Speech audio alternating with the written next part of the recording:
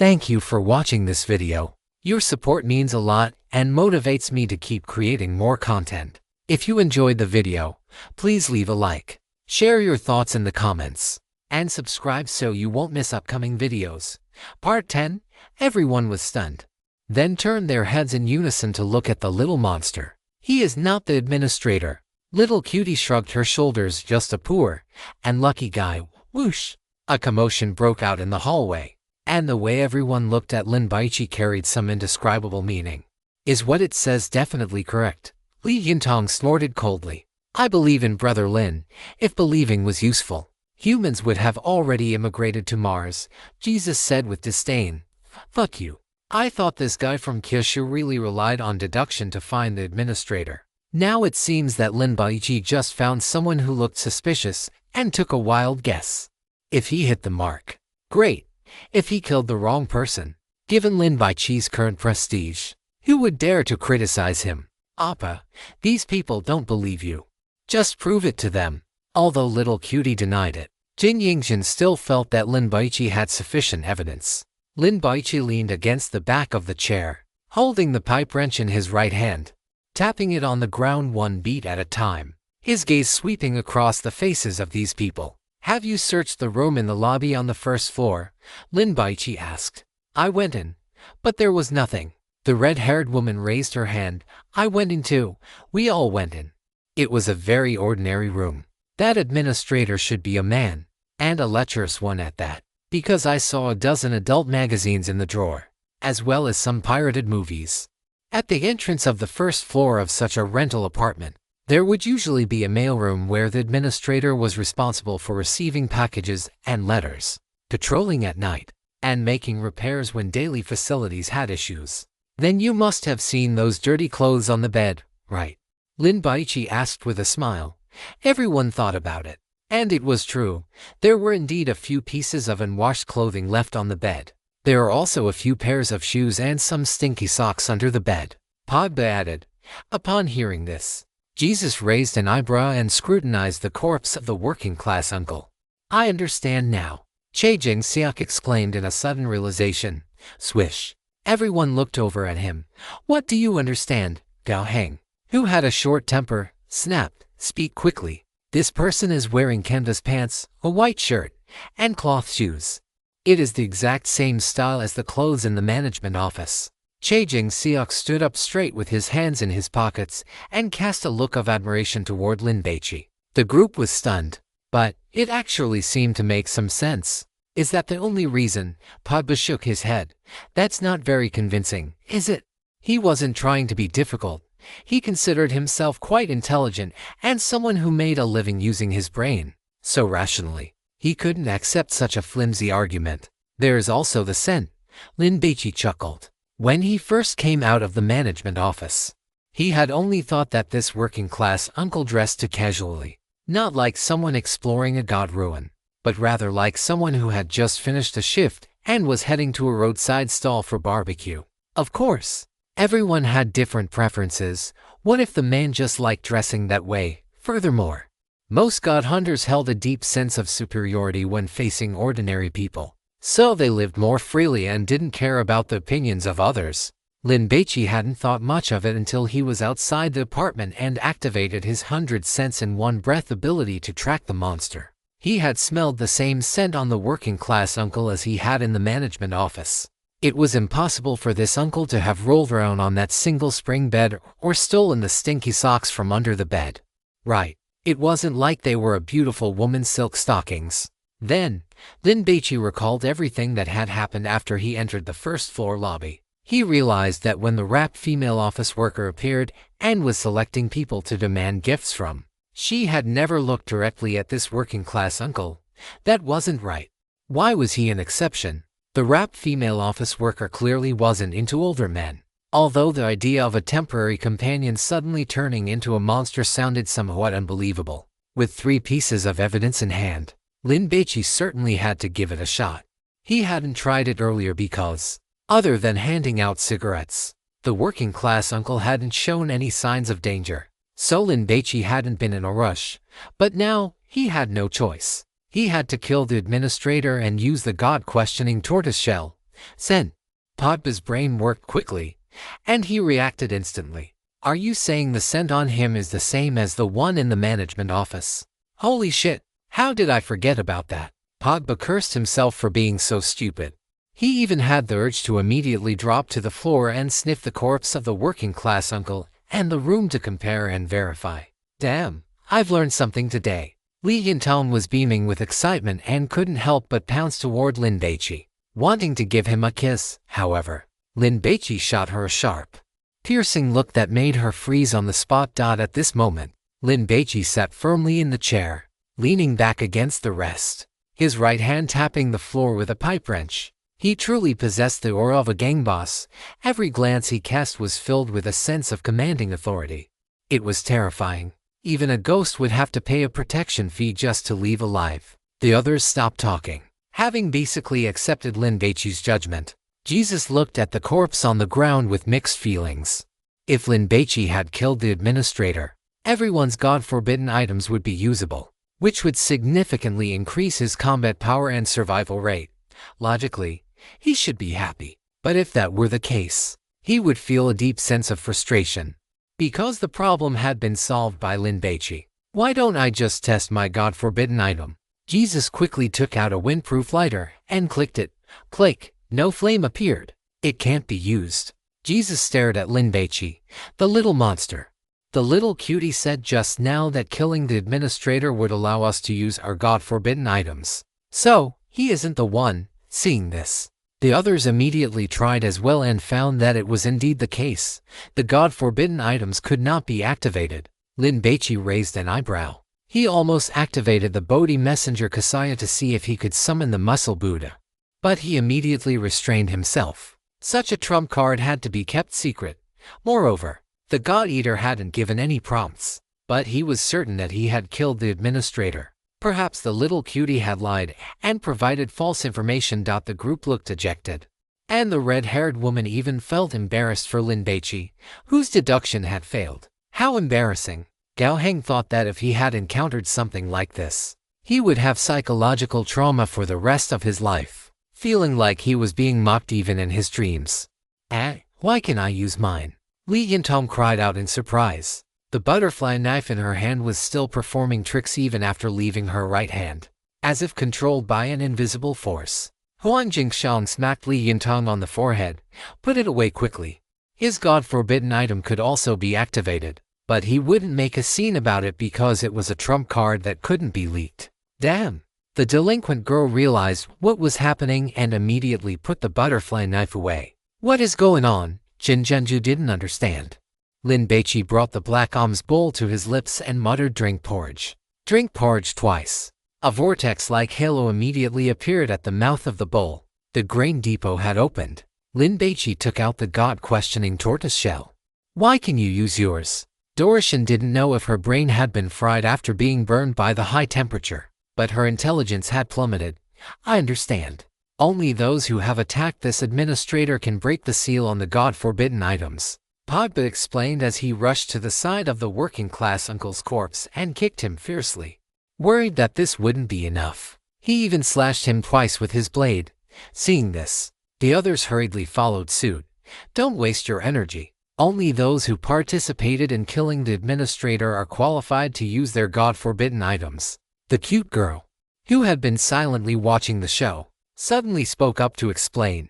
Reasoning is so interesting, I should prepare a few mystery games myself. The kind where people die, and they die in a very miserable way. The cute girl's words left everyone frozen, followed by endless regret. Why hadn't they struck a few more blows when Lin Baici was attacking? A tactical error. Jin Xiang and Li Yintang exchanged a glance and then burst into loud laughter. Ha ha, believe in God Lin, and you shall gain eternal life. My judgment is so good. Following God Lin, I am destined to make it big. The two were extremely smug. Being able to use a divine relic would greatly increase their survival rate. More importantly, seeing the envious gazes cast by people like Pogba, Jin Xiang and Li Yintang felt absolutely fantastic. No, we absolutely cannot miss out on such an impressive young man at our Kowloon pavilion. I must recommend him to the pavilion master. Jin Xiang felt confident, following Lin Baici.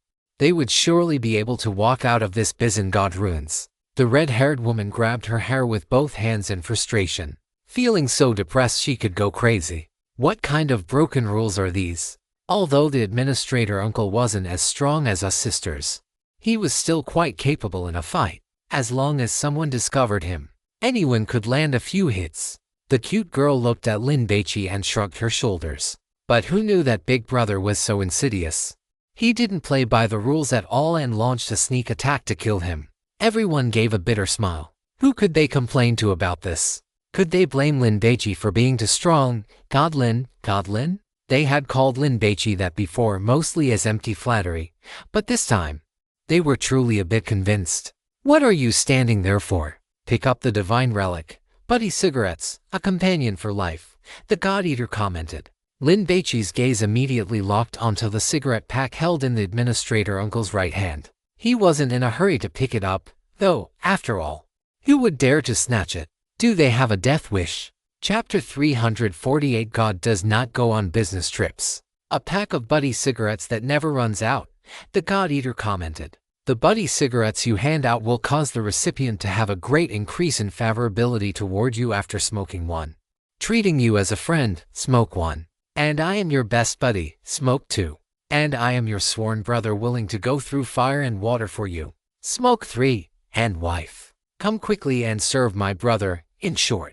Whoever finishes your cigarette will treat you as their dearest friend and family. What the hell? Lin Baici felt his scalp tingle. It was just a pack of cigarettes. He had assumed it was a consumable divine relic that made people secrete dopamine for a quick thrill. He hadn't expected it to be this powerful.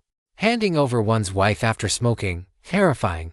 It was fortunate that he was a righteous person with high moral standards. Otherwise, if these cigarettes fell into the hands of a villain, there was no telling how much trouble it would cause. Lin Baici stood up, walked over to the administrator uncle's corpse, bent down, pried open its fingers, and picked up the cigarette pack. The box was red, with the words Buddy written in square, regular script. The pack was a soft one, although it had been gripped tightly. It wasn't crumpled. It remained smooth. It was stained with blood, but Lin Baici shook it a few times, and the blood fell off without leaving a single stain. He checked it. There were still 12 cigarettes inside. I wonder how long the Buddy effect lasts after smoking, Lin Baici pondered, pulling out a cigarette and sniffing it in front of his nose. Brother Lin, these cigarettes aren't divine relics, are they? Li Yintang asked curiously. Lin Baici didn't smoke. Yet he had suddenly picked up this cigarette pack. It was clearly suspicious. You guess. Lin Baici smiled and held the cigarette out. Want one, Brother Lin? I'm a good girl. Li Yintang giggled, then reached out with both hands to respectfully accept the cigarette. But if Brother Lin is the one offering, I will definitely smoke it. Lin Baici dodged the girl's hand and stuffed the cigarette back into the pack. Although the God Eater said this pack of cigarettes would never run out, so it didn't matter if he gave them away. Lin Baici had no intention of setting Li Yintang up. Brother Lin. The girl leaned in close and whispered, actually, I'd rather smoke a different kind of big cigarette. God Lin.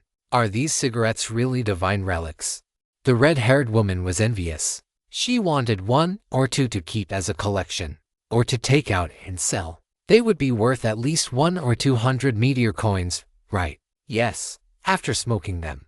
It can stimulate the nerves and provide a temporary boost to physical fitness. Lin Baici made up a random excuse. If he needed some buddy cannon fodder later, this statement could serve as a foundation. Of course, there were definitely people who didn't believe him. In reality, half the people in the hallway didn't believe it. Lin Baici had no relation to them. So, why would he leak information about a divine relic? But the envy was real. After all, this was a divine relic. It was valuable stuff. It's fine. I need to keep a calm mind. I'll definitely be able to get a divine relic better than his cigarettes. Gao Heng encouraged himself, watching Lin Baici constantly striking it rich. He was drooling with greed. Gao Heng. Lin Baici suddenly spoke up. Gao Heng, who was busy calculating his own little schemes, was startled. He thought to himself, can Lin Baici read minds? Dissect this corpse. Focus on the stomach. There might be props like keys inside, Lin Baici ordered. This man was the administrator. He surely had spare keys to all the rooms in this apartment building. But since Lin Baici hadn't seen them in the management office or on the body, he could only look for clues by dissecting him. Gao Heng didn't really want to do such dirty work, but when his gaze flicked to the pipe wrench held in Lin Baici's right hand, he squeezed out a smile. No problem. Gao Heng crouched down beside the administrator uncle's corpse and began to work. Cute girl. Sorry, please wait a moment. Lin Baici took an exquisite box out of the black altar bowl and handed it to little cutie. This is for you. What is it? Little cutie stroked the box cautiously. Its large eyes curving into crescents. Ever since it could remember, it had never received a gift. This was the first time in its life. So happy, a mobile phone. Lin Baici had originally been just humoring little cutie, but seeing its reaction, he suddenly felt a bit embarrassed. May I open it and take a look? Little cutie was very polite. It knew that one shouldn't open a gift given by someone else right in front of them. Of course you can. Lin Baici smiled slightly. Little cutie used its forearms to tear off the plastic film in a flash and opened the box. Inside lay a domestically produced mobile phone. What is this? Little cutie pinched the phone with 2 fingers and held it up to its eyes. A mobile phone. Lin Baici had money now. So, he had bought many phones and kept them in the black altar bowl. It's a pity it can't be used here. Otherwise you could use it to make calls, listen to music, and watch videos. What is a call? Why would you want to hit it? Little cutie blinked its eyes, looking completely innocent. You'll know later. Lin Baici put on a pair of board shorts, tucked the cigarette pack into his pocket, and then wiped the blood off his body with a towel. He couldn't be bothered to put on a shirt and sat straight back down in his chair. Then let's continue the game. Little cutie stuffed the phone into its underwear. Lin Baici held the divination turtle shell in both hands, bowed 3 times, and tossed it onto the round table. Clatter. The turtle shell landed on the table, trembling and wobbling for over 10 seconds before it finally stopped moving. Prostrate 5 times to offer the 3 sacrificial animals. Show no respect to the heavens but honor the ghosts and gods. A chant with a deliberately elongated tone suddenly rang out from the turtle shell, giving everyone a start. What is it doing? Taboo was completely confused. Divination. Li Yintong stared at the turtle shell, unable to look away. People from the 9 provinces are very familiar with this thing. The turtle shell was the size of a palm, warm yellow in color, and had been polished until it was smooth and lustrous, just like top-quality jade. On its front were some irregular black markings, created by burning it in charcoal fire for divination. It exuded a strange beauty, as if it were the language of gods, conveying some kind of divine revelation. The red-haired woman's eyes lit up. Feng Shui and superstition were fake, but if it involved a supernatural existence like a divine taboo item, it might just be real. Jesus' expression turned very ugly. He felt that things were going to go wrong. Poor soul. I see your forehead is dark, your eyes are dull, and you are surrounded by the aura of death. I fear you won't live much longer. Why not come and have a divination? Divination is on sale now. Just offer one of each of the 3 sacrificial animals and 10 human sacrifices, and you can ask for fortune or misfortune. If you really don't have any offerings, owing them is fine too. The spirit had spoken, having lain in the dark grain warehouse for so long that it was about to rot and mold. Now that it had finally come out, the spirit wanted to divine to its heart's content. It would not return until it had thrown this world into chaos. When everyone heard the words honor the ghosts and gods, they felt the turtle shell was mysterious and stylish. But the 3 sentences that followed left them dumbfounded. Lin Baici slammed his hand onto the table. Stop talking nonsense, Lin Baici scolded, picked up the turtle shell, and held it to his ear. Tell me, which card should I take? The second one on the right. Lin Baici drew the card. It was a white holy sword, which perfectly matched the one in his hand. Lin Baici took them out and tossed them to the side. Little cutie-eyed Lin Baici's right hand clutching the turtle shell, but ultimately said nothing and looked at Jesus. It's my turn to draw. Jesus laid out the cards. Oh my! Little cutie was frustrated. Its luck was bad. It drew a king card and couldn't find a match. It's your turn. How is winning and losing calculated? What are the consequences? Jesus didn't rush to draw a card. Best of 3. If I win the most, Then you have to give me your eyes. Little Cutie introduced the rules of the game. We have to play 3 rounds. Jesus' face darkened. He had already confirmed that if he couldn't draw a pair, he would have to cut off a finger. In his view, even if his luck was ridiculously bad, at most he would lose 5 fingers in one game. But now they had to play 3 games. As for his eyes, there was no time to worry about that now. If he lost his fingers, he would basically be as good as dead. Then what if Brother Lin or he wins? Li Yintang interjected. The game ends, and the person who wins the most times can leave. Little Cutie smiled slightly. Wait, there's another possibility. What if each person wins 1 round? Jin Yingjin asked. Is it a draw? Then of course we play another best of 3. Little Cutie tapped the round table with its finger, urging Jesus, draw your card quickly. After 6 rounds, I'm afraid there won't be enough fingers to cut off. Definitely not enough. This is too cruel. Everyone whispered among themselves, feeling lucky that Lin Baici had chosen Jesus. If there are no fingers, there are still toes. If the toes are used up, aren't there still all of you? Little Cutie giggled. Anyway, if you can't draw a pair, you have to cut off a finger. Quite a few people swallowed nervously. They hadn't expected that they were also part of the stakes. God Lin, you must win.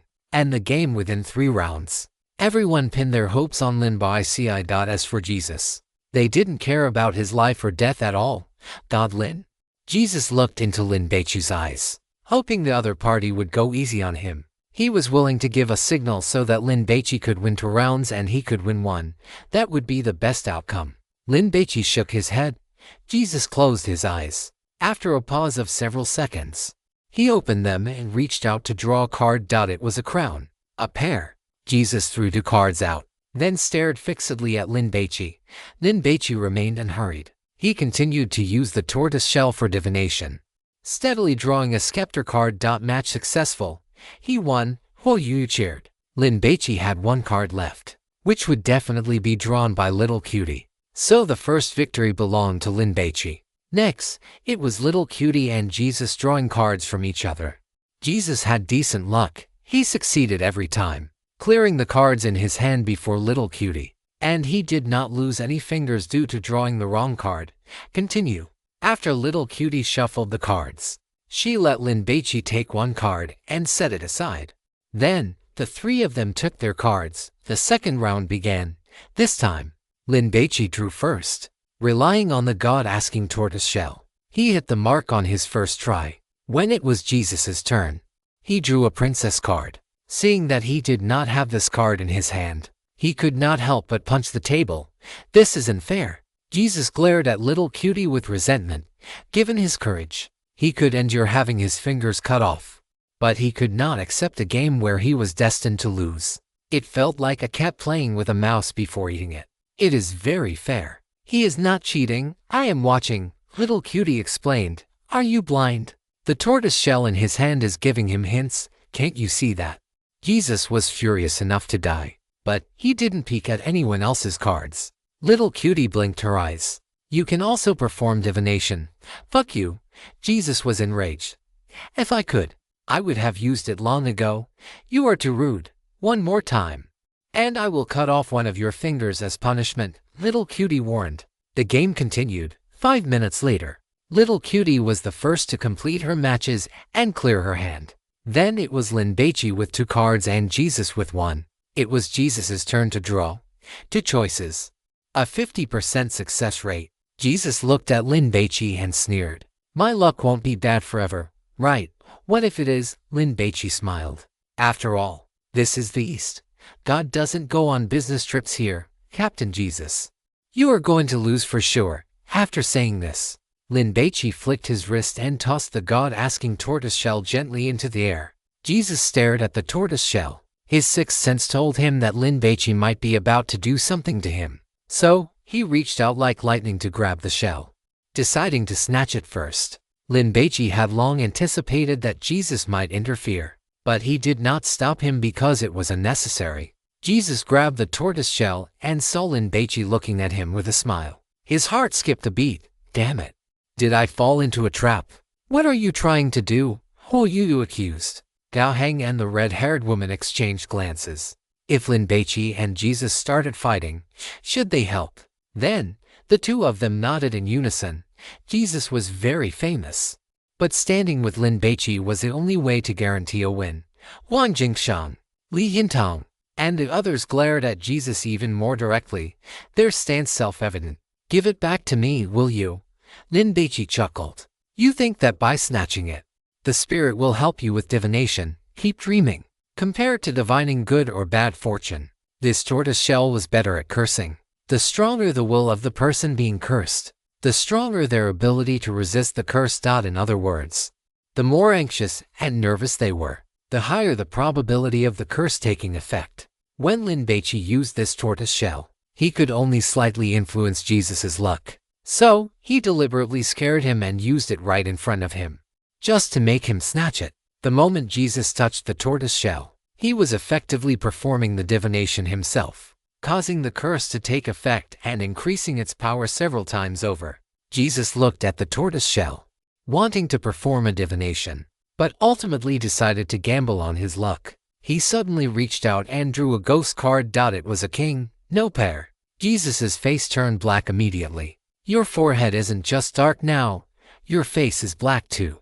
Hurry up and divine your fortune to defy the heavens and change your fate." The spirit coaxed him, sounding like a con artist. The black-clad little cutie appeared on Jesus's back, her two slender arms wrapped around his neck in a chokehold, waiting for him to cut off his finger. "Fuck!" Jesus threw away the tortoise shell, picked up his dagger, and chopped at the ring finger of his left hand. Crack! The finger was severed, and blood splattered out.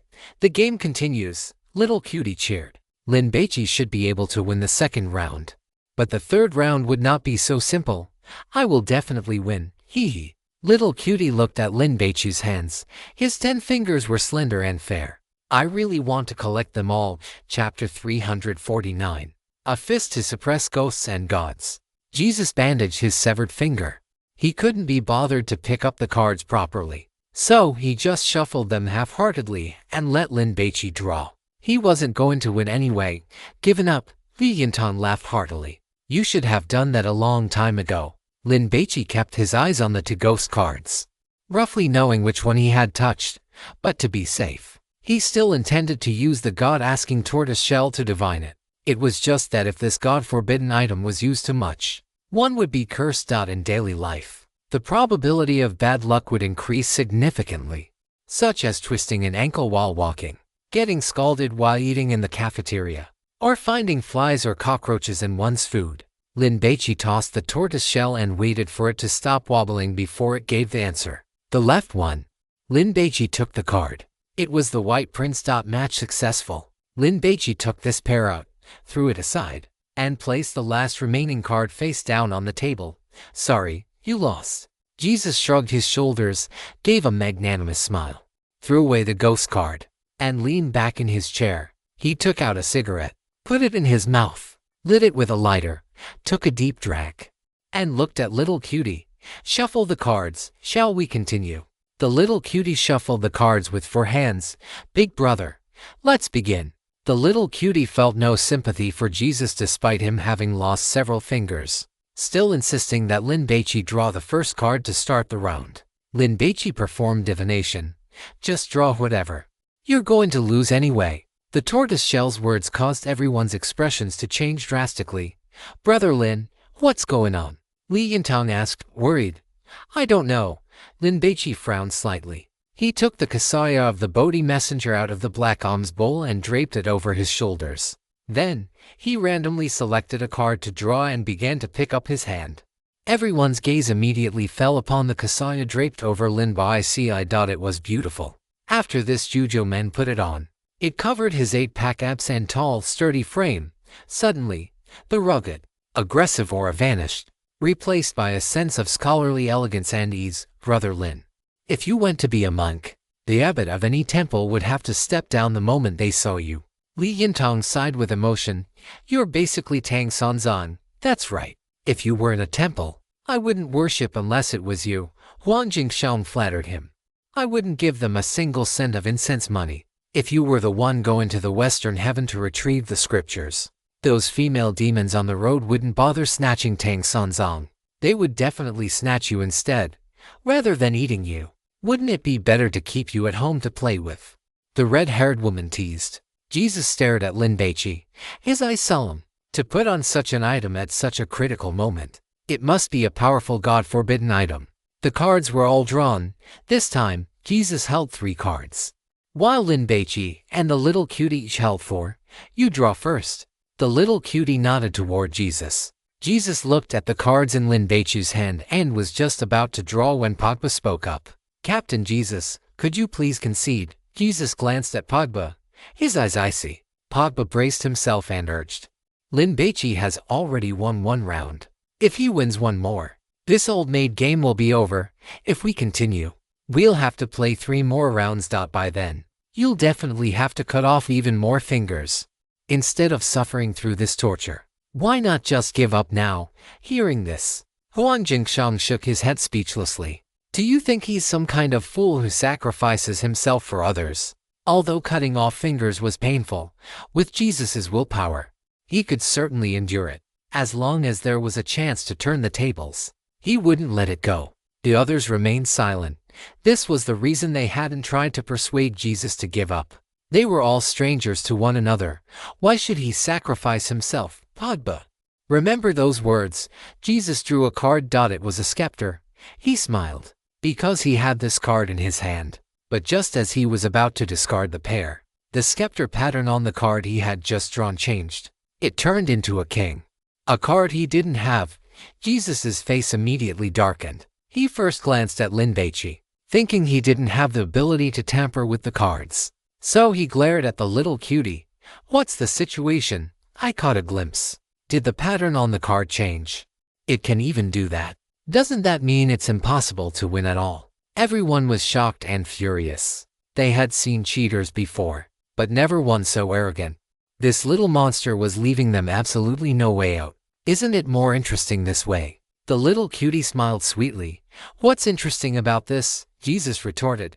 Actually, I don't really care about winning or losing, but Big Brother's fingers are so beautiful. I want them. So I have no choice but to make sure you can't draw the right cards and let the game last a few more rounds. The little cutie glanced at Lin Baici's hands and covered its cheeks with 2 of its hands. Oh my, I cheated. How embarrassing. But it's my game. So, I make the rules. Everyone was stunned, looking at Lin Baici's hands. Slender, fair, and strong. They really were quite good looking. It must feel amazing to be touched by these large hands, Li Yintong muttered. Then immediately imagine what Lin Baici's hands would look like with all 10 fingers chopped off, leaving only bare palms. And couldn't help but shiver. Please, don't let that happen. If he gives you all 10 fingers, can this round be considered a draw? Jesus thought of a way to pass. I'd even count it as you winning. The little cutie toyed with the old maid card. But I prefer the toys I win myself. All right, enough nonsense. Big Brother, hurry up and draw a card. The little cutie held the cards with 2 hands and extended them toward Lin Baici. Its gaze fixed on Lin Baici's fingers, sliding back and forth. Oh my, which one should I choose? They are all so beautiful. How about starting with the thumb, one by one? The little cutie was certain Lin Baici would draw the wrong one. So it dragged the small silver box over and placed it in front of Lin Baici. Big Brother, put your fingers in here later. You have to cut them from the base of the finger. Okay. The little cutie reminded him. Xiaobai, well, you panicked. Damn it. This little monster was acting like it had Lin Baici in the bag. So infuriating. Jin Yingzhen's right hand slammed onto the round table. My fingers are also beautiful. Take mine instead. The Korean girl spread the 5 fingers of her left hand to show the little cutie. The little cutie reached out and touched the back of Jin Yingzhen's hand.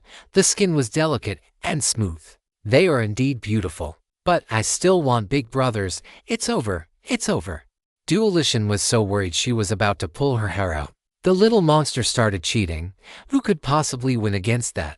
The delinquent girl leaned into Lin Baici's ear and whispered, if you lose your fingers, your combat power will drop significantly. Why don't we just do it now? Attack it. Let's play one more round. Lin Baici did not sit still waiting for death. While the little cutie was talking, he activated the Sanskrit sound and Buddha echo, humming the scripture he had heard at Longchen Temple. He felt that the changes in the content on the ghost cards must be due to a ghost cheating in secret. So perhaps chanting Buddhist scriptures could deal with it. If he could lower the little cutie's killing intent and let everyone leave, that would be even better. Lin Baici's voice was not loud, but it was enough to spread throughout the entire corridor. Upon hearing it, after just a few sentences, the crowd's restless and irritable emotions were calmed, and they felt a sense of peace in their hearts. What scripture is this? Huang Jingshang asked humbly. God Lin, can you record a segment for me? Is this Eastern Buddhism? How amazing! Pogba pressed his palms together and bowed to Lin Baici. The others did not speak, their expressions calm, as if they were watching a game that had nothing to do with them. The little cutie tilted her head to listen, then raised a hand and scratched her scalp. This song is so strange. Jesus did not give up. He was secretly calculating how to pass this level. But suddenly, he felt that doing so was meaningless. Living in this world, what is there to be happy about in life? And what is there to fear in death? It would be better to just drift away with the wind. Amitabha, just as Jesus was about to give up. His quasi-dragon level mental fortitude, combined with the black-clad little cutie on his back suddenly severing one of his fingers, brought him back to his senses.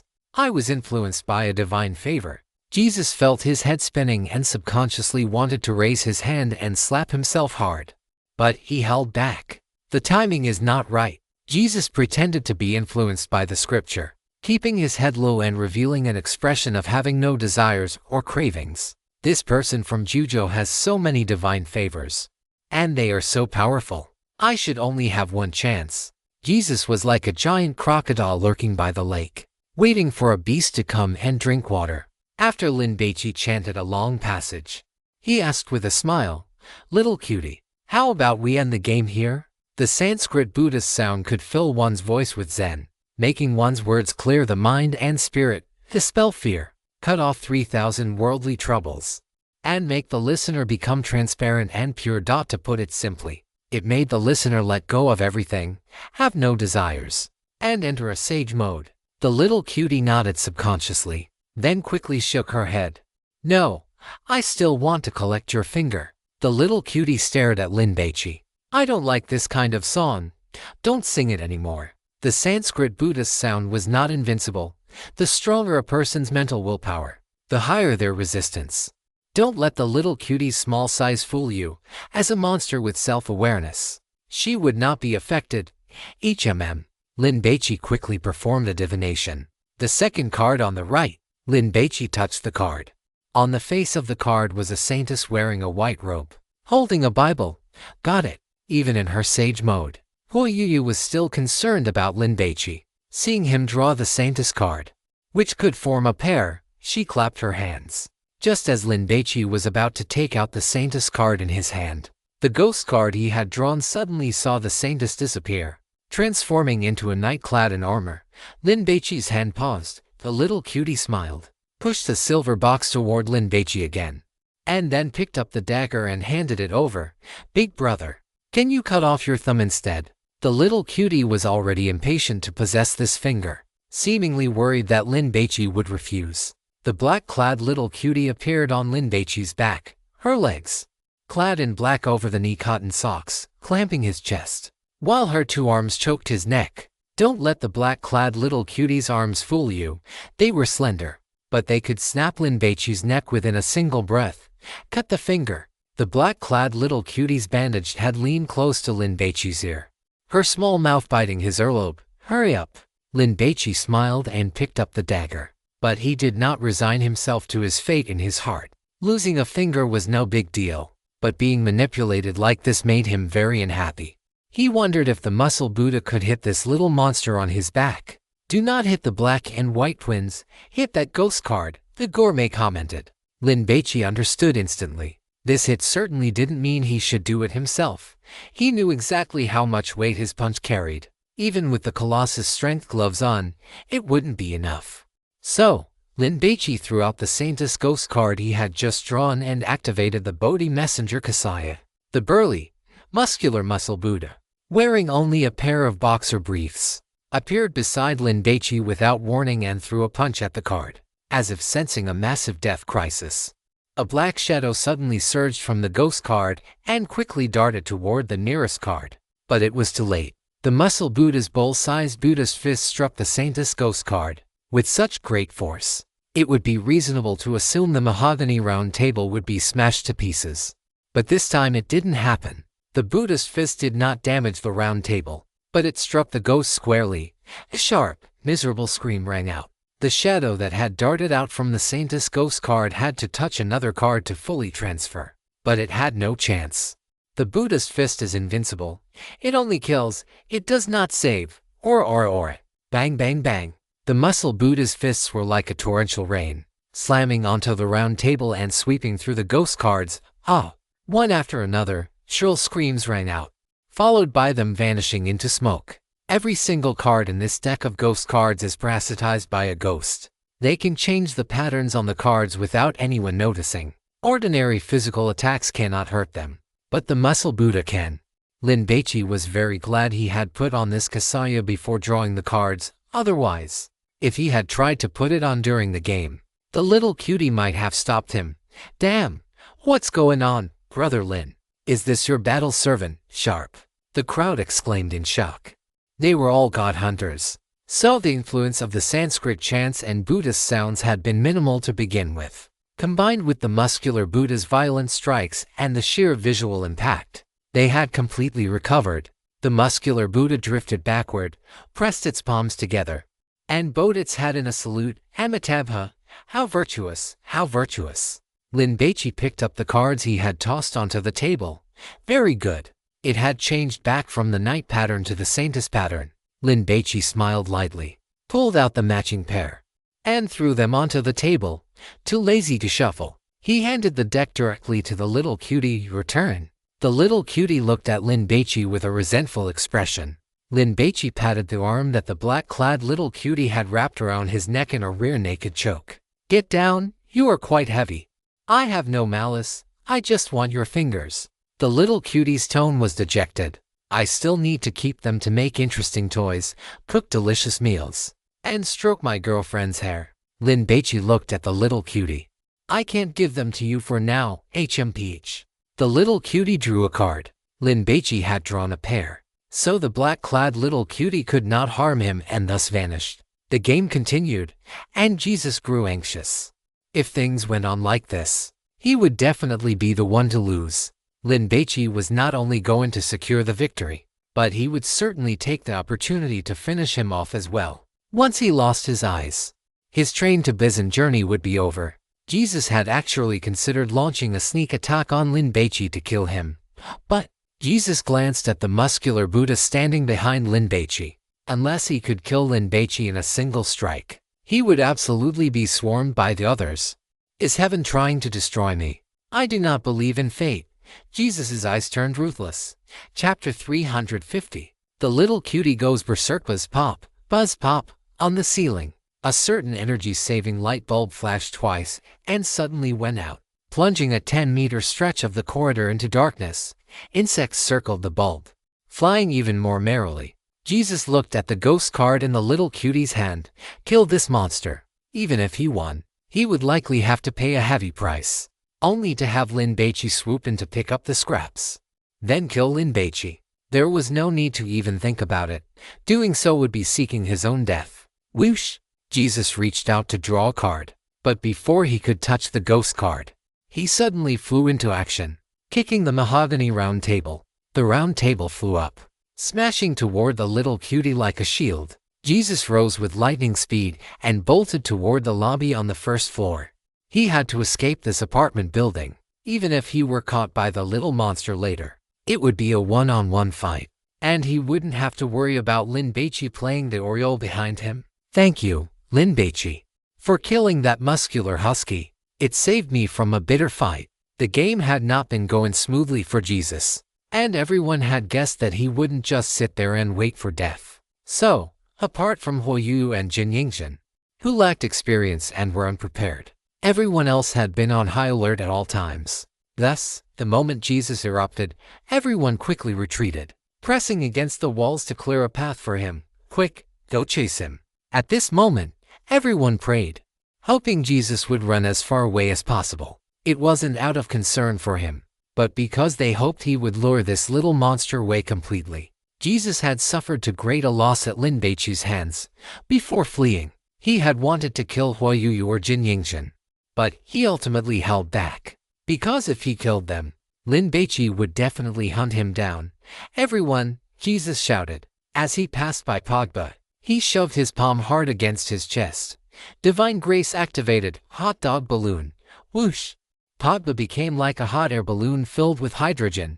His skin went slack, and in the blink of an eye, he inflated, turning into a spherical shape that stuffed the corridor so tightly there was almost no gap left. What? Pogba was suddenly attacked and was completely stunned.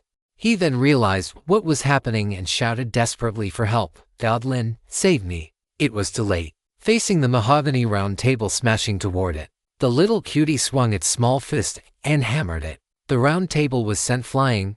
"Come back," the little cutie shrieked.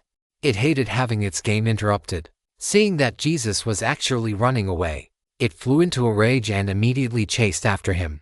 But it hadn't run 2 steps before the bloated body of Pogba blocked its path. "Get out of the way!" The little cutie yelled and punched forward. The little cutie's fist struck Pogba, actually sinking into him. At this moment, Pogba's body was like rubber, full of elasticity. With the first punch failing, the little cutie shrieked in anger. It stretched its 2 small arms forward, grabbed onto Pogba's skin with all its might, and exerted force. Reap! The moment the little cutie tore into Pogba, this human balloon exploded. Crimson blood, ruptured internal organs, and shattered bone fragments splattered across the sky, painting the walls of the corridor for a full 10 meters. "Fuck, damn it. Holy crap," the crowd exclaimed, their faces and heads splattered with flesh and blood. "Get back here and play the game," the little cutie screamed at the top of its lungs. Jesus was rapidly moving further away. Watching the little monster chase Jesus out of the lobby, the group looked at each other, and then all wore expressions of relief. At least they were safe for the moment.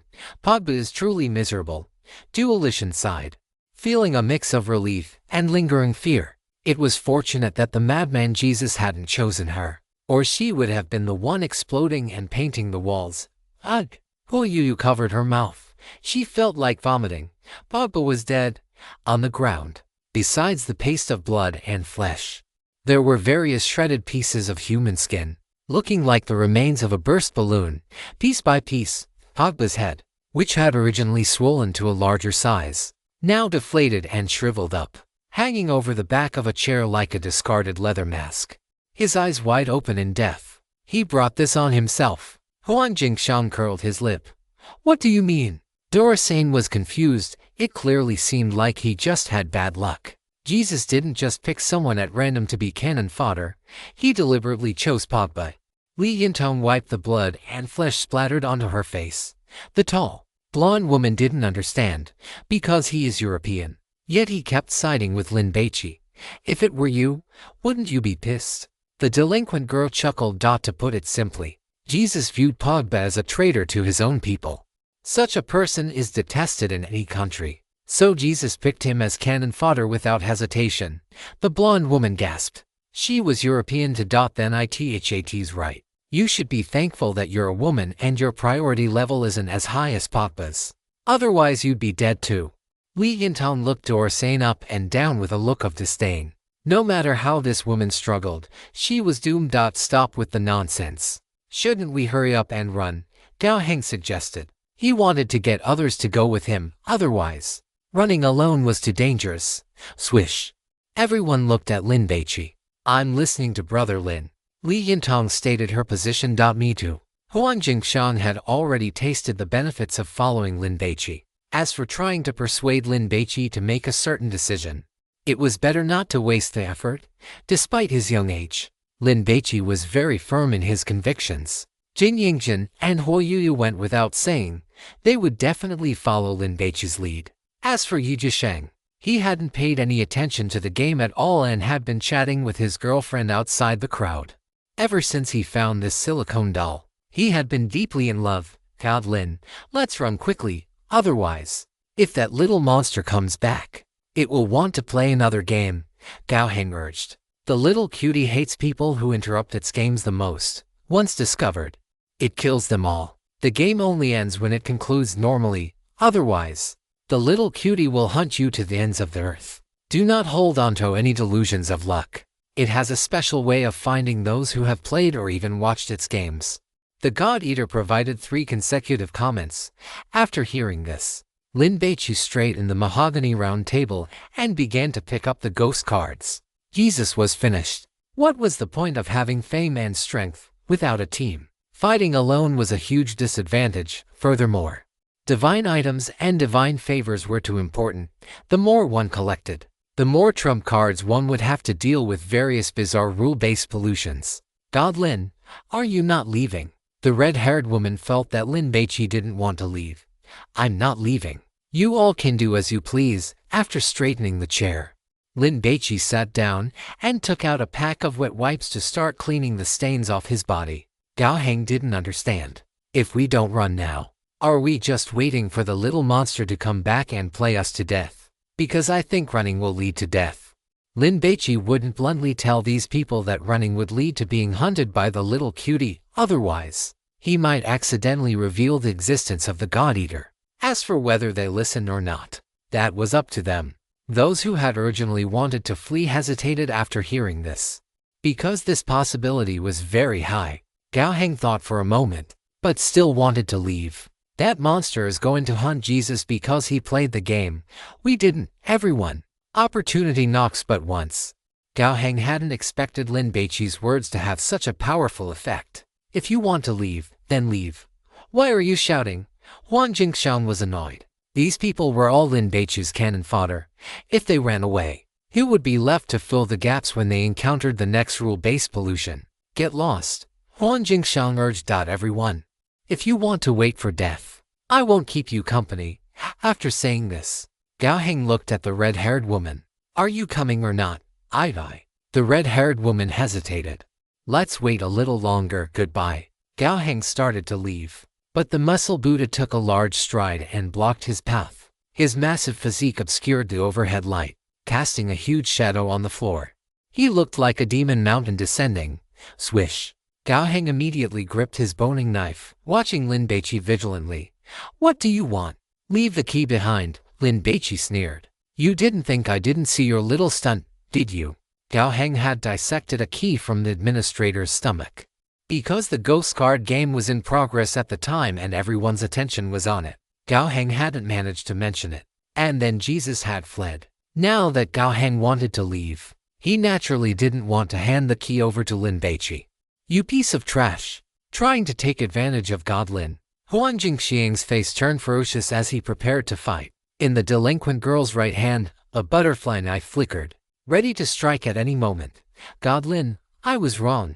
If I stay alive, I can help soak up a few more rule-based pollutions. Even Jesus was suppressed by Lin Baici, so Gao Heng had even less confidence in being able to beat him. He immediately conceded and threw the key out. Lin Baici caught the key. The little cutie would hunt him down, so there was no need for him to kill the man himself. Gao Heng felt as if he had been granted amnesty. 2 other people saw this and followed him out. Of the remaining people, many were conflicted. Of course, Jin Yingjin and Huo Yuyu didn't consider such questions. They just followed Lin Baici. Xiao Bai, let me wipe that for you. Huo Yuyu took a tissue and wiped at the lipstick mark left on Lin Baici's face by the head-wrapped female office worker. But it wouldn't come off. This made her very worried. Lin Baici pulled out a tissue and wiped the key clean. Administrator key. By holding this, you can travel to any floor of this apartment building and unlock any room door. Lin Baici frowned. Is this thing meant for one person to use? If he wanted to bring Jin Yingxian and the others along, would he have to go and defeat the knocking ghost? The person who obtains the key becomes the apartment administrator and is qualified to rent out rooms. Those who become tenants can walk around the apartment and use any of its facilities. Once a person becomes a tenant, you have the right to collect rent from them, including but not limited to money, labor, their body. If a tenant refuses, they will be punished, the gluttonous god commented. Their body. Lin Baici raised an eyebrow. In this apartment building, the administrator's authority seems quite extensive. Time ticked away second by second, and everyone peered toward the end of the hallway. Has Jesus run away? Maybe he was caught by the little monster and killed it. I hope so. The group discussed it in a flurry of voices. 7 minutes passed, and the little monster had not returned. The red-haired woman watched Lin Baici fiddling with the deck of ghost cards and couldn't help but advise. Why don't we leave together? Go upstairs first. Maybe before the little monster comes back, we can purify the final boss of this apartment and be able to leave. The red-haired woman didn't want to stay here, but she didn't want to leave alone either. So she tried to persuade Lin Baici, not leaving. Lin Baici glanced at the red-haired woman. You are thinking of clearing this apartment building to simply, one after another. Several more people left along the route Gao Heng had taken. The red-haired woman struggled for a long time. Seeing that most of those remaining were Lin Baici's people, she suddenly made up her mind. She had to leave, otherwise, even if she survived, she would just be cannon fodder for Lin Baici. God Lin, see you later. After saying this, the red-haired woman ran off at full speed, terrified that Lin Baici might stop her. Seeing this, many others who shared the same concerns as the red-haired woman followed her. You are not leaving. Huan Jingshan gestured with his chin toward Che Jingxiak. This handsome man was a natural clothes hanger. The trench coat he wore looked very stylish. If it were a Korean drama starring him, Huan Jingshan felt he would definitely watch it. Not leaving. Che Jingxiak kept his hands in his pockets. He possessed a divine favor that had blocked the flesh and blood splattered toward him when Pogba exploded earlier. Very good. From now on, we are all on the same side. Jin Zhenju chuckled. Che Jingxiak was a new addition to the group, and if they encountered danger, he would certainly be the one to bear the brunt of it. It is an honor. Che Jingxiak's attitude was friendly. After waiting for more than 3 minutes, Lin Baici, who was playing with the cards, suddenly looked up toward the end of the hallway. Damn it! Li Yintang was startled. The little monster is back. Everyone looked over.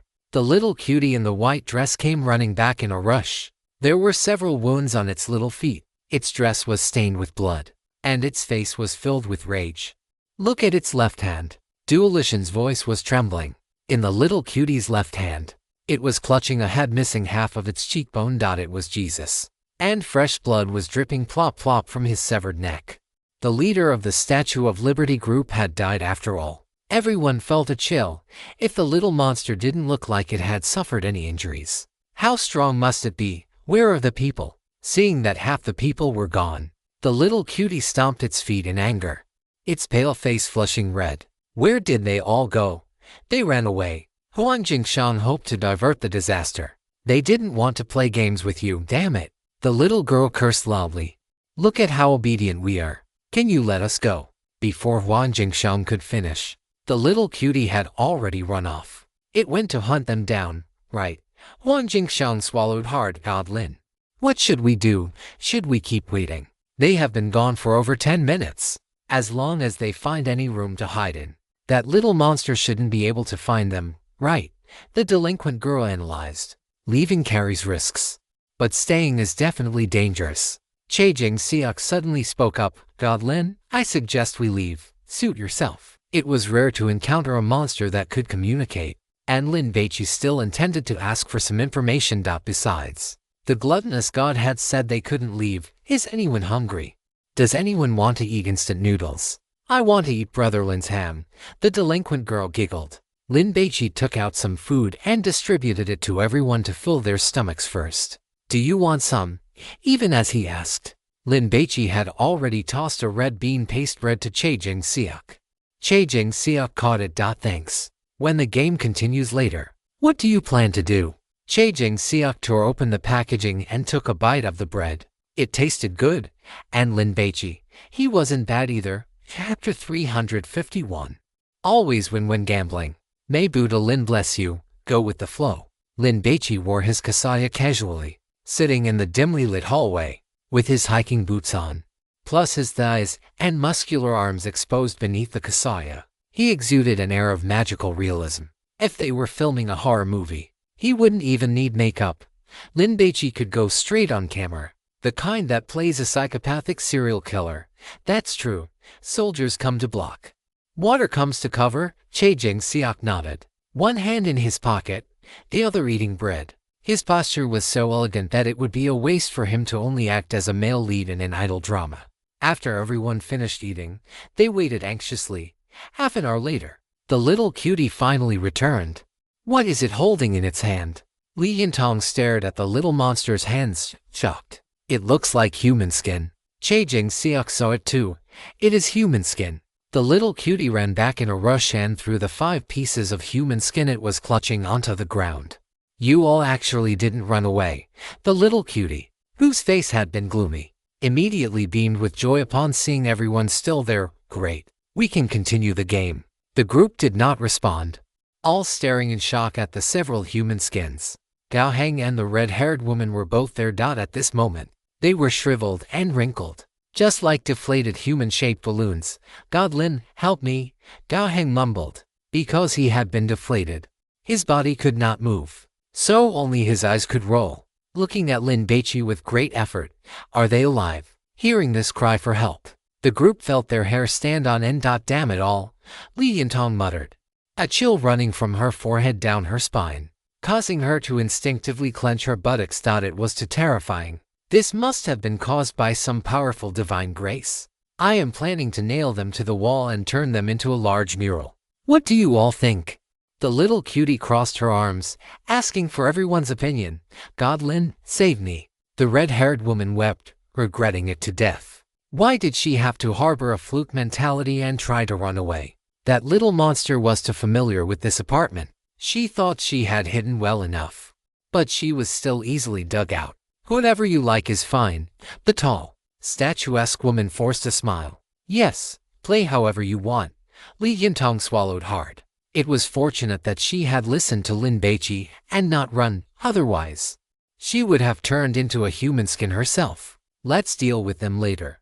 Let's continue the game, otherwise making you wait too long would be a letdown. Seeing that Lin Baici had already set up the table and chairs and had neatly placed the ghost cards on the round table, the little cutie nodded in satisfaction. What about the others? Huang Jingshan asked with a smile. You didn't let them go, did you? Of course not. Anyone who ruins my game deserves to die. The little cutie rolled her eyes. My little sister was too ruthless and tore them all to shreds, leaving only these 5. Upon hearing this result, Huang Jingshan felt relieved. Otherwise, he would have regretted not running just now. The little cutie picked up the ghost cards, shuffled them twice, and handed them to Lin Baici. A gift for you. This round counts as your win. Let's play a new game. Swish. The gazes of Huang Jingshan and Li Yintong immediately fell upon the ghost cards. Lin Baici had profited again, cheating ghost cards, win every bet, victorious in every battle. God of gamblers, saint of gamblers, knight of gamblers. Win against whoever comes. Win against whoever pairs up. It will not stop until it has won the opponent's last pair of underwear. Its favorite bet is fingers. The moment the opponent cuts off their finger is the ultimate enjoyment in life. The more you gamble, the deeper you sink, until you are eventually unable to extricate yourself. The gluttonous god commented. Thank you. I will treasure it well. Lin Baici shook the ghost cards and tucked them into the pocket of his beach shorts. The little cutie lifted her dress, pulled down her underwear, took out the cards she had used before, shuffled them a few times, and with a swish, fanned them out and handed them to Lin Baici. Whatever game you draw is what we play. Lin Baici tossed the divination tortoiseshell into the air, caught it, and held it to his ear to listen. The 7th card from the left. Lin Baici drew the card. He felt that if he continued to use it like this, he would definitely be plagued by bad luck. A large mouth on the back of the card opened to announce, "Congratulations. You have drawn Rainbow Pony Darts. Game difficulty, normal." Hearing the word darts, the corners of Lin Baici's mouth curled upward. He possessed a champion dart, a prize won from the hands of the crazy maid. Once that thing was thrown, it would hit its mark within 300 meters. The only drawback was that while holding it, he wanted to win at everything. Even when urinating in the restroom, he had to pee further than anyone else at the same time, and if he couldn't do it, he would feel uncomfortable for several days. Besides this divine taboo item, he also had the red clay figurine, which was also a natural marksman that never missed a shot. This round is about shooting rainbow ponies with darts, but I have decided to change the targets. After the little cutie finished speaking, she took an air pump out of her underwear, then squatted beside Gao Heng, inserted the nozzle into his mouth, and began to pump hard. Thuff. The originally shriveled human skin began to inflate. The group felt their scalps go numb. Little cutie, shall I help you? Huang Jingshang endured his nausea, intending to earn some favor, hoping he might be spared. You do the pumping? The little cutie did not refuse. Huang Jingshang took over. Gao Heng's eyeballs rolled, staring at Huang Jingshang, wishing he could slaughter this guy, but his body could not move. Don't look at me. I was forced into this too. Huang Jingshang worked very hard. Thuff. Gao Heng was visibly inflating, just like those inflatable plastic figures in a children's playground. The little cutie reached out her small hand and patted Gao Heng's stomach hard a few times. Bang, bang, that's enough. The little cutie took out a piece of black tape, and after pulling the nozzle out of Gao Heng's mouth, she immediately slapped the tape over it, worried about air leaks. She pressed down hard on the tape, then stood Gao Heng upright, placed him to the side, and began to inflate the red-haired woman. God Lin, help him MPH. The red-haired woman didn't finish her cry before the little cutie stuffed the nozzle into her mouth. With Huang Jingshang pumping vigorously, her whole body inflated. It was an inflation in the physical sense. Pop, because her body expanded. The buttons on her clothes burst off. Most divine hunters, because they had strength in their bodies, generally had decent figures. The red-haired woman had an average appearance, but a decent figure, with fair and delicate skin. But now, she looked like a ball, with her clothes tightly wrapped around her body. The little cutie found this state of theirs unsightly and casually stripped them of their clothes. How miserable! Well, you shivered. She would rather be killed than suffer such a fate. It took 10 minutes for the little cutie to fully inflate the 5 human skins, after which it stripped off all the clothes they were wearing. The rules are simple. When a certain part of their body lights up, shoot it with a dart. As long as you hit the mark, you will receive the corresponding points. Whoever reaches 100 points first wins. The little cutie explained the rules, took out a spray paint can, drew a white line on the ground, and then lined up the red-haired woman and the other for 30 meters away. This round doesn't seem to have any life-threatening danger. Li Yintong felt it was quite safe. She couldn't imagine anyone dying here. Of course, it didn't care if the red-haired woman and her group were unlucky. Originally, the human targets were supposed to be chosen from among you by drawing lots, and you would have had to wear My Little Pony masks to play the part. But since these people ran away, they should pay the price. The little cutie was very angry. Hearing this, everyone once again cast grateful gazes toward Lin Baici. Li Yintong, in particular, pressed her palms together and bowed toward Lin Baici. Blessings of the Buddha Lin. The little cutie took out a plastic box and opened it. Inside were metal darts 10 centimeters long. It couldn't be bothered to count them, so it grabbed 2 handfuls and handed them to Lin Baici. According to the standard rules, each person should be given 10 darts. But because the little cutie was angry at Gao Heng and the others, it wanted to play for a while longer. Can I use my own darts? Lin Baici took out his champion dart and shook it at the little cutie. Under the dim light, the golden dart shimmered with a brilliant radiance, like a medal from the world's top competition, representing championship, honor, invincibility, and the will to win. Brother Lin, you really have so many divine relics. Li Yintong was so envious she could cry. I really want to be Brother Lin's dog. You may. The little cutie glanced at the champion dart. But it must be a dart. Get ready. The little cutie stood behind the white line, holding a dart, squinting one eye as it began to aim. Woo woo woo. The red-haired woman and the other stammered, wanting to call for help. But their mouths were sealed with tape, making it impossible to speak. They twisted their bodies, but like human-shaped balloons, they couldn't move. After Lin Baici also took his position, the little cutie began the countdown. 3, 2, 1, start. As the little cutie's voice fell, a palm-sized area on the red-haired woman's stomach immediately lit up.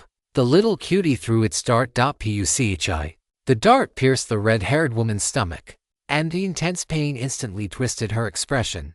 With a soft chime, a golden one appeared above the red-haired woman's head. This meant the little cutie had scored 1 point. Big brother, come on. The little cutie waved its fist.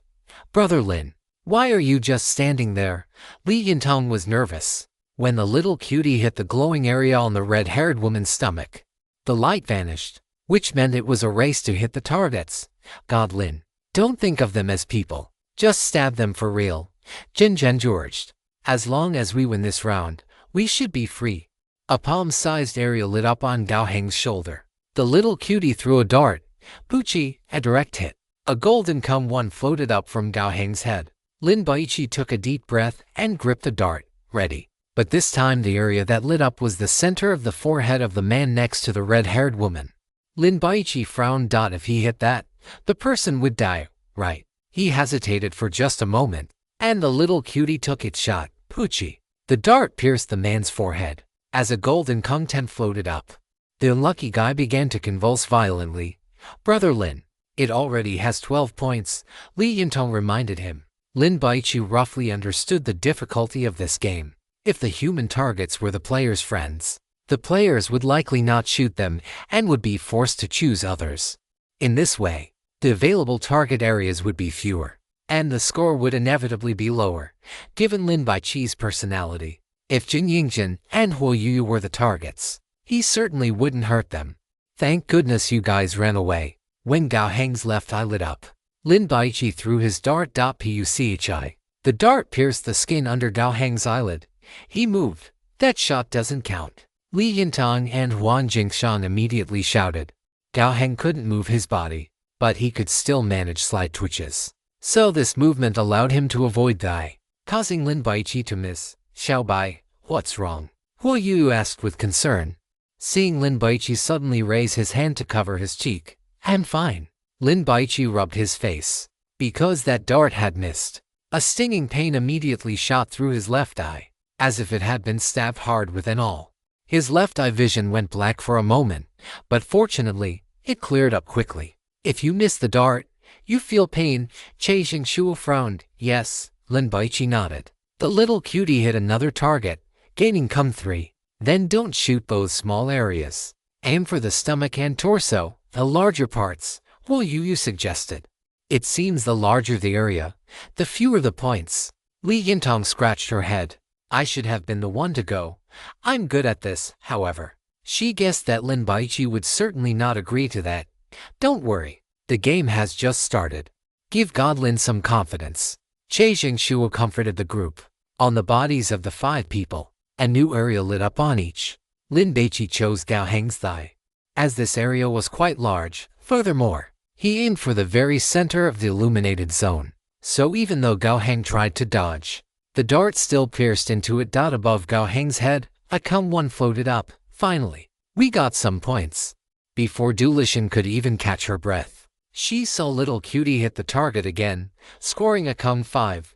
Big brother, if you keep going like this, you're going to lose. As for the loser, I'm going to peel off their skin and turn them into a human skin doll. Little cutie had a favorable impression of Lin Baici, but if he lost, it would not show any mercy. After all, Big Brother's skin was taut, firm, and so good-looking, it would surely make a beautiful doll. It wanted to hold it every day when it slept. Everyone felt a chill down their spines upon hearing this.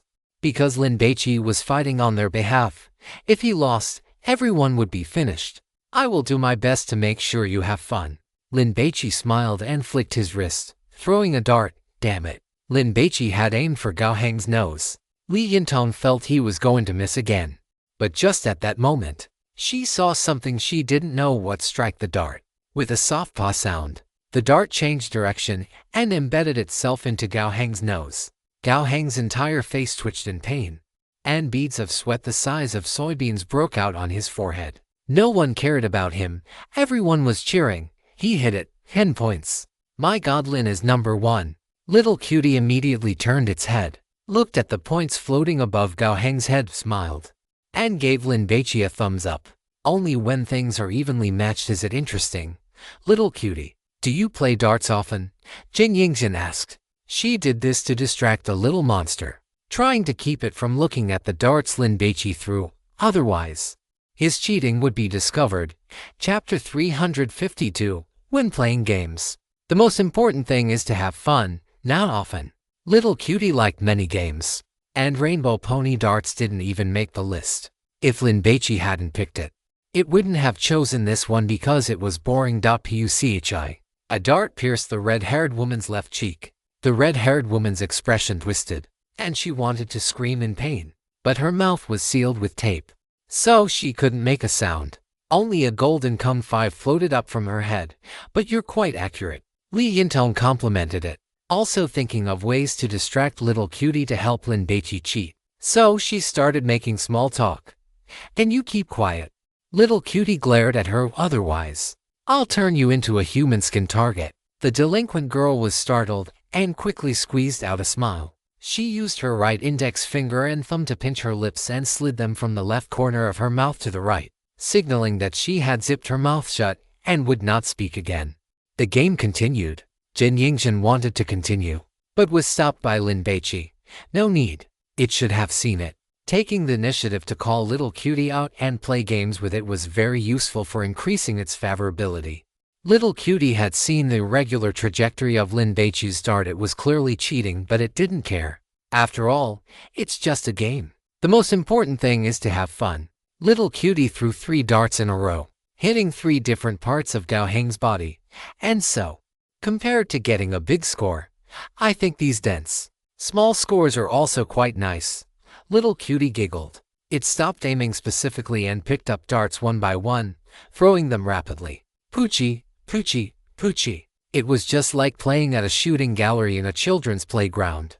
Little Cutie no longer pursued getting high scores with a single dart, but instead shot with more flair. In the blink of an eye, 30 darts were stuck in Gao Heng's stomach, forming the shape of a pig's head. Big brother, look, am I amazing? Little Cutie showed off. Amazing. Lin Baici's trouble was that these 5 human skin targets were constantly moving, making it difficult for him to hit the small areas to get high scores. Even with the little clay figurine helping, not every shot was a guaranteed hit. After all, these weren't stationary targets. Although Little Cutie was playing carelessly, the points it obtained still steadily stayed ahead of Lin Baici, maintaining a lead of 5 to 10 points. If the game rules are strictly enforced, then each person only has 15 darts. If you finish your darts and don't reach 100 points, you lose. If you reach 100 points slower than your opponent, you still lose. If you exceed 100 points, you also lose, the gourmet commented. Hearing this, Lin Baici's brows furrowed, almost forming a chuan shape. I have to hit exactly 100 points. That makes it difficult. This meant he had to observe his opponent and keep track of how many points each dart would yield when hitting a specific body area, so that he could reach exactly 100 points at the end. Big brother, I'm almost there, Little Cutie reminded him, its gaze landing on Lin Baici's neck. It would start peeling from there later. The skin taken from there should be quite complete. Keep it up, Lin Baici replied casually while doing mental math. There was no scoreboard here. Everyone had to remember how many points they had scored themselves. Lin Baici's intelligence was quite good, so he didn't need photographic memory, and everyone else was helping him keep count. Xiao Bai, you're still 36 points away, Huo Yu said anxiously. You don't need to remind me. I'm keeping track. Lin Baici was worried that others reminding him would trigger some hidden game mechanics, such as increasing the difficulty. Big brother, this is my last one. Little Cutie had reached 95 points. As long as the next dart hit any 5 zone on the 5 people, it would win. Lin Baici threw 3 darts in a row. Under the impact of the flying stones from the small clay figurine, they changed trajectory and pierced 3 different parts of Gao Heng's body. We can win. Jin Yingzhen looked excited. She had been keeping track of the score. Lin Baici was now at 93 points.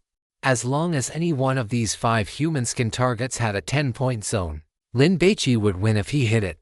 God Lin, play it safe and go for a 10, Huang Jingshan suggested. He had already realized that Lin Baici had the means to hit whichever part he wanted, although those 10-point zones were smaller than the 7-point zones for Lin Baici. It was no problem.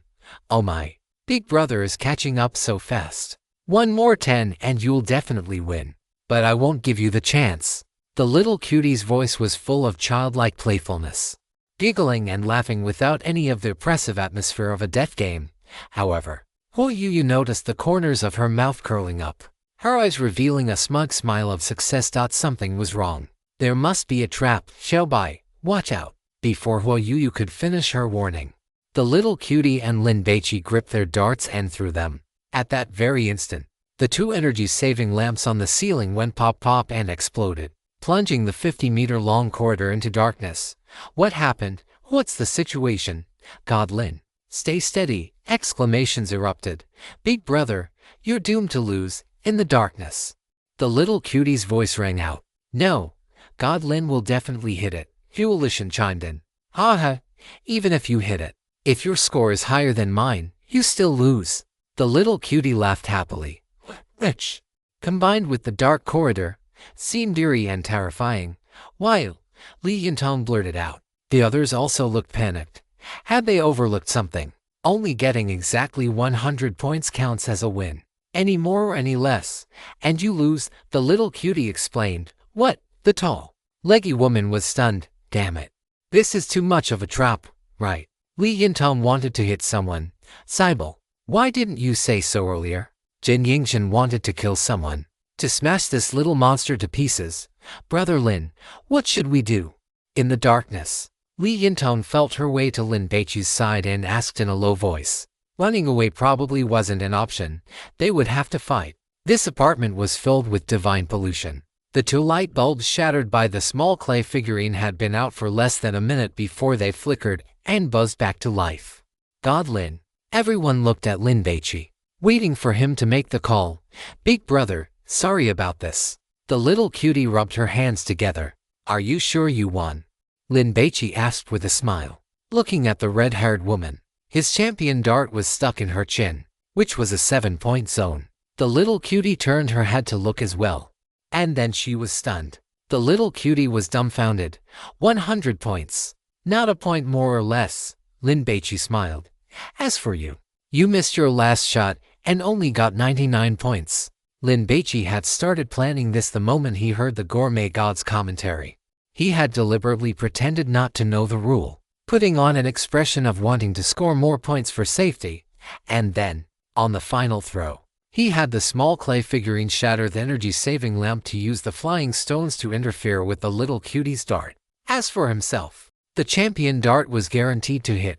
Whether he could see the human skin target or not made absolutely no difference. Aishable.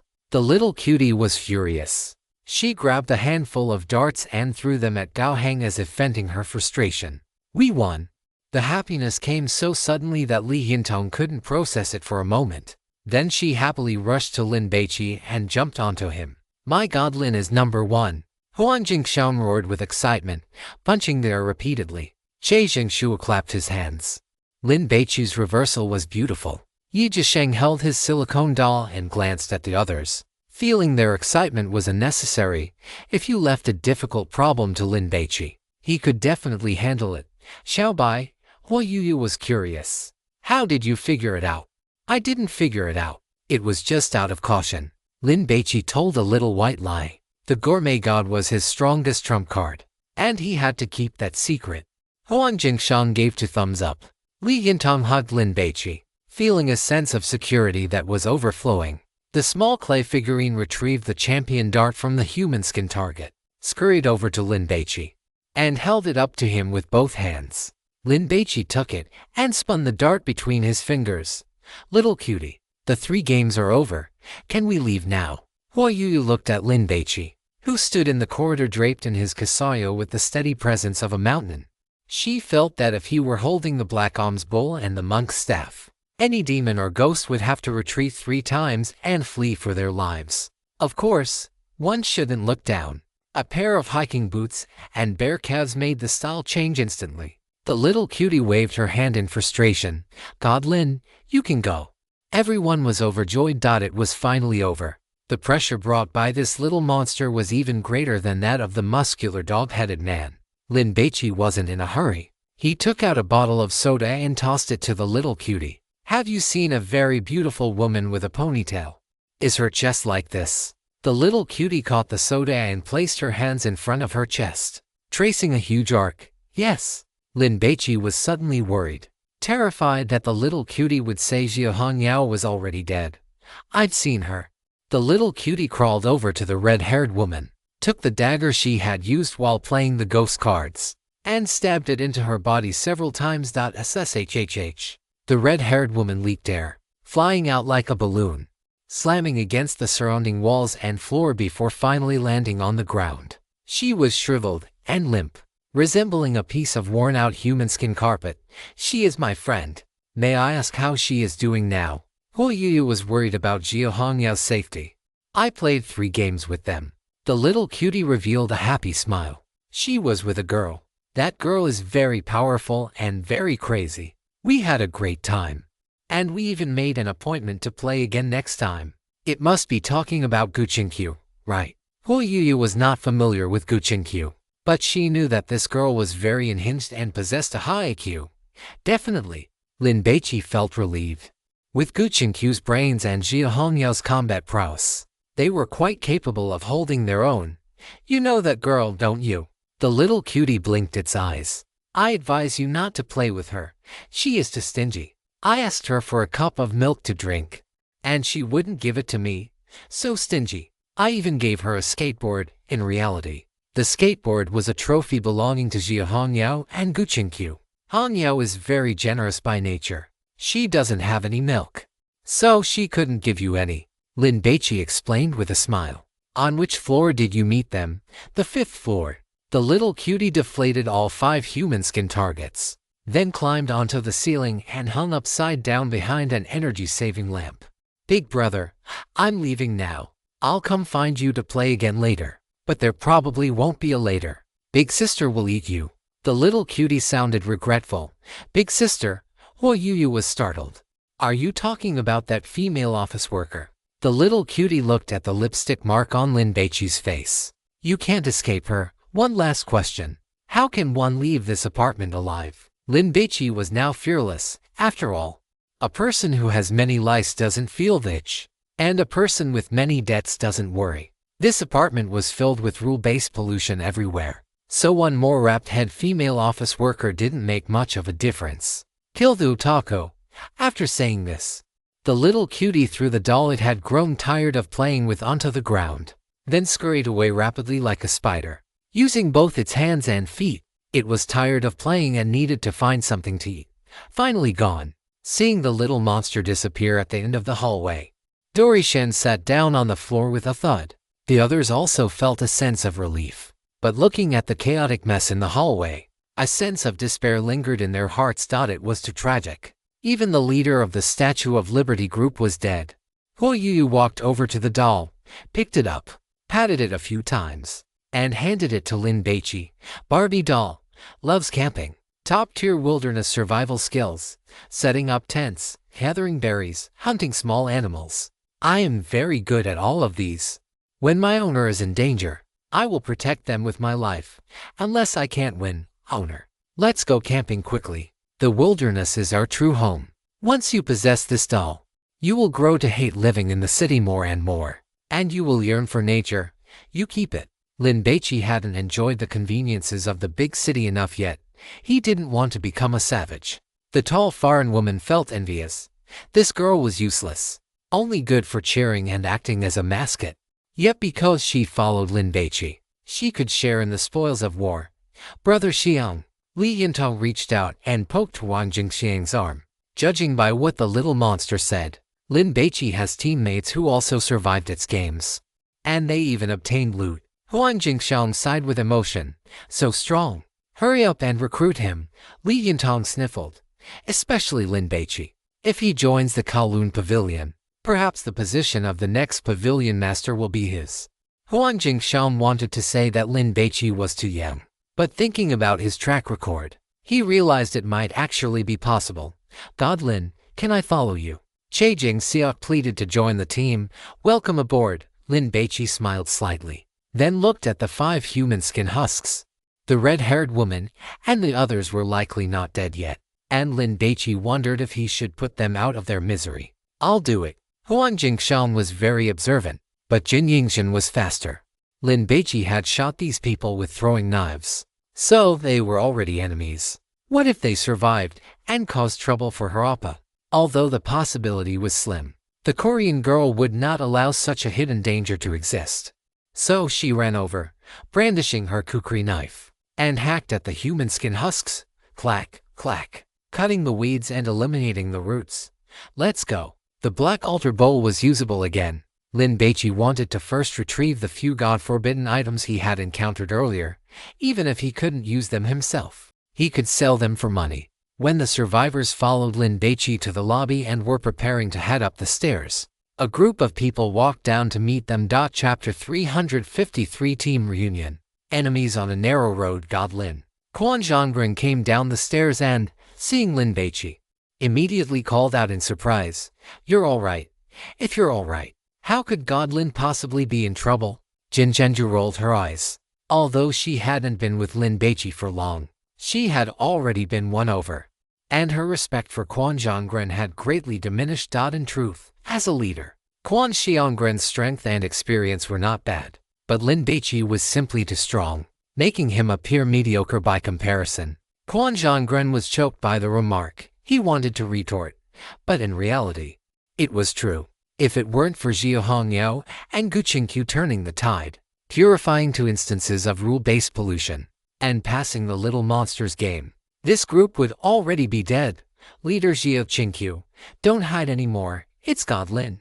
Quan Zhongren turned his head and shouted toward the upper floor. When they were searching downstairs, they had heard footsteps. So Gu Qingqiu had suggested that Quan Zhongren take 2 people down as bait while the others laid an ambush, regardless of whether they were facing monsters or god hunters. Such an arrangement was better to be safe than sorry. After Quan Zhongren finished shouting, he sized up Lin Baici and hurriedly greeted him. God Lin. What exactly was Lin Baici doing? Was this performance art? Rule of God items couldn't be used in the apartment. So, who was he trying to scare by wearing a kasaya? However, Quan Zhongren's attitude was very respectful. 60% of it was due to Lin Baici, while the other 40% was earned by Zhao Hongyao and Gu Qingqiu. Especially Gu Qingqiu, her brain was incredibly sharp. She purified and solved rule-based pollution puzzles with unbelievable speed. Quan Zhongren felt that before long, Gu Qingqiu would definitely become famous in the God Hunter circle. The only problem was that she might be a bit too insane. Sister Hongyao is here too. Hu Yu hadn't expected to run into Zhao Hongyao here. It saved her the time of searching for her, and her face immediately lit up with joy. Lin Baici observed the 3 of them. Although they looked a bit disheveled and had some minor injuries, they were generally fine. This led him to conclude that Zhao Hongyao must be even safer, which put his mind at ease. Thump, thump, thump. Footsteps echoed rapidly from above. Lin Baici looked up and saw an agile figure leaping down from the floor above. The high ponytail at the back of her head fluttered like a waving flag. Zhao Hongyao landed. Her chest swayed violently, as if it were on a roller coaster, almost making one feel motion sick. Holy crap, Huang Jingshan was stunned. Was that bigger than a head? How did it grow like that? Damn. A woman's sixth sense told Li Yintong that a new competitor had appeared, and her hardware conditions were terrifyingly good. With a chest like that, who could compete? Zhao Hongyao was still wearing her sportswear, which was stained with quite a bit of dust and blood, holding her short blade. She immediately broke into a brilliant smile upon seeing Lin Baici. Little Lindsay. Zhao Hongyao didn't run down to give Lin Baici a hug, but instead looked up and boasted, I told you. No need to worry about him. Little Lindsay wouldn't get into any trouble. This is the man I've set my sights on. The one who will definitely become dragon level within 3 years. Kudos to my eye for talent. Gu Qingqiu walked down, surrounded by the other 4. She was wearing a long, white, sleeveless dress that reached her calves, with light blue lace trim adorning the V neckline. Gu Qingqiu wore a light brown fisherman hat woven from straw and thin hemp rope. The brim was very wide and large. If she pulled it down, it could cover even her chin and neck. Cough, cough. Team leader. It seems you've suffered quite a bit during the time we were separated. Gu Qingqiu coughed twice, looking at Lin Baici with a faint smile on her lips. With her right hand pressing down on her fisherman hat and her left hand holding the Japanese sword red ghost Mara, combined with the blood stains on her dress blooming like mottled plum blossoms in winter, she gave off a beautiful, ethereal aesthetic. Damn, why is there another one? Li Yintong felt a headache coming on. Am I not even going to get a piece of the pie at this rate? This girl in the fisherman hat was tall and thin, with a very pale complexion that hinted at poor health. However, this sickly beauty, paired with her oval face, exuded a pity-me charm that was incredibly lethal. Many people's gazes fell on Gu Qingqiu's feet. Her slender calves and delicate ankles were very pleasing to the eye. Her toes, also stained with some dust and blood, were tucked into a pair of white strappy sandals. Every step she took down the stairs seemed to land right on everyone's hearts. Damn, Miss Gu. Huang Jingxiang was shocked and rubbed his eyes vigorously. Who? Li Yintong asked in a low voice. This girl clearly had a significant background. Otherwise the well-informed brother Xiang wouldn't be so shocked. The only daughter of the boss of Minsheng Industrial? Huang Jingxiang whispered. I only saw her once at a charity gala 3 years ago. Gu Qingqiu's pale complexion and her coughing were too memorable. No way. Is she tired of having too much money at home and living too comfortably? Li Yintong was dumbfounded. What is she doing here in the Bizan God ruins? Minsheng Industrial was founded in the late Qing dynasty. In its early years, it dealt in grain and oil, then later formed a shipping fleet. During the war, it made a fortune transporting rubber and munitions. Later, during the decade of chaos in Hong Kong, it used the capital it had accumulated to purchase a large amount of land at low prices. This provided a solid foundation for Minsheng Industrial's subsequent entry into real estate. It was no exaggeration to say that the biggest landlord in Hong Kong was the Gu family. From the moment the eldest daughter of the Gu family was born, she wasn't playing on easy mode. She was essentially cheating, living in winner mode. In this world, except for a few things that were truly impossible to obtain, she lacked nothing. I don't know. Huang Jingxiang shook his head. It was said that Miss Gu had been sickly since childhood and was carefully protected by the old Mr. Gu, never allowed to appear in public. At that charity gala 3 years ago, several Rule of God items were auctioned off. Looking at it now, that might have been the reason for Gu Qingqiu's appearance there. Sister Hong Yao Qingqiu. Huo Yu waved her hand. It's so good that everyone is back together. Team leader, Yi Zhisheng, holding his silicone doll, only greeted Jia Hongyao before lowering his head again to whisper to his girlfriend. Yi Zhisheng. Gu Qingqiu had originally intended to offer some comfort to Yi Zhisheng, but he didn't even pay her any mind. This made her feel a little awkward. Damn it. Could it be that my charm isn't even as high as a broken doll? How did you end up like this? Are you hurt? Jia Hongyao didn't stand on ceremony with Lin Baici at all. She grabbed his kasaya, intending to lift it up to see how badly he was injured. After all, he was covered in quite a bit of blood, which was rather frightening. I'm fine. Lin Baici hurriedly grabbed the hand of the girl with the high ponytail. How many games did you play with that little monster? 3. As soon as Jia Hongyao mentioned this, her face beamed with joy. Let me tell you, Qingqiu is super amazing. She ran that little monster in circles, otherwise a lot of us would have died. Lin Shen is also very strong. The punt girl curled her lips. He even became friends with that little monster. Yes, we also survived thanks to Lin Shen. Huang Jingxiang hurriedly buttered him up. You do not need to tell me. I know he is very strong. Gu Qingqiu thought to herself. I am his alumnus and have peeked at him many times. How could I not know how many hairs he has, or rather, how much of his background he has? If that little monster was created by the contamination of a God-forbidden object, as long as we find the God-forbidden object, we can control it. Jia Hongyao did not want to play that game again.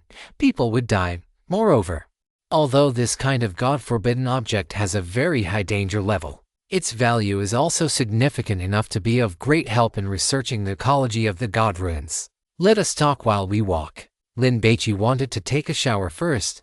His body felt sticky, and it was very uncomfortable. Have you guys checked outside the apartment building? Gu Qingqiu felt that with Lin Baici's cautious personality, he probably had not yet, because calculating the time, playing games with the little monster took quite a while. We have. Huo Yu gave a wry smile. And then we were chased by a muscular, bodybuilding gnoll.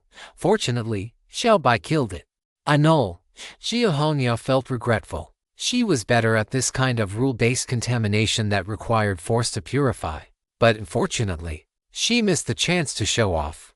Lin Baici walked a few steps and suddenly stopped. What is wrong? Everyone hurriedly stopped. You guys wait a moment. I'm going to retrieve the Knoll's corpse. Lin Baici immediately rushed downstairs and sprinted toward the public restroom.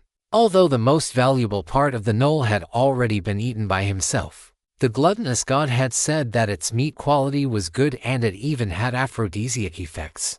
Lin Baici did not intend to eat it himself, but if he gave it to an elderly man, it should be a quite decent gift. After all, once one gets on in years, wetting one's shoes while urinating in the wind is truly too annoying. Lin Baici spent 5 minutes storing the Knoll's corpse in the freezer, then returned and led everyone to the 10th floor. Little Lin, our badges have already been used up. We cannot enter this floor, Xu Hongya reminded him. Carrying one badge allows entry to 2 floors. If one exceeds this, they will be electrocuted. No badge needed. Lin Baici took a key out of his board shorts and shook it. Let us go. The high ponytail girl trusted Lin Baici 100%. After hearing him, she did not think much and followed him inside. Gu Qingqiu also followed, but Quan Zhonggren and the others were hesitant. It was not until they saw Xie Hongyao and Gu Qingqiu enter the hallway without being electrocuted that they let out a sigh of relief, and then became curious. Lin Shen, what is the deal with this key? Quan Zhonggren asked humbly for guidance. I am the administrator now, so I can take you to every part of this apartment. Lin Baici smiled slightly. This feeling of having a key item was truly great. Administrator. Quan Zhonggren did not understand. Li Yintang immediately described in vivid detail the process of Lin Baici discovering the administrator and killing it. Xie Hongyao nodded repeatedly as she listened. This is normal behavior for little Lin. Gu Qingqiu looked amazed, feeling some regret that she had not been with Lin Baici just now and had missed his brilliant performance. Quan Zhonggren and the others were dumbfounded. When Lin Baici was playing those death games with the little monster, he actually still had the spare energy to be distracted and find the administrator. You are amazing, my Lin Shen. What else did this Hong Kong girl say? Lin Baici can use God-forbidden objects now. Does that not mean everyone's survival rate has increased several times over? If there were not so many people around, Quan Zhonggren would have knelt down to Lin Baici on the spot.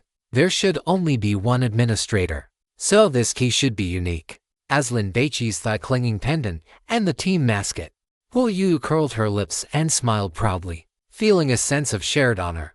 Does that not mean we do not have to take the risk of fighting the door-knocking ghost? Quan Zhonggren and the others were excited. The first time they fought that thing, they did not know the monster's intelligence, and 2 people died.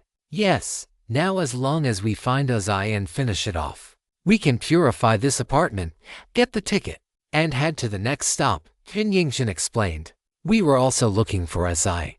Gu Qingqiu had also tricked the key to clearing the level out of the little cutie, but the process of fighting the door-knocking ghost, getting the floor master key, and then finding badges was too time-consuming. Therefore, Gu Qingqiu proposed using the remaining badge charges on the 1st floor. It did not matter if they could not find Elzai after coming down, because everyone would definitely think of coming to the 1st floor, so they would inevitably run into Lin Baici here. Facts proved that Gu Qingqiu was right. If it is not on the 1st floor, then it is on the top floor, or in some room with the best view, Gu Qingqiu analyzed. When Lin Baici walked to the door of the room with the music festival television, he frowned. There were 5 people inside watching TV.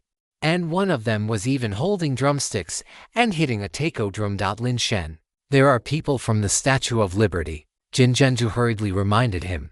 The 5 people heard someone coming, turned their heads, and immediately became furious when they saw Lin Baici. Lin Baici, Johnny's eyes were ferocious. Last time, it was this guy who made them fall short of success and caused him to be blinded in one eye as punishment. Get out. That TV is Lin Shen's spoils of war, Huang Jingxiang roared. Haha, you talk as if you could take it away. What? You plan to carry this TV and this taiko drum around the apartment? Johnny spat a thick glob of phlegm on the ground and mocked Lin Baici. Johnny, who is this guy? A young man with dark skin and a distinctly Southeast Asian appearance asked. This TV was playing programs automatically. It was 9 times out of 10 a God-forbidden object. They were still studying it. And they did not expect someone to come over and demand it immediately. This is truly too arrogant. How? What an ignorant nobody who doesn't know the immensity of heaven and earth. Johnny sneered. Jinjenju and her group shook their heads upon hearing this. This man, he is a dead man walking. Lin Baici, if I told you that my captain is scouring the world to find you and cause you trouble, would you still have the heart to snatch this television? Johnny mocked. Kanye, don't you want to join the Statue of Liberty? Take his head as a token of your allegiance. And my captain will surely agree. How did he offend Captain Jesus? Kanye was no fool. He wouldn't take action just because of a promise like that. He needed to gauge the situation first. He doesn't even have the qualifications to offend our captain. He just got lucky and snatched the fruits of our victory, Johnny said indignantly. Although his side had fewer people, he wasn't panicked if a fight broke out, because not everyone on the other side listened to that Chujo dog. It is a pity that my captain is not here. Otherwise this guy would have already scurried away like a stray dog, Johnny taunted. After that, he acted as if Lin Baici didn't exist and began dividing the spoils with Kanye, a god hunter from Siam, according to our rules. Whoever finds the method to resolve the rule-based pollution gets the divine taboo item. If neither of us discovers it, we split it 70-30. I get 70, you get 30. After all, I have more people than you. Johnny was very overbearing. This was the confidence given to him by the Statue of Liberty team. Chapter 354. I have lived this long, and I have never seen a dead man talk. On the television, a beer commercial was playing. In the sweltering midsummer, a girl in a bikini, drenched in refreshing, ice-cold beer, was dancing a hula dance. The visuals were so impactful that they made everyone want to have a drink. Kanye felt that a 70-30 split was too little, but he lacked the leverage to bargain with the Statue of Liberty. So, he felt very frustrated. 60-40, Kanye endured and endured, but he couldn't help himself and proposed a new price. Are you not awake yet? Johnny mocked. If it weren't for the fact that the captain wasn't here, would I even need to discuss the split with you? I would take it all right. If you dare to say half a word of dissent, I will beat you to death on the spot. If I don't help you, if these people try to snatch it, can you protect this divine taboo item? Kanye felt looked down upon and was extremely unhappy. I can smash it to pieces, Johnny chuckled, patted Kanye on the shoulder, and advised him earnestly. As long as my captain is alive, no matter what spoils anyone gets, it is only being held in trust. In the end, it will all return to my captain's hands. Do you understand? Kanye certainly understood, otherwise he wouldn't have been so eager to join the Statue of Liberty. I say, you two. That is Brother Lin's item. Isn't it a bit too disrespectful to Brother Lin for you to discuss the distribution as if he weren't even here? Li Yintong's fingers were incredibly nimble. A butterfly knife danced up and down, spinning into dazzling floral patterns. I would like to keep him in my sights, but my captain doesn't allow it. Does he? Johnny shrugged, his eyebrows drooping and his lips pouting in an expression that begged for a beating. Damn it! Jiu Hongyao couldn't take it anymore. She rolled up her sleeves, preparing to beat this guy to death first. Huo Yu reached out, grabbed her high ponytail, and suppressed a laugh. Sister Hongyao, just watch the show. What is going on? Only then did Jia Hongyao notice that the people on Lin Baici's side were not intimidated by the long famous reputation of the Statue of Liberty. Instead, they were looking at Johnny like he was a clown. Li Yintong covered her mouth with both hands and made a nervous, goofy face. I am so scared. Will he beat me to death? Seeing this, the others could no longer hold back and burst into laughter. What is the situation? Jia Hongyao was completely confused. Gu Qingqiu raised her eyebrows. She had guessed a little. Could it be that this Jesus had been killed by Lin Baici? Your captain can no longer speak. Huang Jingshan mocked. What do you mean? Johnny frowned deeply. He also felt that the atmosphere was wrong. I mean, your captain is dead. Huang Jingshan pointed at his mouth. Look at my lip movements. Your captain is dead, you idiot. I have lived this long, and I have never seen a dead man talk. Li Yintong teased. Me neither. Jin Zhenju chimed in. Impossible. Johnny shook his head, while his two teammates looked panicked. Jesus' head is lying in the hallway on the first floor.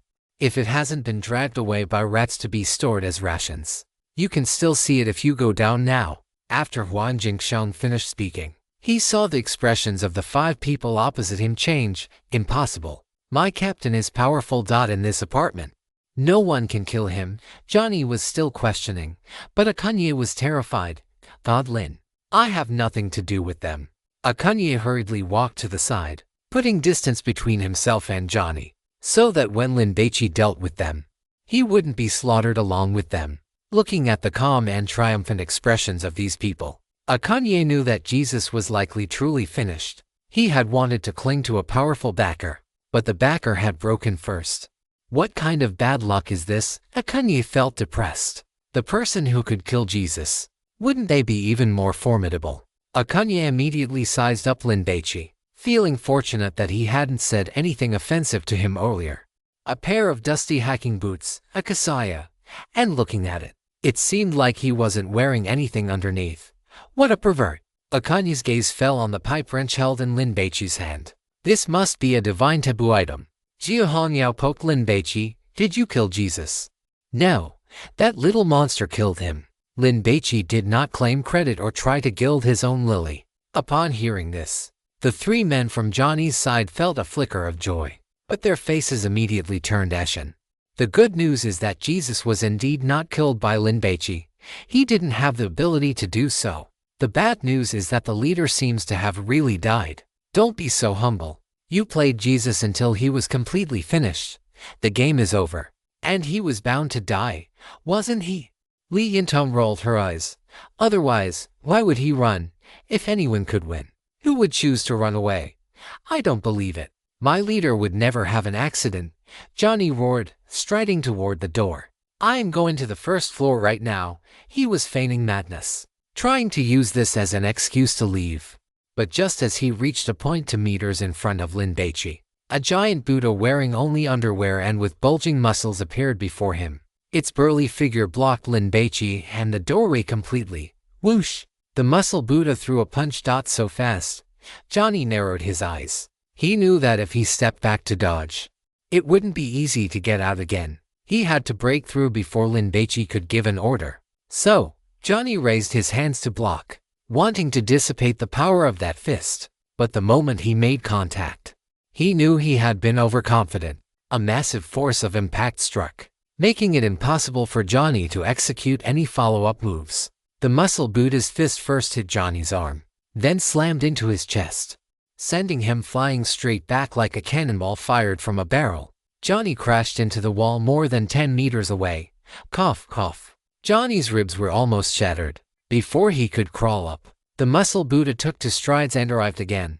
Breakthrough, Johnny shouted, having no choice but to fight head-on. His 2 companions also began to charge. Jia Hongyao lunged forward, darting in front of Lin Baici to block these 2. Bang! Bang!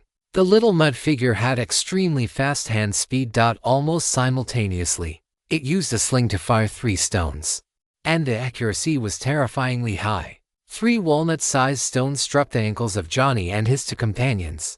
The intense pain caused their feet to buckle, and they lost their balance. The muscle Buddha arrived in front of Johnny. Its right fist came down from above like a thunderbolt, first striking Johnny's head, then pinning it to the floor and smashing it to pieces. Blood and brains splattered.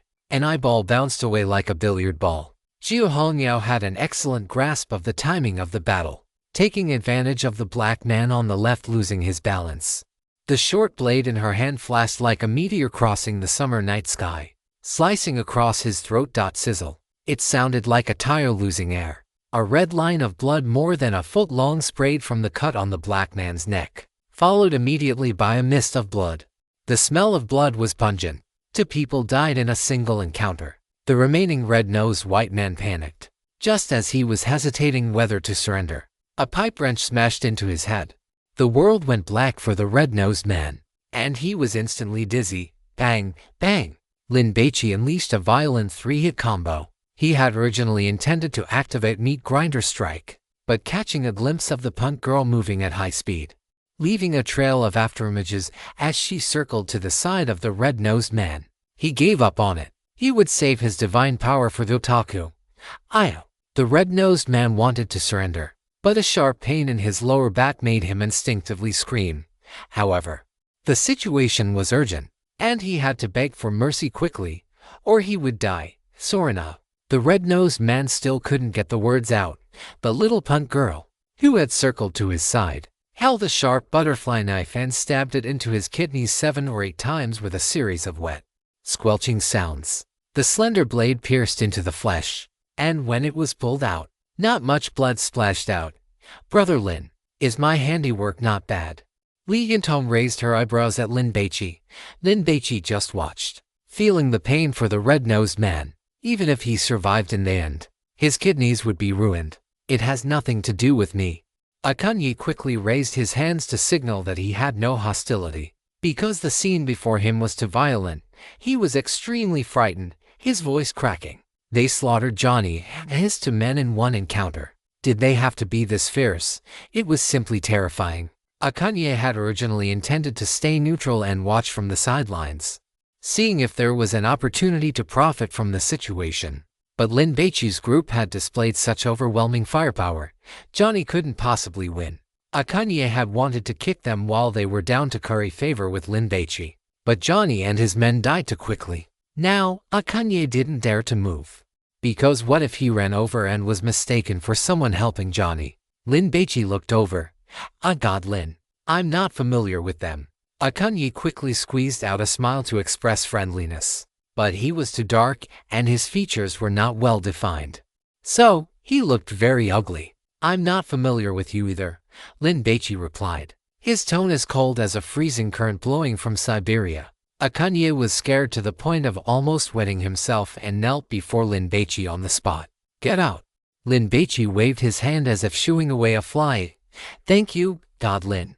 Akunyi and his teammates felt as if they had been granted amnesty and hurried away. When they passed by Huang Jingshan and Li Yintong, they kept their heads low and their necks hunched, like rats scurrying across the street.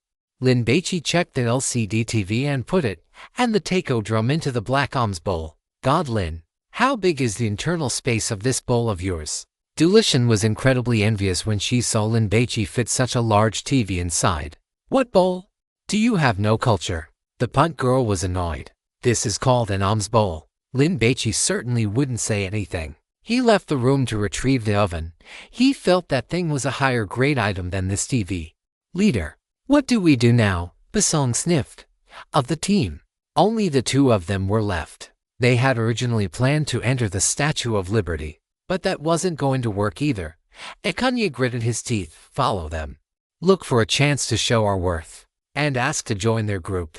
Although doing this is very shameful, it is a way to survive. Otherwise, relying just on the 2 of them, they would be dead for sure." Moreover, judging by Lin Baici's style of conduct, he does not seem to be a bloodthirsty or cruel person. Anyway, our ancestors in Siam were a vassal state of the 9 provinces. Following him now is nothing to be ashamed of. Akunyi comforted himself and chased after them. He did not dare to enter the room, so he could only stand outside the door, striking the pose of a bootlicking lackey, peering through the gaps between people. Akunyi saw Lin Baici place an oven into a monk's alms bowl. "Is this also a divine taboo item?" Zheng Zhaolin asked curiously. "What kind of pollution does it radiate?" "Look, those 2 are the examples." Jin Zhenju pursed her lips toward Huang Jingshan and the tall, blonde woman. "Damn it. Those 2 had many blisters on their skin." Zheng Zhaolin had been trying to figure out how that happened, and now he understood. They didn't listen to God Lin, so they ended up like this, Jin Zhenju mocked. Huang Jingshan felt very awkward. Just as he was preparing to laugh it off and change the subject, he suddenly thought of something. "God Lin, do you have any medicine for burns or inflammation?" Huang Jingshan looked pitifully at the alms bowl in Lin Baici's hand. "Yunnan Bio doesn't treat burns, does it?" Lin Baici took out a box of aspirin and handed it to Huang Jingshan. He had thought the supplies he prepared were already rich enough, but now it seemed they were still insufficient. After all, rule-based pollution is strange and varied, capable of causing all sorts of unexpected injuries. "Thank you, God Lin." Huang Jingshan quickly took 2 pills, and the blonde woman also crowded over to ask for some. "Leader, why is he able to use divine taboo items?" Basong was shocked. "It can't just be because he's handsome, right?" Akunyi slapped Basong on the forehead. What kind of brain do you have? If I knew, wouldn't I have used them long ago? Akanye suddenly felt that Johnny and the others did not die unjustly. They provoked someone without even figuring out the other party's strength. If they didn't die, who would? It seems Jesus is truly dead, which also means that the Statue of Liberty, which was formed when the meteor fell and brought the first divine ruin, has been officially disbanded. Thinking about it, it is actually a bit sad. Once upon a time, this was an elite team that so many god hunters longed to join. Leader, will we be used as cannon fodder? Basong worried. Definitely. Akanye gave a dark, calculating smile. But we can find a way to get on good terms with God Lin. 10 minutes passed. After Lin Baici even recovered the corpse of the goldfish that wanted to eat meat, he let out a long breath. I'm going to take a shower.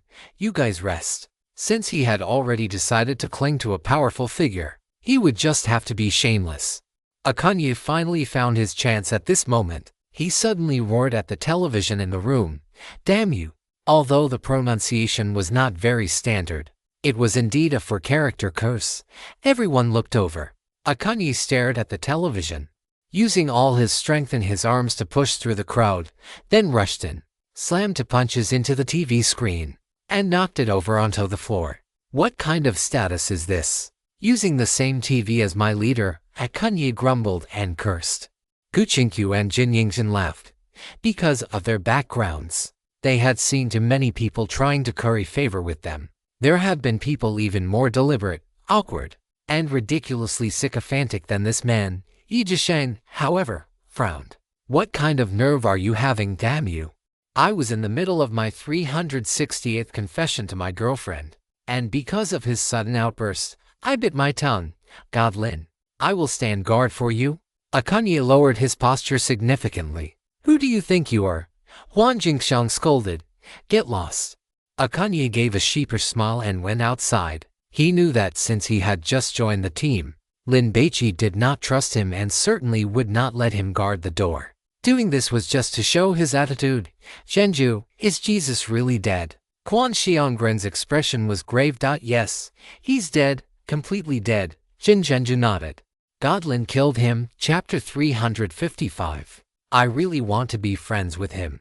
Taking advantage of the time Lin Baici was showering, everyone sat down to seize the moment and rest. Jin Zhenju signaled with her eyes for Quan Zhongren and Zheng Jian to follow her.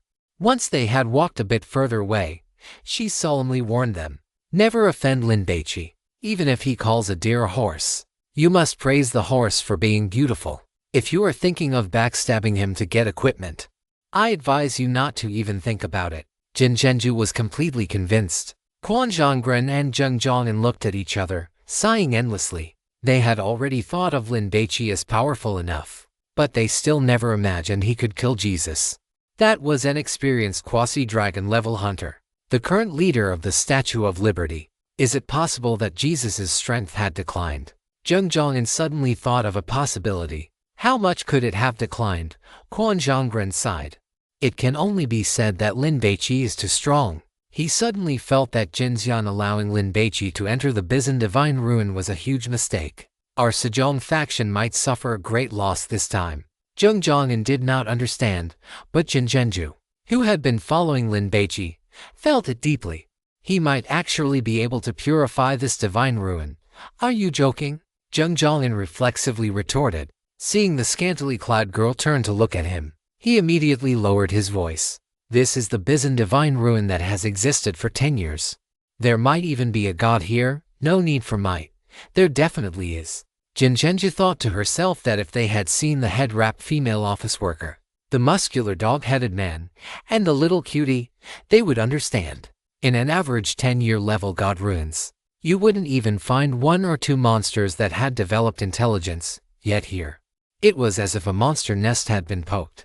They were appearing one after another. You all haven't seen Lin Shen purify rule-based pollution. His efficiency is just too high. He is always able to discover the key at the very first moment. Jin Zhenju recalled the scene of Lin Baici killing the administrator. What kind of intelligence was that? He was absolutely crushing everyone, wasn't he?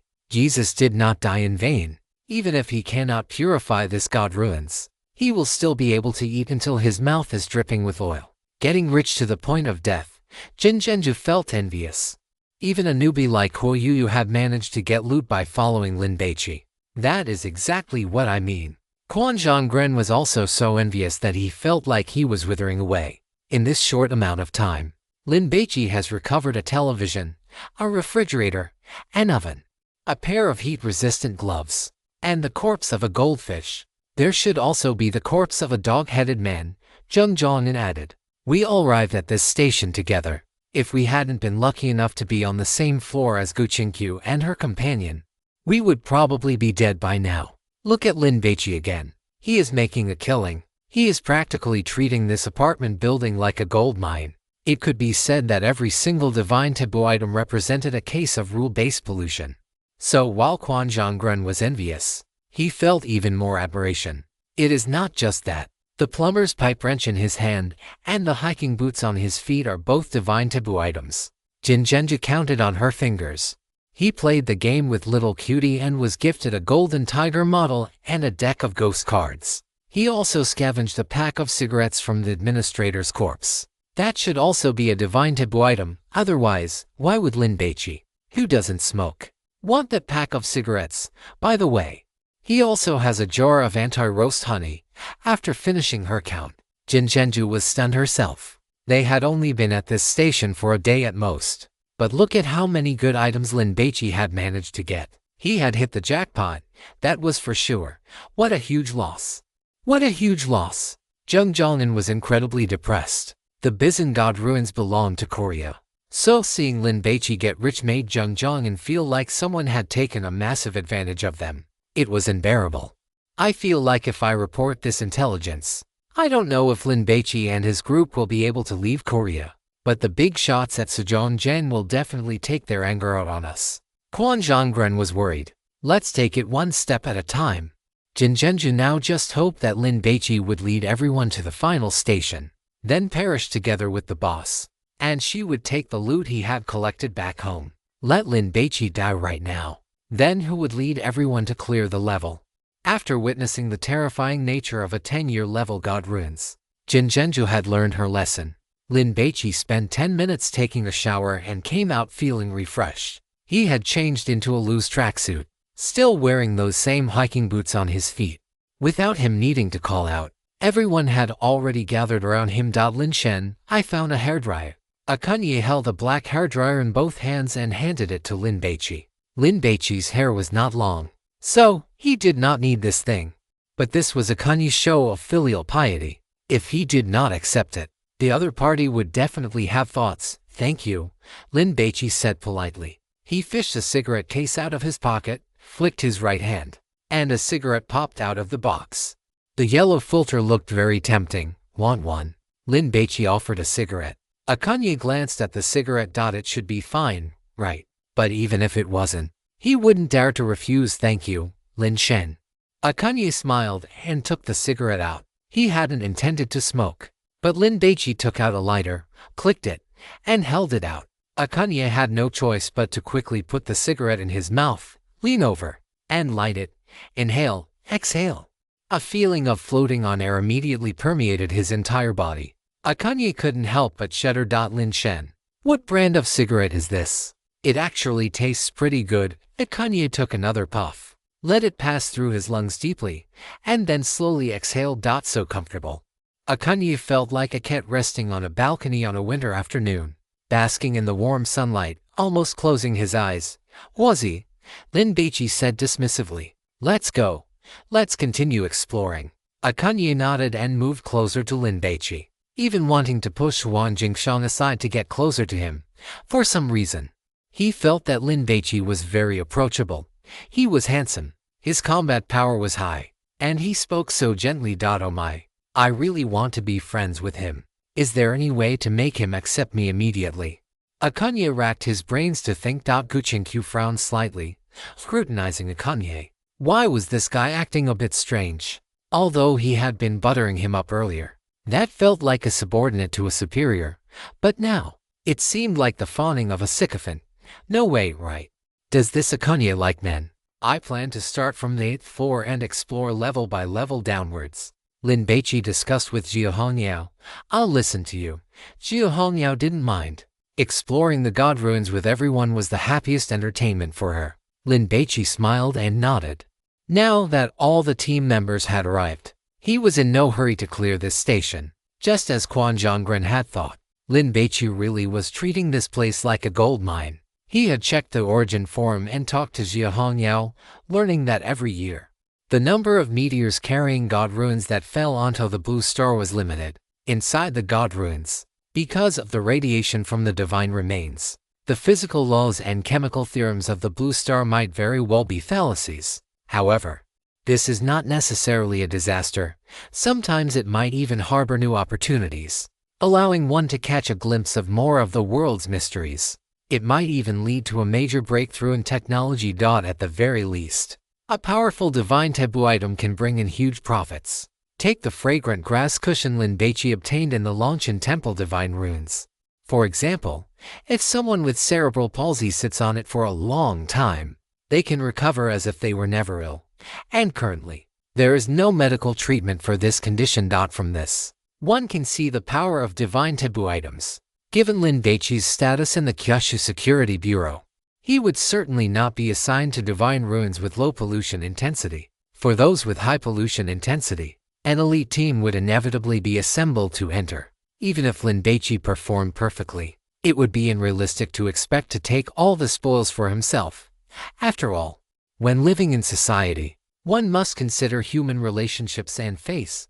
Hogging all the rewards would lead to being ostracized. But now, it is different. In this apartment building, Lin Baici calls the shots, and the divine taboo items are very densely packed. It even saves him from running around. He just needs to search room by room. Thanks to the gifts of nature, Lin Baici prays sincerely, hoping that this time, he could get a few more meteor stones. God Lin, staying here too long will be dangerous. Shouldn't we hurry up and kill the otaku, get the ticket, and go to the next station? Dualishan advised. You can go kill it yourself. Lin Baici glanced at Dualishan. Anyone else who wants to leave, feel free. I'm not leaving. I'm sticking with God Lin. Huang Jingshan actually wanted to leave, because even if Lin Baici got the spoils, there would be no share for him. But he lacked the confidence to survive after leaving Lin Baici. Everyone had the same mindset. Lin Baici arrived on the 8th floor, looked at the row of rooms, and shook the manager's key in his hand. Do you guys want to try your luck? Kim Jin-soo wanted to try, but she knew Lin Baici was referring to Jia Hongyao and the others.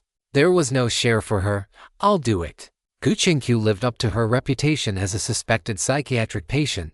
She didn't even hesitate. She took the key, didn't bother choosing, walked straight up to a door, and opened it. Then, without waiting for Lin Baici, she walked straight inside. Damn, is this crazy woman someone who doesn't know how to spell the word death? Li Yintang was dumbfounded. Lin Baici and Jia Hongyao followed her in. Ekunye looked on, completely confused. Leader, what are they doing, looking at this? It seems like they intend to open the rooms one by one. Yeah, Ekunye nodded, watching Lin Baici walk into the room calmly, treating the potential rule-based pollution as if it were nothing. He wanted to be friends with Lin Baici even more now. Cybele, he isn't planning to sweep up all the divine taboo items in this apartment building, is he? Yung Jong-gyun was shocked. Cybele, please don't let any more divine taboo items appear. Quan Zhonggren prayed frantically in his heart.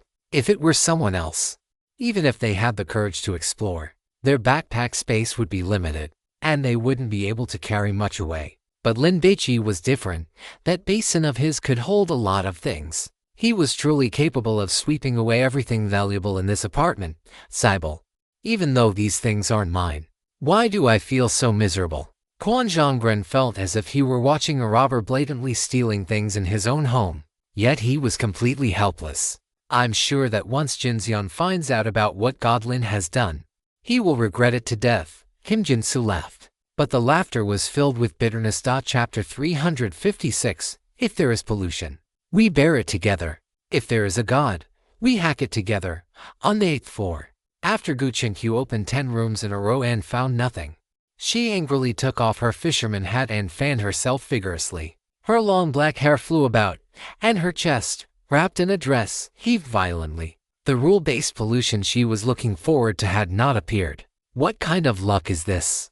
Gu Qinkyu was depressed because she had never lacked money since she was a child. She bought whatever toys she wanted. No matter the cost, she attended the best schools. No matter where they were, she traveled around the world, visiting any country. As long as she wanted something, she didn't need luck, she just had to spend money. But now, Gu Qinkyu had encountered something that required luck to accomplish. Kim Jin-soo was speechless. Judging by this crazy woman's attitude, was she complaining that there wasn't enough danger truly? One who is blessed doesn't know they are blessed. Li Yintong shook her head when exploring divine runes. Once a god hunter encounters a series of rule-based pollutions and their physical condition deteriorates, the thing they want most is to quickly contain the divine remains, purify the divine runes, and hurry home to recuperate. They seem to have played that little monster game, logically. They should have some strength, Huang Jingshan muttered. That's probably thanks to Jia Hongyao, right? Li Yintong sized up the high ponytail, her gaze lingering on her chest, feeling as envious as if she had been soaking in lemon water for a month. Completely pickled. She looked like she would burst if you squeezed her.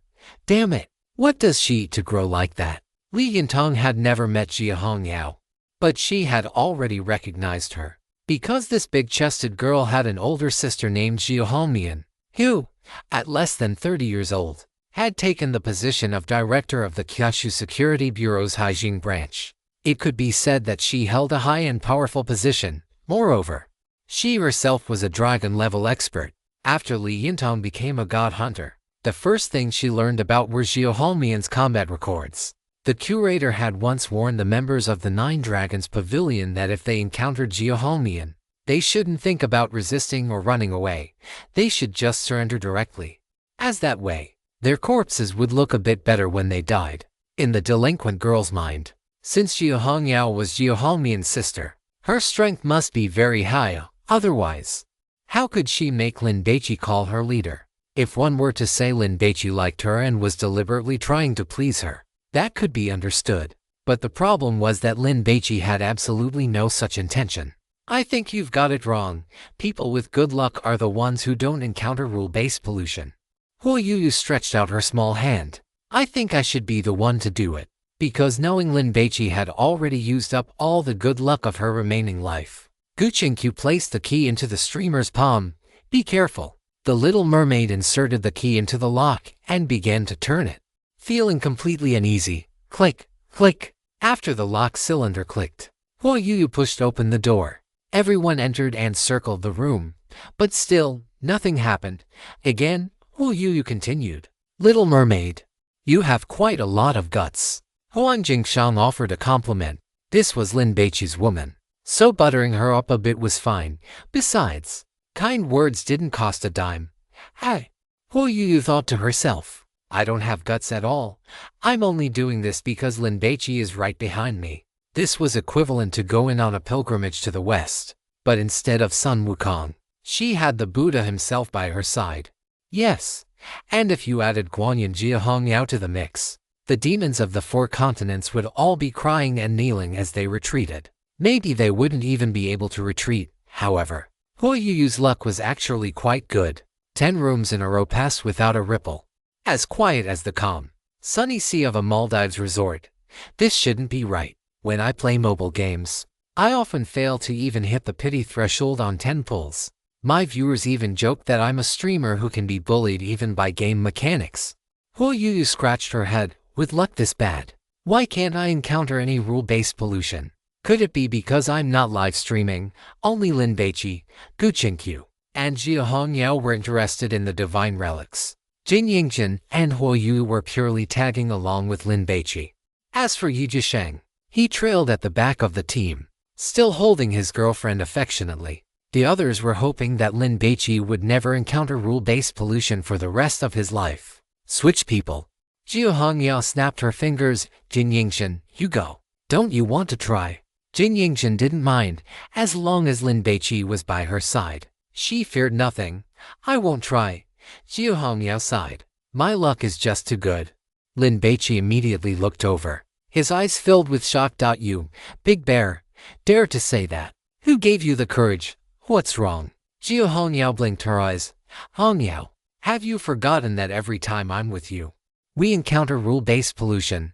Lin Baici laughed. Lanchin Temple during summer break, the high-speed train, Haijingpom Harbor, the mad dog at the old campus, the crazy maid at the Dragon and Beauty Bar, the deity in the museum.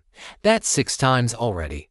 And I'm too lazy to count the ones after that. Even if I called you a jinx, it would be an understatement. Lin Baici didn't mean to complain. He just found fate to be quite miraculous. I've looked into it, and the divine runes I've experienced in the last half year are more than what other divine hunters experience in 3 years. You're being modest, at least 5 years. And 2 of those pollution incidents were of such high intensity that even a quasi-dragon level hunter would likely have to kneel. Jiu Hongyao pouted. But shouldn't that be because your luck is bad? As a team leader, Jiu Hongyao certainly didn't want to be saddled with such a reputation. Otherwise, who would dare join her team? Were they afraid that the Grim Reaper would arrive too late? Look, I have evidence. I've been a divine hunter for so many years, and it's only since I met you that I've frequently encountered divine runes. Jiu Hongyao's reasoning left Lin Baici speechless. Now that I think about it, it really does seem that way. Lin Baici frowned slightly, thinking seriously. Could it be that smashing that Buddha statue at Lanchin Temple used up all his luck? Don't look so worried. I won't dislike you. Jiu Hongyao took 2 steps toward Lin Baici and raised her arm to drape it over his shoulder. From now on, if there's pollution, we'll bear it together. If there's a deity, we'll hack it together. As long as I have a bowl of rice, I'll let you eat half of it first. The high ponytail girl patted Lin Baici's shoulder. She didn't notice that her right chest was pressing against his arm. Having been baptized by Jin Yingxin, Lin Baici was no longer a rookie. This kind of contact made him uncomfortable. So he moved his shoulder significantly, trying to shake off the high ponytail girl's arm. What's wrong? Seeing this, Jiu Hongyao thought Lin Baici was unhappy. So she hugged him even tighter, pulling him closer to her chest to fine. Then you can eat it all. I'll go hungry. Huan Jingshan instinctively wanted to say, it's okay, you've got big breasts. If you run out of food, he can drink milk. But he quickly swallowed the words as they reached his lips. He didn't know the relationship between Jiu Hongyao and Lin Baici. What if he teased them too much and Lin got angry? Lin Baici rolled his eyes and patted the hand the high ponytail girl had draped over his shoulder. All right, I get it, let go now. You couldn't help but laugh. Jiu Hongyao was truly so innocent. Lin Baici was too much of a gentleman. If he were just a little more ruthless, Jiu Hongyao's child would probably be 3 months old by now. Right, don't waste time. Yingxin, hurry up and open the door. Gu Qingqiu ranged. Jin Yingxin took the key to open the door. Lin Baici's friends were her friends, otherwise. If Gu Qingqiu had spoken to her in that tone, she would have absolutely ignored her. Brother Xiang. Li Yintong poked Huan Jingshan. Brother Lin isn't serious, is he? Experiencing 6 instances of rule-based pollution in half a year and still coming out unscathed, what kind of person is he? A godlike man? Huan Jingshan pouted. Recalling Lin Baici's performance, he suddenly felt conflicted. Do you think, since I'm so weak, Lin Baici will think the Kowloon Pavilion is also weak? No one would want to join a trash organization. It's fine. Once he meets Uncle Nine, he won't think that anymore.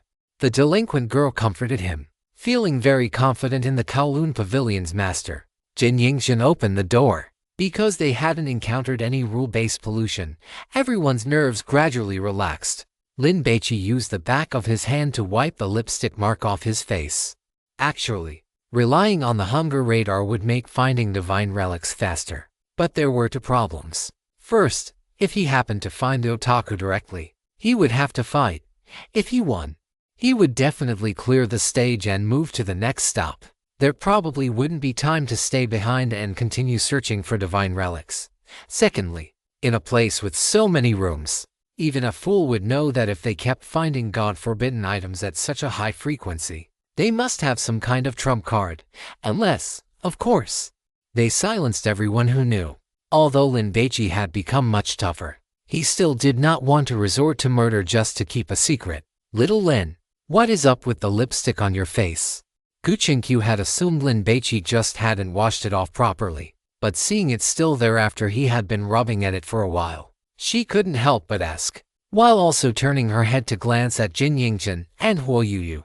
Are you two not going to clean up the evidence after stealing a taste? Or is it like a dog, intentionally leaving a mark to tell others that Lin Baici belongs to one of you? Come to think of it, such an excellent man. I would like to collect him too. It was left by a female monster wearing an office lady outfit with bandages wrapped around her head. Lin Baici explained. Why would it leave this behind? Gu Qingqiu asked curiously, reaching out to wipe the lipstick off Lin Baici's face. Is it planning to come back for you? Don't touch it. Huang Jingshan and the delinquent girl quickly stopped her. Jiu Hanyao also grabbed Gu Qingqiu's wrist. If you touch it, that monster might just show up. Jiu Hanyao explained that this bandaged female monster must be like the little cutie, a creature that had developed intelligence. It was very strong. I suppose so. Lin Baici didn't want to run into that bandaged woman for the time being, because he hadn't figured out how to purify it yet. What is its corruption? Gu Qingqiu asked curiously. Just as Lin Baici was about to answer, his stomach suddenly growled. Burgle. A sense of hunger emerged. Lin Baici's eyes narrowed, and he immediately looked at the door in front of Jin Yingzi. And it's finally here. I wonder if it's a god-forbidden item or a meteorite. If it's the latter, that would save a lot of trouble. Jin Yingxin turned the handle with force and pushed the wooden door open. Creak. The door hinges let out a teeth-grinding sound. Holy crap! Huo Yuyu exclaimed, her entire body going numb. Through the gap in the door, she saw the room packed densely with pitch-black insects. They were piled over to meters high. They writhed and crawled, like a black ocean. They were cockroaches. Each one was as big as a walnut. Damn it! The delinquent girl gasped, instinctively stepping back and hiding behind Lin Baici. She was most afraid of insects, especially cockroaches. Scheibel. Jin Yingxin reached out to close the door. Retreat quickly. Holy crap. Fuck. Close the door. Cries of terror and panic erupted. The moment Jin Yingxin realized what those things in the room were, she put strength into her arm to shut the door. But it was already too late. Whoosh. The swarm of black cockroaches surged out. The momentum in that instant was like a flash flood after days of torrential rain finally finding a breach. Pouring out in a torrent. Boom, boom. Some cockroaches were flying, slamming into the walls and the door, making a pattering sound like firecrackers, extremely dense. Back up, Lin Baici shouted, stepping forward to grab Jin Yingxin by the back of her collar and yanking her backward. Retreat, reader of Tui, Tui. Huang Jingshang shouted twice, then started spitting forcefully. Some cockroaches had flown over, and because the density was so high, 2 of them had actually flown into his mouth. The delinquent girl clutched her head and hunched her shoulders, scrambling backward. Huang Jingshan bit down on one with his teeth and immediately felt the cockroach struggling to crawl. The sensation of those legs kicking against his tongue and gums made him instantly want to vomit. But he didn't dare open his mouth, because more cockroaches were flying toward him. However, he soon stopped caring about that and quickly bent over, opening his mouth, because the other one had already crawled into his throat. Hadbak. Huang Jingshan retched violently, trying to spit it out. There were even more flightless cockroaches. They poured out like a tide, spreading through the hallway, and in an instant, they covered the floor in a thick layer, submerging everyone's ankles. At this speed, in a few minutes, they would be buried alive, filling the entire hallway. Cockroachmen, greedy, cunning, and vengeful. Once a creature kills 10 of them, they will immediately view it as a mortal enemy, pursuing them until death. Don't kill the cockroaches. Lin Baici covered his nose and mouth with his arm and shouted a warning. It will trigger rule-based corruption. The gourmet god said 10. But was it cockroachmen or just cockroaches? If it was the latter, the warning had come too late. Akanye and Basong had already taken action, gripping their machetes and slashing repeatedly. Many cockroaches were sliced open by the sharp blades, their fluids bursting out. How are we supposed to retreat if we don't kill them? The delinquent girl said anxiously. The floor is covered in cockroaches. You can crush a dozen just by taking a single step. Is retreating like this even possible? Should we charge into the room and take a look? Jiu Hanyao also felt disgusted. But if they wanted to contain the god-forbidden item, they had no choice but to fight their way in. Retreat first. This is too disgusting.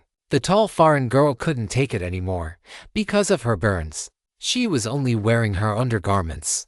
Now, a large number of cockroaches were colliding with her body and crawling on her skin, which not only irritated her blisters and caused pain, but the sensation of the insect's abdominal feet touching her skin was truly nauseating. In just over 30 seconds, the surging cockroaches had already submerged their lower legs. Don't lift your feet. Drag them along the ground as you walk. Lin Baici lowered his head and shouted. These cockroaches were disgusting, but at least they weren't lethal. It was bearable. Not to mention Jia Hongyao and Jin Yingzhen, the girls who had been with Lin Baici the longest. Even Huan Jingshan and Li Yintong listened to Lin Baici's words and started moving without lifting their feet, dragging their souls along the ground. However, Akunye and Basong did not trust Lin Baici enough. When encountering danger, their first reaction was to flee a certain distance. Even if the enemy pursued, the targets would be those who ran slowly. Squish, squish. The two of them swung their blades while sprinting, crushing countless cockroaches under their feet. A massive black figure burst through the door, charging out amidst a flurry of flying wood splinters. Chapter 357. Start exterminating. In the corridor, thousands upon thousands of cockroaches were crawling, surging forward like a tide.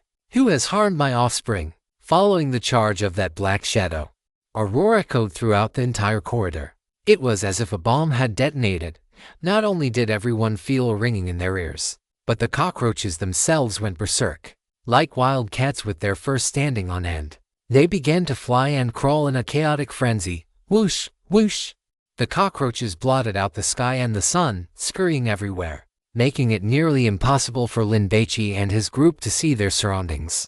Their vision was filled with dense, swarming black dots. The most terrifying part was that these insects would collide with their bodies, and some would simply land on them, crawling wantonly over their skin. Although they weren't being bitten, the sensation of the insects crawling on them was truly nauseating. Lin Baici felt that he had seen enough terrifying role corruptions to have a strong mental fortitude. But today, his composure was still crumbling. It wasn't fear or terror, it was simply that these insects were too filthy, making them utterly disgusting. Huoyuyu did not want to be looked down upon by Lin Baici, so she endured it and held back her tears. But she felt that she would have psychological trauma for the rest of her life. The monster is coming, Jia Hongyao shouted, covering her mouth with her left hand while pulling Guqingqiu with her right to make way for the black shadow. Otherwise, she would definitely have been hit. On the other side, Lin Baici pulled Jin Yingzhen and Huoyuyu away. With a boom, the black shadow rushed past the group like a Ferrari speeding on a racetrack. The airflow it generated blew the cockroaches away, scattering them in disarray, like minced meat being churned by a meat grinder. Swish! The black shadow caught up to the side of Akunye and threw a punch straight at his head. Whoosh! Another large group of cockroaches was blown away. Akunye caught a glimpse of this thing out of the corner of his eye, but before he could even raise his arm, the monster's fist had already struck his head. Vajra body. Swish! Akunye's divine power surged, activating his divine gift. A layer of golden light immediately appeared on his skin, and the next instant, he was struck on the left side of his forehead. Akunye was sent flying like a cannonball, slamming into the wall and crushing many cockroaches. Before he could even fall, the black shadow raised its left leg and delivered another violent front kick, slamming it into his stomach. Crack, crack. Spiderweb-like cracks immediately spread across the wall, and wall dust along with the corpses of cockroaches rained down. God, Lin Baici shouted, his face filled with panic. This monster was too strong. It had actually beaten their leader to the point of having no power to fight back. Lin Baici and Jia Hongyao also caught a blurry glimpse of the monster through the swarming cockroaches. It was a cockroach man. It stood 2.5 meters tall, its entire body pitch black as if coated in black lacquer. Its muscles were knotted, although not as burly as the muscle Buddha. It was not far off. Its head was oval-shaped, like a honeydew melon perched on its torso. On its ugly insect face, two eyes like black beans were small and dark, with no visible pupils. There were also 2-foot-long antennae on its head. Squeak, squeak. The cockroach man let out an angry roar, pushed off with its legs, and lunged at Basong. Basong tried to retreat, but the cockroach man was already upon him. It swung its right arm in a wide arc, like a giant pendulum, slamming it from left to right into Basong's head. Basong was also sent flying horizontally, his head hitting the wall first, followed by his body. Squish, squish. A large number of cockroaches were crushed, their bodily fluids and pulp bursting out and splattering across the wall.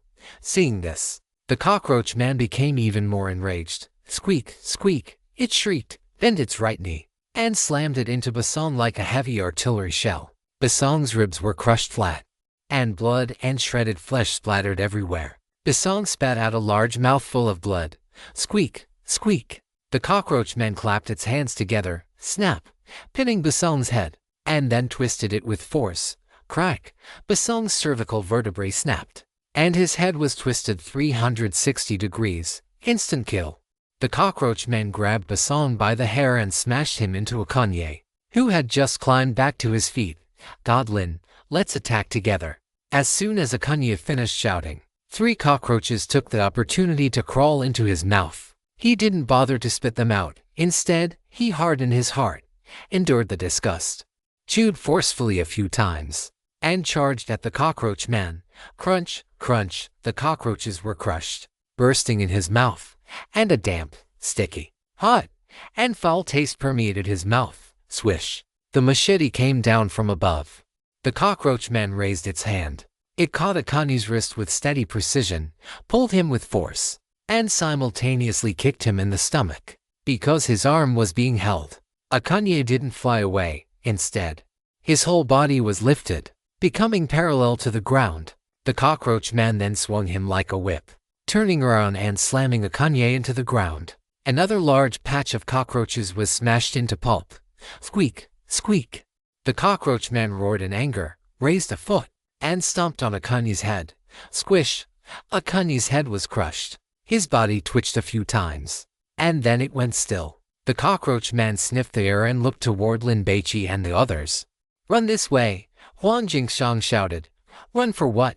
Let's slaughter it. Jia Hongyao gripped her short blade in reverse, holding it across her chest. Little Lin, I'll hold it off. You go check the room. I'll do it, you go. Lin Baici gripped his pipe wrench tightly. As a grown man, how could he be embarrassed to let Jia Hongyao act as a meat shield? It had to be said. Although the high ponytail girl had a D-rank intelligence, her sense of responsibility was definitely S-rank. When things happened, she really stepped up. I am the leader. Listen to me. Jia Hongyao finally found an opportunity to prove her worth. Otherwise, if she continued to be this useless, she would never be able to keep Lin Baici and Gu Qingqiu by her side. Gu Qingqiu saw that the cockroach man opposite them wasn't attacking, so she quickly advised, "Don't be hasty. Wait and see." Squeak, squeak. The cockroach man let out two cries, and the cockroaches crawling chaotically in the hallway immediately retreated like a tide to both sides, revealing a stretch of more than 30 meters. Cockroaches that have evolved 200 years ahead of schedule, nourished by the divine energy within a meteor stone, high stamina, high resistance to impact, high regenerative ability, and superior learning capabilities. If tamed, they are the best candidates for slave labor. They have no weaknesses. They must be completely smashed to pieces, otherwise, even if decapitated, they can recover, the food god commented. Their meat is firm and chewy, with a protein content as high as 70%. Although no matter how you cook it, you cannot completely remove the bacteria and the stench from the meat. If you are in a situation where food is scarce, you can use it as life-saving rations. Cooking secret method. Grind into a meat paste. Add crushed olives and basil, and consume after freezing into a jelly-like state. This can turn the stench into a flavor similar to a mixture of cilantro, stinky tofu, and ice cream. When you discover one cockroach, your house is already full of its brothers and sisters. Start extermination. The bronze sword had high lethality and could be thrown to kill enemies, but the pipe wrench offered double the combat power indoors. Lin Baici was still debating which one to use when he heard the food god's commentary. He immediately took the pipe wrench in his right hand, leaving his left hand free. Primarily, he wasn't used to using weapons in both hands, and keeping his left hand free allowed him to use his divine gift. The cockroach man took 2 steps forward, its small, black bean-like eyes scanning these humans. You You! The cockroach man extended its index finger, pointing at Jia Hongyao and Jin Yingxian. It had originally pointed at Dori Shen as well, but seeing the blisters all over her body, it gave up. Drop your weapons, and I will allow you to become spouses of our royal family. The cockroach man spoke in a condescending tone, filled with a sense of charity, as if becoming their spouse were an honor. Screw your mother. Are you looking down on us? Li Yintong gave it the middle finger and started cursing. So what if my chest is small and my butt is flat? I'm good at what I do. Even a cockroach man doesn't want me. What will Lin Baici think of me? Quick! I must have a spot on the list. Hu Yuyu was equally depressed. The cockroach man snapped its fingers, and a large number of cockroaches immediately crawled over, instantly submerging the corpses of Basong and Akanye. Crunch, crunch. The sound of chewing echoed. The cockroach man can rapidly repair its body by devouring cockroaches. Lin Baici had been about to attack, but upon hearing this, he raised an eyebrow. He took the black altar bowl out of his inventory and then retrieved the pine torch. Hongyao, you go. You got it. Jia Hongyao darted out, appearing in front of the cockroach man in the blink of an eye. Lin Baici, meanwhile, turned and rushed toward the back. He held the pine torch in his left hand and brushed it against the wall, lighting it as if striking a match. The orange-red flame burned, seemingly warming the entire world. Huang Jingshan and Li Yintong only took one look before they couldn't help but want to rush over and embrace it. It's a divine relic. Huang Jingshan was horrified. He immediately turned his head, closed his eyes, and covered the young girl's eyes. Don't look, don't look. Gu Qingqiu and Jin Yingxian were also warning them. Haha, the cockroach man laughed. You want to burn my offspring to death? What a dream. That tiny human has no idea how many offspring I have. Lin Baici dashed 10 meters in front of the cockroaches into strides, then activated the zombie step, his entire body immediately beginning to sway. In the hallway, the cockroaches were densely packed, covering the floor in a thick layer over 2 meters high. Seeing Lin Baici rush over, they were originally going to attack, but the next moment, they realized this was a thoroughly rotten corpse, emitting a foul, decaying stench. It posed no danger, and the meat was too rotten to eat. So they obeyed the cockroach man's orders and stayed in place. Lin Baici stepped forward with the zombie step, walked up to them, and thrust the burning pine torch forward. The orange-red flames touched a dozen cockroaches, instantly igniting them.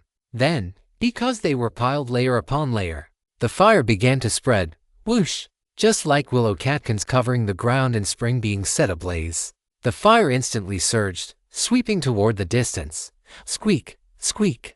The cockroaches felt the danger, screaming in terror as they began to scramble and flee. But they were too slow. The flames of the pine torch could ignite anything and burn it to ashes in a very short time. Lin Baici had once seen a full-grown adult burn to a pile of ashes within 5 seconds. Let alone these small cockroaches. Almost the moment they were touched, they were burned to ash. So even as they flew about, they couldn't spread the fire to Lin Baici's side. The cockroach man, who had been full of confidence, intending to capture Jia Hongyao alive and take her back as a spouse, was left dumbfounded as it watched its offspring suddenly burn to nothing. Jia Hongyao took the opportunity to slash at the cockroach man's neck. Whoosh! A line of blood burst open. Damn it! What kind of divine relic is this? Isn't it too terrifying? Huang Jingshan watched, trembling with fear. Half the hallway, dozens of meters long, had been packed with cockroaches like a 2-meter thick sponge of insects. But after one dragon of fire passed through, it was all burned up. Filthy, brutal human, I will slaughter you. The cockroach man lunged at Lin Baici.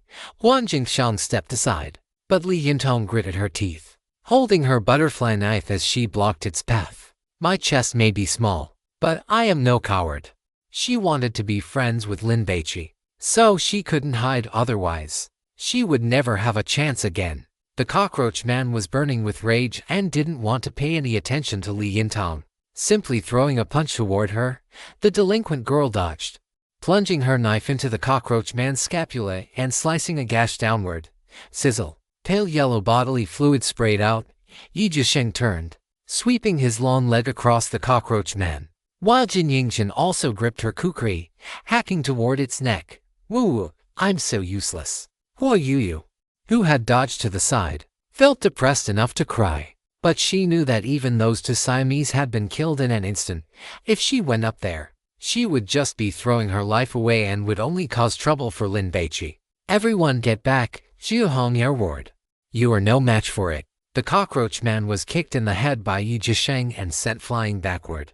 Damn it! The delinquent girl was glad she had dodged quickly, or she would have been hit by the cockroach man. Zhu Hongyao did not dodge. She met the cockroach man head-on with a strike. Moon eclipse, swish! The short blade flashed and vanished. Didge seemed to not exist at all. By the time everyone looked again, only the hilt remained sticking out of the cockroach man's neck. Squeak! The cockroach man, with its back to the high ponytail girl, was enraged. Its two arms suddenly swung backward, moving in a way that defied the constraints of its joints, twisting a full 180 degrees to lash out at Zhu Hongyao. It didn't care about its own life anymore. Zhu Hongyao kicked off the cockroach man's back, followed by a 360-degree mid-air flip. As she pulled out her short blade, she landed right in front of the cockroach man. Coming face to face with it, sundial, swish, Zhu Hongyao slashed out, erupting with several blade lights that landed squarely on the cockroach man's face, tearing its skin and flesh to shreds. Both of its eyeballs were destroyed as well. Zhu Hongyao landed, and before the cockroach man's two arms could swing back, she jumped again, performing a spinning back kick, intending to stomp on the cockroach man's chest and blast it away from the crowd. "Don't!" Lin Baici shouted. If the cockroach man were kicked away, it would land among those other cockroaches, and eating them would allow it to heal its wounds. Zhu Hongyao's ears twitched. What looked like a thunderous strike landed lightly on the cockroach man's chest instead. She didn't know why Lin Baici had shouted that, but she knew that listening to him was never wrong. In truth, not kicking the cockroach man away posed a great threat to everyone, especially to Zhu Hongyao, who had to change her move in a rush. But the high ponytail girl did it anyway, because of trust. The cockroach man kicked out, aiming for Zhu Hongyao. Lin Baici arrived like a raging hurricane, gripping his pipe wrench and smashing it fiercely against the cockroach man's lower leg. Colossus Strength Glove activated, crushing blow, crack. With just a single strike, the cockroach man's lower leg snapped, twisting backward until it was parallel with its thigh. "Hongyao, leave it to you." Having succeeded, Lin Baici did not continue his attack but brushed past the cockroach man, rushing toward the other cockroaches. Because of Lin Baici's sprint, the torch dragged a dazzling trail through the corridor, like a comet streaking across the night sky during a crisp autumn season. The terror that had been lingering in everyone's hearts was dispelled. Li Yintong didn't know why, but she just felt that this was in the bag. The cockroach man must die. Chapter 358, Cockroach Man, Unbeatable. The cockroaches on the east side of the corridor were burned to death, turning into ashes that drifted in the air. Some floated over like a thick winter fog. "Squeak!" the cockroach man shrieked. Its voice shrill and high-pitched. It was the fear and trembling of death from the depths of its soul. Whoosh! The cockroaches on the west side of the corridor moved. Aside from those flapping their wings to fly, more were crawling on the ground, surging over like a black mountain torrent. Holy crap! Lin Baici looked at the thousands of cockroaches rushing over like a tidal wave and didn't dare to use the pine torch. Otherwise, if they were ignited and rushed over before burning to death, even a single spark could set him on fire. So, while extinguishing the torch, Lin Baici decisively activated his divine grace. Whoosh! In the corridor, it was as if a spring breeze had brought rain. A fine drizzle immediately began to fall, sprinkling onto the cockroaches and dampening everything. Pop, pop! Whether they were the size of walnuts or green beans, a flame ignited on every one of their heads, without exception, as if lit by a candle. Because there were so many of them, they looked like fireflies gathering by a riverside on a summer evening mottled starlight, brilliant and dazzling, forming a ribbon of light that crashed toward Lin Baici like a flaming dragon. Damn! Li Yintong glanced over and was instantly struck with wonder. Isn't this too beautiful? Once those flames obscured the figures of the cockroaches, only aesthetic beauty remained. Gu Qingqiu's eyes also lit up. But as for the others, they had no time to appreciate it. The oppressive sense of death brought by the cockroach man was simply too strong. Lin Baici needed to channel his entire body's divine energy to cast this divine grace. which required some time. So, he still hadn't caught up. The head of the dragon collided with him and scattered. It was at this moment that a Buddha shadow emerged behind Lin Baici. The low, cramped corridor could not contain its towering stature. It pressed its palms together and leaned over to blow, floating life night rain. Wild Buddha blows out the lamp, whoosh! It was as if a high monk had blown out the candle by his bedside before going to sleep. With just one breath, that dragon of fire vanished from front to back in the blink of an eye. Countless cockroaches died instantly, falling to the ground with a pattering sound, creating a thick carpet of insect corpses in an instant. Damn! Huang Jingshan was dumbfounded. What kind of divine grace is this? Is the power not too overwhelming? Although some cockroaches were still crawling over, compared to those that had died, it was like a drop in the bucket. The delinquent girl had seen Lin Baici use this divine grace to kill the door-knocking ghost on the 9th floor before. At the time, she only thought it was flashy, but seeing it now killing endless cockroaches in one move, this crowd-clearing ability was simply terrifying. Che Jingxiok stood with one hand in his pocket, his expression one of great surprise. This man always brought him surprises and unexpected turns. Now it seemed this trip to Bizen could be very interesting indeed. Brother, stop showing off and come over here to fight the cockroach man, Huang Jingshan scolded. What the hell time do you think it is? You are still standing there with one hand in your pocket posing like you are in some idol drama. Sorry, Che Jingshu felt embarrassed. But he had no chance to strike because that girl in the sportswear with the high ponytail was incredibly powerful. Jiu Hongyao launched a rapid attack, swish, swish, swish.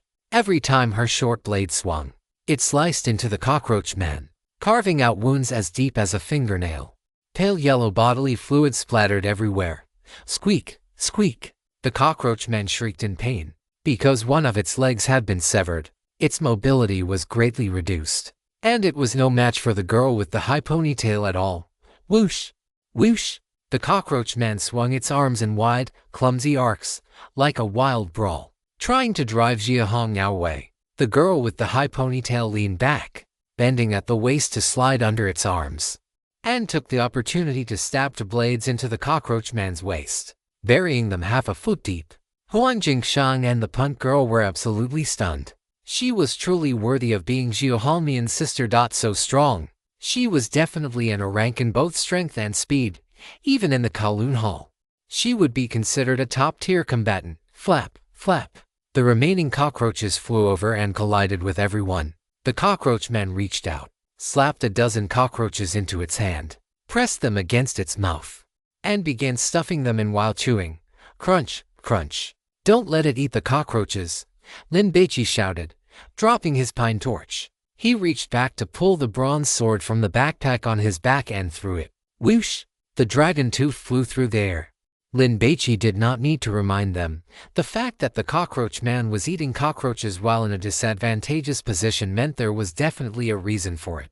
Whatever that reason was, they could not let it succeed. Jiu Hongyao had originally intended to slash the cockroach man's right hand, but upon hearing the sound of the bronze sword cutting through the air, she immediately changed her tactics. Her left hand shot out with lightning speed, leaving a trail of afterimages, and slapped onto the cockroach man's waist. Her fair, slender fingers exerted force, embedding themselves into the creature's muscles like the sharp claws of a cheetah. Divine grace burst, half-life, crackle, crackle, crackle. The cockroach man's entire body began to twitch unnaturally. On the surface of its skin, fine arcs of electricity, like fish swimming in a mountain stream, rapidly surged and spread across its whole body. The next instant, the cockroach man's muscular, hulking frame began to wither visibly to the naked eye, like a plant scorched by the sun, shrinking by a full size. The cockroach man's movements became stiff. It wanted to intercept the bronze sword, but its reaction was too slow to keep up. Puchi. The flying sword shot into the back of its head, pierced through its skull, and burst out from its mouth. The powerful impact even sent its body stumbling forward a few steps. Lin Baici stomped on the floor, charging forward with heavy steps. He grabbed the hilt of the sword with his right hand and gave it a forceful twist as he brushed past the cockroach man, tearing open half of its head. He then turned around to face it again and swung the sword in a furious slash. Swish! The cockroach man's insectoid face was sliced wide open. Just as Lin Baici was about to deliver the finishing blow, Jiu Hongyao stabbed her blade into the center of the cockroach man's back. The cockroach man's left chest exploded. Amidst the flying flesh and bone fragments, only a small, mangled piece of its heart remained inside. Damn it! Because he was standing directly in front, Lin Baici was splattered with blood and gore. The stench hit his nose, causing his stomach to spasm as he fought the urge to vomit. Move aside. Let me handle it. Huang Jingxiang would not miss such an opportunity to beat a dog that had already fallen into the water. And besides, if he didn't fight, he would get scolded by Lin Baici. To hell with that, Brother Xiang. The monster is already dead. Li Yintong rolled her eyes. She felt that if Brother Xiang kept acting like this, he would eventually be abandoned by Lin Baici. She then glanced at the girl wearing the fisherman's hat. Her combat ability looked very poor, but she was quite bold, holding a Japanese sword and wanting to hack at the cockroach man. She was even braver than those 3 Koreans. Jiu Hongyao's half-life was her trump card. It consumed a lot of divine power and required preparation time. If she didn't have teammates to distract the monster, she wouldn't be able to use it, as she would likely be killed while gathering her divine power. For a god hunter, the process of gathering divine power required extreme focus. If they were too distracted, the turbulent divine power would not only fail to manifest as a divine grace but would also damage their meridians and muscles. In short, if you want to use a powerful divine grace, you must seize the right opportunity. Any god hunter who opens with their ultimate move right away is definitely the first to die. Dualishan was dumbfounded. Lin Baici and Jiu Hongyao were actually this strong. She suddenly felt that even if Jesus hadn't been killed by the small monsters, he would have been in grave danger if he had faced these two. The trio of Quan Zhongren exchanged glances, seeing fear and helplessness in each other's eyes.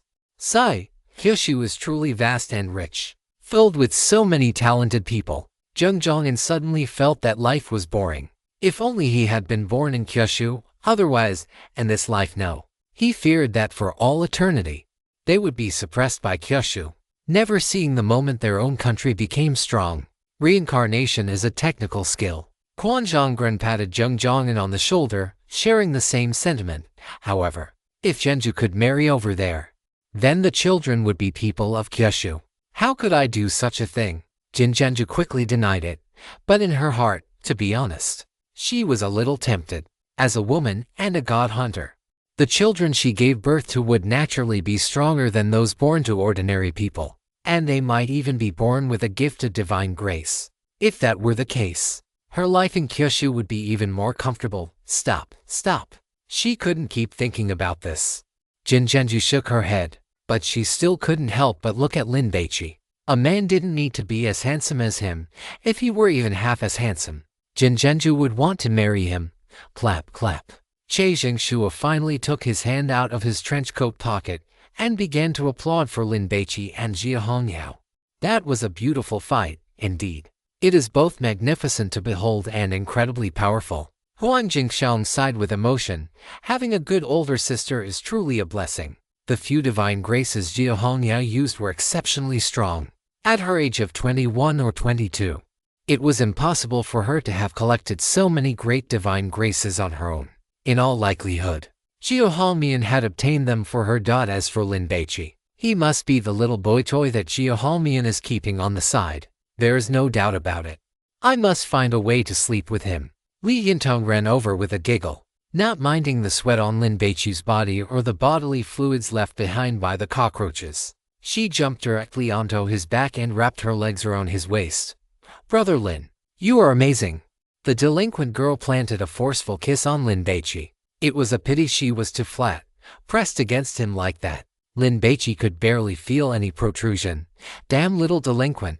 Well, you felt annoyed, sensing that Li Yintong was trying to steal her position as the group's favorite, and the girl was even better at fighting than she was.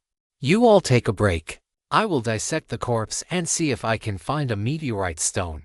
Gu Qingqiu walked over, carrying the red ghost blade. In truth, she didn't care much about finding a meteorite stone. She was more interested in the anatomical structure of the cockroach man. No need for that much trouble. Lin Baici went to pick up the pine torch and casually patted Li Yintong's bottom. "Get down." The delinquent girl jumped down immediately. "I will go pick it up." The petite Li Yintong was as obedient as a Pomeranian. If she had a tail, it would definitely have been wagging for Lin Baici already. "Don't." Lin Baici quickly stopped her. Li Yintong hummed, stopping in front of the torch. She looked at Lin Baici with a hint of grievance in her eyes. She felt that Lin Baici was treating her like an outsider and didn't want her to touch his things. "Don't overthink it. This torch can only be used by little Lin. If anyone else holds it, they will burn themselves," Zhao Hongyao explained. The delinquent girl was truly brave in the face of danger and didn't slack off, which gave the high ponytail girl a good impression of her. Li Yintong looked at the torch. She remembered that after Lin Baici lit it. When she looked at it, she indeed felt an urge to embrace it. Lin Baici picked up the torch and, as he walked back, casually brushed it against the ground. Whoosh! The pine torch ignited like a giant match. Everyone looked at the torch with curiosity. After just a few seconds, they indeed felt a sense of mental swaying, feeling as if it were the light of the world. Lin Baici walked to the side of the cockroach man and thrust the torch onto the corpse. The corpse immediately burst into flames. Thick, black-gray smoke rose, and in about 5 or 6 seconds, the cockroach man was reduced to a pile of ash. Meteorite stone, the tall, leggy girl and Li Yintong exclaimed. A walnut-sized meteorite stone lay in the ashes. "We're rich." It was a pity it wasn't their own. Lin Baici bent down to pick it up, blew on it twice, and tossed it to Zhao Hongyao. "It's yours." Lin Baici's generosity left Huang Jingshan and Li Yintong astonished. Could this kid be trying to have his cake and eat it too with both sisters? Huang Jingshan glanced at Zhao Hongyao. She was beautiful, busty, and had a great figure. If he were Lin Baici, he definitely wouldn't let her go. Quan Zhonggren had seen Lin Baici distribute spoils before and was already quite familiar with his generosity. "You keep it." Zhao Hongyao threw the meteorite stone back. As the team leader, she followed the principle of letting her team members get their fill before she took anything herself. Lin Baici's original intention was that he had already consumed 2 meteorite stones and couldn't consume another in the short term. Otherwise his body wouldn't be able to withstand the impact of the divine energy and might suffer mutations. So he yielded it to Zhao Hongyao. However, he forgot that, unlike him, other god hunters could not directly absorb the divine energy within a meteorite stone. If they ate it, they would definitely turn into dead flesh men. "Then, I will keep it for now and we can divide it after we leave the divine ruins." Lin Baici placed the meteorite stone into his black alms bowl. "Let's go. Let's go check the room." Lin Baici still felt hungry, which meant there were still good things in the room. The remaining cockroaches crawled around on the floor. When people walked by, they would startle them into flying everywhere, occasionally bumping into them. It was disgusting. "I will go scout the path." Zheng Zhongyan hadn't fought any monsters earlier and was worried that Lin Baici would look down on him. Plus, with the cockroach man killed, he felt it was safe. So, he took the initiative to enter the room. But he had barely been inside for 3 seconds before he flew out at an even faster speed, slamming into the opposite wall with a bang. Zheng Zhongyan spat out a mouthful of blood. "What's the situation?" Everyone immediately stood on guard. A cockroach man walked out from inside. "Damn, there's more." The tall, leggy girl's scalp tingled. What was even more terrifying was that it didn't end there. After the first one walked out, a second one followed, then a third. "Fall back," Zhao Hongyao shouted. Soon, 4 full-grown cockroach men stood in the corridor. They were burly with dark skin, and their insect faces were filled with coldness and bloodlust. "Where is the 5th one?" Squeak, squeak. "Is it dead? I don't see a corpse." "Kill them first, then go find the 5th one." The 4 cockroaches communicated in squeaks. Their bodies were a size larger than the one from before. Their muscles fuller and more powerful. One punch would definitely be enough to crush a yak. "God Lin, let's retreat quickly," Huang Jingshan urged. One was already so hard to fight, and now there were 4. If they didn't run, everyone would be finished. Chapter 359. "You scum! Look me in the eye, damn it." Lin Baici couldn't help but curse. He fought 1, and 4 came out, and by the looks of it, they were the older brothers of the one that died, the even stronger kind. "Brother Lin, should we run?" Li Yintang didn't think they could win. I will take one. Han Yao will take one. Huang Jingshang, Li Yintang, and Dual Lishan, you three take one. Quan Zhonggren, Jin Zhenju, Zheng Zhongan, and the handsome guy in the trench coat, you for take one. Yi Zhisheng will provide support. Everyone else fall back. Quick, quick, quick, Lin Baici shouted. The gluttonous god said that once 10 cockroaches are killed, the cockroach men will launch a pursuit, and it will be a fight to the death. So there is no way to run. Rather than being chased and then forced to fight, it is better to do it now, at least while everyone is fully equipped and at full strength. Fall back. Jiu Hongyo let out a sharp shout and was about to charge. As the team leader, this was her responsibility, but she was grabbed by Lin Baici. Don't be hasty. If the others didn't keep up, the girl with the high ponytail would fall into a dangerous situation of being surrounded. God Lin, we cannot beat them. Huang Jingxian's face was full of misery. And who knows if new cockroach men will come out from inside after we finish these. The reproductive capacity of cockroaches is terrifying. So the evolved cockroach men are likely no different. Huang Jingxian was now afraid that after finally killing these 8 more would walk out in a moment. Don't you think about it, such powerful monsters. And there are so many of them. It means there must be a huge meteorite stone inside the room. This was also the reason why Lin Baici did not want to leave. There must be big loot inside. When everyone heard this, they were tempted, but they started to worry. What if Lin Baici wanted to keep it all for himself? After all, he and Jiu Hongyao were so strong that they were enough to suppress everyone else. I guarantee with my character that those who contribute will be given an equivalent share of the spoils. If the meteorite stone is not enough, I will compensate you with God-forbidden items. Lin Baici persuaded them at a very fast speed. You have all seen how many God-forbidden items I have obtained so far. When everyone heard that Lin Baici was willing to part with God-forbidden items, they began to weigh the gains and losses. Lin Baici might be short of meteorite stones, but he had too many God-forbidden items. For him, Beethoven, the music festival television, the Golden Tiger model, these things were obtained too easily. So, he didn't feel any heartache giving them away. Plus, Lin Baici's character had been quite good so far. God Lin's promise is trustworthy. Quan Zhonggren was the first to express his stance. I will listen to Brother Lin. After Li Yintang spun her butterfly knife a few times, she gripped it firmly, brought it to her mouth, and licked it with her tender red tongue. Does anyone have any poison? The delinquent girl's backpack was lost, otherwise, if she could coat her butterfly knife with poison, the lethality would increase greatly. I really want a spatial type God-forbidden item. The delinquent girl remembered the handbag of the white-collar woman who had her head wrapped. It was not only beautiful and fashionable, but it could also hold many things. If you want to leave now, I won't stop you. But if I run into you later, don't blame me for being impolite. Seeing that some people were still hesitating, Lin Baici added more weight to his words. Kill them. Huang Jingxian was very good at following the trend. As soon as Lin Baici finished speaking, he chimed in. Zheng Zhongan spat into his palms. Chop them up, God Lin. I can take responsibility for one. You let Golden Shit and that delinquent girl go fight another one. Che Zhengshuo put his hands in his pockets, flicked the bangs on his forehead, and looked at the fur cockroach men.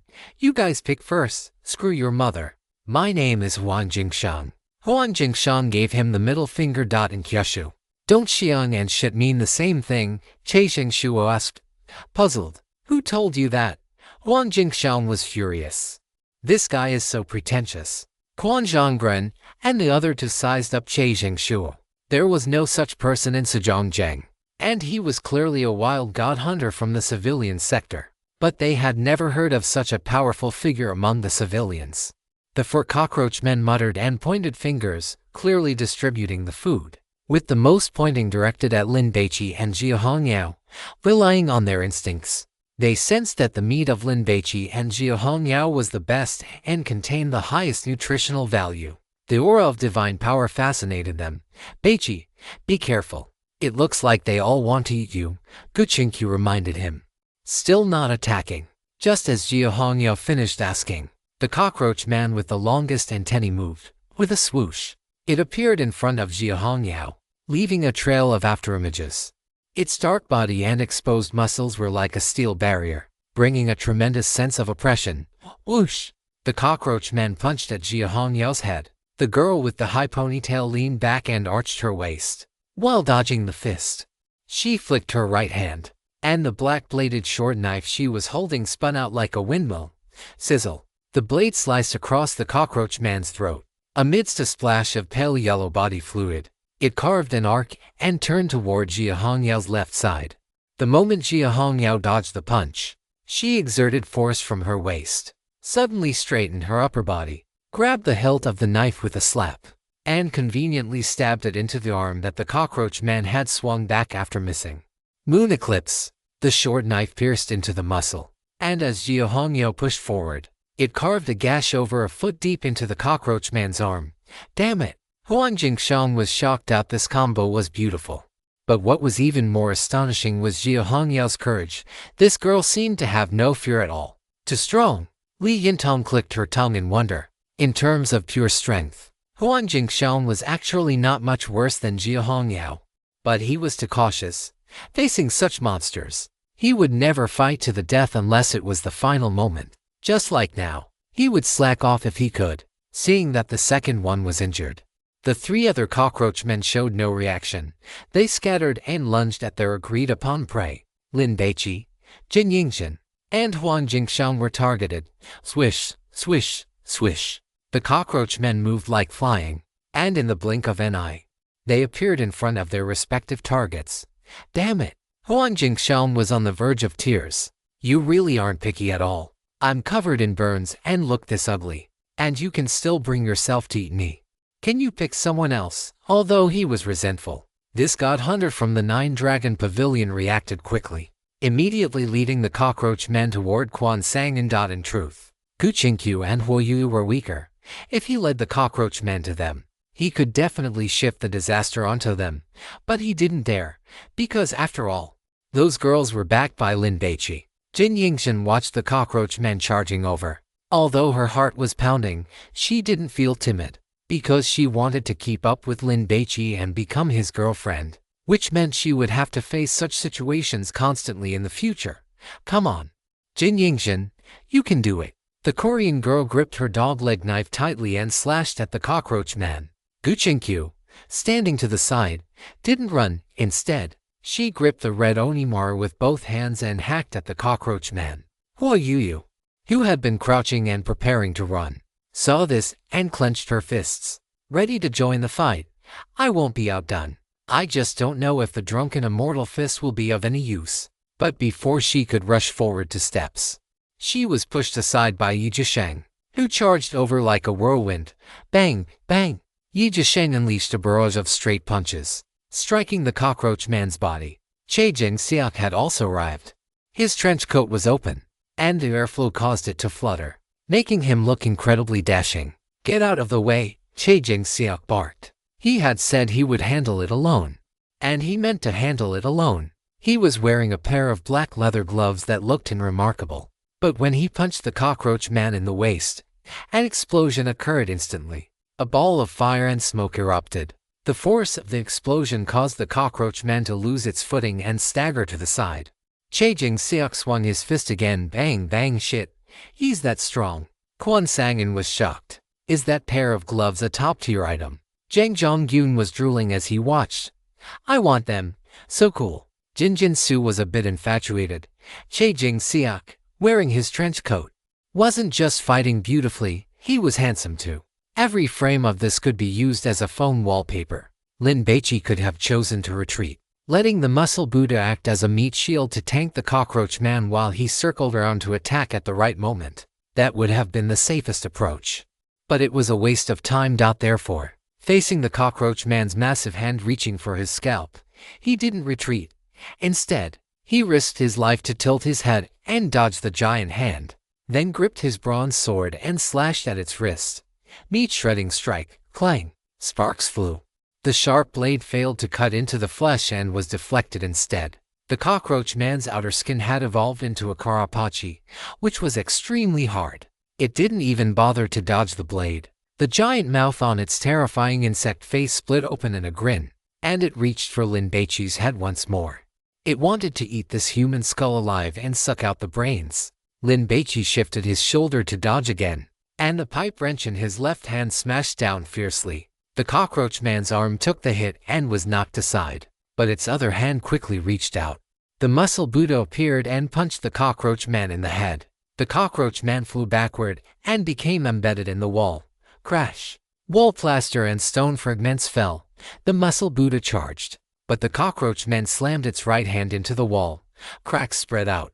The cockroach man ripped off a basketball-sized chunk of concrete and hurled it at the muscle Buddha's face, distracting it while it charged toward Lin Baici. It swung both fists. Lin Baici looked at the cockroach man's undamaged arms. He decisively dropped the pipe wrench and the bronze sword, clenched his fists in front of his chest, bent his waist, lifted his head, and stared directly at the cockroach man. As soon as the opponent entered within striking distance, Lin Baici threw a punch while moving his feet back and forth, activating his mountaineering boots. Dog King footwork, swaying stance, Overlord sheds armor. No clothes to cover the body. Each straight punch roared like a heavy cannon, striking the cockroach man. Every hit caused its carapace to visibly shrivel and collapse. "You bastard, look at me!" Lin Baici provoked it. He wanted to enrage the creature and force it into a head-on exchange, as that was the only way to maximize the effect of his armor-piercing divine grace. Squeak! The cockroach man was furious. It roared loudly and began to trade blows. Lin Baici's eyes lit up. This was exactly what he had been waiting for. His upper body swayed back and forth, left and right. He dodged the cockroach man's storm-like barrage of punches entirely, and during this process, his own fists were never idle, landing repeatedly on the cockroach man's body. Bang, bang! The areas where the cockroach man was struck had its armor pierced, causing them to burst open and reveal the flesh beneath. Realizing it had underestimated its opponent, the creature let out a cry and tried to change its tactics. But the muscle Buddha had already moved behind it, blocking its retreat. Caught in a pincer attack, Lin Baici felt the satisfaction of every punch landing home. Lightning speed only made him fast enough if the enemy was also fast enough, or use some kind of unavoidable divine grace skill. He wouldn't be able to dodge, but the mountaineering boots were different. They provided evasion on a rule-based level. In other words, even for unavoidable attacks, Lin Baici had a certain chance to dodge them.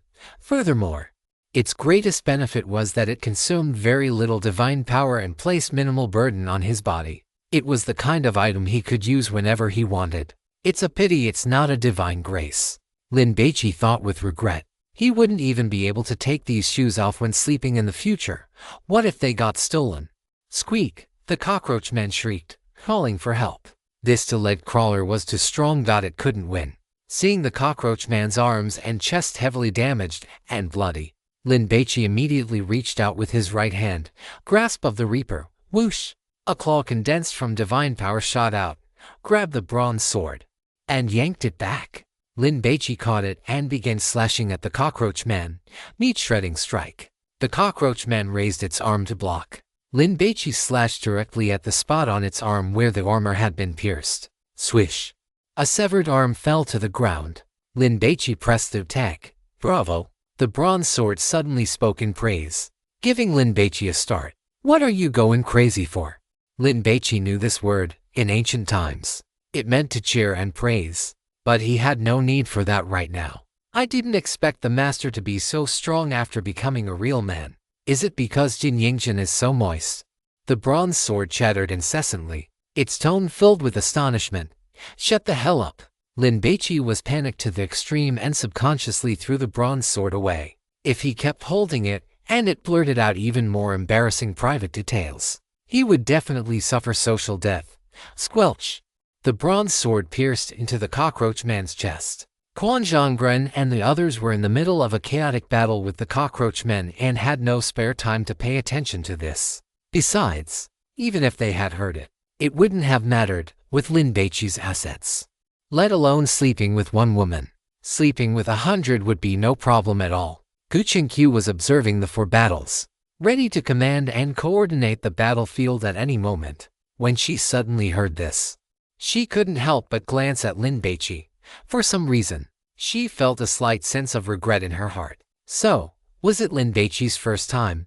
If I had known, I would have made my move. Not because she loved him, but because she wanted to collect this achievement. Jin Yingchen was focused entirely on the cockroach man and didn't hear it, while Huiyu's ears twitched. But she hadn't heard it clearly. Damn it.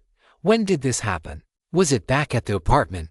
The delinquent girl was so angry she wanted to cry. It felt like she was just one step away from being the first to get there. Che Jing-seok raised an eyebrow and glanced at Lin Baici. Does he like this type of girl? That is different from me. Hurry up and fight the monsters, Lin Baici roared.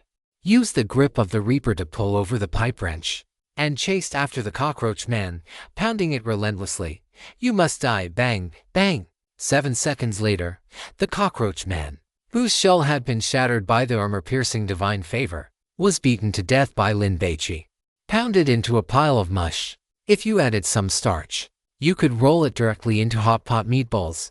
Hoo, Lin Baici panted heavily. Observing the battlefield, God Lin, help, Huan Jingshang shouted. I can't hold on anymore.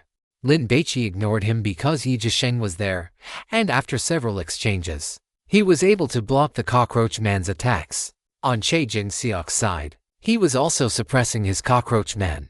Jiu Hongyo severed the head of her cockroach man and followed up with a kick that sent it flying. Chapter 360, Lin Baici, who rewards and punishes clearly. The cockroach man's head flew out like a soccer ball kicked with great force, slamming into the head of the cockroach man in front of Che Jing-seok. Oh, Jiu Hongyo cheered happily. She had just kicked it randomly, not expecting to hit the target. For a cockroach man, this kind of blow didn't cause much physical damage, but it was extremely insulting. Watching its brother's head fall to the ground and roll away into the distance with eyes wide open in death, it flew into a rage. It abandoned Che Jing-seok and lunged toward Jiu Hongyao, intent on killing her. Che Jing-seok flicked his trench coat with his right hand, turned, and dashed back to steps. Then, he stepped onto the wall and pushed off with force, his entire body shooting toward the cockroach man like a spring. Jiu Hongyao prepared to take on the monster. I'll handle it, Che Jing-seok shouted. After rapidly approaching the cockroach man, he grabbed his trench coat with his gloved right hand and whipped it upward. Swish! The hem of the trench coat spun, blooming like a parachute, and covered the cockroach man's head. Che Jing-seok held his right arm vertically, and as his body descended from the air, he slammed his elbow down, striking the cockroach man squarely on the shoulder. The force of the impact was so great that it caused the air to ripple outward, blowing away the cockroach ashes on the ground. Che Jing-seok landed, grabbed the trench coat with both hands, and twisted it over the cockroach man's head, wrapping it up completely. He then leaped up again, his knees acting like battering rams, slamming repeatedly into the cockroach man's chest. Bang, bang! Seeing this, Lin Baici and Jiu Hongyao knew Che Jing-seok had the win secured, so they rushed toward the one Huan Jingshan and Quan Zhongrun were responsible for. Despite having many people, they weren't united and none of them wanted to risk their lives, so they were in constant danger, being suppressed by the cockroach man. I'll take the lead, as the team leader. Jiu Hongyao was duty-bound. Wait a moment, Lin Baici stopped her. Hearing this, Quan Zhongrun and the others felt their expressions tighten. If Lin Baici were to hold the line and force them to fight the cockroach man to the death, they wouldn't dare, nor would they have the qualifications to resist. Fortunately, Lin Baici didn't do that. Instead, he brought out the Muscle Buddha. The Muscle Buddha's body, even taller than the cockroach man, stood in the hallway, making the space feel cramped, narrow, and suffocating. Hoo!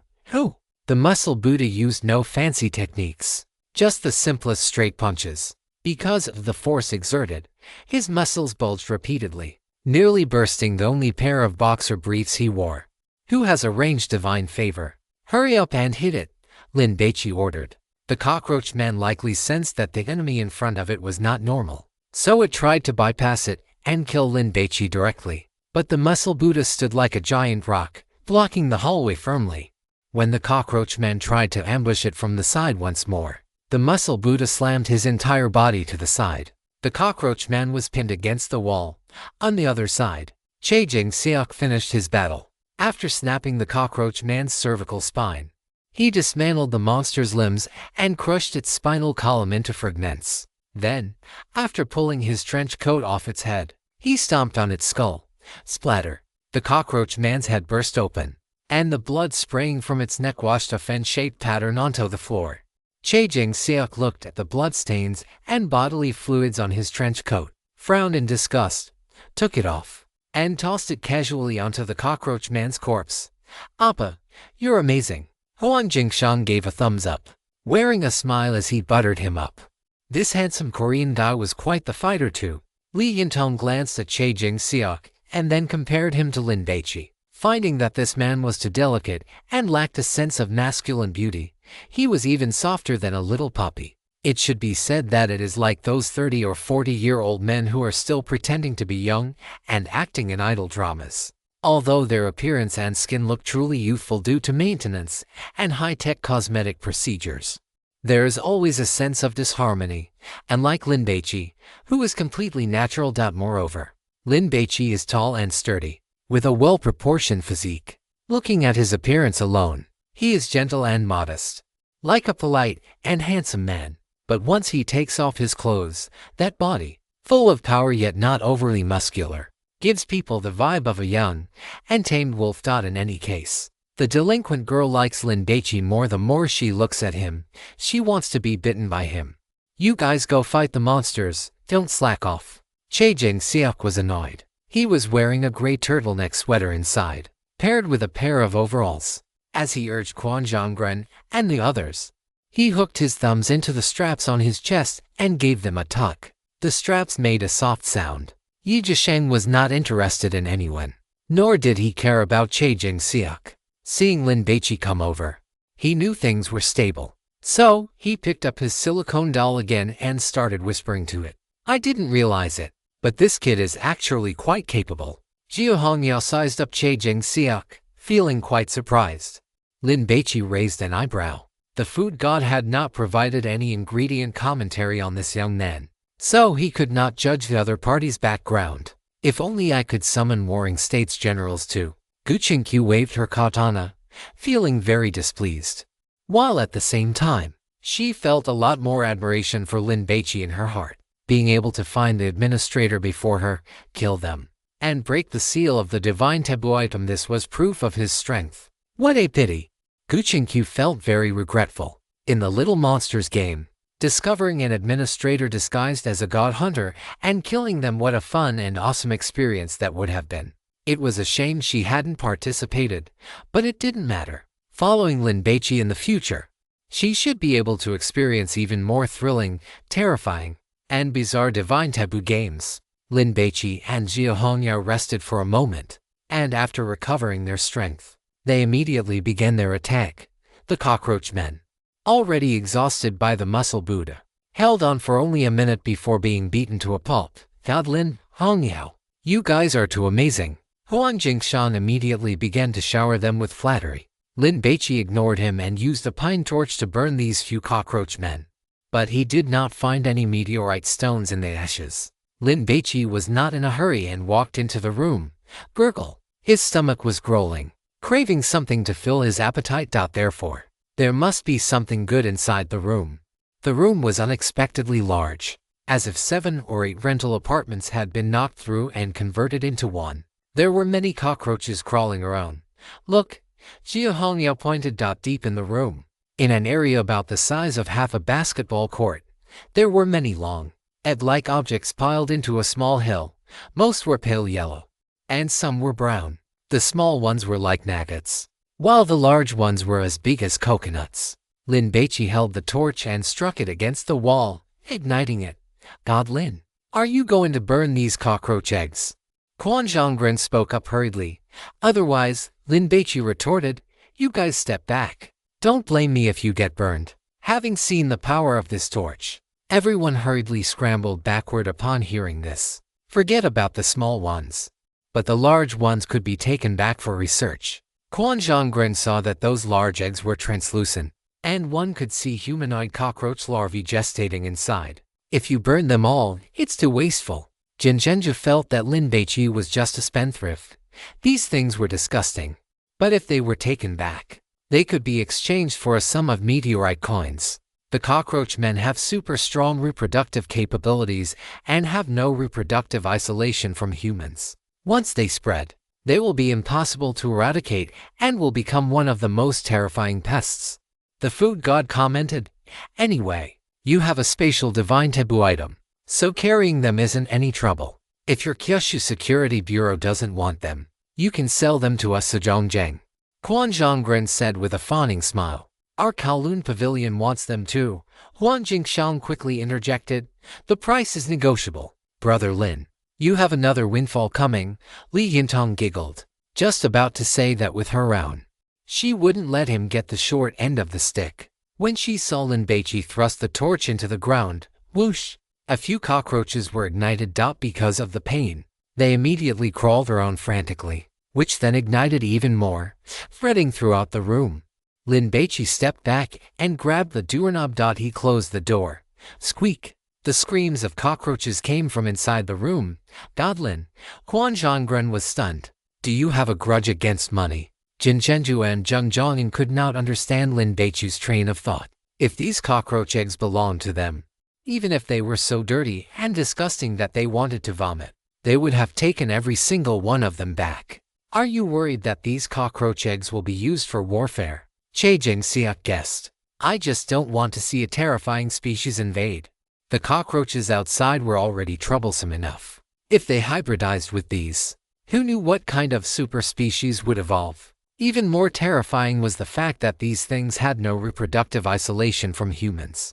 Lin Baici did not want to spray insecticide on cockroaches in his kitchen or closet in the future, only to find that the bug had a human face, or to step on one and see internal organs similar to a human's. Jia Hongyao patted Lin Baici on the shoulder, highly approving of his decision. When she explored divine ruins, she never brought these living divine taboo species out. Lin Baici felt that the burning inside was about done. He opened the door and saw that the fire had already spread to the cockroach eggs. One by one, the small cockroach men felt the danger, broke out of their eggs early, and crawled out, trying to escape, but they were still ignited by the fire. Squeak! These cockroach larvae were all crawling frantically toward the door. Shit! Quan Zhonggren peeked through the door and, seeing this scene, was so scared he shuddered. It is quite terrifying.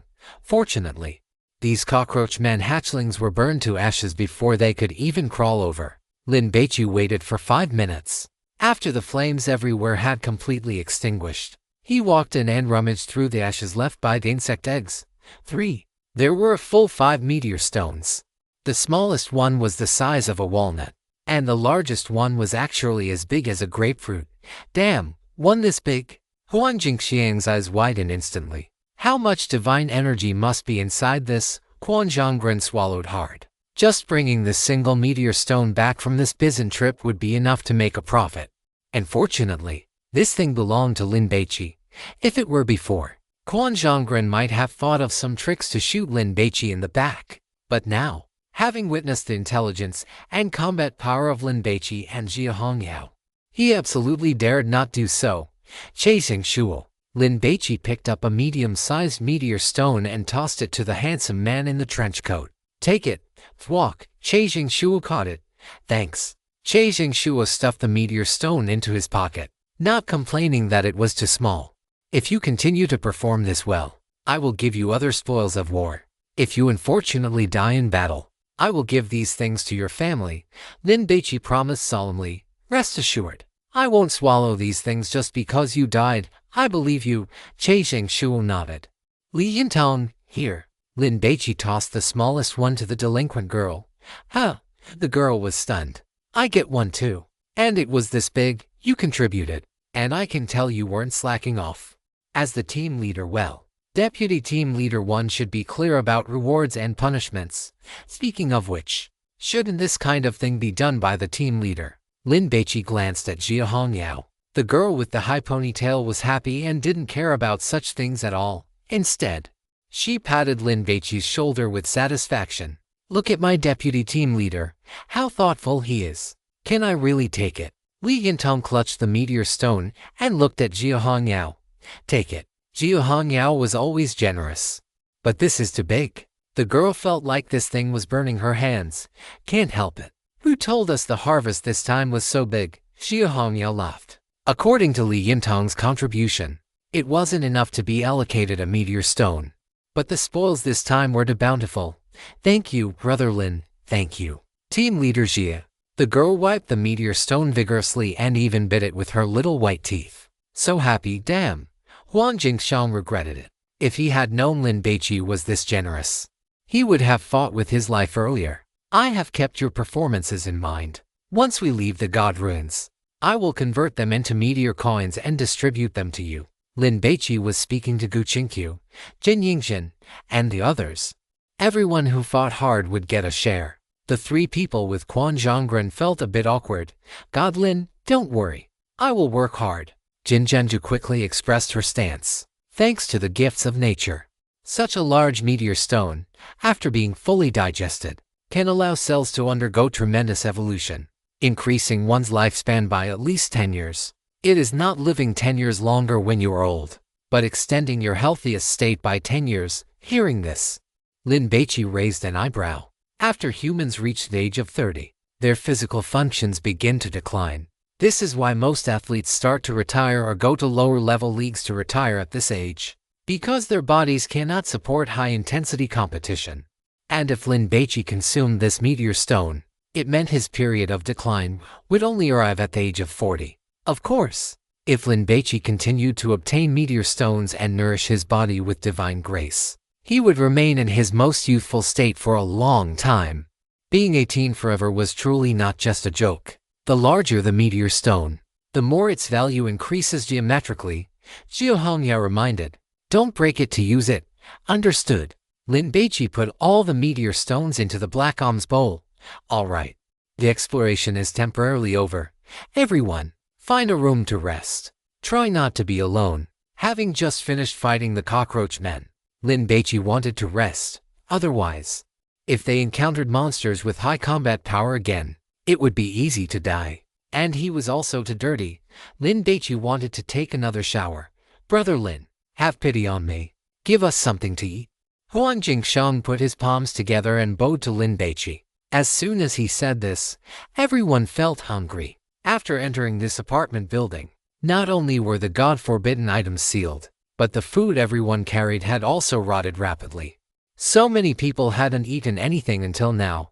Chapter 361. Remember to say thank you, Brother Baici. God Lin, give us something to eat. Instant noodles will do. Zheng Zhongyan put his palms together and also bowed 3 times. Who are you looking down on? Lin, reach out your hand. You have to give at least some luncheon meat and a carton of milk. Ensuring a balance of meat and vegetables, Li Yintong giggled, acting like a team mascot, trying to liven up the atmosphere. She was happy. Not because she got a meteor stone, but because this incident meant she had gained Lin Baici's approval. As long as she worked a little harder, she would be one of his own. Building a good relationship with such a big shot would definitely make life very comfortable in the future. Li Yintong would bet her future husband's green hat that Lin Baici could definitely advance to the dragon level. Self-heating hot pot, for each person. Lin Baici wouldn't be stingy with this little bit of food. Not to mention that he was rich now. Even when he was broke, he was a generous man. Long live Brother Lin. The girl cheered, jumped onto Lin Baici, wrapped her legs around his waist, and gave him a fierce kiss. Huo Yu immediately pouted. Get down. Lin Baici felt awkward, and he didn't particularly like the delinquent girl type. Hee. Li Yintong hopped down obediently and shouted to everyone, come over. Line up and stand still. Lunchboxes are being handed out. Huang Jingxiang, knowing how to play along, took a step forward. Remember to say thank you to Brother Baici. Li Yintong poked Huang Jingxiang's arm with her butterfly knife. Stop acting up. Lin Baici was left speechless by the delinquent girl. He opened the black alms bowl and took out several boxes. You, help me out. As a hanger-on, the female streamer could only contribute in these ways. Okay, Huo Yu, who had been feeling depressed, immediately beamed with joy and shot a glance at the delinquent girl. See that? I am the one who is truly on his side. Huo Yu worked efficiently, opening the boxes, self-heating rice, luncheon meat, milk, canned fruit, Individual combat rations, he didn't know if they tasted good, but they were certainly plentiful. Eat whatever you want, help yourselves. Lin Baici walked toward the exit. I'm going to the room next door to take a shower. Jin Yingxian was still hesitating about whether to follow him when Li Yintong's eyes darted around. She quickly grabbed two lunch boxes and a can. I'll go deliver food to Brother Lin. The delinquent girl scurried away in a flash. Jin Yingxian and Hua Yu immediately looked over, feeling irritated. They knew exactly what Li Yintong was up to. Xiao Bai should be able to resist the temptation, right? Hua Yu muttered. I'm not eating yet. I'm going to shower. Gu Qingqiu slung her katana over her shoulder. Hong Yao coming, sure, covered in grime. Jiu Hong Yao had no appetite and planned to wash up before eating. I'm going too. Hua Yu joined the group. We're all women. Can I come along? Dualishan pleaded. You're covered in burns. How are you going to shower? Gu Qingqiu politely declined. You should just find a place to rest quickly. Room 808. Li Yintong easily picked the door lock. After closing it, she blocked it with a chair, set down the food, and walked up to the bathroom door. Brother Lin. Li Yintong knocked gently on the bathroom door. Shall I help you scrub your back? Lin Baici couldn't reach his back, but he felt embarrassed to have a girl he hadn't known for long scrub it for him. No need, Brother Lin. You've helped me a lot. If I don't do something for you, I'll feel terrible, Li Yintong explained. Don't take it too hard. We're all from Juzhou. We help each other when we can, surprisingly. There was still hot water in the shower head. It felt comfortable hitting his skin, and before long, the bathroom was filled with white steam. But I feel like I owe you. Seeing that Lin Baici was such a gentleman, not even taking advantage of her when she threw herself at him, Li Yintong decided she had to be more aggressive. She took a piece of wire and poked it into the door lock. In just 3 seconds, with a click, the lock opened. The delinquent girl pushed the door open. The rusty hinges let out a creak that startled Lin Baici. What's going on? Lin Baici instinctively reached out to cover himself. Brother Lin, I'm here to help. Li Yintong walked in, worried that Lin Baici would feel awkward. She quickly looked for a topic. What brand of shampoo is this? It smells really good. Lin Baici was dumbfounded, gaining a new understanding of Li Yintong's boldness. Brother Lin, come on. Turn around and put your hands on the wall. Li Yintong picked up a scrubbing towel from the nearby vanity, put it on her hand, and patted Lin Baici's arm. Hurry up. Lin Baici was completely thrown off by Li Yintong. What's wrong? The delinquent girl blinked her eyes. Don't worry. I'm very skilled at this. Lin Baici wanted to ask. Is this skill of yours actually decent? TSK. You have such a great physique. Look at these abs. Li Yintong said with envy. Even for a god hunter, even with a divine physique, to train a body like this, you have to be extremely disciplined and insist on hitting the gym. Brother Lin, I admire you. Li Yintong blew this smoke with confidence. Can you please go out? Lin Baici turned off the shower. The delinquent girl was wearing a spaghetti strap top that had been soaked by the hot water, clinging to her body. The buttons on her hot pants were undone, making her look as bold and unrestrained as a streetwalker in the West. Lin Baici closed his eyes. He was afraid he might make a mistake. Nice body, right?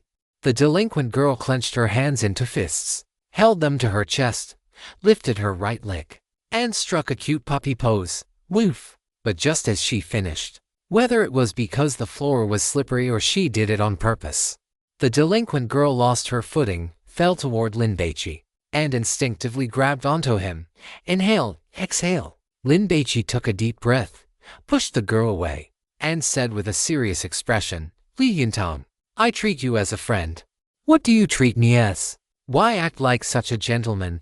Eat it, the god-eater commented. Even though she smokes, drinks, and has tattoos, you're not marrying her, are you? She's just food, The delinquent girl had intended to continue her offensive, but upon hearing this, she froze.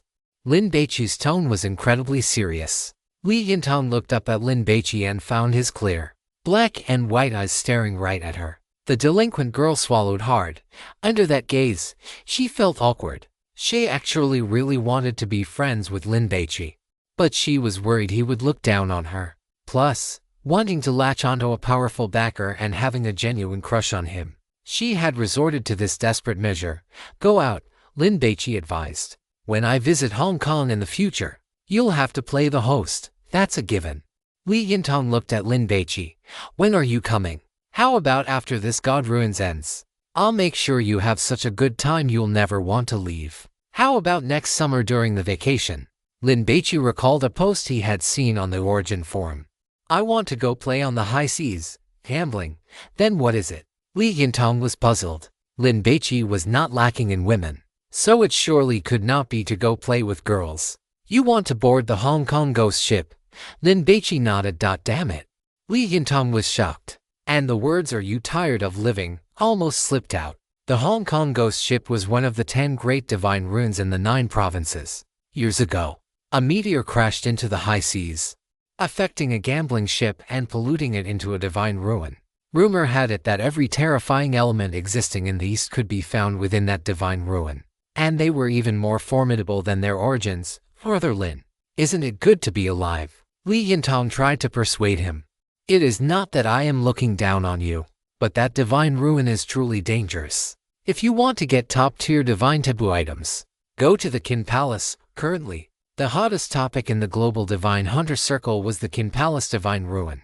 I will consider it. Lin Baici pressed his hand on Li Yintong's shoulder and pushed her toward the door. Go on out. All right, fine. Then, I will treat you to a hot spring in the future. Li Yintong gave up. Things had reached this point. If she continued, it would be too embarrassing to be angrily rebuffed by Lin Baici. Besides, the occasion today was not right. There were at least 2 girls who had a crush on Lin Baici present. Even if Lin Baici had lost his mind, he could not just do whatever he wanted. It was my miscalculation. I will wait for next time, when I can find Lin Baici alone to play, and then we can have a deeper exchange. Finally, having gotten rid of the delinquent girl, Lin Baici closed the bathroom door and sighed. Trash, the gluttonous god commented. And it was self-evident who he was talking about. I have my own moral bottom line. Lin Baici rolled his eyes. He turned on the shower, and after less than a minute, someone knocked on the bathroom door again. Who is it?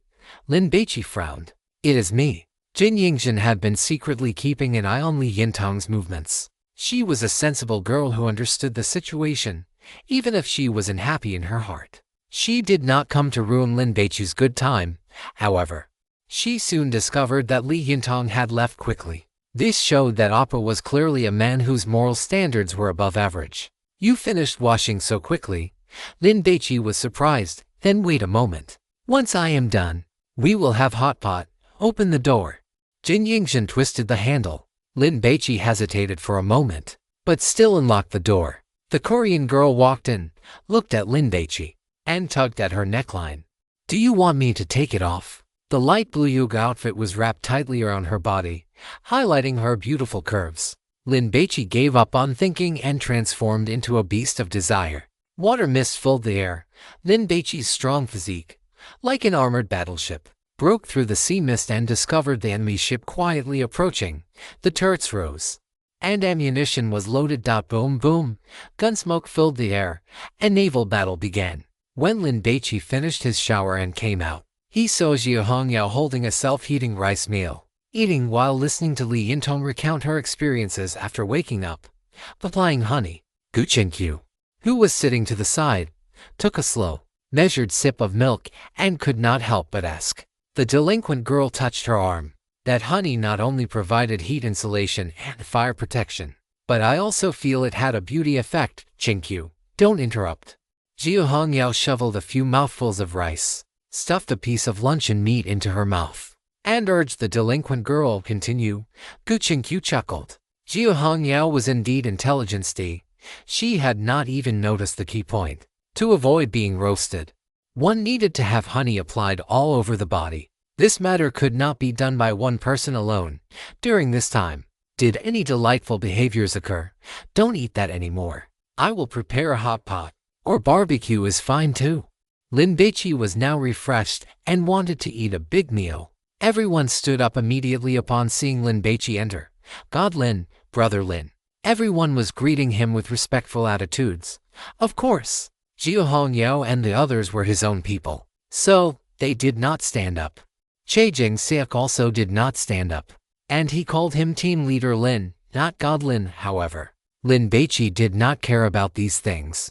Don't go to the trouble. This is fine. Jiu Hongyao was not particular about food. Eating barbecue. Do you want to apply honey? Gu Qingqiu teased. Lin Baici looked into Gu Qingqiu's eyes. The corners of his mouth twitching slightly. Was she hinting at something to me? Fortunately, classmate Gu did not continue this topic. Hongyao, eat quickly. Then go get some rest. Let me hear a bit more. Jiu Hongyao was dying of regret that she had not seen Lin Baici purify the rule pollution with her own eyes. When we get out, let Baici tell you about it. Gu Qingqiu bit her straw and took a sip of milk. If everyone is fine, go get some rest. We will continue exploring the Divine Ruin in 5 hours. For Divine Hunters, being full and having 5 hours of sleep was enough. Everyone was actually exhausted long ago. But since Lin Baici had not spoken, they naturally did not dare to leave and were all waiting obediently. Go get some rest. After Lin Baici finished speaking, everyone immediately dispersed. Jiu Hongyao shoveled a few more mouthfuls of rice into her mouth. What is the plan for next? The opportunity is rare, so I plan to search every room in this apartment building. We will definitely be able to get some loot. Lin Baici had planned this long ago. It is just that the little monster and the head-wrapped office lady are quite dangerous. And it is uncertain if there are even more powerful monsters. And that shut-in. There is no information on him at all yet. Jiu Hongyao handed Lin Baici a heated lunchbox. I have a question. Even though we are fine for now, I don't know if our bodies will start having problems if we stay here too long. Huo Yu and Jin Yingzhen just became god hunters, and their bodies haven't been strengthened much. It's very likely their cells will be contaminated. With the naked eye alone, it is impossible to judge a person's level of contamination. By the time signs of necrotic flesh appear, meaning they can no longer maintain a human form, and their muscles begin to melt, it will already be too late. Lin Baici had considered this problem. The solution was to rely on his hunger radar to go straight for the loot, but that would leak intelligence. Instead of searching the apartment for God-forbidden items, you might as well go purify that head-wrapped female office worker. I heard from Li Taimei that the female monster's handbag is a top-tier item. Gu Qingqiu felt that if they were going to fight, they should fight the boss. 10 cockroach men combined couldn't even beat that head-wrapped woman. Hearing this, Lin Baici's fingers, which were tearing at the plastic lid of his lunchbox, paused. Let's not think about it. Eat first, and we'll take it one step at a time. Jiu Hongyao began to shovel the remaining rice into her mouth. Let's go. Time to sleep. Gu Qingqiu stood up, holding a milk carton in her right hand. Yu, Yingzhen, are you two coming? Both girls stood up. They couldn't just follow Lin Baici. They also needed to build a rapport with Jiu Hongyao and the others. Seeing the three of them leave the room, Jiu Hongyao suddenly leaned into Lin Baici's ear and asked, Is Jin Yingzhen really that moist? Cough, cough. Lin Baici choked instantly, feeling embarrassed to death. So the high ponytail girl had heard that. Jiu Hongyao quickly patted Lin Baici on the back to help him catch his breath. I'm full. I'm going to sleep. Lin Baici dropped his lunchbox and quickly slipped away. Jiu Hongyao watched Lin Baici walk out of the room. She actually wanted to tell him that Gu Qingqiu's skin was also very tender, the kind that would drip water if you pinched it. Chapter 362, Kimchi Girl. You're jumping the gun. That's not playing fair. Ever since everyone woke up in this apartment building, their nerves had been stretched tight. They were either struggling to survive amidst rule-based contamination or exploring with extreme caution, searching for clues to leave alive. It was like wandering through a minefield, never knowing when the danger of death would strike, which caused immense psychological pressure. Now that they finally had some time to rest, everyone fell asleep almost the moment they closed their eyes. Huo Yu had intended to launch a night raid on Lin Baici to make him her own, but after crawling into the sleeping bag he gave her, she fell asleep within minutes. The 5 hours passed as quickly as a man with premature ejaculation. Before he could even take off his pants, it was already over. Yu, time to get up. Jiu Hongyao pushed Huo Yu. Let me sleep a little longer. Huo Yu remained unmoved, grabbing the collar of the sleeping bag and pulling it tight. She then rolled over and continued to sleep. I'm sleeping through my lunch break too. Don't bring me any food at noon. The little fish girl still thought she was in her school dormitory. Get up. Guqinkyu poked Hua Yuyu with the red Onimaru. We're going to be late, stop it. Hua Yuyu squirmed twice and tried to dodge to the side. Don't talk to me about being late. I'm not even afraid if the teacher takes attendance. I'm a big streamer. Okay. If it weren't for the fact that I want a bachelor's degree to avoid being labeled a hopeless illiterate, I would have dropped out long ago. Hua Yuyu knew that the career of a streamer wouldn't last long, and she didn't know when her popularity would fade. That was why she wanted to earn a huge sum of money while she still had the influence, ideally achieving financial freedom so that even if she couldn't stream 3 years from now, she wouldn't have to worry about the future. No, I have to get up. I have to study. I still have to support Xiaobai in the future. Hua Yuyu thought to herself, but her body was very honest, rubbing against the side. Where did the wall go? Hua Yuyu loved sleeping against the wall. It was super comfortable. Jiu Hongyao was speechless. Was she sleeping so soundly? She was confused. Lin Baici just proposed to Jin Yingxin. They're going to hold the wedding as soon as we get out of the god ruins. Guqinkyu's voice wasn't loud, but the sentence had the power of a nuclear bomb. Asterisk whoosh. Hua Yuyu straightened her waist, even intending to stand up, but because she was encased in the sleeping bag, she fell to the floor like a wooden stake. Asterisk bang, asterisk ouch. Hua Yuyu winced in pain, but she immediately turned her head to look at Guqinkyu. Why did Xiaobai suddenly propose to Jin Yingxin? Asterisk woo-woo kimchi girl. You're jumping the gun. That's not playing fair. I was lying to you. Get up quickly. Guqinkyu urged. Qinkyu, your brain is still the best. Jiu Hongyao gave a thumbs up, though that sentence had too much lethality. Looking at how scared the little fish girl was, it would definitely leave a psychological shadow. Qinkyu. Hua Yuyu pouted. Could you joke about something like that? Lin Baici is my white moonlight. Do you want me to tell you what kind of girl Lin Baici likes? Guqinkyu teased. I know. Black stockings, high heels, and a mature, dominant style. That social death sword said so back at the Palm Harbor God ruins. Hua Yuyu felt depressed. She didn't fit any of those 3 categories. What is everyone doing? Come out and assemble. Lin Baici's voice rang out in the hallway. Hua Yuyu didn't dare to delay any longer. She unzipped the sleeping bag, crawled out, rolled it up, and ran out clutching it. 5 minutes later, everyone set off. Although the rest period wasn't long, everyone felt much more refreshed. Lin Baici took out the god-questioning tortoise shell and tossed it into the air. Asterisk clatter. The tortoise shell landed on the ground and began to announce at the top of its lungs. 5 body prostration to offer the 3 sacrificial animals. Respect the ghosts and gods instead of the heavens. Today is highly inauspicious. Avoid staying at home. Avoid taking concubines. Avoid bloodshed. It is suitable to go out on a long journey and visit relatives and friends. I was asking which floor we should go to in order to find a god-forbidden item. Lin Baici picked up the tortoise shell. If you talk nonsense again, I'll smash you to pieces.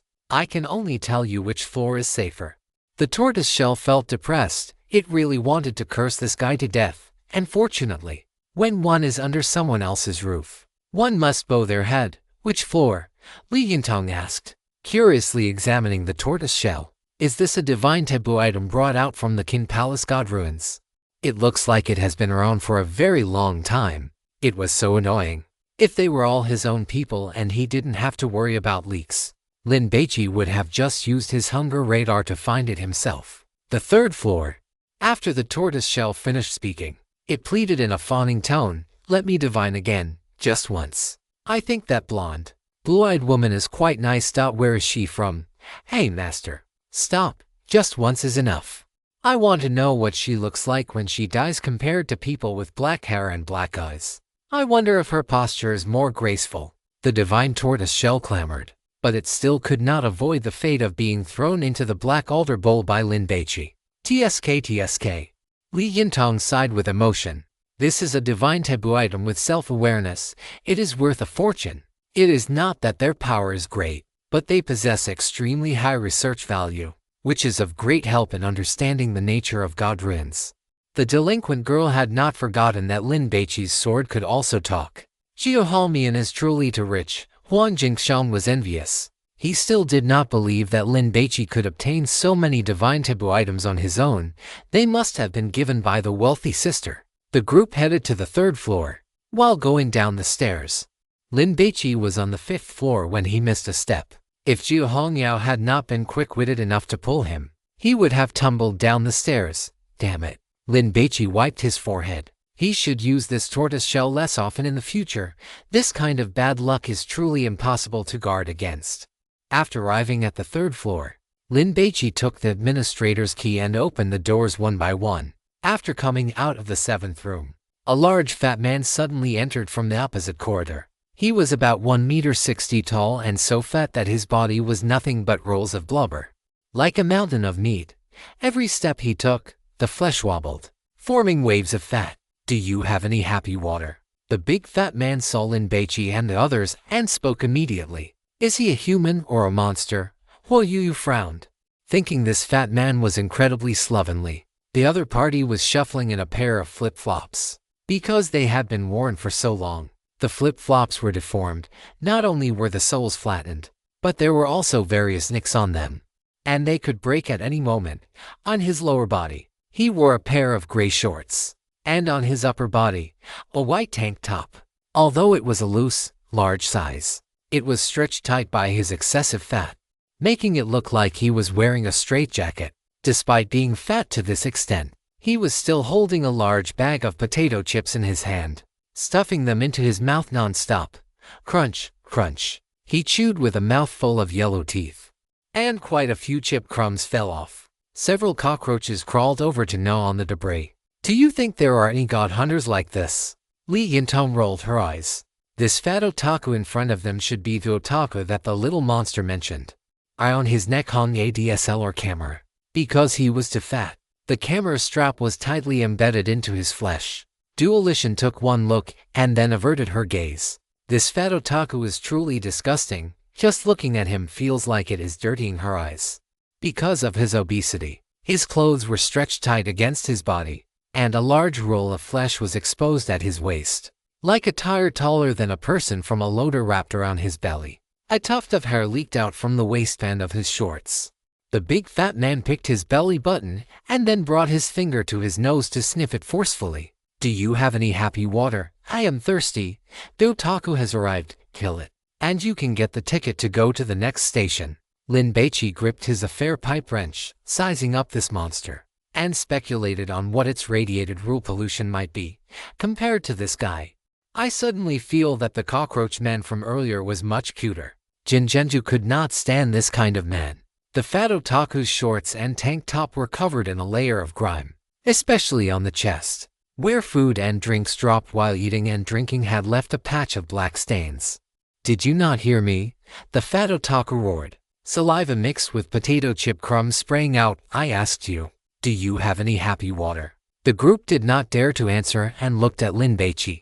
Swish. The fat otaku's small eyes, almost squeezed into slits by his fat, immediately locked onto Lin Baici.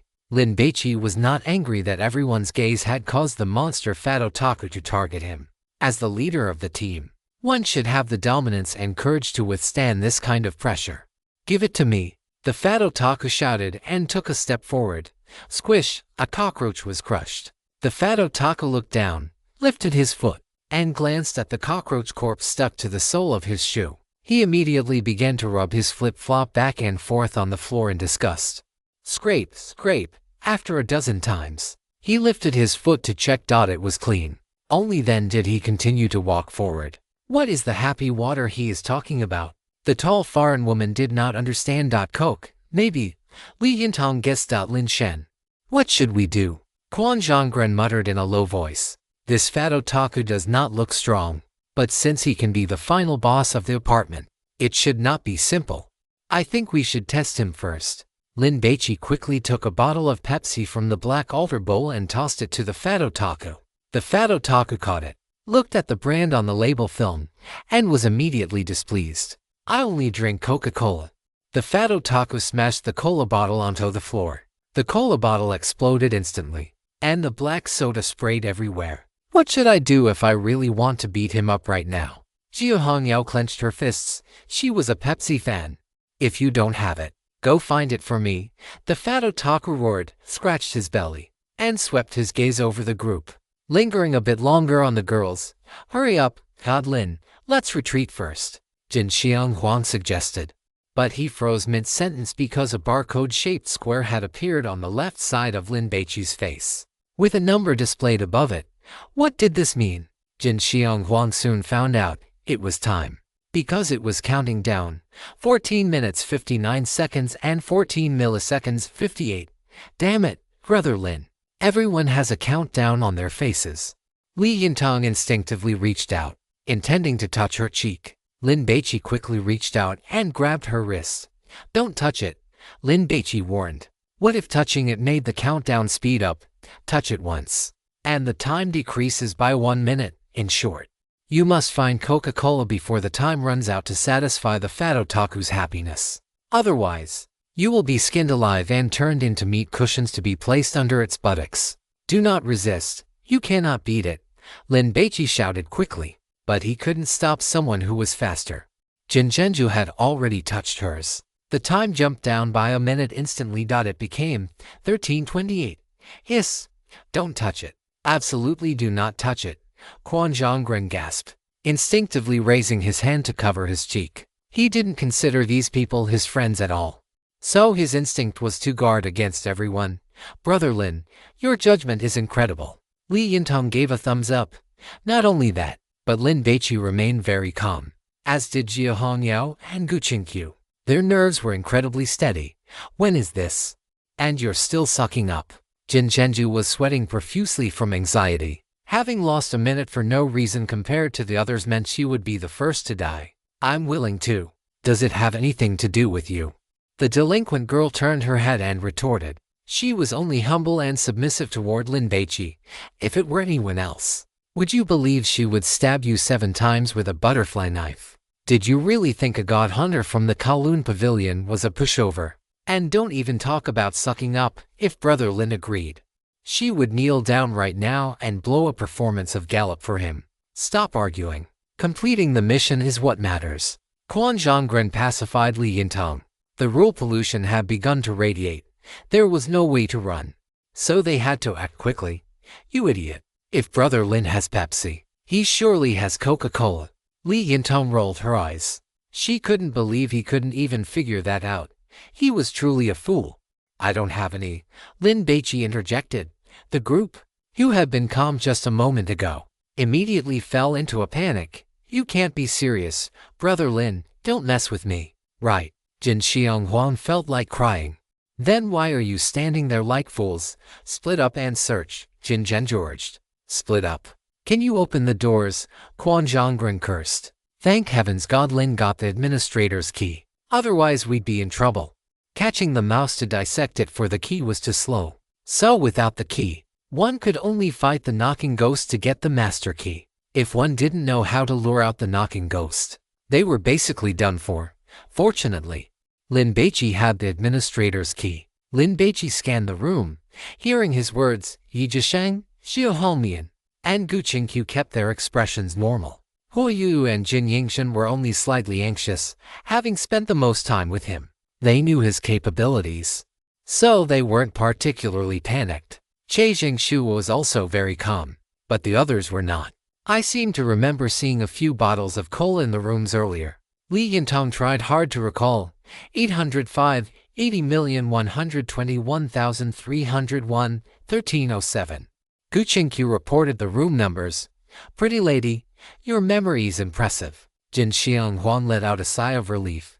Go get them quickly, Jin Zhenju said as she ran toward the stairs. No need to go, Lin Baici shouted. I have Coca-Cola. He didn't take out the black altar bowl in front of the fat otaku, but instead used his backpack as cover to pull out 2 large bottles. God Lin, please don't scare me like that, okay? Jin Zhenju felt like crying. I just wanted to train your ability to handle pressure. Lin Baici shrugged and tossed the cola to the fat otaku. The space inside the black altar bowl was too vast. Lin Baici had bought out all the cola in the convenience store, so he had both kinds. The fat otaku caught it, checked the brand, confirmed it was correct, and immediately unscrewed the cap. He tilted his head back. shoved the cola bottle into his massive mouth, and twisted the bottle with force. Gulp, gulp. The fat otaku began to chug the happy water into his stomach. A 2-liter bottle of Coca-Cola was drained completely in less than 10 seconds. The fat otaku let out a satisfied belch, puffed out his sagging, fleshy cheeks, exhaled, and patted his belly comfortably. Burp.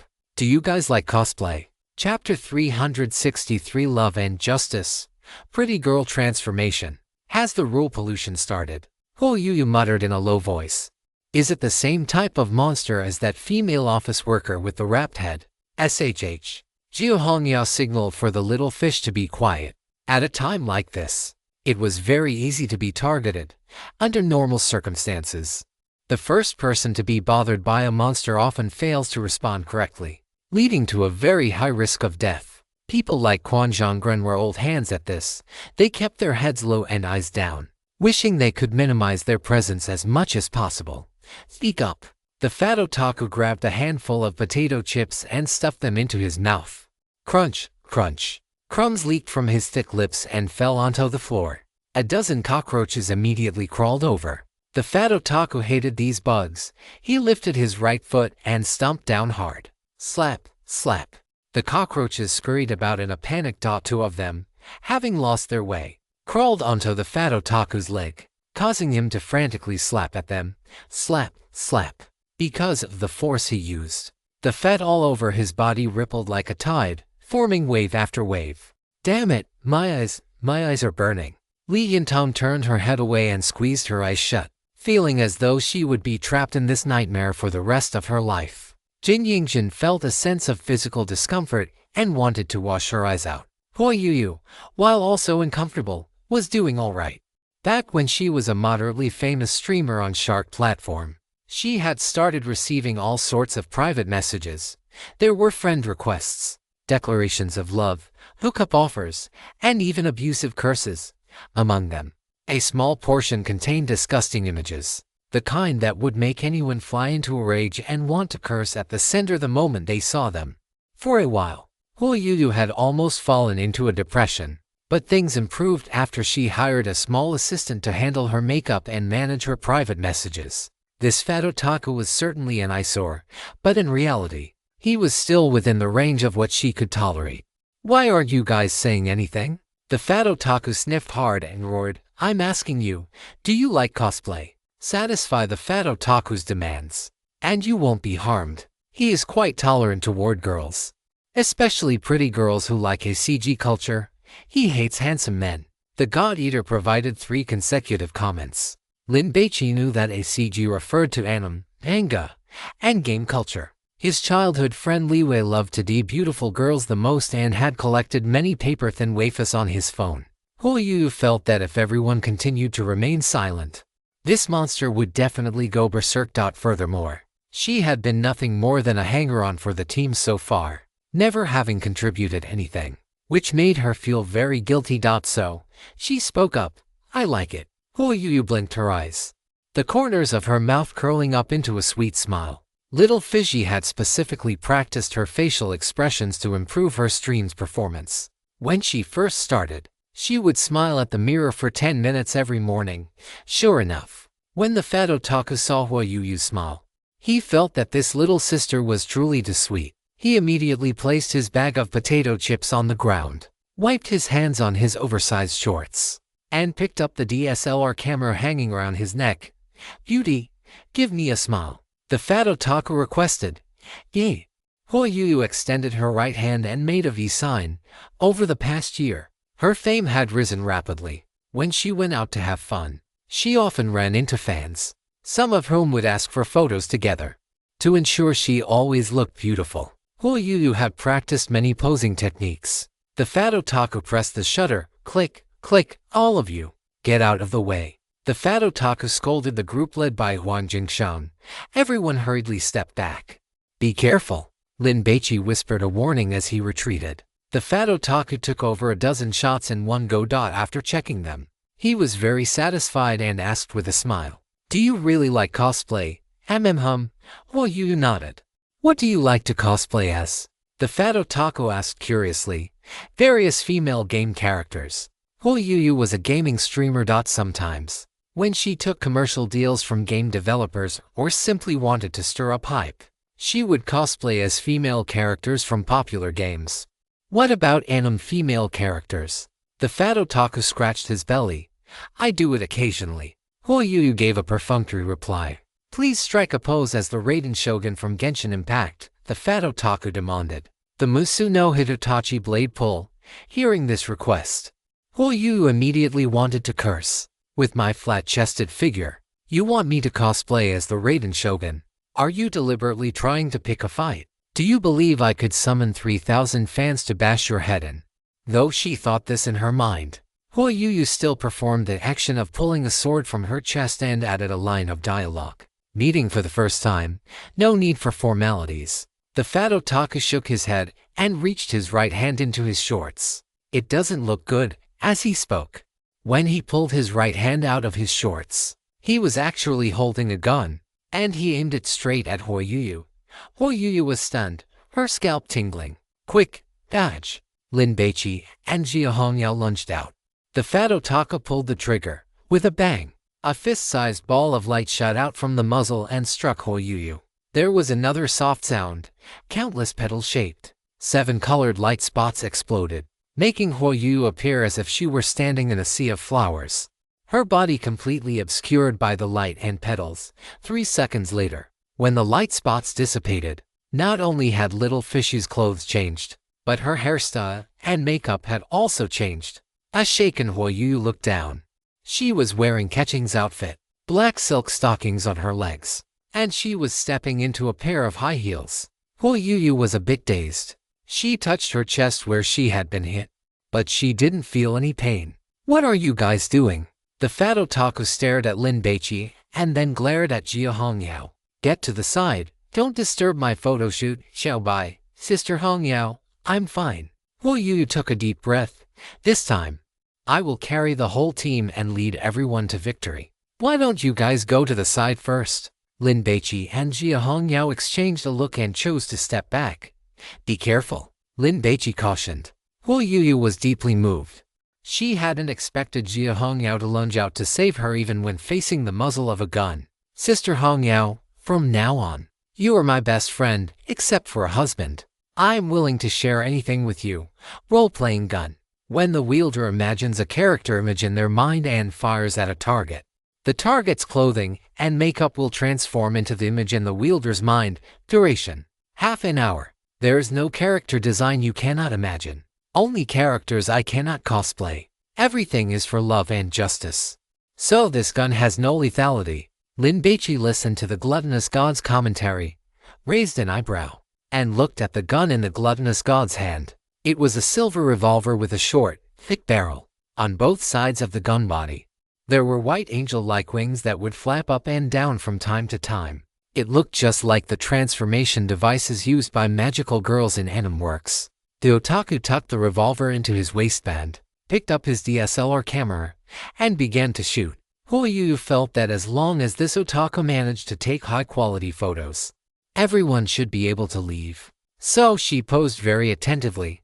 Of course, having a wardrobe malfunction was absolutely out of the question. Her underwear was only for Lin Baici to see. Watching the monster otaku fully immersed in taking pictures of Huo Yuyu, Quan Zhonggren leaned over to Lin Baici's side.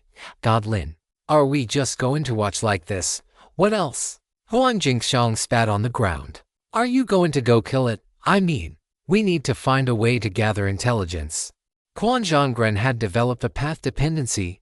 Following the big thigh of Lin was much easier than exhausting his own efforts. Besides, even if he tried hard, he would end up relying on Lin Baici to clear the level anyway. So, he simply chose to lie flat. Where the heart is directed, day after day, there will surely be progress. Huo Yuyu went through all the character poses she knew. That is enough. The otaku checked the photos, looking very satisfied, and gave Huo Yuyu a thumbs up. Thank you. I will trouble you again next time. Then can we leave now? Huo Yuyu clasped her hands together, her eyes full of anticipation. You may leave. After the otaku finished speaking, he ignored Huo Yuyu, his gaze sweeping over Lin Baici and the others, finally landing on Dorisane. Among these girls, Several were very beautiful, but they were all Asians, which he did not care for. Only this one was European. "Do you like to cosplay?" the otaku asked. I like it. The tall foreign girl did not even know what cosplay meant, but seeing Hoyuyu pass the test, she naturally chose the same answer. The otaku nodded, pulled out his pistol, and aimed at the tall foreign girl. A ball of light shot out, hitting the tall foreign girl. Amidst the scattering light spots and petals, a silver bikini armor appeared on her body. She held a bow and arrow in her hand, and her hair turned golden yellow, while her two ears elongated and became pointed. Hoyuyu did not leave. She returned to Lin Baici's side. Seeing the tall foreign girl's appearance, she whispered an introduction. "This is a female elf character that often appears in Western fantasy works. Start," the otaku urged, putting the camera in front of his face, ready to take pictures. The tall foreign girl thought for a moment, aimed at the otaku, and drew her bow. "I really want to shoot this monster to death," Dora-san cursed in her heart, following the otaku's instructions to strike various poses, though she was not as earnest as Hoyuyu. After about 3 minutes and 7 or 8 poses, the otaku shook his head. "Your restoration level is only 62%. Hearing this evaluation, Dora-san's heart skipped a beat. Judging by the monster otaku's expression, this value was likely not high. The otaku looked at Jin Yingjin, then glanced at Li Yintang, pondering which one to choose. The Korean girl had a hot body, but he preferred student types like Li Yintang and Hoyuyu. "Flat chests and short legs are my true love. What does that mean? Am I not worthy?" Gu Qinkyu was a bit depressed, took off her fisherman hat, and fanned herself. "Can I leave now?" the tall foreign girl asked boldly. But the otaku did not answer her, which made her anxious. She hurriedly recommended herself. "I can continue." The tall foreign girl struck a signature sexy pose of Marilyn Monroe, not interested. The moment the otaku's voice fell, Dora-san's chest exploded, flesh and blood splattered. Dora-san screamed, clutching her chest out. "What is going on?" Everyone was startled and assumed a defensive posture. "Damn it!" Quan Zhonggren knew that this must be the outbreak of rule contamination. Chapter 360 For God Lin, don't hit the face. Dora-san held her chest with both hands, but one could still see the bloody mess on her chest. She had been blown up quite badly, with fresh blood splashing onto her arms and then dripping onto the floor. Cockroaches crawled over quickly to lick the blood. The DSLR camera will display the restoration level when taking photos. When a cosplayer performs role-playing, if the restoration level does not reach 70%, the chest will explode if they are female, and the little brother will explode if they are male. Lin Baici heard this commentary and suddenly felt a chill down below, wanting to squeeze his legs together. The lower the restoration level, the greater the damage received, but rest assured, it will not kill anyone. It will just make you learn a lesson. Cosplay is not just about wearing the corresponding clothes, you must also resemble the character in form and spirit, capturing the essence of the character. Everyone be careful. That camera of his must be a divine taboo item. Everyone, put your heart into the cosplay. Don't be perfunctory, Lin Baici reminded them. He did not need to tell them. After seeing Dora-san's miserable state, everyone was already on high alert. The otaku looked at Li Yintang. "Do you like to cosplay?" "I like it." The delinquent girl nodded quickly. In fact, she did not understand ACG culture, but she did know about BDSM games, and she was the dominant one at that. "Please leave the crowd and stand over here," the otaku requested. Once Li Yintang walked out, he aimed the revolver at the delinquent girl and pulled the trigger. After the light spots and petals drifted away, the clothes on Li Yintang's body changed. Her upper body was clad in a small leather camisole that exposed her midriff, while her lower body was covered by a pair of tiny black leather shorts that clung tightly to her buttocks. At the base of her spine, a tail protruded. On the delinquent girl's head, two small, curved red horns had appeared, and behind her back were a pair of black, bat-like wings. In her hand, she held a 3-pronged steel pitchfork. Li Yintang looked down at herself. "This is a demon from Western mythology, right? It is a succubus." The otaku aimed his SLR camera at the delinquent girl. "Please strike a pose." "Val human, sell your soul to me." Li Yintang felt a bit self-conscious, so she could only mimic a line from a demon she had seen on television. Restoration level 50%. It is going to explode, the gluttonous god commented.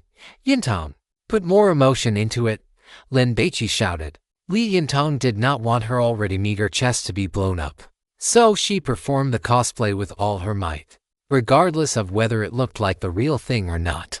At least her level of commitment was perfect. All right. The otaku stopped, swiped his thumb across the screen to check the photos he had taken. Li Yintang's heart was in her throat, barely acceptable. The otaku nodded and looked at Jin Yingjin. Do you like to cosplay? The delinquent girl let out a sigh of relief and immediately ran back to Lin Baici's side. If I say I don't like it, will you let me go? Jin Yingjin complained inwardly as she stepped out, with her shapely buttocks and long legs. She was dazzling and eye-catching just by standing there. The otaku raised his revolver and hit the mark with a single shot. When the light spots and petals fell away, Jin Yingjin was dressed in a tight black leather outfit, wearing over-the-knee boots, and holding a whip in her hand, coupled with the aura of a wealthy heiress who had been pampered since childhood. A queen-like demeanor radiated from her. She has got this, Wu Yu remarked. It is a natural performance. The otaku signaled for Jin Yingjin to begin.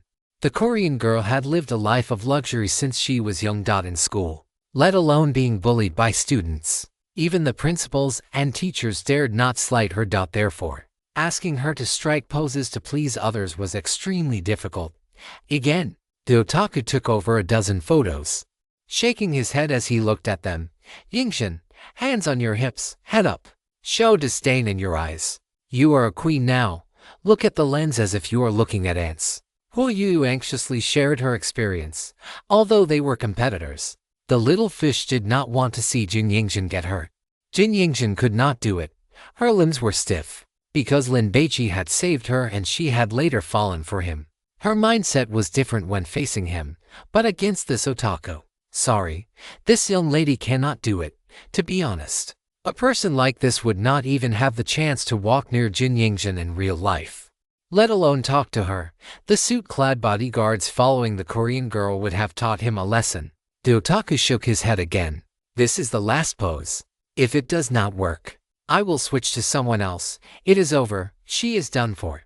Huang Jingshan curled his lip, looking at Jin Yingjin's chest wrapped in leather. He thought about how it would explode, and wondered why he suddenly felt a bit excited. The others looked worried, wondering what the otaku monster would make them cosplay as. Hopefully, it would not be too difficult. Whip it hard. The gluttonous god suddenly said something out of the blue, but Lin Baici understood instantly. Yingjin, use the whip to whip it. Swish. Everyone looked over. Brother Lin, are you worried that she is not dying fast enough? Li Yintang was speechless. If you were a woman, I would think there was a deep grudge between you two, Che Xingshu teased. This line of thinking is possible.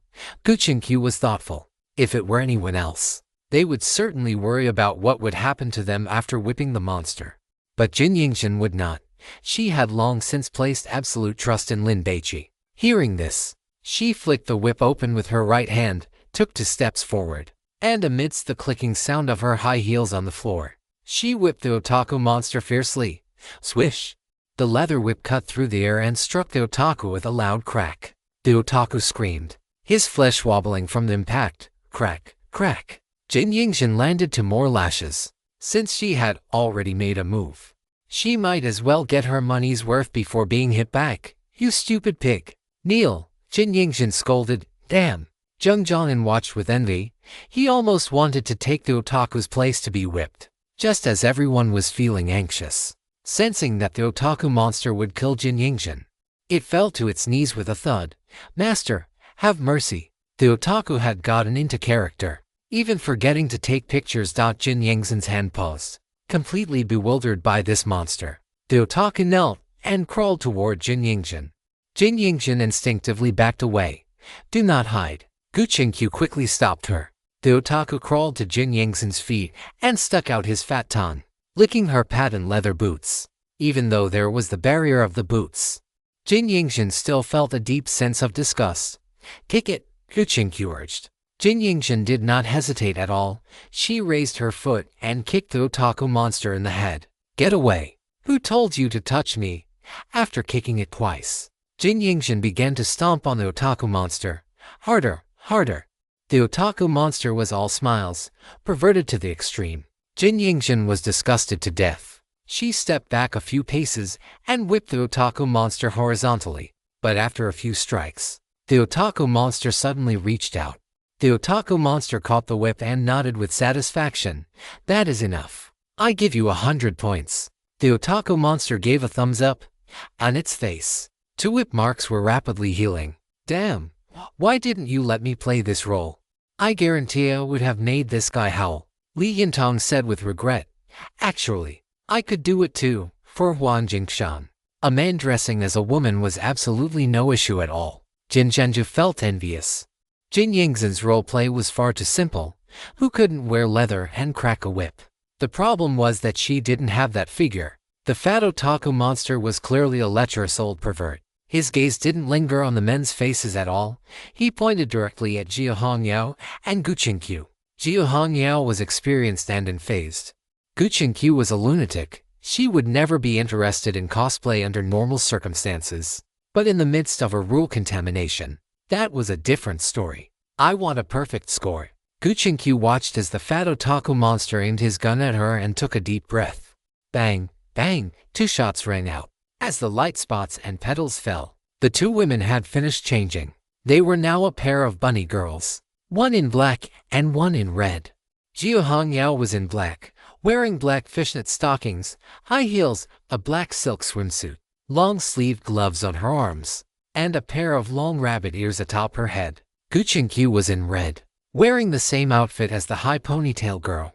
Only everything was made of red fabric. The crowd's eyes didn't linger on Gu Qingqiu at all. They fell straight onto Jia Hongyao's chest. It was truly massive and fair-skinned. Whoever ended up as her husband would be living in a honeypot for the rest of his life, enjoying endless blessings. Gu Qingqiu wanted to curse. Does this damn fat otaku have some kind of misunderstanding about me, with my temperament? Even if I'm not an empress, I should at least be a demon queen, right? What is the meaning of putting me in a bunny girl outfit? Is my glare not fierce enough? Or is my tongue not sharp enough? The fat otaku monster took photos. His SLR camera practically shoved right into Jia Hongyao's face. There was someone else next to her. Sorry, didn't notice. Jia Hongyao was a sporty girl. She had no idea how to pose or act like a welcoming bunny girl. Her limbs were incredibly stiff. But it didn't matter. Those breasts were huge. Even a monster couldn't resist. After some fussing, the fat otaku monster gave 2 thumbs up. Perfect, swish. Everyone immediately looked at Gu Qingqiu. She hadn't struck a single pose, or rather, the fat otaku monster hadn't even photographed her. Just as everyone thought this crazy woman was finally going to suffer a setback, the fat otaku monster began beckoning to the rest of the group. All of you, come over here. The fat otaku monster didn't have such a friendly attitude toward the men. Jin Zhenju felt aggrieved. Why do I have to be grouped with these stinky men? And what is going on with Gu Qingqiu? Why didn't her chest explode? Could it be because she's pretty? Damn it! Even the monsters are fucking superficial. Did you forget something? Gu Qingqiu spoke up. Her meaning self-evident. What about me? Am I just going to be ignored like this? The fat otaku monster looked over. Jia Hongyao covered Gu Qingqiu's mouth, turned back, and smiled. It's fine, it's fine. You continue. Gu Qingqiu and Jia Hongyao were in the same group. The high ponytail girl's level of restoration was so high that it had boosted her score as well. The fat otaku monster was clearly distracted by these small fries, holding his revolver and shooting them one by one. Bang bang. 3 seconds later, Lin Baici and the others had finished their transformation. Their bodies had turned a sickly green, clad in tattered linen clothes or crude leather armor, covered in filthy dust and blood scabs, and emitting a foul stench. What is this? Quan Zhonggren looked at the mace in his hand. It must be a goblin. The handsome man in the trench coat looked grim. PFFT. Jia Hongyao looked at Lin Baici and couldn't help but laugh. She really wanted to take a picture of him like this to tease him later. But unfortunately, cell phones didn't work here. The look created by the fat otaku monster's revolver was incredibly authentic. Better than the professionals who won Oscars for best makeup and styling. Lin Baici and the others looked like they could go straight into a fantasy movie as monsters. saving the production team the cost of special effects. Hua Yuyu looked at the SLR camera in the fat otaku's hands. I want it so badly. No electronic equipment, including cameras, could be used within the god ruins, so no one could leave any mementos. Hua Yuyu thought that if she could get that camera, she might be able to take photos and videos inside the god ruins in the future. Lin Baici had seen goblins in the Crazy Maid game and knew their behavioral patterns. To be safe, he used his backpack as cover, took the Goblin King card out of the Black Altar Bowl, and activated it. An aura of savagery, cruelty, and filth immediately radiated from Lin Baici.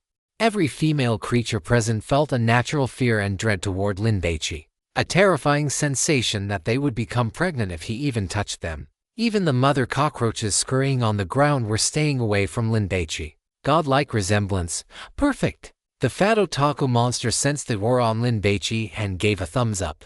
It felt that Lin Baici was truly a goblin, just wearing a human skin.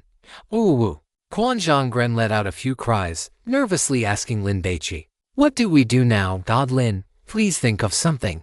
Huang Jingshan was getting anxious. The fat otaku monster was shaking its head while filming them, which meant it wasn't satisfied. Beat him up, beat him hard, the gluttonous god commented. Clench your teeth. After Lin Baici said this, he threw a punch. Quan Xiongren's nose took the hit. It was sour, painful, and felt wet. He wiped it with the back of his hand and saw blood. Damn it. Quan Zhongren instinctively wanted to hit back, but when he turned his head and saw Lin Baichi's cold, stern eyes, he quickly extinguished that thought. He raised his hands, covered his head, and crouched down. God Lin, don't hit the face, Quan Zhongren pleaded. Lin Baici raised his foot and kicked him. Fall to the ground and scream. Quan Zhongren immediately howled and fell to the ground. Oh, well hit. Beat them up. The fat otaku was very happy. Che Jingxiuk looked at the mace in his hand and suddenly swung it toward Huang Jingshan. The head of the mace struck home, and the rusty nails on it scraped off some of Huang Jingxiang's skin. Screw your mother. Huang Jingshan was furious. I endured it when Lin Baici hit me. But who the hell do you think you are? He immediately counterattacked. But the next moment, he was struck in the head by another swing from Che Jingxiuk. He was instantly dizzy, tripped over his own feet, and fell to the ground. Blood streamed down from his head. You jerk. Why are you hitting so hard? Li Yintang was angry. Although the handsome man in the trench coat was Korean, Quan Zhongren also felt that this guy was going too far. However, the effect was excellent. The fat otaku monster watched this scene as if it were watching a clown performance, laughing heartily. Ah, funny, good. The fat otaku monster put the SLR camera back around its neck, bent over, picked up the bag of potato chips from the floor, grabbed a handful, and shoved it into its mouth. Crunch, crunch. Several cockroaches had already crawled inside. The fat otaku grabbed them too quickly, and one didn't manage to run away. It was caught and shoved into its mouth along with the chips, then chewed up. Hua Yuyu felt like vomiting, especially when she saw the cockroaches being bitten through between the fat otaku's yellow teeth, their juices bursting out and dripping onto its chest, with the cockroach legs twitching and brushing against its lips. I wonder what kind of demands it will make next. Quan Zhongren was filled with worry. Chapter 365, 1 hour until death. Everyone's expression was grim. Even someone like Jia Hongyao, who was used to weathering storms, found it hard to stomach. This fat-covered otaku was truly disgusting. Not just its body, but its behavior was simply an eyesore. My room is dirty. Come with me and clean it up for me. The fat otaku scratched its belly, turned around, and left. The group looked worried. Going into the monster's lair like this felt like walking into a trap with little hope of survival. Sigh. Let's go. We have no choice. Huang Jingshan sighed. Everyone understood, so they followed. After walking a few steps, the fat otaku monster seemed to remember something. It slapped its forehead, turned back, and ordered, "You three, go find me some cola and potato chips." The fat otaku pointed at Lin Baici, Huang Jingshan, and Che Jingxiuk. I live on the top floor. It didn't like men, so it left this dirty, tiring work for them to do. Swish. Everyone immediately looked at Lin Baici, their gazes tense. God Lin, I beg you, don't go. Jin Zhenju pressed her palms together and bowed toward Lin Baici. Lin Baici was their golden thigh. If he left, everyone's survival rate would plummet. Huan Jingxiang stared at the barcode on Lin Baici's face. No new time had appeared on it, which made him wonder, does this mean we don't have to come back after leaving? I have some. Lin Baici was about to take food from his backpack when Huan Jingxiang grabbed his wrist. God Lin, don't. Huan Jingxiang stole a glance at the fat otaku monster. Let's leave first. Maybe we can find a way to kill it. Let go. Lin Baici shook off Huan Jingxiang's hand. Jiu Hongyao and Jin Yingxin were all going to the monster's lair. Even if he had a chance to leave, he wouldn't. Stop trying to persuade me. Che Jingxiang didn't care, acting very magnanimous. God Lin. Huan Jingxiang was depressed but helpless. Brother Xiang, consider me too. Li Yintong felt Huan Jingxiang was too selfish. Look at how good Lin Baici was to his friends. Lin Baici took out 2 large Tuol bottles of Coca-Cola and 5 bags of potato chips, handing them to the fat otaku monster. He also took some hemostatic medicine and a roll of bandages, handing them to Dorishan. The fat otaku monster took a look and took the cola, having 1 bottle in each arm, tucked against its ribs. I'll only eat the whole roasted chicken brand. After saying that, it turned around and walked toward the stairs, swaying with its pot belly. Damn it. What a picky eater. Li Yintong cursed. By the way, this whole roasted chicken should be a brand of potato chips, right? I hope it doesn't turn out to be a real roasted chicken in the end. Everyone dawdled, staying by Lin Baici's side. Hurry up and go. The fat otaku monster roared. Zybel, do you want to get hit? Go up first. I'll be there soon. Lin Baici reassured them. Then you have to be quick. The delinquent girl blinked, looking pitiful. Be careful. Jiu Hongyao patted Lin Baici on the shoulder. The group parted ways. Only Huan Jingxiang and Che Jingxiang remained at the scene. God Lin. What should we do? Huan Jingxiang directly ignored the handsome man in the trench coat. Find the potato chips. Lin Baici went downstairs and started opening doors one by one to search. Potato chips were not rule-forbidden items, so the hunger radar didn't react. This is too slow. You go and open all the doors, and we'll check them room by room, Che Jingxiang suggested. Huan Jingxiang wasn't happy. What if we encounter rule pollution? Purify it. Che Jingxiang's tone was matter-of-fact, which nearly made Huan Jingxiang explode with rage. You street rat. Why don't you go die? Huan Jingxiang spat out. Do you think you're God Lin? Can you purify rule pollution by yourself? In an apartment filled with crises, it was definitely safest to follow Lin Baici. If they encountered rule pollution, they could look out for each other. This little Zybel was truly arrogant. Che Jingxiang didn't speak. He squinted, kept his brows flat, and looked at Huan Jingxiang with an expression that said, "Why are you so cowardly?" That's not called being cowardly. That's called being cautious. Huan Jingxiang was furious. God Lin, don't listen to him. Searching rooms alone is too dangerous. I think his suggestion is quite good. Lin Baici stared at Huan Jingxiang. The row of rooms on the left is yours. After I finish opening the doors, I will start searching from the opposite side. Brother Xiang, I don't need to teach you how to do it, right? Huan Jingxiang chuckled, a bitter smile appearing on his face. No need, I understand. Don't let the fact that they called him Brother Xiang or that they didn't utter any threats fool you. Huan Jingxiang understood in a heartbeat that if he slacked off and was much slower than Che Jingxiang, he would definitely be in for a world of hurt. Get beaten up. That would be naive. Lin Baici's punishment would certainly be 100 times more cruel than that. Run away. Huan Jingxiang hadn't even considered it. In his current state, wandering the apartment complex alone, it was nearly impossible to get a ticket to the next stop.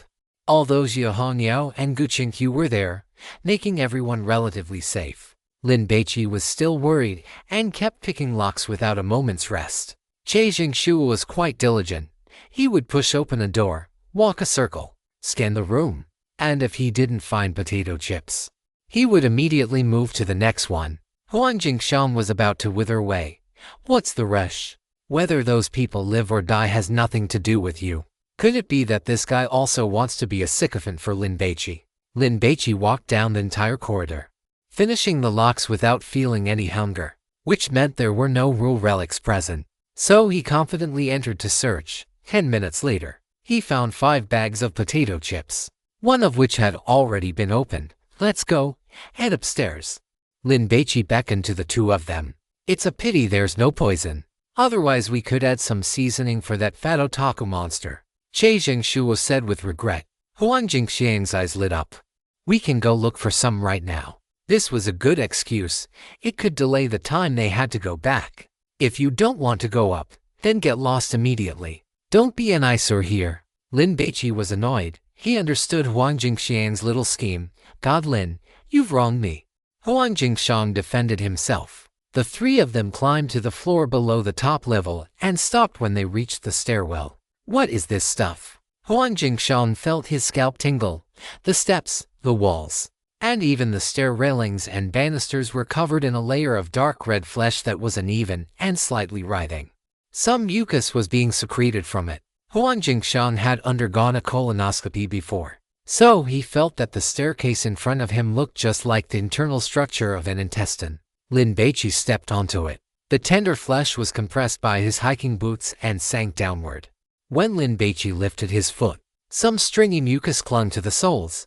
Squelch, squelch. The sound alone was somewhat obscene. Huang Jingxiang took 2 steps and immediately slowed his pace. He Jingshuo, however, looked as calm as ever. Lin Baici walked into the 18th floor. The corridor, over 100 meters long, was now covered in this red flesh from top to bottom and side to side. This time, it really looked like an intestinal tract. The flesh on the floor was the thickest. Feeling like stepping on a sponge, his feet could sink in half an inch. From the ceiling, strips of flesh of varying lengths hung down. The thick ones were comparable to an adult's wrist, and the thin ones were as thick as a finger dot at first glance. They looked like willow branches hanging by a river in spring, or perhaps sausages hung on bamboo poles in early winter. Plop, plop. Some mucus dripped down. There was also a rich, foul stench drifting in the air, pouring into his nose. Lin Baici frowned. For someone with his keen sense of smell, this odor was even more unbearable than the slippery mucus and the disgusting sensation under his feet. Xiao Bai, Huo Yu had been staring at the corridor entrance, and seeing Lin Baici appear, she immediately called out happily, God Lin is back. Jin Zhenju was overjoyed. I knew God Lin wouldn't abandon us. Li Yintong flattered Lin Baici, though she knew she was benefiting from the light of people like Jiu Hongyao. I must have a negative distance interaction with God Lin as soon as possible. The delinquent girl could tell that Lin Baici was a sentimental person. As long as she had one encounter, she could bind him to her. God Lin, over here, Quan Zhonggren waved. Lin Baici walked over and saw everyone waiting in front of a room door plastered with anime girl posters. Only Dory Shen was injured, and too exhausted to care about the filth. She sat on the floor, leaning against the wall to rest. God Lin, the tall, statuesque woman's chest was a bloody mess. If it weren't for the constitution of a god hunter, she would have likely been dead by now. Did you find the potato chips? The voice of the fat otaku monster came from inside the room. Give them to me quickly. I'll go in and deliver them. Gu Qingqiu wanted to enter the room to see if she could find the key to purifying this monster. Lin Baici did not agree. He trusted his own judgment more. He opened the door and went in. The room was pitch black, with only a monitor emitting a fluorescent glow, playing an animation. The fat otaku was squeezed into a gaming chair, wearing headphones, staring intently at the screen. Through the light of the monitor, Lin Baici saw that the walls of the room were covered with posters of beautiful girls. Bring them over. The fat otaku monster shouted without turning its head. Lin Baici took 2 steps and tripped over something, nearly falling. He looked down and saw that the floor was covered in trash, instant noodle cups, potato chip bags, and crumpled balls of toilet paper. Cockroaches the size of walnuts crawled back and forth, and flies buzzed in the air. Bring them over. The fat otaku monster roared. Lin Baici handed over the bag of potato chips. The fat otaku monster snatched the bag, ripped it open with a screech, grabbed a handful of chips, and shoved them into its mouth. Within 1 hour, clean up the corridor outside. Don't you need it done here? Lin Baici felt that this room was dirtier than a pigsty. Are you blind? The fat otaku monster started ranting. My room is so clean. Why would it need cleaning? You're the boss. Lin Baici thought that when the fat otaku monster slept, Cockroaches must be crawling all over it. 1 hour isn't enough. I don't care. If you can't get it done in an hour, I'll turn you all into figurines. The fat otaku monster spat out a glob of thick phlegm. Where are the cleaning tools? Lin Baici pressed on. Find it yourself. The fat otaku monster grew impatient. Get out. Don't disturb me while I'm watching anime. As Lin Baici stepped out, he glanced at the screen and realized the anime the fat otaku monster was watching appeared to be restricted content. Seeing Lin Baici come out, everyone immediately gathered around. Lin Shen, what is going on? There's a 1-hour countdown. Quan Zhonggren pointed to his cheek. Everyone was very nervous because they discovered the countdown had refreshed. That monster wants us to clean this hallway. If we don't finish in an hour, it will turn us into figurines. Lin Baici looked left and right. Hurry up and find brooms and mops. 1 hour. Huan Jingshan looked at the hallway, which was over 100 meters long, and almost cried. He really shouldn't have followed Lin Baici up here earlier. Wouldn't it have been better to just run away? How is it possible to finish this? Jin Zhenju complained. Stop talking nonsense and hurry up and find tools, Jiuhong urged. Except for the fat otaku's room. The 18th floor was covered in layers of flesh, making the doors invisible. So everyone went to the floors below to find tools. If we didn't have the manager's key, we would be dead for sure. Li Yintong felt a lingering fear. Lin Baici killing the manager had been incredibly significant, saving them a lot of time.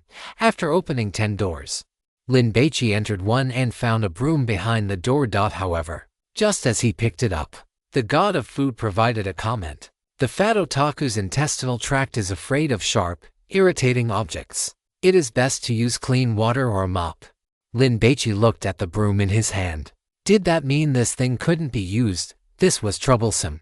If he had to switch to a mop and sloppily mop the entire hallway, it would still take a lot of time. Little Lin, are you ready? Jiuhong Yao was carrying a bucket of water with a mop slung over her shoulder. I'm going up first. Hurry up. Everyone, don't dawdle. Wang Jingshang shouted. Don't use the brooms, Lin Baici warned. Che Jingshu was confused. You talk too much. If Lin Shen says don't use them, then don't. Zheng Zhongyan scolded. Go and swap them for mops. 3 minutes later, everyone had collected a bucket of clean water and headed upstairs with mops to begin cleaning the flesh in the hallway. What about the stuff on the ceiling? Huo Yu looked up. Should we find a stepladder? It was a pity that the muscle Buddha could only fight. If only it could be a housekeeper. Don't worry about the top for now. Huan Jingshang swished his mop up and down in the bucket, pulled it out, and slammed it onto the floor, scrubbing vigorously. The way he gritted his teeth showed he was clearly venting personal grievances. Swish, swish. Suddenly, the uneven flesh around Huan Jingshang began to squirm and swell rapidly, like hyperplastic tissue, as if it were about to engulf him. Everyone quickly backed away. Damn it. Huan Jingshang dodged twice, but his feet were already buried. Pale with fear, he cried out, Lin Shen, help me. The force used was too great. The intestinal tract is having a rejection reaction and is trying to expel the foreign object. As soon as the god of food finished his comment, Huan Jingshang was swallowed up, forming a large ball of flesh. Then, the flesh ball erupted like an active volcano. Huan Jingshang, covered in a large amount of yellowish mucus, flew over 30 meters away and crashed into the hallway. Some yellow gas also began to diffuse, and Huan Jingshang himself smelled so foul that he was completely ruined. Huan Jingshang started retching just from the smell on his own body. Everyone covered their noses, especially the girls, who wore expressions of horror. If they were sprayed like that once, it felt like it would be a lifelong psychological trauma. Don't use too much force, Lin Baici warned. Continue. Hurry, hurry. 10 minutes have already passed, Jiuhong Yao urged. There was no need for the girl with the high ponytail to say anything. Everyone had a countdown on their faces. This meant that when time ran out, no one would escape punishment. So everyone worked very hard. However, the hallway was simply too long. Seeing that there was little time left, most of them became anxious. Damn it. Instead of wasting our energy, why don't we just go and fight the monster? Quan Zhonggren kicked over his bucket and suggested to Lin Baici. If we're going to fight, let's do it quickly. Who knows what will happen to us when the countdown ends? Huan Jingshang worried. Don't be impulsive yet. Think about whether there are any other ways. Gu Qingqiu did not want to fight the monster, otherwise, they would surely all be wiped out. Chapter 366. Still have to rely on Lin Shen. Everyone looked at Lin Baici. At a time like this, the leader had the final say. Besides, even if they chose to fight the monster, Lin Baici was the undisputed main force. If he didn't give the word, were they just going to go and throw their lives away? Let's think of other ways. Lin Baici held his mop, cleaning the dirty flesh off the floor. Fighting the monster was definitely not the answer. They had to find another way. But the immediate priority was to survive. Never mind 1 hour, even if everyone grew 8 arms. They wouldn't be able to finish cleaning this hallway in 2 hours. Splash!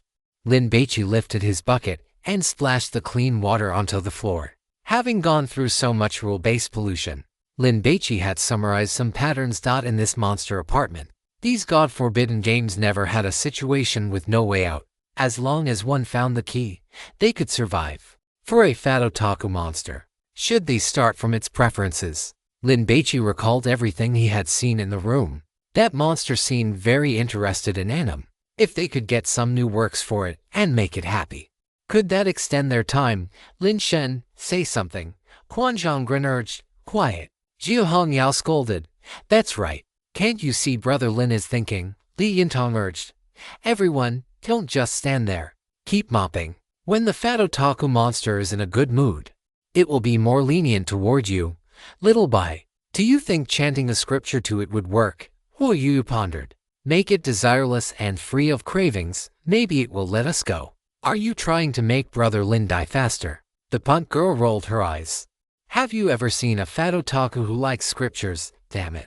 If we were in Hong Kong, I would treat it to a sauna and arrange 10 pretty girls to keep it company. Huang Jingxiang spat out a thick glob of phlegm. Jing Yingjin and Huo Yu were Lin Baiqi's friends, so Huang Jingxiang dared not tease them and could only make lewd remarks to Li Yintong. Why don't you go keep it company? The punk girl gave him the middle finger directly.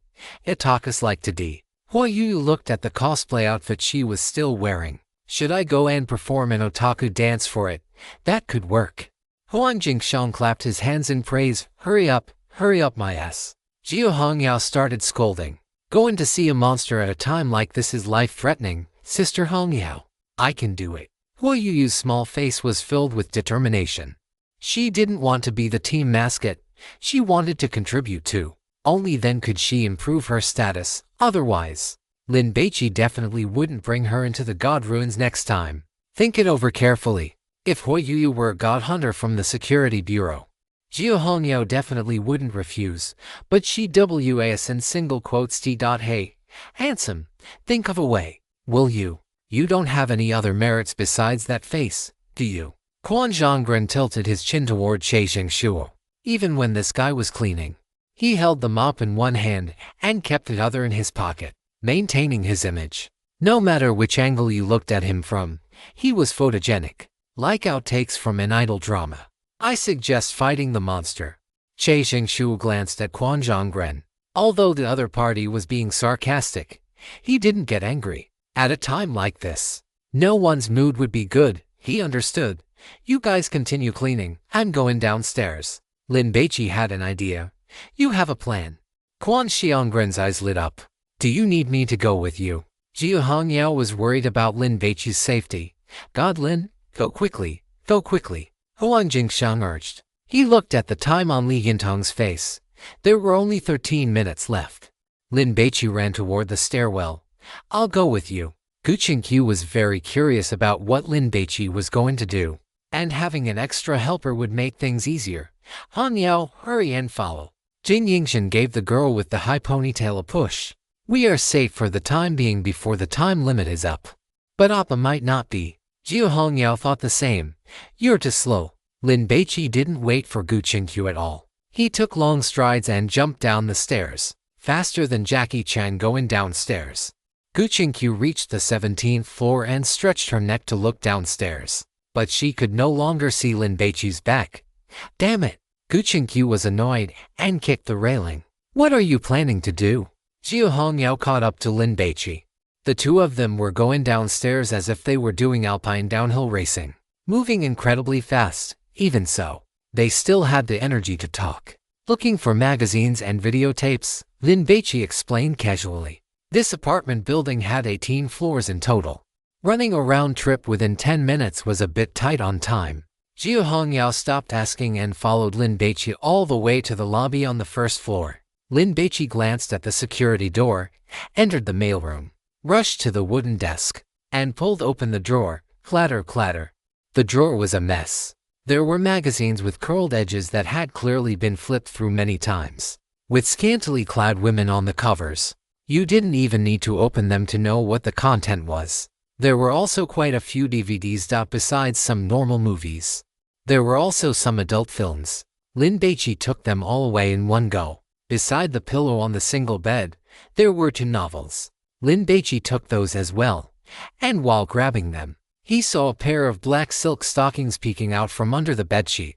He grabbed the sheet and yanked it off with force. Good heavens! There were over a dozen pairs of silk stockings hidden underneath, and every color imaginable. Lin Baici found a bag and packed them all up. Do you think this will work? Jiu Hongyao felt it was a bit unreliable. We'll know once we try. Lin Baici finished searching, saw that there were 5 minutes left, and buried his head as he rushed toward the top floor. Why isn't Godlin back yet? Jin Zhenju was pacing around anxiously. He didn't leave, did he? Dualishan was worried. I think Godlin must have a god-defying item that can avoid rule pollution. Definitely not. Huang Jingshan was relatively at ease because Jin Yingchen and the others were still there. I hope there are no accidents. Li Yintong stood at the stairwell, praying while looking downstairs. Suddenly, she called out in surprise, "He's here! He's here!" I heard footsteps. Whoosh! Everyone gathered around. Lin Baici and Jiu Hongyao ran up one after the other. Why aren't you cleaning? Lin Baici frowned. Godlin, how did it go? Che Shuo asked. I'm going to try, Lin Baici instructed. Don't slack off. Keep cleaning the hallway. With little time left, Lin Baici took a few long strides to the room, knocked, and without waiting for the fat otaku monster's permission, pushed the door open and went in. The fat otaku monster was wearing headphones and didn't seem to hear Lin Baici come in. Lin Baici watched the fat otaku monster piled up on the gaming chair like a mountain of flesh, exposing the back of its head. He really wanted to slash it with his sword, but in the end, he held back. Buddy, I brought you some good stuff.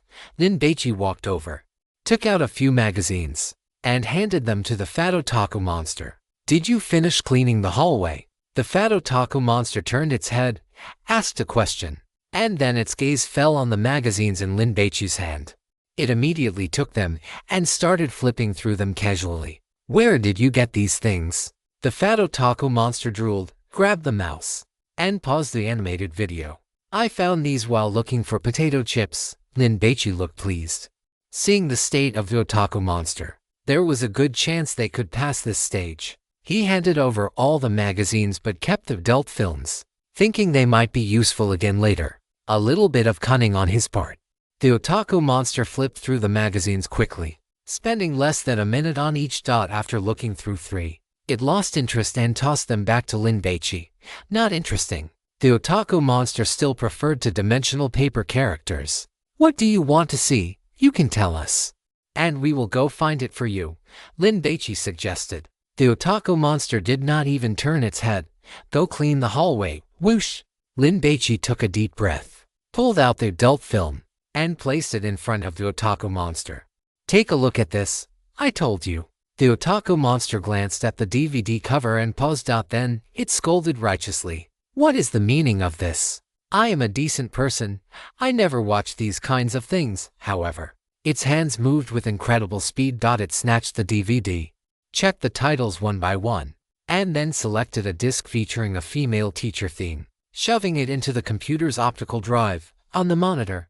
After the opening credits, the content began to play. It showed a school where a female teacher was being coerced by a blonde delinquent. The otaku monster picked up the roll of toilet paper next to the keyboard on the desk. Andy's toilet paper. It can wipe away any stain when you hold it. You cannot wait to do housework. Seeing any dirty place in the house makes you unable to bear it. You must either clean it up or go crazy.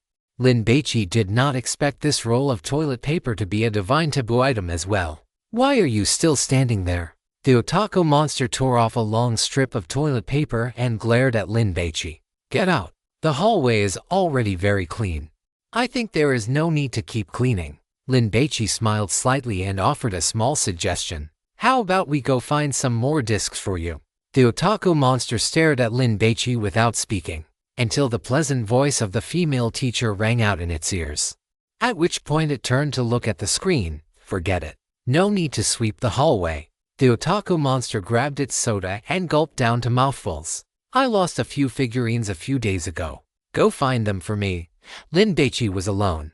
So he did not know that after the otaku monster said this, the time on the barcode on his face reset and became for outside the door. Suppressed cheers erupted. Clearly, everyone had already discovered that the time had changed. How many in total? What kind of figurines are they? Lin Baici looked to the right, where there was a display cabinet with quite a few figurines on it. Forgot. The otaku monster grew impatient. Get out. Don't disturb me while I'm watching the movie. Lin Baici left the room. As soon as he closed the door, the group waiting there could not wait to shower him with praise. God Lin, you are too amazing. Li Yintang looked like she wanted to shout out to Lin Baici. To think you could come up with the idea of bribing it with magazines. Quan Zhonggren sighed with emotion. They had already asked Jia Hongyao and knew what Lin Baici had done. What does this 4 hours mean? Qin Zhenju asked. Does it mean we have to finish cleaning the hallway within this time? Everyone touched the barcodes on their cheeks. 4 hours was not much, but it was better than nothing. Lin Baici explained. It gave a new task. It wants us to find the figurines. How many figurines? What do they look like? What is the general area? Gu Qingqiu asked 3 questions in a row. Lin Baici spread his hands. I don't know. How are we supposed to find them? Li Yintang felt a headache coming on. 4 hours was not even enough to search the floors, let alone an 18-story apartment building. For the next 4 hours, we must make good use of them and find a way to kill it. Che Jingshua pondered. Let's start moving. Jia Hongyao clapped her hands. Start searching from the 17th floor. The only thing to be thankful for now was that Lin Baici had the administrator's key, which saved them the time of knocking on doors to find keys from the ghosts. Lin Baici walked toward the stairs first. I will open all the doors. You guys search behind me. The group hurriedly followed. The 17th floor was very quiet. In the distance, there were several corpses on the ground, with cockroaches and flies crawling all over them. Lin Baici unlocked the doors but did not push them open, because if there were divine taboo items in the rooms, it might trigger rule contamination. In reality, Lin Baici could predict whether there were divine taboo items inside through his hunger, but he had no way to warn everyone. The gourmet god's intelligence had to be kept secret. Don't be timid. We only have 4 hours. Everyone is responsible for one room. Hurry up. Xu Hongyao urged. Fast, fast, God Lin.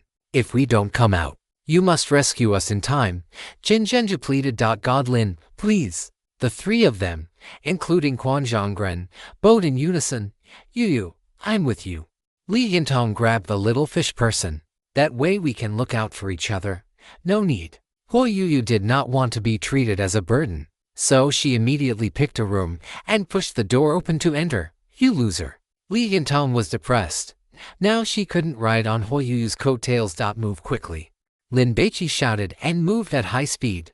12 minutes later, he had unlocked all the doors. No hunger pangs emerged, meaning there were no divine taboo items on this floor. But Lin Baici's expression was very grave. There wasn't enough time. Lin Baici scratched his scalp and began to think about how he could kill that otaku monster. God Lin, I found the figurines. Huan Jingxiang's excited voice echoed through the hallway. It was room 1709. Everyone immediately gathered there. Lin God. Huan Jingxiang held a magical girl figurine and handed it to Lin Baici. How can we be sure this is what that fat otaku monster wants? Li Yintang licked her lips. Should we go up and ask? It should be. Lin Baici took the figurine. His stomach did not growl, but he felt a slight sense of hunger.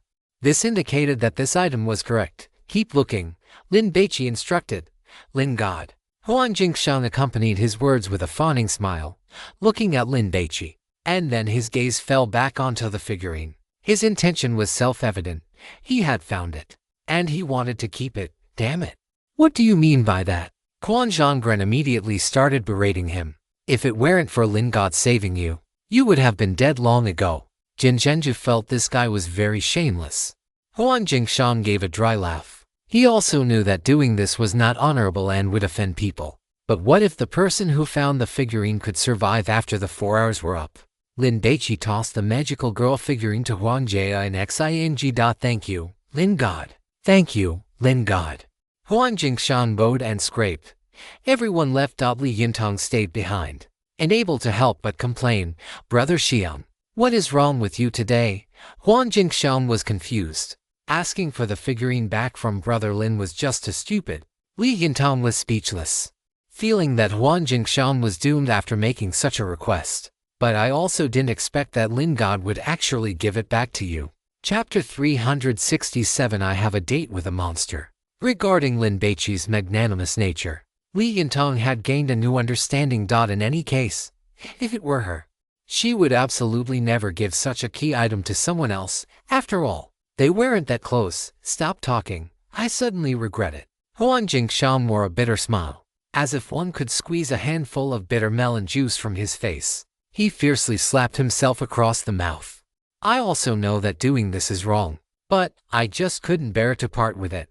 Huan Jingshan sighed. Li Yintong nodded, expressing her understanding. After all, this figurine represented a chance at survival. Keep looking. If we get another one, we can give it to Lin God. Li Yintong offered a word of comfort and hurriedly took action. Huan Jingshan thought the same. He entered a new room and began searching diligently. Lin Baici was completely indifferent about whether he personally kept the figurines. In any case, this thing had to be given to the fat otaku monster eventually, and he felt that holding the figurine might even attract attacks from the monster. This level was definitely not that simple. Lin Baici finished unlocking the doors on the 17th floor and prepared to go downstairs. If he were alone, he could use his sense of hunger to search the rooms quickly. Now it seemed that as long as he was in close contact with a figurine, he would feel a slight sense of hunger. Just as Lin Baici was about to tell Xia Hongyao and the others, Huan Jingxiang's voice rang out again. Lin God, Lin God. Huan Jingxiang shouted at the top of his lungs. No way, you found another figurine. Quan Zhonggren looked at Huan Jingxiang suspiciously. This guy's skin was a mess after being scalded with blisters. Could the goddess of luck possibly favor a guy like this? Soon, everyone gathered around. What's wrong? Gu Qingqiu was good at observing and saw that Huan Jingxiang's expression was off. Is there a problem with that figurine? It ran away. Huan Jingxiang was anxious to death. That figurine ran away. Ran away. Everyone was shocked and then stared at Huan Jingxiang suspiciously. You wouldn't be trying to keep the figurine for yourself, would you? Dual Lishan questioned. In her view, it was too difficult to find all the figurines lost by the fat otaku monster within 4 hours. So she thought Huan Jingxiang intended to go his own way. Screw your mother. Are you looking for a beating? Huan Jingxiang was anxious and started cursing wildly. He wasn't afraid of others thinking that, but he was worried that Lin Baici would misunderstand. Because this was the golden thigh he still wanted to cling to. Lin God, I was holding the figurine in my hand the whole time, but when I came out and closed the door, I found that there was nothing in my hand. Lin God, you have to believe me. Huan Jingxiang was truly crying from anxiety and was on the verge of kowtowing to show his loyalty. You said it would be better to let Brother Lin keep the figurine, but you insisted on holding it yourself. Are you an idiot now? Li Yintong complained, though she was actually giving Huan Jingxiang a way out. Yes, I am stupid. Huan Jingxiang slapped himself hard. He was truly anxious and angry. How could a perfectly fine figurine just disappear? That otaku figurine, skilled at escaping, silent and soundless. You must use rope art to bind it in order to capture it. The gluttonous god commented. Lin Baici frowned and waved his hand. Keep looking for the figurines, Lin God. You have to believe me. Huan Jingxiang was still pleading. Go and make up for your mistake. Lin Baici reminded everyone. No matter who finds a figurine next, hand it to me for safekeeping. Hongyao, I'm going downstairs first. You guys be careful. Call me if anything happens. Jiao Hongyao made an okay gesture. Gu Qingqiu always felt that Lin Baici was hiding something. By the way, does anyone here know what rope art is? Lin Baici asked casually. Xiao Hongyao blinked. Jin Yingchen knew, but was too embarrassed to say. As a female streamer, Huo Yuyu was often subjected to vulgar language from trolls. So she was also aware of the term. It is a type of activity between men and women to increase intimacy. Gu Qingqiu explained, her expression calm. It was a pity he couldn't call his childhood friend, otherwise, he would definitely know. You know about the turtle shell binding, right? Gu Qingqiu didn't expect Lin Baici to be so innocent. Lin Baici understood. Actually, being tied up with 5 ropes counts too. Huo Yuyu raised her hand to interject. Come to think of it, Lian Po carrying thorns to apologize seems like he was playing a couple's game with Lin Xiangru. I feel like they could be a couple. Why are you asking about this? Gu Qingqiu scrutinized Lin Baici with suspicion. Could it be that those figurines required the binding techniques of rope art to prevent them from escaping? If that were truly the case, how did Lin Baici know about it? That fat otaku monster was watching an animation that had similar scenes. Lin Baici gave a perfunctory reply. All right, I am heading downstairs first. Stay safe, Jin Yingchen said with concern. Lin Baici ran toward the stairwell, but after running for more than 20 meters, he stopped because he heard the sound of high heels. Click, click, click, damn it! Quan Xiangren's skin tightened instantly, like a mouse encountering a wild cat. That female office worker is here, Zheng Zhongyan gasped, a cold sweat breaking out on his forehead. Lin Baici turned and ran. If there hadn't been so many people around, he would have considered using his zombie walk to pretend to be dead. Seeing this, everyone immediately ran toward the stairs at the end of the corridor. Gu Qingqiu was curious and glanced back. A pair of black high heels with red soles stepped into the corridor first. A small foot and a flesh-colored stocking was inside, the 2-inch heel forcing the entire foot into an exaggerated arch. Following that, a female office worker in her 20s walked into the corridor. She wore a white pencil skirt that tightly wrapped around her hips and thighs, outlining an alluring curve, with a fitted blazer over a blue shirt on her upper body. She was quite well endowed. Gu Qingqiu shifted her gaze upward. Although she had mentally prepared herself, she couldn't help but raise an eyebrow upon seeing the bandage-wrapped head. Terrifying enough, the bandaged woman held a cup of coffee, sipping through a straw with her red lips. Seeing these people running, she immediately lifted her heel and stomped hard on the ground. Whoosh! The bandaged woman vanished from where she stood.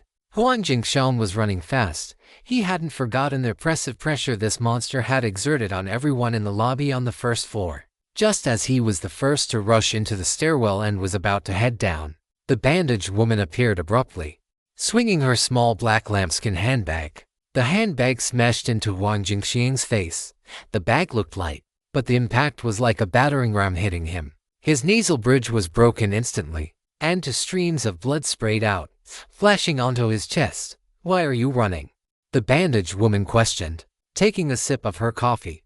Everyone stopped. Huang Jingshan clutched his nose and shuffled backward. I am asking you, why are you running? The bandaged woman scolded. Am I that scary? She hated the way people ran away from her, as if she were some kind of ugly ghost. Where is your dog? Lin Baici changed the subject. The bandaged woman slung her handbag back over her shoulder. Those people were too boring, so I came to play with you. Appa, are you interested in going on a date? Whoosh! Everyone looked at Lin Baici. His own people, like Xiao Hongyao, were worried about his safety and certainly didn't want him to go. As for Huang Jingshan and Quan Zhongren, they were conflicted. If Lin Baici went, he could take this bandaged woman away. But the problem was that if their main support left, what would happen to the fat otaku? That otaku asked me to help him find something. Lin Baici pointed to the barcode on his face. There is a time limit. The bandaged woman ignored everyone and walked straight up to Lin Baici. She then extended her left hand, hooked the bandage at her chin, and gently pulled it down. A pair of red, lipstick-coated lips were revealed.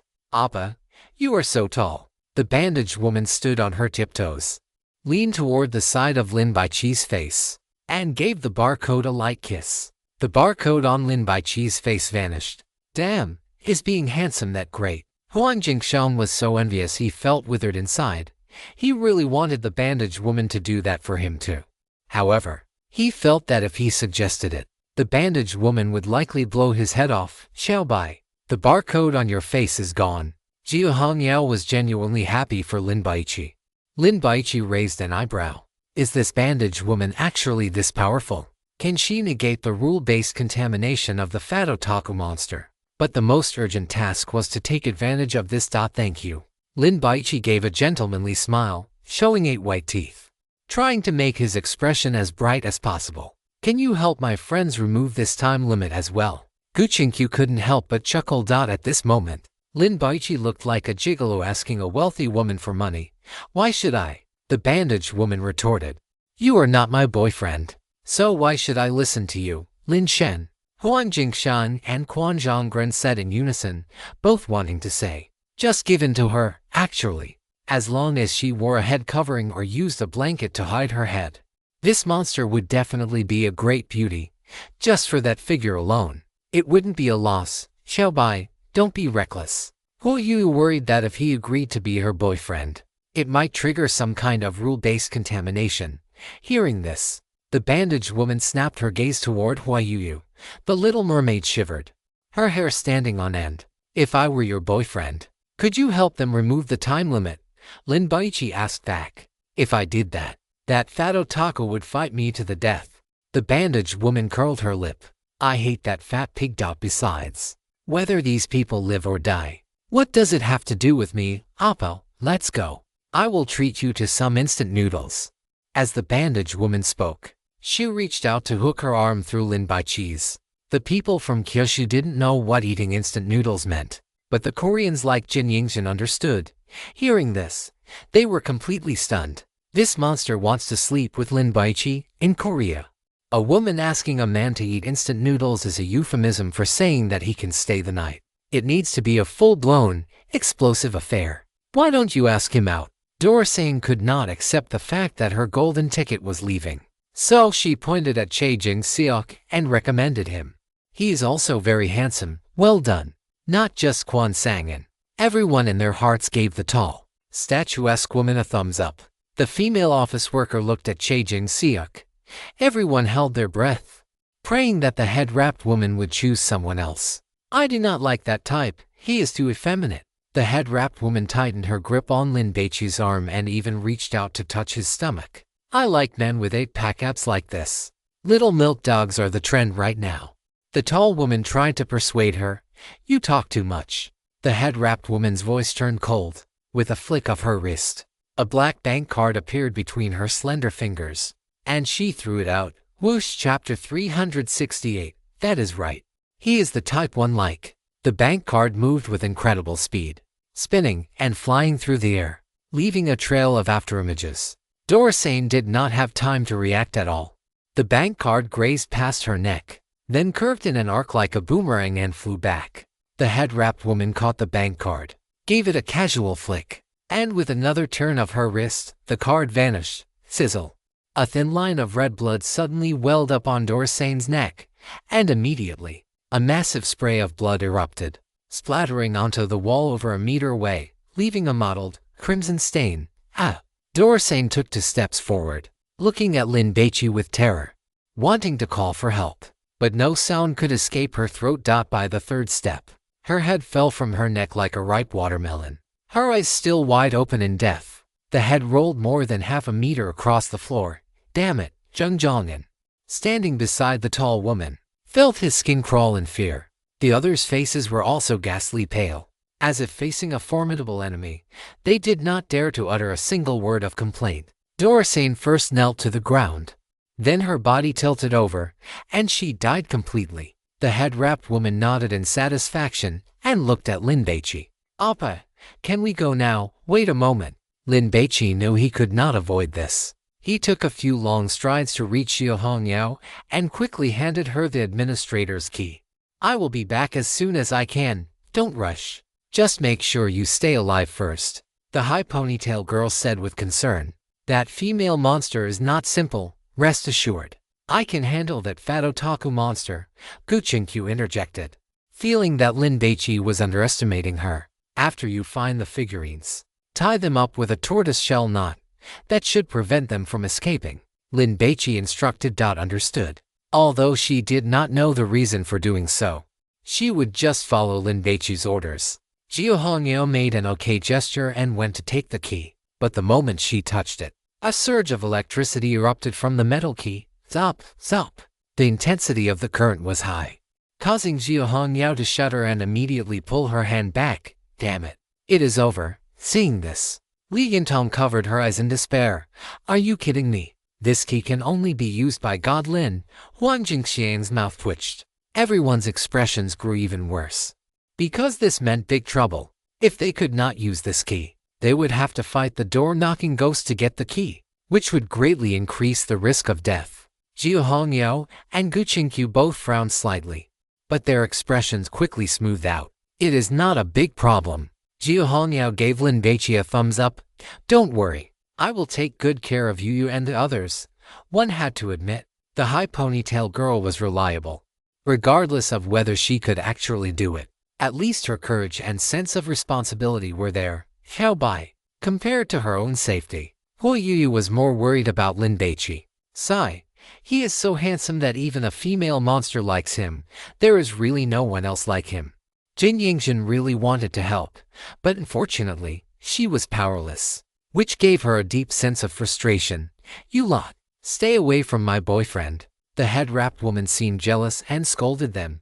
You misunderstood. They are all my younger sisters, Lin Baici explained. Let's go. Jiu Hongyao patted Lin Baici on the shoulder. Everyone, stop wasting time. Hurry up and find the figurines. I say everyone should try to see if they can pick up that key. What if someone can? Huang Jingxiang still refused to give up. It is useless. Che Jingxiang shoved one hand into his pocket and went to search the rooms for figurines. Time was of the essence now. Let's go. Come to my room. I will cook instant noodles for you. The head-wrapped woman walked away, arm in arm with Lin Baici. Quan Sang and An Zhengzhong watched them leave. To be honest, if you ignored the head and only looked from the neck down, that female monster was actually quite pleasing to the eye. An absolute top-tier figure. Actually, if the lights were off, I could do it. Zhengzhong felt a little envious. I could do it even with the lights on. Quan Sang rolled his eyes. The head-wrapped woman chatted casually, arm in arm with Lin Baici, as they went downstairs and arrived directly at a basement on the first underground floor. Zop, zop. The energy-saving light flickered, casting a dim glow, and combined with the graffiti on the surrounding walls, it looked very much like a murder scene. The head-wrapped woman walked to a security door, took out a ring of keys, and opened it. Oppa, please come in. The head-wrapped woman invited him. After Lin Baici entered, a thick scent of perfume immediately rushed to his nose. Compared to the cramped rental rooms upstairs, the head-wrapped woman's room was much larger. 3 bedrooms and 2 living rooms. The living room alone was nearly 100 square meters. On the north side sat a large LCD television, and 9 meters across from it was a sectional sofa. On the wall behind it, over a dozen oil paintings were hung in an artful, staggered arrangement. The female office worker picked up a pair of slippers from the shoe rack nearby and placed them in front of Lin Baici. Can I not change them? The hiking boots on Lin Baici's feet were a god-forbidden item. Once taken off, his combat effectiveness would decrease. Foot odor. The female office worker chuckled. It is fine, go wash them. This damn thoughtfulness left Lin Baici with no reason to refuse. There is hot water. The female office worker took off her high heels, her small feet clad in silk stockings shuffling into a pair of pink slippers. Do you want to drink plain water or coffee? Do you have coffee beans? Lin Baici began to take action. He had to deal with this female monster quickly. Of course I do. The female office worker smiled and pointed toward the kitchen. Freshly ground coffee is the best. I will brew coffee for you in a moment. Lin Baici changed his shoes, quickly walked into the bathroom, and closed the door. Lin Baici exhaled a breath of stale air. The bathroom was large, with a dry and wet separation, smart toilets, and even a bathtub. Damn, a female monster's house is better than my own. Lin Baici thought of the old, dilapidated, and small place he had lived in since he was a child. The pipes in the bathroom leaked frequently, and because the lighting and ventilation were poor, there was always a moldy smell. Lin Baici walked to the vanity, looked at the half-person tall makeup mirror, took out the lover's lipstick, and applied it to his lips. Apply a bit more. This lipstick would make a person exude the fragrance of roses, making them look fresh and lovely, whether it was a lover or a pet dog. They would all be favorably disposed toward the wearer. Lin Baici also tucked the plumber's pipe wrench into the back of his waistband. This item could increase a person's charm stat by Kung1 if the target was a female over the age of 30. Even if she was not human, as long as she was female, she would be unable to resist the charm of the holder and would develop immense goodwill. If he were shirtless, the charm stat would increase by another Kung1. I wonder if that female office worker is over 30. Lin Baici looked at the Bodhisattva messenger Kasaya on his body, thought for a moment, and decided to take it off and tie it around his waist instead. He could no longer worry about whether it was awkward. Finishing off this female office worker quickly was the most important thing. Lin Baici tried to summon the muscular Buddha. It worked. In the makeup mirror, he could see the muscular Buddha appearing behind Lin Baici. "Appa, are you not done yet?" The female office worker was getting a bit impatient. "How about I wash with you? Taking a bath can increase your intimacy." "No need, I am done." Lin Baici thought for a moment, tucked the Goblin King card into his pants pocket, and then went out. The bandage-wrapped woman had finished cutting a fruit platter and was bending over to place it on the coffee table. When she turned around and saw Lin Baici, her eyes immediately lit up. "That is right. This is the type 1 like." The female office worker picked up a piece of apple, held it in her teeth, walked up to Lin Baici, and stood on her tiptoes. The entire person of Lin Baici went numb. Looking at the large, bandage-wrapped head of the female office worker right in front of him. This kind of popularity with women was something Lin Baici truly did not want. Unfortunately, there was no choice. Lin Baici lowered his head and bit the apple. The female office worker took the opportunity to kiss him, very moist. It tasted like apple juice. In fact, even if the female office worker had not done this, Lin Baici would have had to find an opportunity to kiss her to try and make the effect of the lover's lipstick take hold. I have to say, the affair pipe wrench was truly useful, and Lin Baici was also certain that the female office worker must be over 30, otherwise, the other party should not have been so unable to control herself. 3 minutes later, "I will go brew the coffee for you." Lin Baici smiled slightly, hugged the female office worker, and then walked toward the kitchen.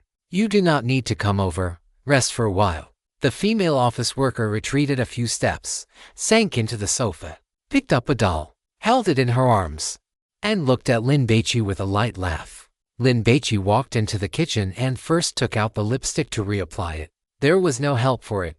The female office worker had licked it all off just now. On the kitchen counter, there was a coffee machine, but Lin Baici did not use it. Instead, he took one out from the black altar bowl. This was a reward he had obtained in the Crazy Maid game, and the coffee brewed with it could improve one's constitution and replenish divine energy. Lin Baici had been busy in the apartment for so long, and there would definitely be at least 2 more major battles ahead. So, he had to take the opportunity to replenish some divine power. Moreover, the gourmet god had commented that when this female monster drank coffee, it meant she was in a good mood. At this time, if he made a small request, it would basically not be refused. The coffee brewed by this machine would definitely be delicious and nutritious, and it would certainly make the bandage-wrapped woman drink more of it. Then, Lin Baici could make his request. The coffee beans were on the kitchen counter in a large jar.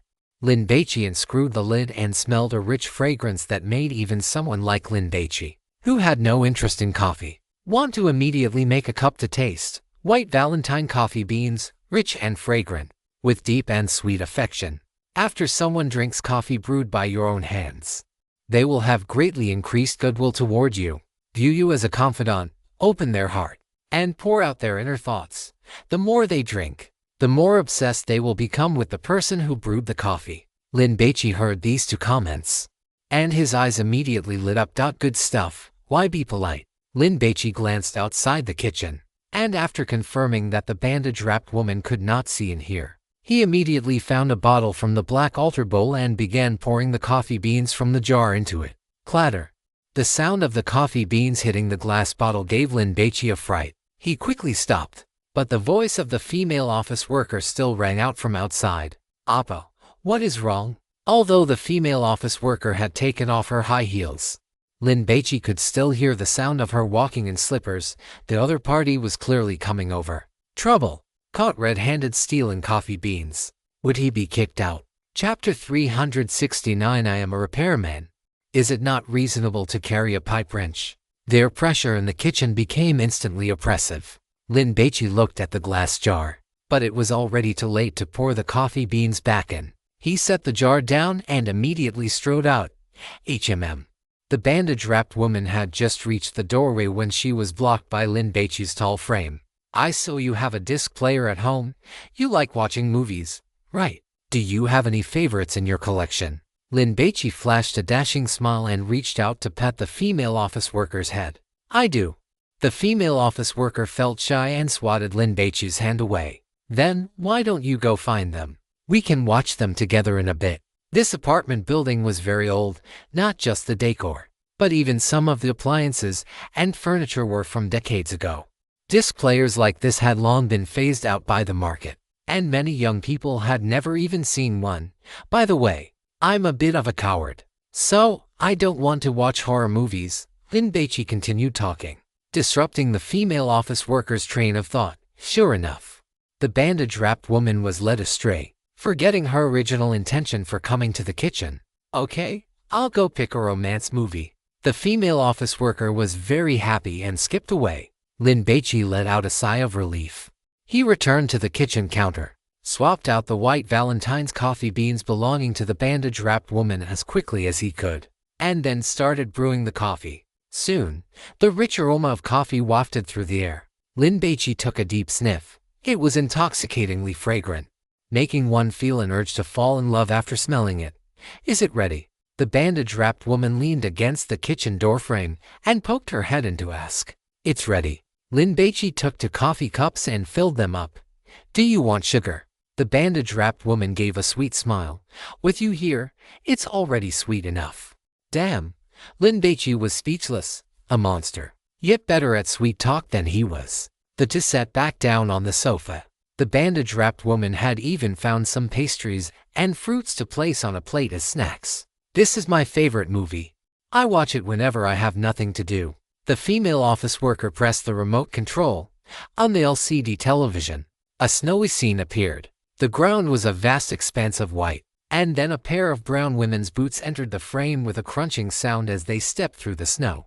The cinematography was beautiful. The movie title was also quite fitting, Love Letter. The bandage-wrapped woman took a small sip of coffee and leaned against Lin Baici's shoulder.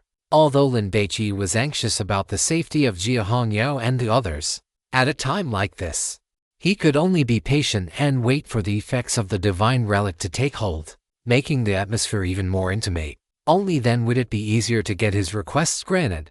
On the 16th floor, Jia Hongyao gripped her black-bladed short knife, panting heavily. On the floor lay a tattered bedsheet, left behind after the knocking ghost died. Found it. Li Yintong found a key under the bedsheet, cheered, and handed it to Jia Hongyao. Hurry, open the door, Quan Zhonggren urged. I wonder how Xiaobai is doing. Huo Yu was distracted. Compared to God Lin, you'd better worry about yourself first. Huang Jingshang hoped everyone would give it their all and not get distracted. That's right. God Lin is so strong that even if we all died, Lin Baici would still be fine. Qin Zhenju pouted. If only one person can leave this monster apartment alive, it's definitely God Lin. Che Jingshuo didn't like hearing that and glanced at Qin Zhenju. TCH, don't be unconvinced.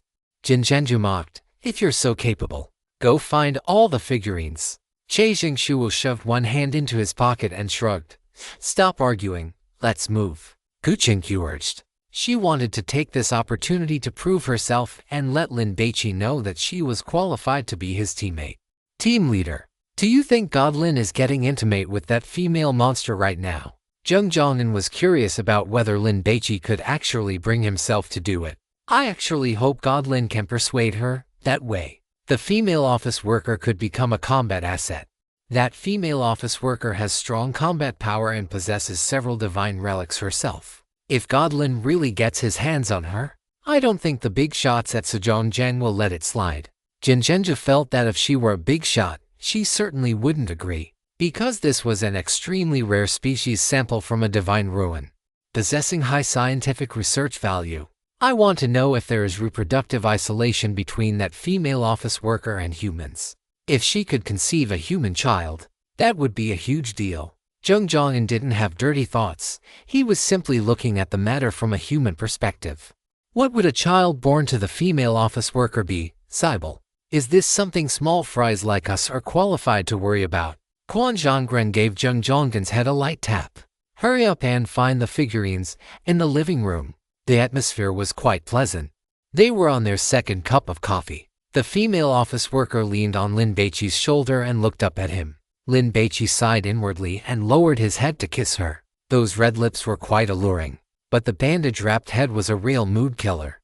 Lin Baici felt that if this continued, he would either turn into a pervert or grow to absolutely loathe such things in the future. The bandage-wrapped woman was very satisfied with Lin Baici's performance. She reached over to the coffee table, picked up a small cake, and after leaning back against Lin Baici's arm, raised her hand to feed it to him. Lin Baici truly did not want to eat these things. Who knew if there were any side effects? But he couldn't refuse, "Thank you." Lin Baici kissed the bandage-wrapped woman's finger before eating the cake. It was actually quite sweet. Hee. The female office worker gave a sweet smile and took a small sip of coffee. On the television, the plot continued to progress, and the feelings between the male and female leads grew warmer. That fat otaku living on the top floor is so filthy, he even eats cockroaches. Lin Baici brought up the topic. I hate him too. The bandage-wrapped woman agreed. What is he afraid of?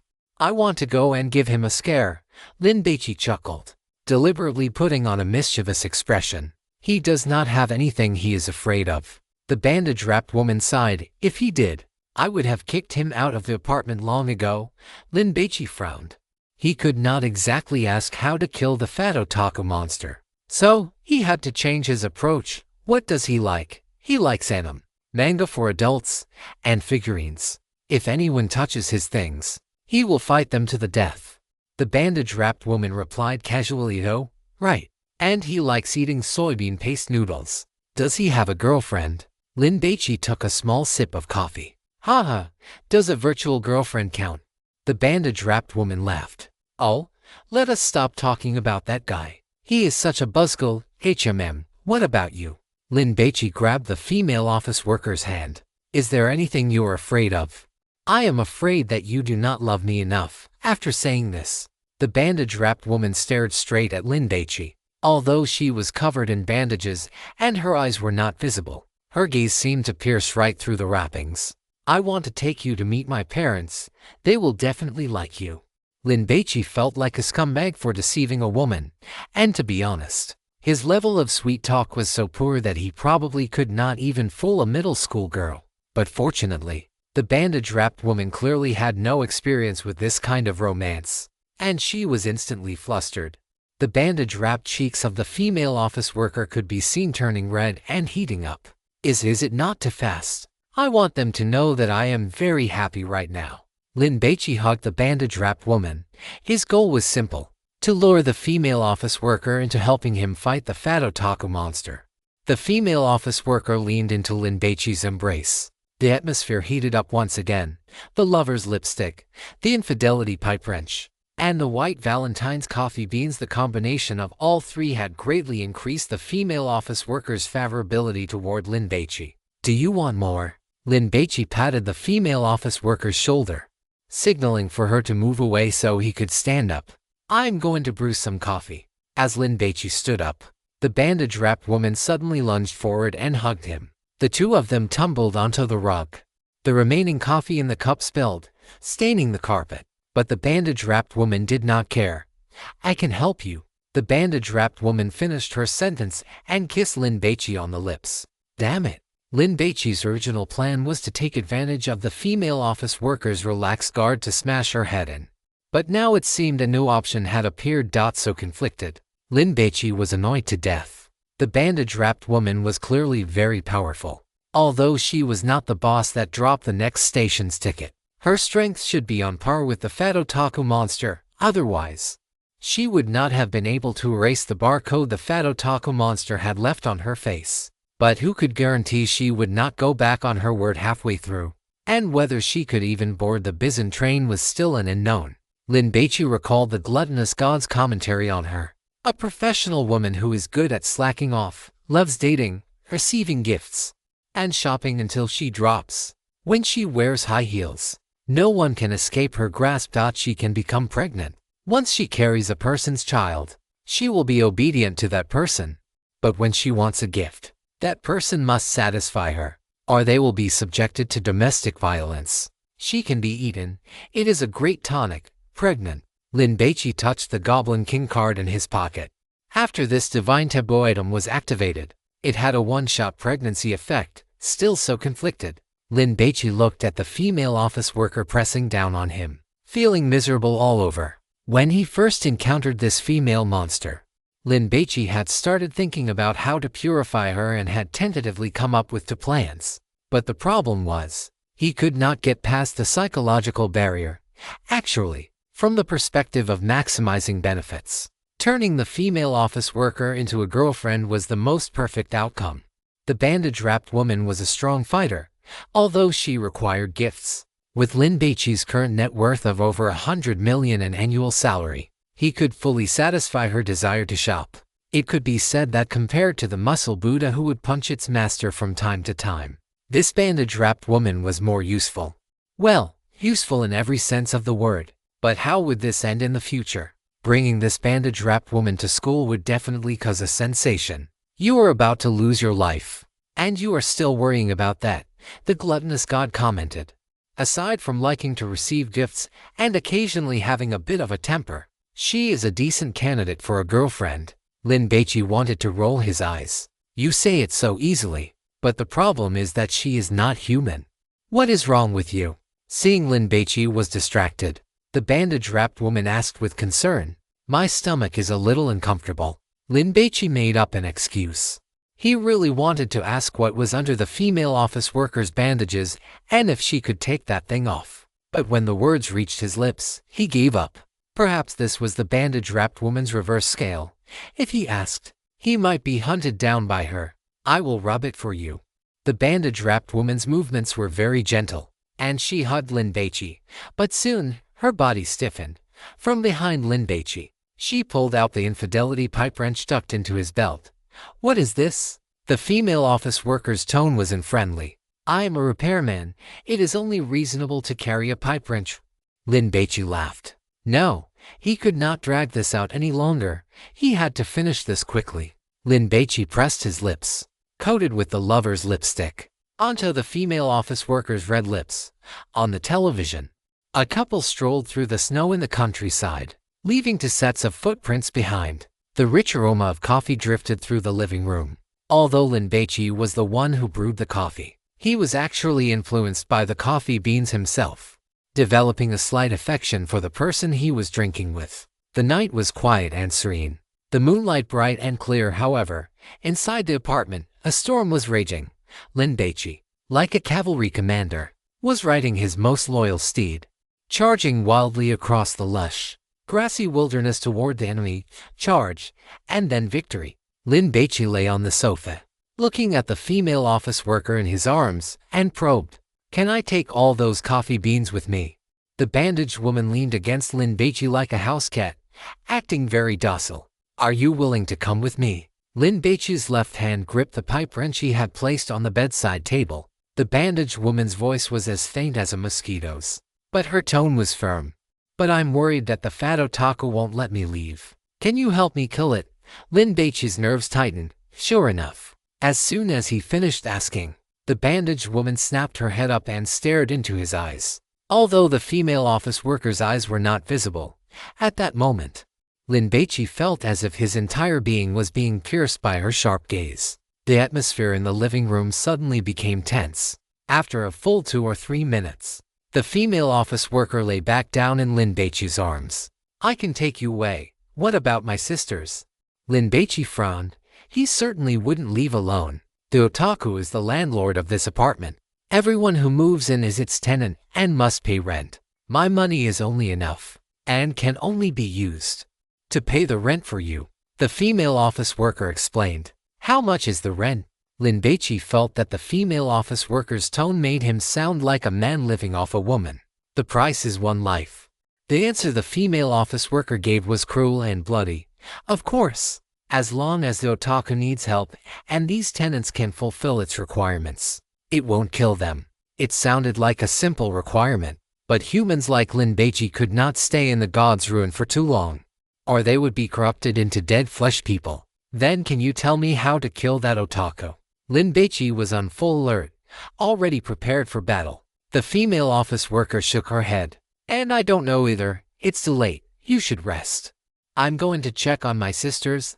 Lin Baici stood up, picked up his kasaya, and draped it over his shoulders. You are not allowed to go. The female office worker stood up with a start and grabbed Lin Baici's kasaya. You will be killed. Chapter 370. This is my soulmate, my dream girl. You have to pay extra.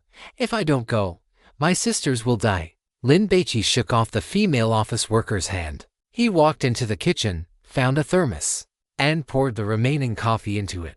He would give this to the fat otaku monster later to increase its favorability. You really will die. The bandaged woman stood at the kitchen entrance and shouted at Lin Baici. If you like me, then let me do what I want to do. Lin Baici came out, and as he passed the bandaged woman, he lowered his head and kissed her on the lips. He then took out a mobile phone and gave it to her. A gift for you. It's a pity that this thing can't be used inside the apartment.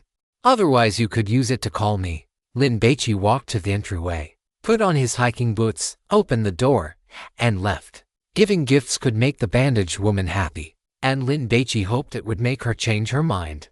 It seemed he would need to prepare some high-end gifts in the future, designer bags, jewelry, cosmetics, and the like to be prepared for any situation. The female office worker looked at the exquisite box in her hand. She didn't open it, but instead walked into the bathroom and stared blankly at the vanity mirror. After about a minute, the female office worker raised both hands and unwound the bandages on her head.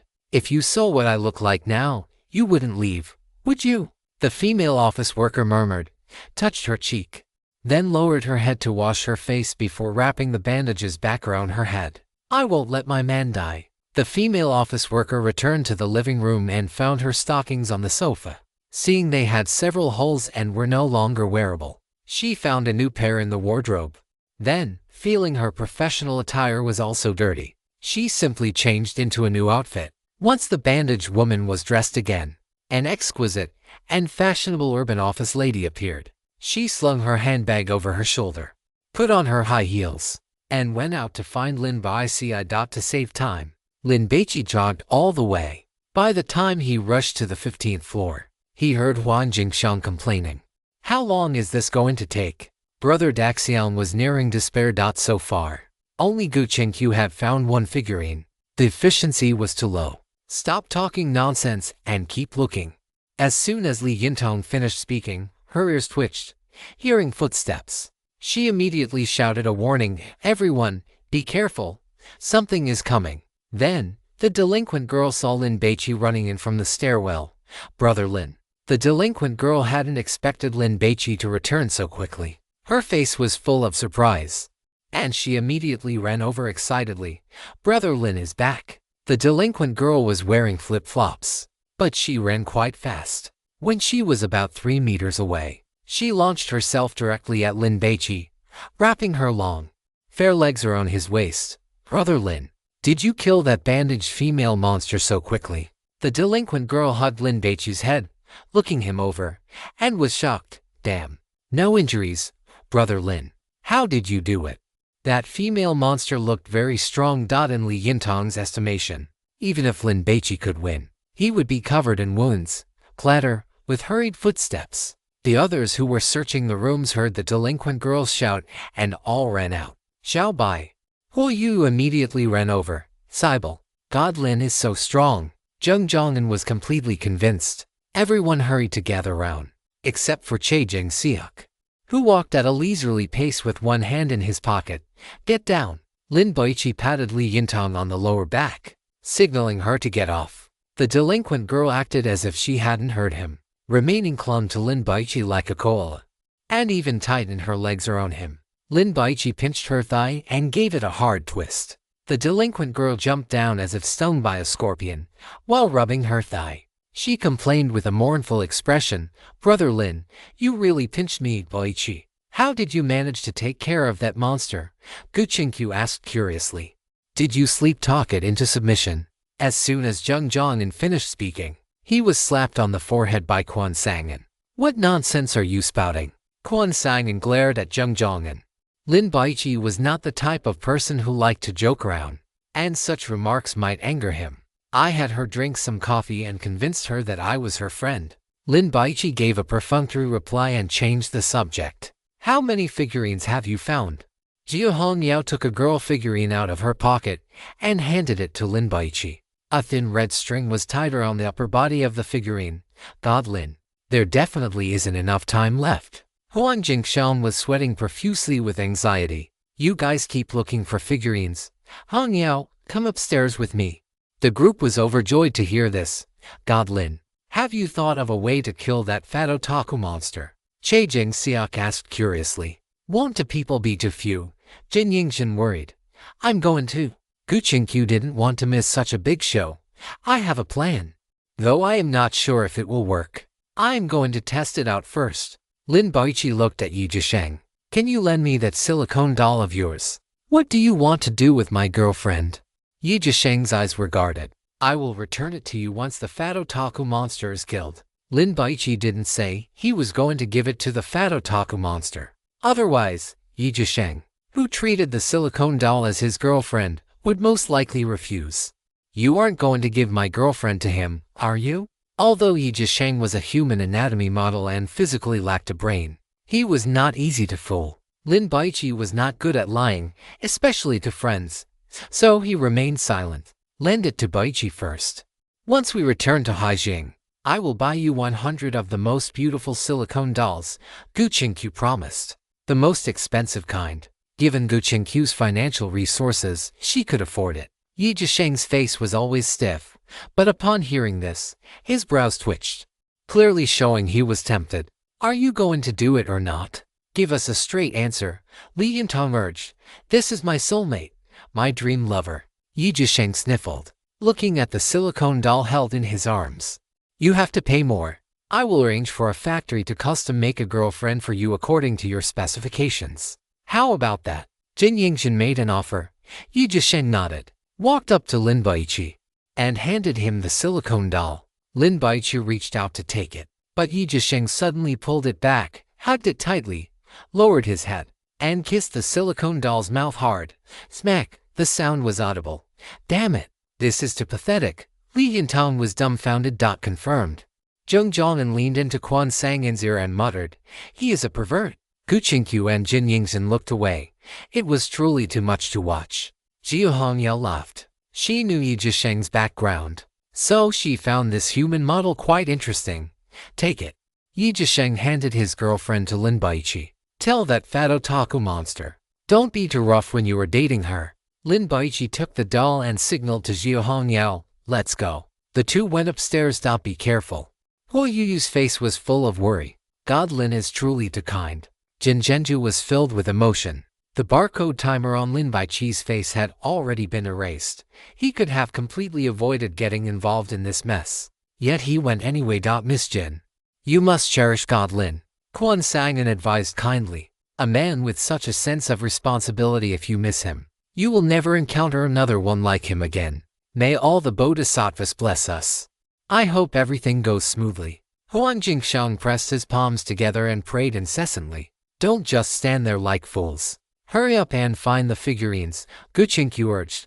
On the 17th floor, Lin Baici stopped. "Are you really not injured, deep down?" Jia Hongyao was worried about Lin Baici, though she didn't show it as easily as Huo Yu or Jin Yingxin. She felt that Lin Baici cared about his pride and would force himself to endure it even if he were injured. Feeling too embarrassed to say so in front of so many people, "I'm not." After saying this, Lin Baici took off all his clothes, leaving only his underwear, and then took out a table, some paper, and pens. "What is the plan?" Jia Hongyao poked Lin Baici's back. "Your body fat percentage isn't low, and the lines on your back are quite nice. It would be a pity not to use cupping therapy on you. Don't mess around." Lin Baici was speechless. Jiu Hongyao was sometimes unreliable, but this carefree attitude of the high ponytail girl was actually very helpful for purifying rule-based pollution. MMHMM, Jiu Hongyao nodded quickly, then looked at Lin Baici in confusion. Why did you bring out a table to draw a manga? Lin Baici sat on the chair, quickly spread out a sheet of A4 paper, picked up a pencil, and wrote the 5 characters for Brave New World on the paper. Then, after running through the plot in his mind, he activated his divine grace, soul sketching, swish, swish, swish, on the A4 paper. Lin Baici quickly drew a character, and the story began. No, what are you doing? Jiu Hongyao was speechless.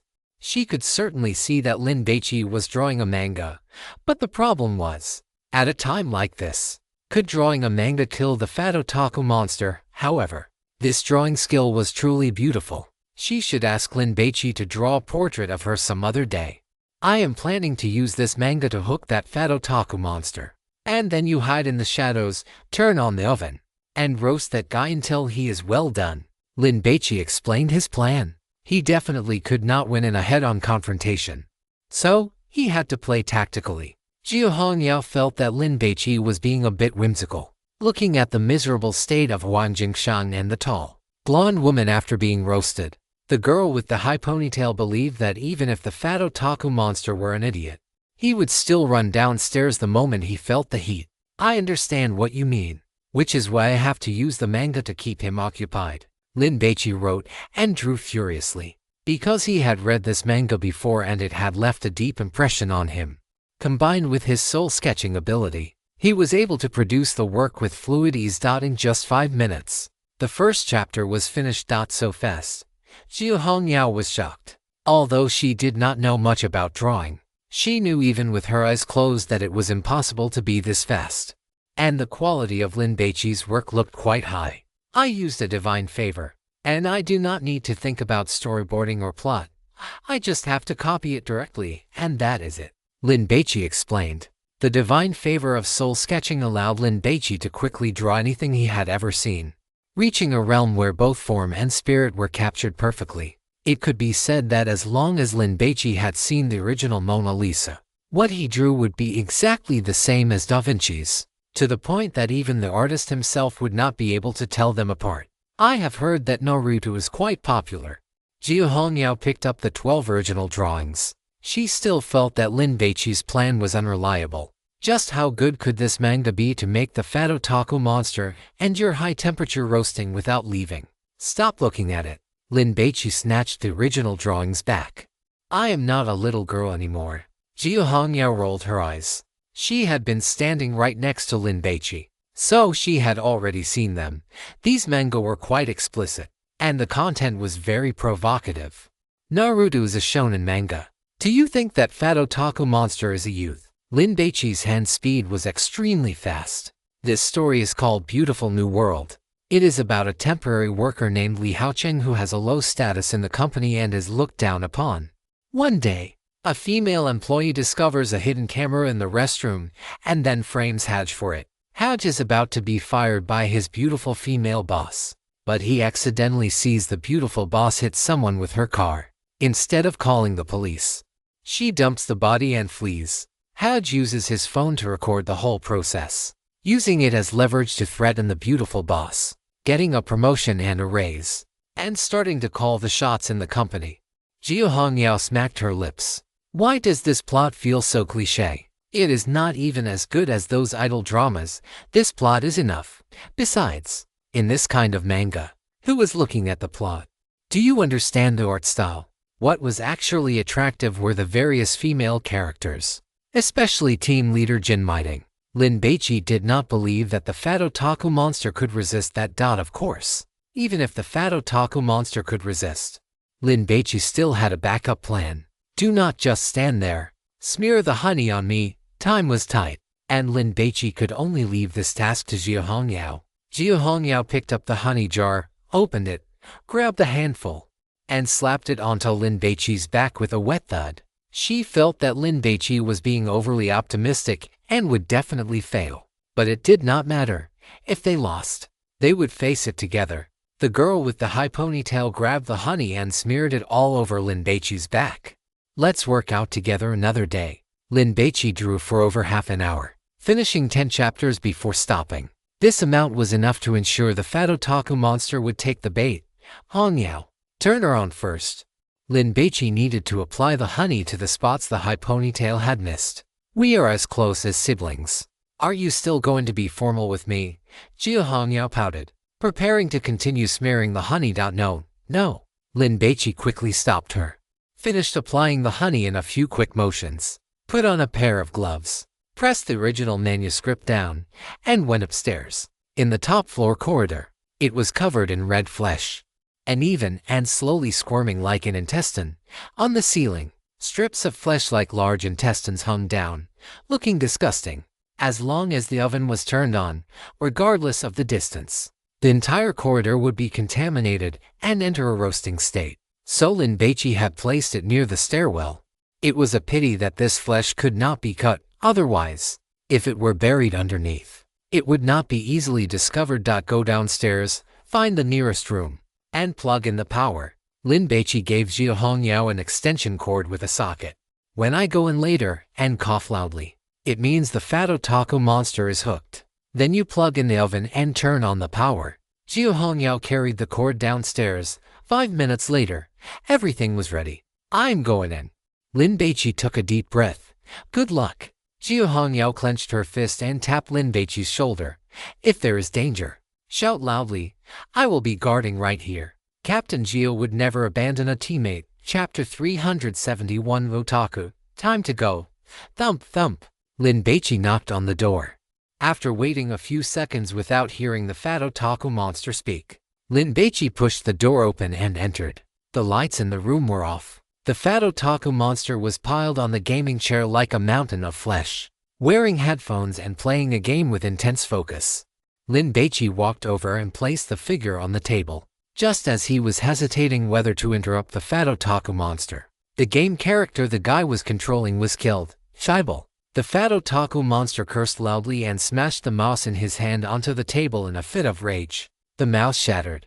The fat otaku monster turned his head in a fury and glared at Lin Baici. What are you coming in here for? To deliver a figure. Lin Baici pursed his lips, signaling the otaku monster to look at the table. Just one. The otaku monster was annoyed. Get out. Come back to me only after you have found all the figurines. If you disturb my gaming again, I will twist your head off. Take a look at this first. Lin Baici handed over the original manuscript. The otaku monster looked suspicious. It originally did not want to take it, but when its gaze fell upon the white paper and it saw the character design of Kim Mi-jang, its eyes instantly lit up. This character is drawn so lewdly. The otaku monster snatched it away and began to flip through the pages. Lin Baici breathed a quiet sigh of relief in his heart. As long as the otaku monster started reading, he was certain the creature would become addicted. After all, once this manga was released, it had become the #1 in popularity and was incredibly hot. It had been tested by the market, or rather, tested by otaku men. Hongyao thought this manga was not good, but that was because she was a girl. Her aesthetic sense and points of interest were completely different from those of an otaku. For the otaku monster, was the plot important? Not important. A good plot was just the icing on the cake. What mattered most was the art style and character design. To put it bluntly, it was the kind of art style that made people unable to resist taking screenshots to save, and occasionally using them to satisfy their own desires. Coffee paired with a masterpiece is a wonderful indulgence. Lin Baici took out his thermos containing coffee and poured a cup for the otaku monster. Come, have a taste. It is very fragrant. The otaku monster waved its hand, refusing, and picked up the cola from the table, tilting its head back to chug a large mouthful. After the otaku monster let out a foul breath, it continued reading the manga. Lin Baici felt uncomfortable. If this were a sophisticated woman, she would definitely drink coffee instead of cola, but he still had other tricks up his sleeve. Taking a cigarette case from his pocket, Lin Baici lit one for himself first. He did not actually smoke, but he was afraid of being rejected by the otaku monster again, so he could only let it breathe the second-hand smoke first to trigger the creature's nicotine craving. It was a pity that this method was also useless. Cough, cough. The otaku monster coughed twice, stretched out its large, pig-trotter-like hand, and fanned the air in front of its nose. It is choking me to death. Go outside to smoke. It is an otaku monster that does not smoke. Lin Baici had two consecutive divine taboo items that increased favorability, but neither could be used. It was simply annoying. As for the lover's lipstick, without even looking at the otaku monster's greasy face, as long as the creature was male, Lin Baici had never even considered using it. However, this small setback was of no consequence because the manga was simply too good. The otaku monster was completely immersed in it. Cough, cough. Lin Baici coughed hard twice. He stole a glance at the otaku monster, worried that it might become suspicious, but to his surprise, it did not. So, he sat on the room's sofa and hunched over the coffee table to continue drawing the manga. Jiu Hongyao, who had been listening intently and worrying incessantly, heard the coughing from the room. While feeling relieved, she immediately pushed the oven plug into the socket. Zap! Electric sparks flashed as the connection was made. Jiu Hongyao confirmed that the oven lid was open to its limit, then pressed the switch. The temperature in the air began to rise. The otaku monster finished reading the 10 pages of the original manuscript and looked at Lin Baici impatiently. Are there any more? Lin Baici pointed to the 18 sheets of white paper on the coffee table. In just this short amount of time, Lin Baici had drawn another chapter. Did you draw this manga? The otaku monster was astonished, looking Lin Baici up and down. I could not tell. You a haired, powdered-faced kid. You are actually a manga artist. Although the vocabulary used was not very flattering, the otaku monster's attitude had softened quite a bit. As an otaku, it still held manga artists in high regard. After all, the works these people created were its daily spiritual sustenance. What other works have you drawn? The otaku monster reached out a large hand and wiped its armpit. For some reason, the air had suddenly become hot, and it was covered in stinking sweat. This industry is too competitive. I have not been able to debut yet. Lin Baici sighed. That is truly a pity. If you publish your manga, I will definitely buy a set to support you. The otaku monster was not a bad guy. Can you give me some advice? Lin Baici also felt some heat, but since he had applied the savage honey on his body, it was not a big problem. Draw it even more lewdly. The otaku monster shook the original manuscript in its hand. The buttocks must be big. The legs must be long. Black stockings, high heels. Every panel must have them. Lin Baici looked at the otaku monster's serious expression as it discussed this, and he gained a new understanding of the level of this creature's lewdness. Creak. The otaku monster got off the gaming chair, swaying from side to side like a moving emperor penguin. It walked to Lin Baici's side, picked up the manga on the coffee table, and began to flip through it. The art style is beautiful, the otaku monster praised. Team leader Kim Mi-jang is the eternal god. After saying that, it stuck out its large tongue and licked the page. Damn it. Lin Baici did not expect the otaku monster to actually do such a thing. But that was fine too. The more addicted you are, the more smoothly my plan will proceed. The otaku monster finished reading quickly and looked at Lin Baici with eager eyes. Hurry up and draw. I will do my best. Lin Baici was also worried. If this plan failed to handle the otaku monster and he ended up having to fight, his divine power would have been wasted on the soul sketch. The otaku monster took 2 steps and collapsed onto the sofa. Creak, creak. The sofa, piled high with miscellaneous items, emitted sounds of being unable to bear the weight. It is fine if you cannot debut. You can just settle down in this apartment from now on and draw this manga for me. You do not need to pay rent. And if you have nothing to eat, come find me. The otaku monster took charge of everything. As long as I have a bite to eat, you will not go hungry. One still had to be generous toward manga artists. Thank you, brother landlord. Lin Baici chuckled and handed over the coffee. Here, have a taste. This time, the fat otaku monster did not refuse. It reached out with a chubby hand, took it, and drank a large gulp. It had acknowledged Lin Baici. This was giving it face, however. Why was it getting hotter and hotter in this room? The fat otaku monster grabbed an unwashed undershirt from the sofa and began to wipe its neck, head, and face. Large amounts of sweat sizzled as they poured out. The fat otaku monster stood up, found the remote control, turned on the air conditioner, and set it to the lowest temperature. A gust of cool air immediately blew out. Damn, this thing isn't a divine taboo item, is it? Lin Baici worried for a few minutes, but only felt relieved when the room temperature failed to drop. Why is it so hot? The fat otaku monster walked over to the refrigerator, took out 2 bottles of mineral water, and even carefully unscrewed the caps. Placing one bottle next to Lin Baici, "You keep drawing slowly. I'm going out to get some air." The fat otaku monster couldn't take it anymore. It was drenched in sweat, looking as if it had just been fished out of a pool of water. Lin Baici certainly couldn't let the fat otaku monster leave, or all his previous efforts would be wasted. So, he quickly made an excuse to keep it there. "Do you think there are any parts of the plot that could be improved?" Lin Baici asked with an open mind. The fat otaku monster was clearly a character who loved to play the mentor, and it immediately began to voice its opinions.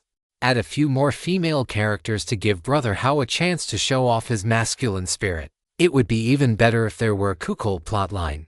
The fat otaku monster wiped its sweat incessantly. It wasn't just in the fat otaku monster's room. The entire 18th floor was rapidly heating up, especially after the oven finished preheating. The temperature soared as if it had grown wings, rising incredibly fast. In the hallway, those tender pieces of flesh began to dehydrate and shrivel, turning a charred brown.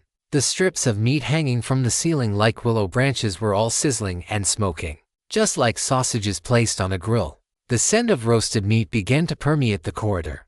Jiu Hongyao huddled at the stairwell, stretching her head out to peek. Seeing that the fat otaku monster still hadn't left the room, she felt that this tactic might actually work. In short, make the drawings even more lewd.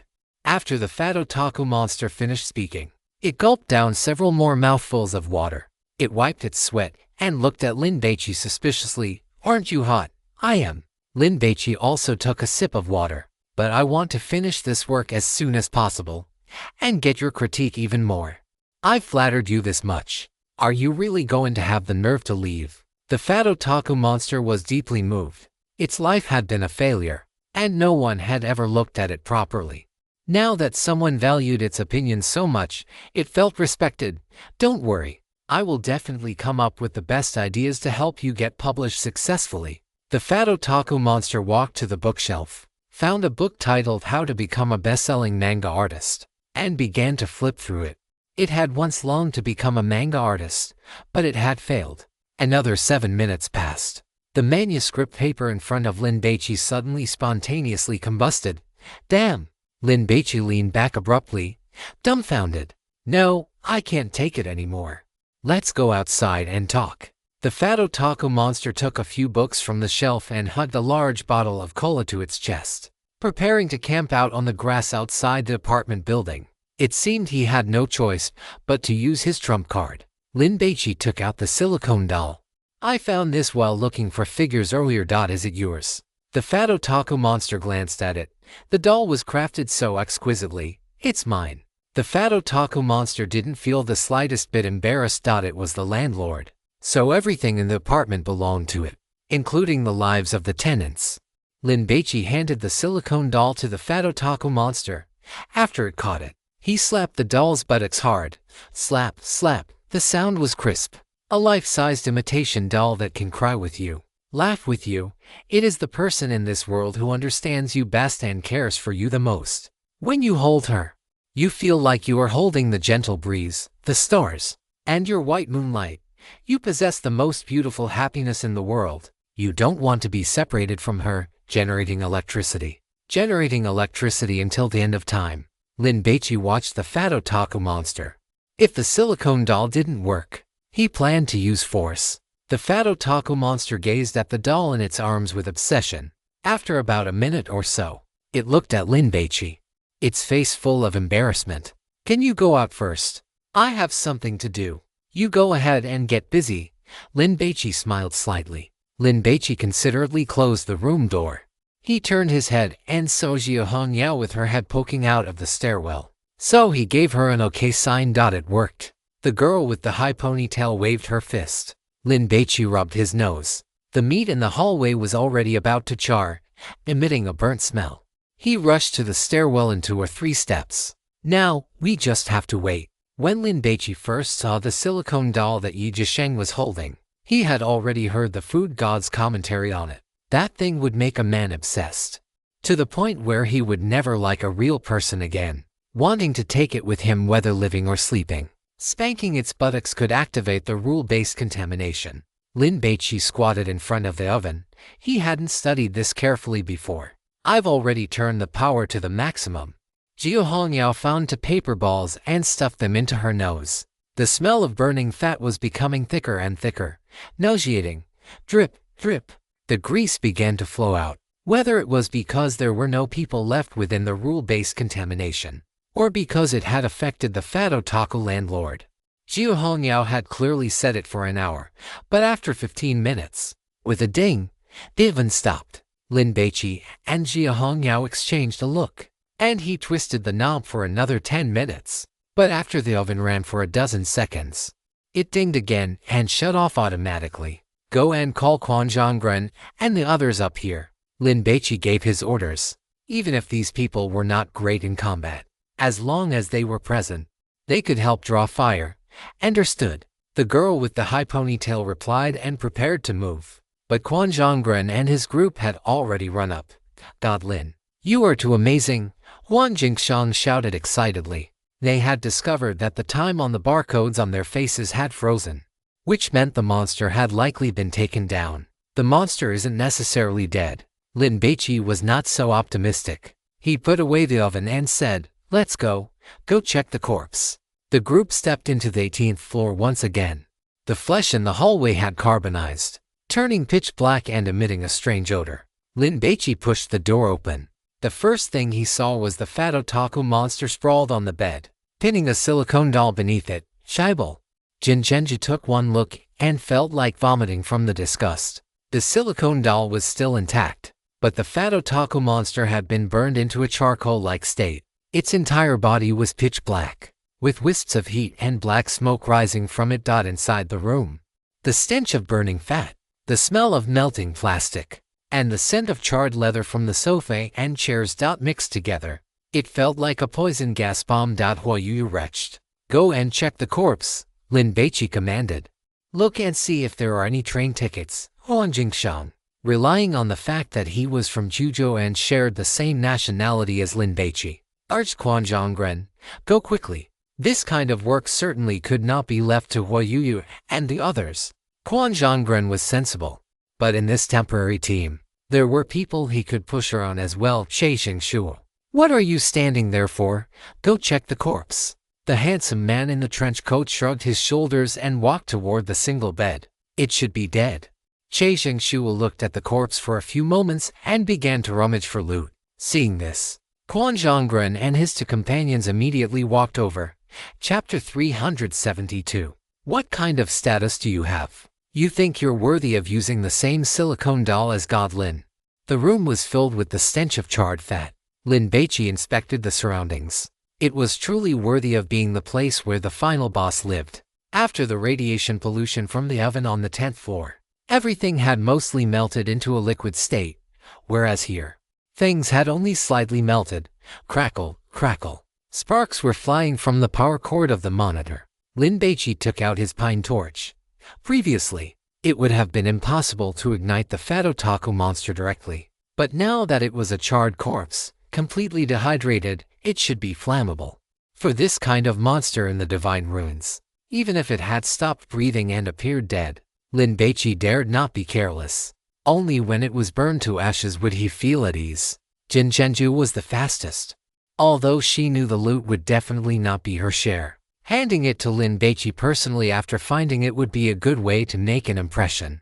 By this point in the Bizon trip, this Korean woman had shifted from her initial disdain and contempt for Lin Baici to deep admiration and worship. If it weren't for the fact that Lin Baici had no interest in her, she would have long since willingly knelt down to sing conquer for him. Just tell me what position you want. As long as my body can pull it off, I won't say a word. I wonder how God Lin managed to deal with that head-wrapped female monster. Jin Zhenju pondered as she walked to the side of the corpse. The fat otaku, which had originally been a mountain of blubber, was now reduced to a charred, blackened corpse. It had become much thinner, and the ashes of its fat had fallen onto the bed frame, covering it in a thick layer. The silicone doll it had been pinning down was merely dirtied, but otherwise undamaged. I didn't expect this to actually be a divine taboo item as well. Jung Jongin was surprised. Shaibal, these people's luck is really damn good. Jung Jongin was envious. He stepped ahead of Jin Zhenju and reached out to grab the silicone doll. Although he couldn't keep it, he could study it to broaden his knowledge. Xiao Li, Yi Zhisheng shouted and immediately ran toward the bedside. Don't touch my girlfriend, Xiao Li. Huo Yu couldn't help but chuckle. She hadn't expected Yi Zhisheng to give his girlfriend a name, though the literary flair was lacking. Are there any train tickets? Huan Jingshan also began to search the room. For such a powerful boss, it can't possibly have nothing, right? I'll help you move it out. Jung Jongin laughed. I said no need. Yi Zhisheng frowned. Do you think you're Lin Baici? He slept with my girlfriend because he's powerful. Who do you think you are? Yi Zhisheng retorted directly. Swish. Everyone turned their heads and looked at Lin Baici with stunned expressions. We didn't expect you to be that kind of god, Lin. Damn, don't talk nonsense. When did I ever touch your girlfriend? Lin Baici felt completely numb. How could he slander his innocence like this, brother Lin? What are you afraid of? Forget about his girlfriend. Even if it were his mother. If you slept with her, you slept with her. Why explain? Li Yintong covered her mouth with her small hand and whispered to Lin Baici. Next time I'll help you massage your legs. After the delinquent girl finished speaking, she giggled. She still trusted Lin Baici's character. Get lost. Lin Baici didn't know whether to laugh or cry. He knew the girl was just joking. Huo Yu pursed her lips, remembering the time she had washed up and delivered herself to Lin Baici's doorstep, only for him to not take a bite. He was truly a modern-day Liu Shihui. Jin Yingjin stroked her chin, wondering if she should have one custom-made for Lin Baici when she gave the silicone doll to Yi Zhisheng.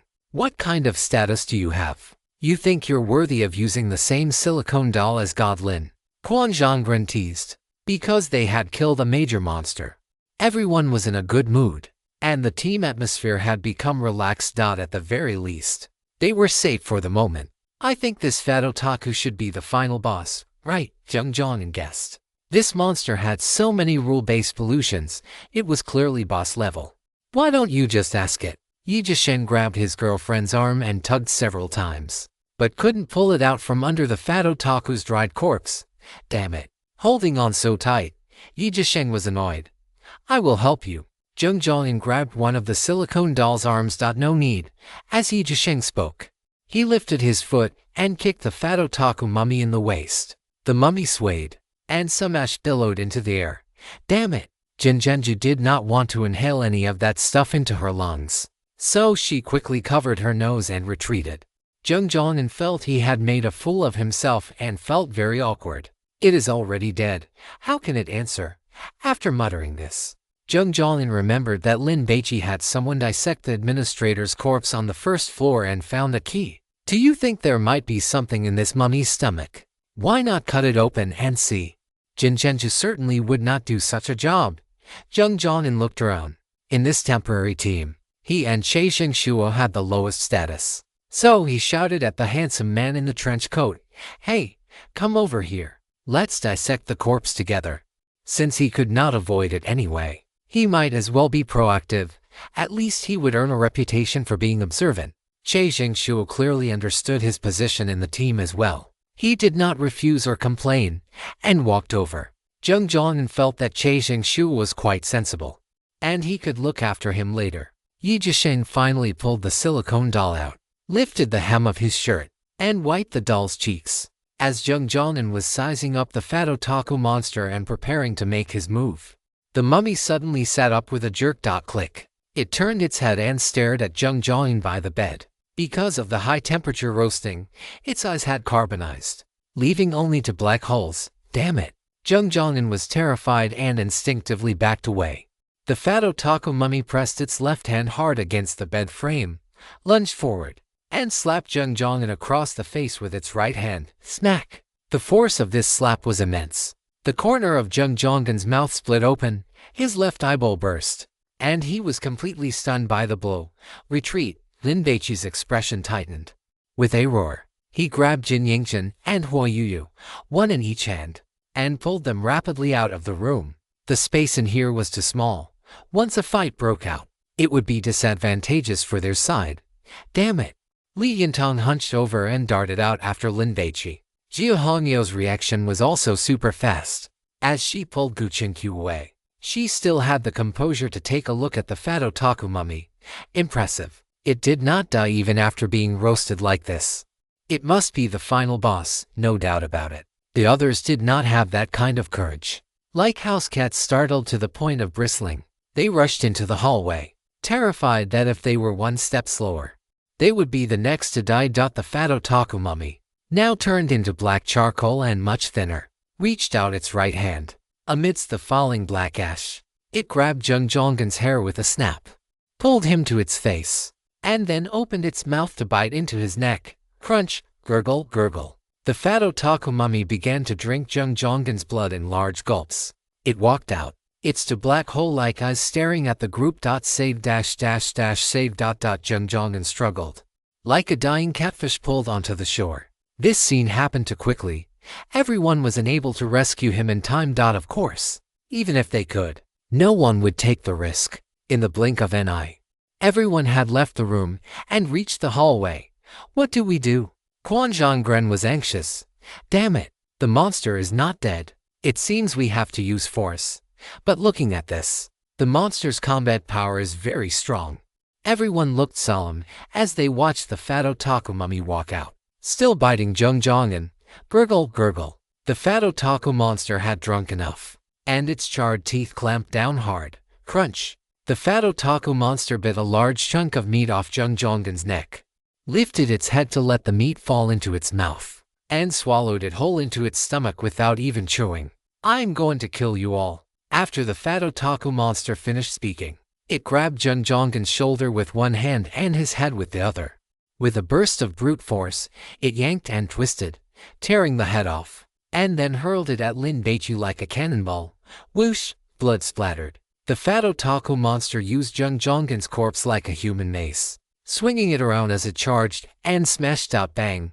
Bang! The corpse's legs and feet slammed into the walls and floor, breaking bones and deforming. With blood flying everywhere, Jiu Hongyao held her knife backhanded, ready to engage, but was pulled back by Lin Baici. The muscle Buddha appeared in the hallway, delivering a heavy Buddha fist strike. Zheng Zhonggen's corpse was blown apart. The fat otaku monster threw the remains aside and lunged at the muscle Buddha, showing no fear at all. The Zheng Zhonggen that fell to the ground suddenly melted, like nutrients, nourishing the scorched flesh walls on the floor. Squish, squish. These pieces of flesh bubbled with mucus, regaining vitality, and new strips of flesh sprouted from the ceiling. Quick, go downstairs, Gu Qinkyu urged. It was too late. Those strips of flesh seemed to possess self-awareness, like whips. They shot toward Lin Baici and his group. Lin Baici dodged, slashing wildly with the bronze sword in his right hand. Swish, swish, swish. Chunks of rotting flesh were severed and fell to the ground. But they did not die. Like caterpillars, they continued to squirm, crawling toward Lin Baici and the others. The flesh strips that had been cut were growing frantically. Lin Baici held the pine torch in his left hand and rubbed it hard against the wall. Whoosh! Flames rose up, and Lin Baici shoved the torch against the wall. Sizzle! That piece of flesh was like a prisoner being tortured by a red-hot branding iron. It became charred black before one's eyes, and black smoke rose. But before it could ignite, dozens of flesh strips started over like tentacles. The fat otaku monster sensed the terror of this torch and wanted to kill Lin Baici immediately. Swish, swish, swish. Jiu Hongyao swung her short blade in a continuous flurry, severing the strips of flesh surrounding her before lunging out to rescue Gu Qinkyu and Huo Yuyu. Hurry, get downstairs. Yi Zhisheng was also entangled by the strips of flesh, but possessing immense strength, he tore the tentacles apart with brute force. Quan Zhonggren and Kim Jin-soo were too busy struggling to save themselves. Could this hallway be the digestive tract of this fat monster? Li Yintang considered the possibility. Her fingers flickered, and her butterfly knife spun incessantly, slicing through the tentacle-like flesh. If we get out, what if the monster doesn't follow us down? Kim Young-jin brandished her kukri, hacking away vigorously. Her long legs and shapely figure paired with the rugged weapon gave her a wild and tame beauty, though no one had the leisure to appreciate it at the moment. "You all go down and hide. We will kill it." Jia Hongyao's tone was resolute. Running back and forth only meant playing hide and seek within the apartment building, rather than waiting for the fat monster to recover from its injuries. It was better to strike while it was down and end its life. "This is the best opportunity," Chejing Siak, one hand in his pocket, watched as the muscular Buddha performed a body slam, pinning the fat monster to the ground. He immediately snapped his fingers toward the creature. A spark flared at his fingertips, instantly forming a flaming arrow that shot toward the fat monster. Whoosh! The flaming arrow struck the fat monster's chest, exploding with a bang into a brilliant burst of fire, resembling a grand firework display on the night of the Lantern Festival. "All of you, go to hell," the fat monster roared, slamming a fist into the ground. The flesh-covered walls of the floor instantly bulged, then surged like a tsunami wave, undulating as it rapidly rolled toward the group. Snap, snap. Chejing Siak snapped his fingers repeatedly, firing off more flaming arrows. The arrows struck the wave, exploding one after another, but they could not halt its momentum. Lin Baici's brows furrowed deeply. His trump card's the hand of great impression. The floating life night rain and the wild Buddha extinguishing the lamp were completely ineffective against this wave of fat. Jia Hongyao steadied her mind and slashed out with her blade. Black helium flash. The snap. A bolt of black lightning erupted from the blade, colliding with the wave. The wave exploded, sending countless chunks of flesh, both large and small, splattering everywhere like hail. Plop, plop. As the pieces of flesh landed on Lin Baici and the others, they immediately began to squirm, attempting to fuse with their bodies. Drip, drip. Clear, viscous liquid began to rain down from the ceiling. When it landed on their skin, it caused an immediate, burning pain. "Watch out. This liquid is highly corrosive," Quan Zhonggren shouted. "This flesh is alive too," Kim Jinsu screamed in terror, reaching out to tear the chunks of meat stuck to her body. The muscular Buddha slammed a fist into the fat monster's head with such force that its legs were jolted straight up into the air. Before it could strike again, the flesh on the floor surged upward, swallowing the Buddha's legs. The wave had been shattered, but the mortal danger remained. The tentacles and the flesh walls were proliferating madly, trapping everyone's feet. The entire 18th floor was the fat monster's digestive tract. Defeating it here was incredibly difficult. If not for Lin Baici's sound tactics using the oven to severely wound the monster and drastically reducing its digestive capacity, they would have already been reduced to a puddle of mush. "Appa, this flesh is growing back too fast," Kim Youngjin said anxiously. Her kukri was sharp, but every time she cut the flesh, it regenerated within seconds. "God Lin, please think of something." Kim Jinsu was on the verge of tears. They couldn't even run away now. The pine torch was useless. Lin Baici shoved it back into his inventory and gripped his affair pipe wrench, swinging it wildly. Flesh-shattering strike. Smack, smack, smack. Every piece of flesh Lin Baici struck was pulverized so thoroughly that it couldn't fuse back together for a long time. This divine favor was the perfect counter to the fat monster's digestive tract. Lin Baici moved with speed, precision, and ruthlessness. In a few quick motions, he smashed the flesh trapping the legs of Kim Youngjin, Huo Yuyu, and Gu Qingqiu, then began clearing a path forward. "You all get out first, otherwise, even if he killed the fat monster, the three of them would be done for." "Brother Lin, your great Buddha is finished," Li Yintong shouted. Lin Baici looked back and saw that the flesh had completely covered the muscular Buddha, forming a massive lump of meat. Quan Zhonggren and Kim Jinsu unleashed their divine favors as if they cost nothing. But it was useless. The fat monster's resistance to damage was simply too high. Chapter 373 Purification complete. Apartment cleared. In the hallway, the flesh walls undulated. Tentacles whipped about, and digestive juices secreted, all aiming to melt everyone down. "God Lin, shall we retreat first?" Quan Zhonggren shouted. "This is the fat monster's home turf. I'm afraid we can't kill it here. God Lin, let's run." Kim Jinsu urged as well. Without Lin Baici's order, they didn't dare to flee. Even if they managed to escape now, they wouldn't be able to face Lin Baici afterward. Continue the fight. Lin Baici's voice was cold. He had no intention of leaving. And he certainly wouldn't let cannon fodder like Quan Zhonggren leave either otherwise. Who would share the burden of the boss's firepower? Little Lin. I'll hold the boss back. You get Chinkyu and the others out first. Jiao Hongyo said as she lunged toward the charred, black and fat monster.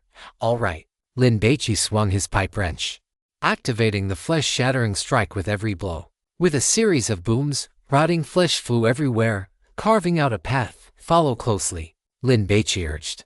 Kim Jin-soo was incredibly envious, but she understood she wouldn't receive such treatment. Damn it.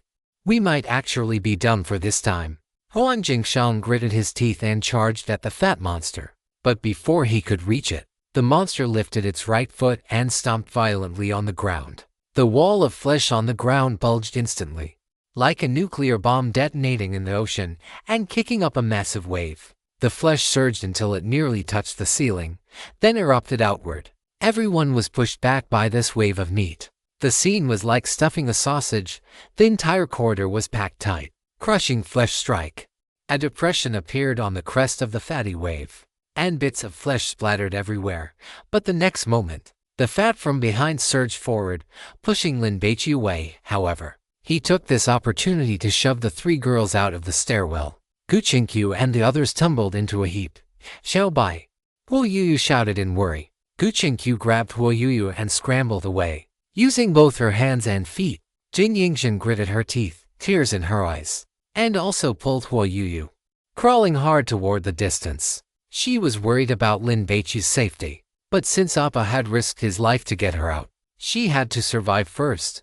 Whish! A massive amount of fat squeezed out of the stairwell, just like a tube of toothpaste being stepped on hard, surging forward a full 7 or 8 meters. Quick, find the oven. Gu Qinkyu scanned the corridor and shouted at the two girls. She wanted to open the oven and roast the fat otaku monster again. At this moment in the corridor, after the tsunami of flesh had passed, there was over a meter of fat piled up on the floor, resembling sludge in a riverbed. Lin Baici and the others were all trapped inside, their movements sluggish. It is over. Jin Zhenju felt despair. I'm going to eat you all alive, the fat otaku monster roared, walking forward step by step. It had been severely injured by the oven, otherwise, it would have already finished off Lin Baici and the others. Lin Baici did not give up.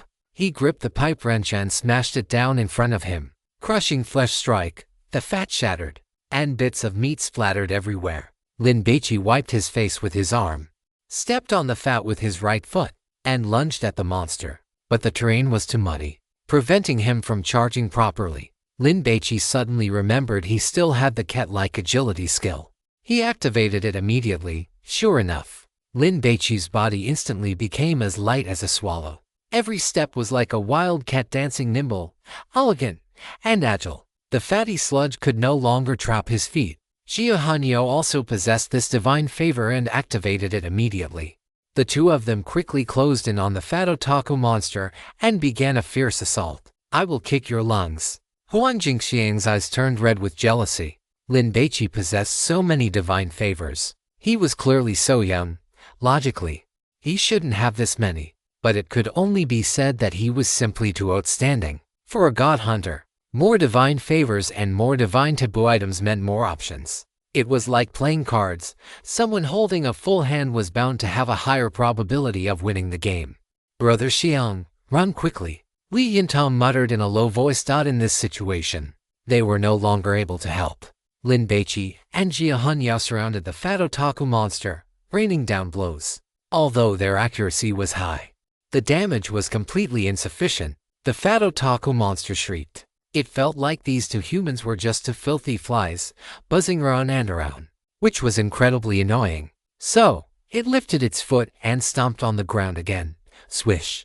The wall of flesh on the ground trembled. With a series of popping sounds, dozens of meat strips as thick as wrists shot out like tentacles, coiling toward Lin Baici. Just at this moment, a dozen bank cards flew over at high speed. Swish, swish, swish, slicing all those tentacles apart. What is going on? Che Jingshuo frowned. Damn it! Quan Zhonggren shouted in terror. God Lin, the head-wrapped female office worker who could teleport, had appeared silently beside Lin Baici. Brother Lin, Li Yintang screamed. It never rains but it pours. They hadn't even dealt with the fat otaku monster. And now, another female office worker had appeared. How the hell were they supposed to purify this? Huan Jingxiang was much sharper than Jin Zhenju. If the head-wrapped woman and the fat otaku monster were on the same side, why would she use bank cards to slice those meat strips? Could it be that the female office worker wanted to help Lin Baici? But why? It couldn't be because Lin Baici was handsome and good at his job, right? Run for your lives. After the female office worker said this, she lifted the heel of her high-heeled shoe and tapped it against the ground.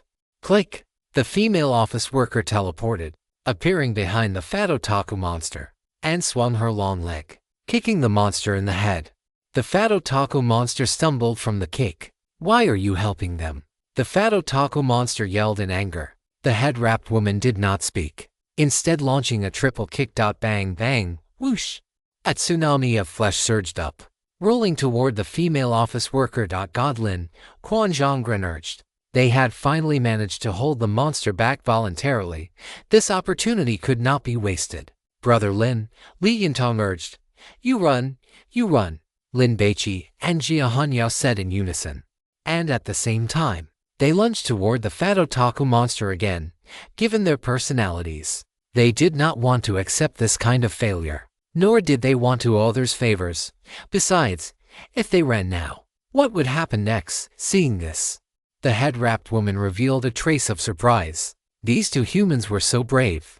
After hesitating for a few seconds, she finally made her choice. Run quickly, or you will be burned to death.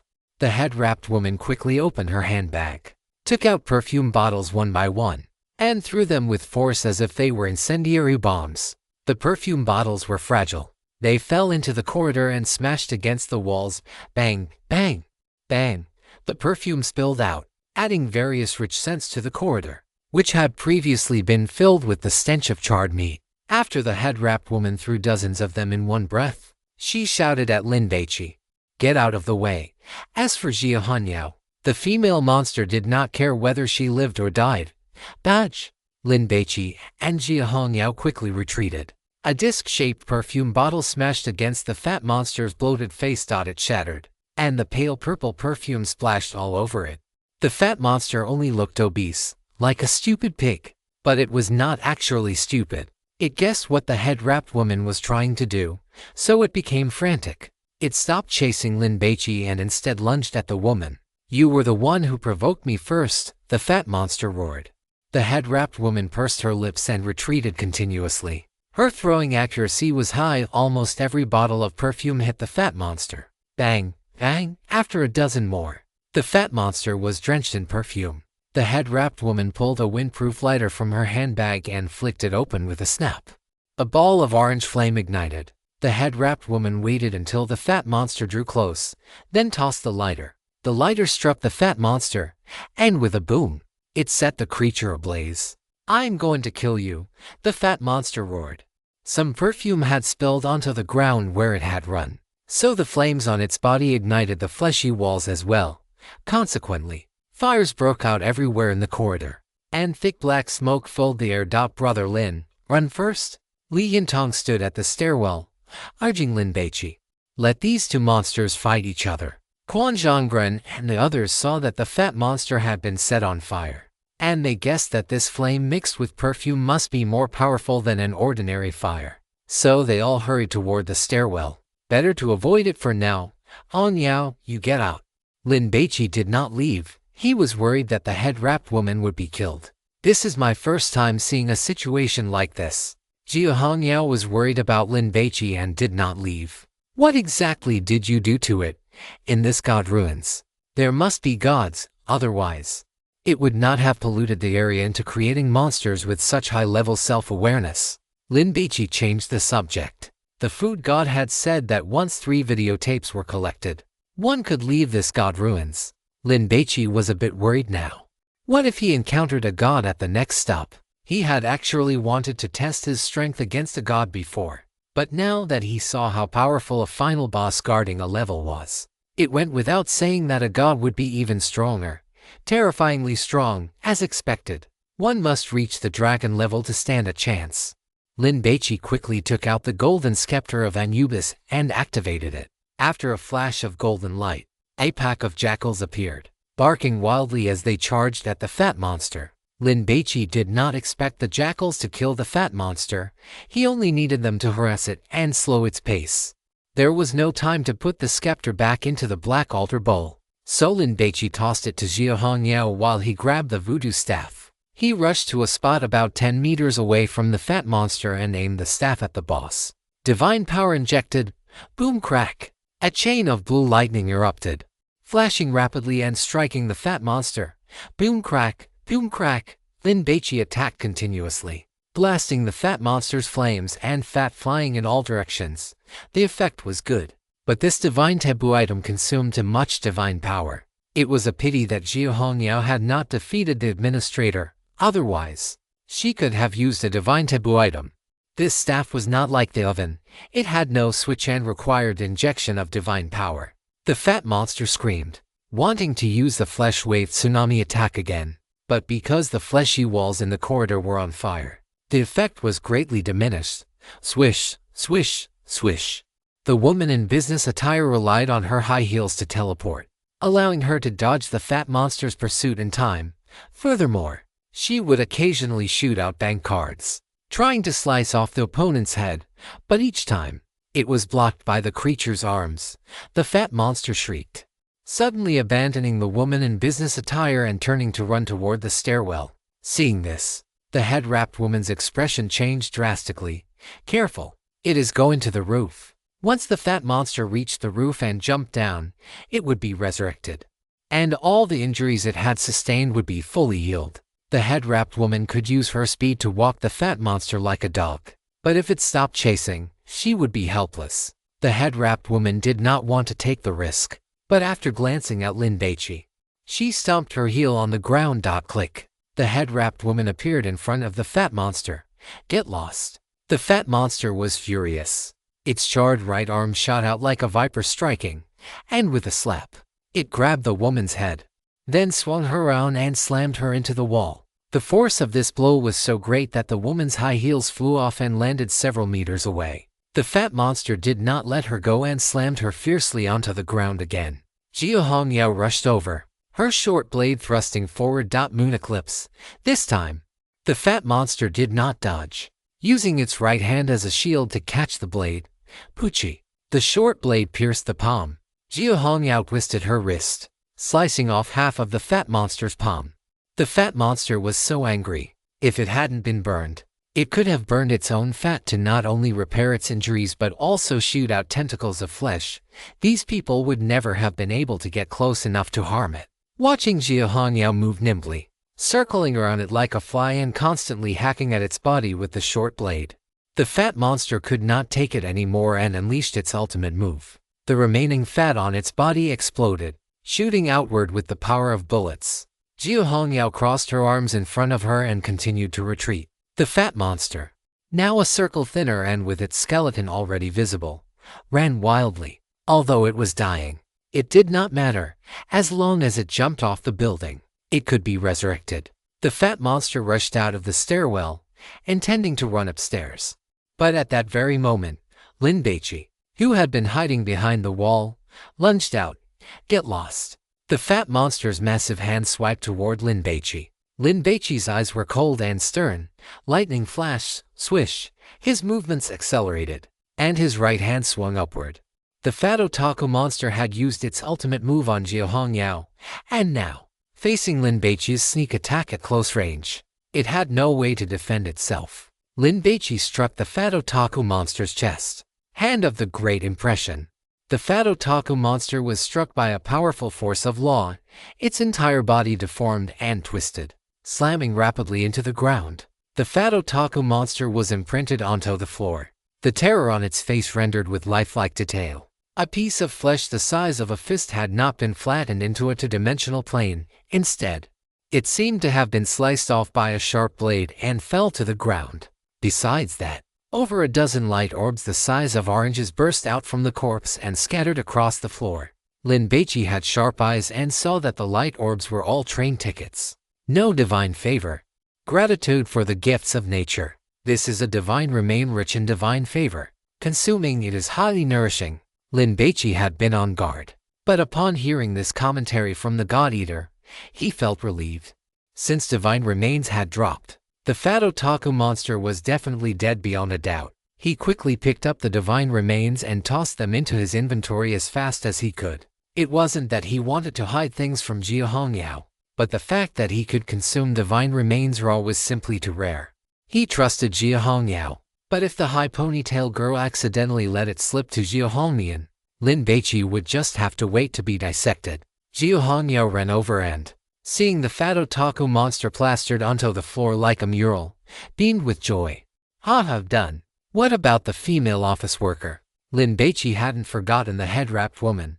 He should go and say thank you. Chapter 374, A Great Harvest, A Huge Gain. She was thrown quite hard by this monster and is lying in the hallway over there. Jia Hongyao clenched her right fist and pointed her thumb toward the hallway behind her. Her face filled with a suspicious expression as she sized up Lin Baici. Little Lin, tell me honestly, what exactly did you do? How did you get that monster? That female office worker to help you so wholeheartedly? The high ponytail girl was truly too curious. She wasn't very old, but because of Jia Hongmian, she had become a god hunter at a very young age. She was well-traveled and knowledgeable, understanding more about god ruins than many veterans.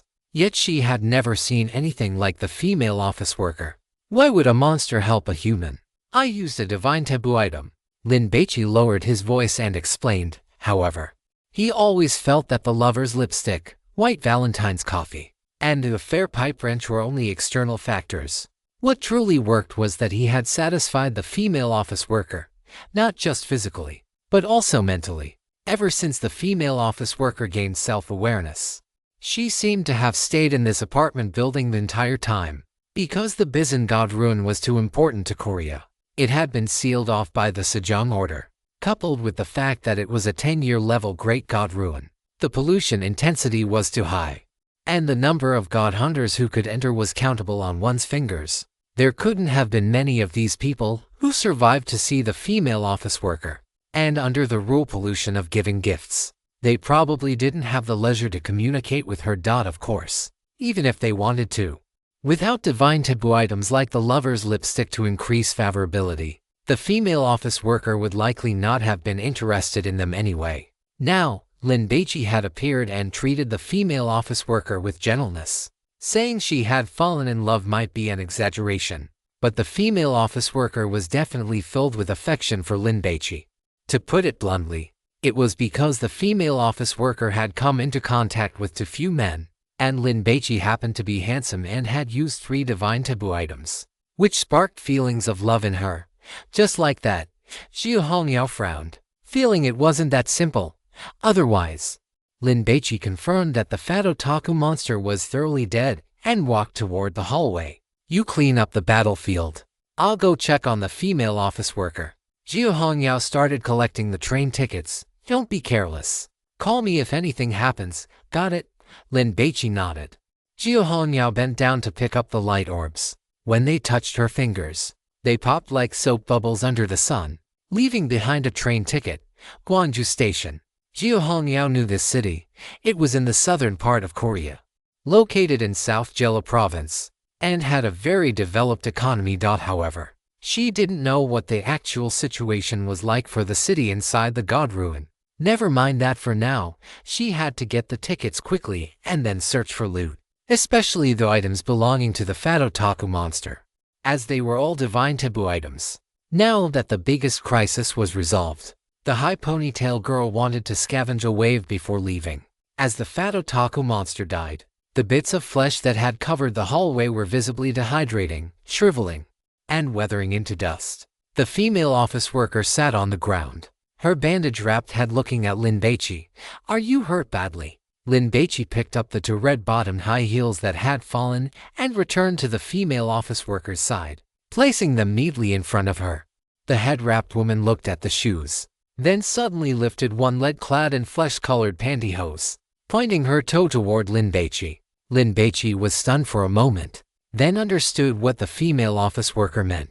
He hesitated for a second, then squatted down, picked up the high heels, and helped her put them on. Dozens of meters away, at the stairwell, Guchinkyu and her group were peering in this direction. The fat otaku monster seems to have been taken out. Kim Jin-soo was trembling, swallowing a mouthful of saliva. Duh. If it hadn't been taken out, could Godlin be talking to that female office worker so calmly? Li Yintong squatted by the door frame, poking her head out to observe the situation. The fat otaku monster had fled toward another stairwell, so it hadn't run into Guchinkyu and the others. Why did this monster help Godlin? Cha Young-seok didn't understand. The group fell silent, because they didn't know the reason either. Should we go over?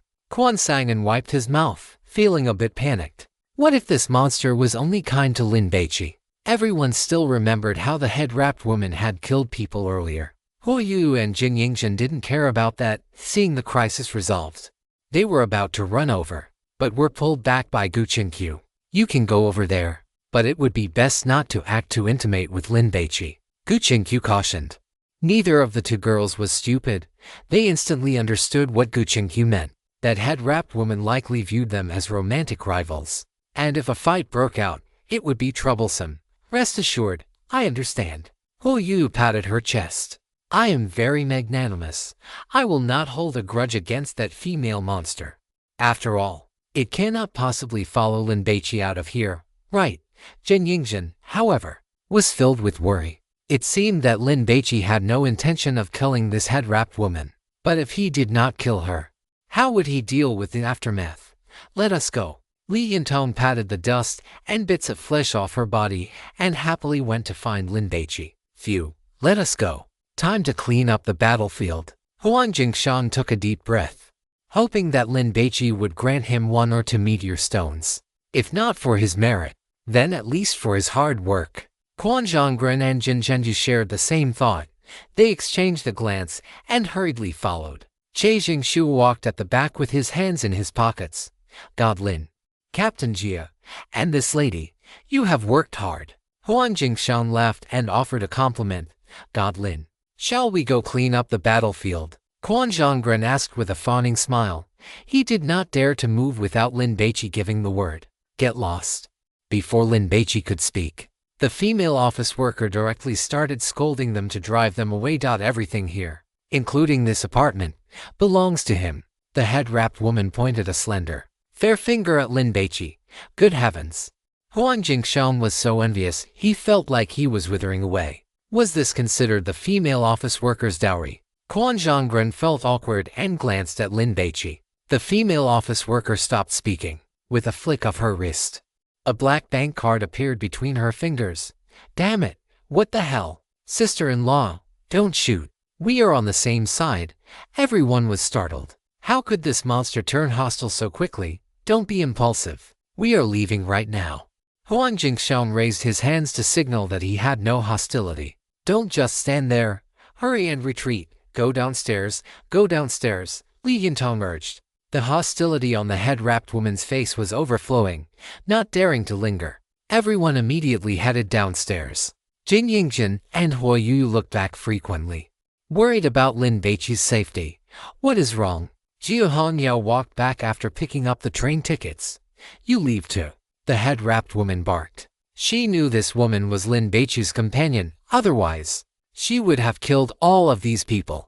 Jia Hongyao suddenly felt that things might not be so easy to end. The feelings this female office worker had for Lin Baici seemed somewhat twisted. You all go down first. Lin Baici gave Jia Hongyao a look that told her to stay calm. Be careful. Jia Hongyao cautioned and left the 18th floor with hurried steps. At the entrance to the 17th floor stairwell, everyone looked anxious. What do we do now? Huo Yu was worried. I feel like that female monster does not want to let Xiao Bai leave. It is fine. The tickets are already in hand. We can find an opportunity to sneak away. Jia Hongyao comforted her. What? The tickets are in hand. Hearing this, Huang Jingshan was overjoyed. Where are they? Let me see. The girl with the high ponytail ignored him. Everyone felt encouraged. They could finally head to the next station. If they had to fight the head-wrapped woman or that little cutie who loved playing games again, they really would not be able to take it. According to the intelligence collected by our Sejong sect, As long as we successfully pass through 3 stations, we can leave this god ruin before entering. Quan Zhongren had felt like he was the chosen one, swearing to purify the Bizan god ruin and make a name for himself in one battle. Now, he recognized the reality. Getting out alive is victory. Amitabha, thank heavens. Huang Jingxiang pressed his palms together and bowed piously 3 times. I hope the next station is not too difficult. Before Godlin returns, I think we should go scavenge for some spoils of war, Che Zhengshuo suggested. The strongest boss in the apartment was dead, so of course, they should take the opportunity to get rich. The boss is dead, but the rule pollution might not have disappeared. Besides, what if we run into that little monster? Huang Jingxiang was injured and certainly did not want to take risks. So, he tried to scare them, not wanting them to go either. After all, the more people there were, the safer it was. Yu, Yingxin, you wait here. I'm going to look around with Hong Yao. Gu Qingqiu was bold and prepared to make one last haul before leaving. Wish.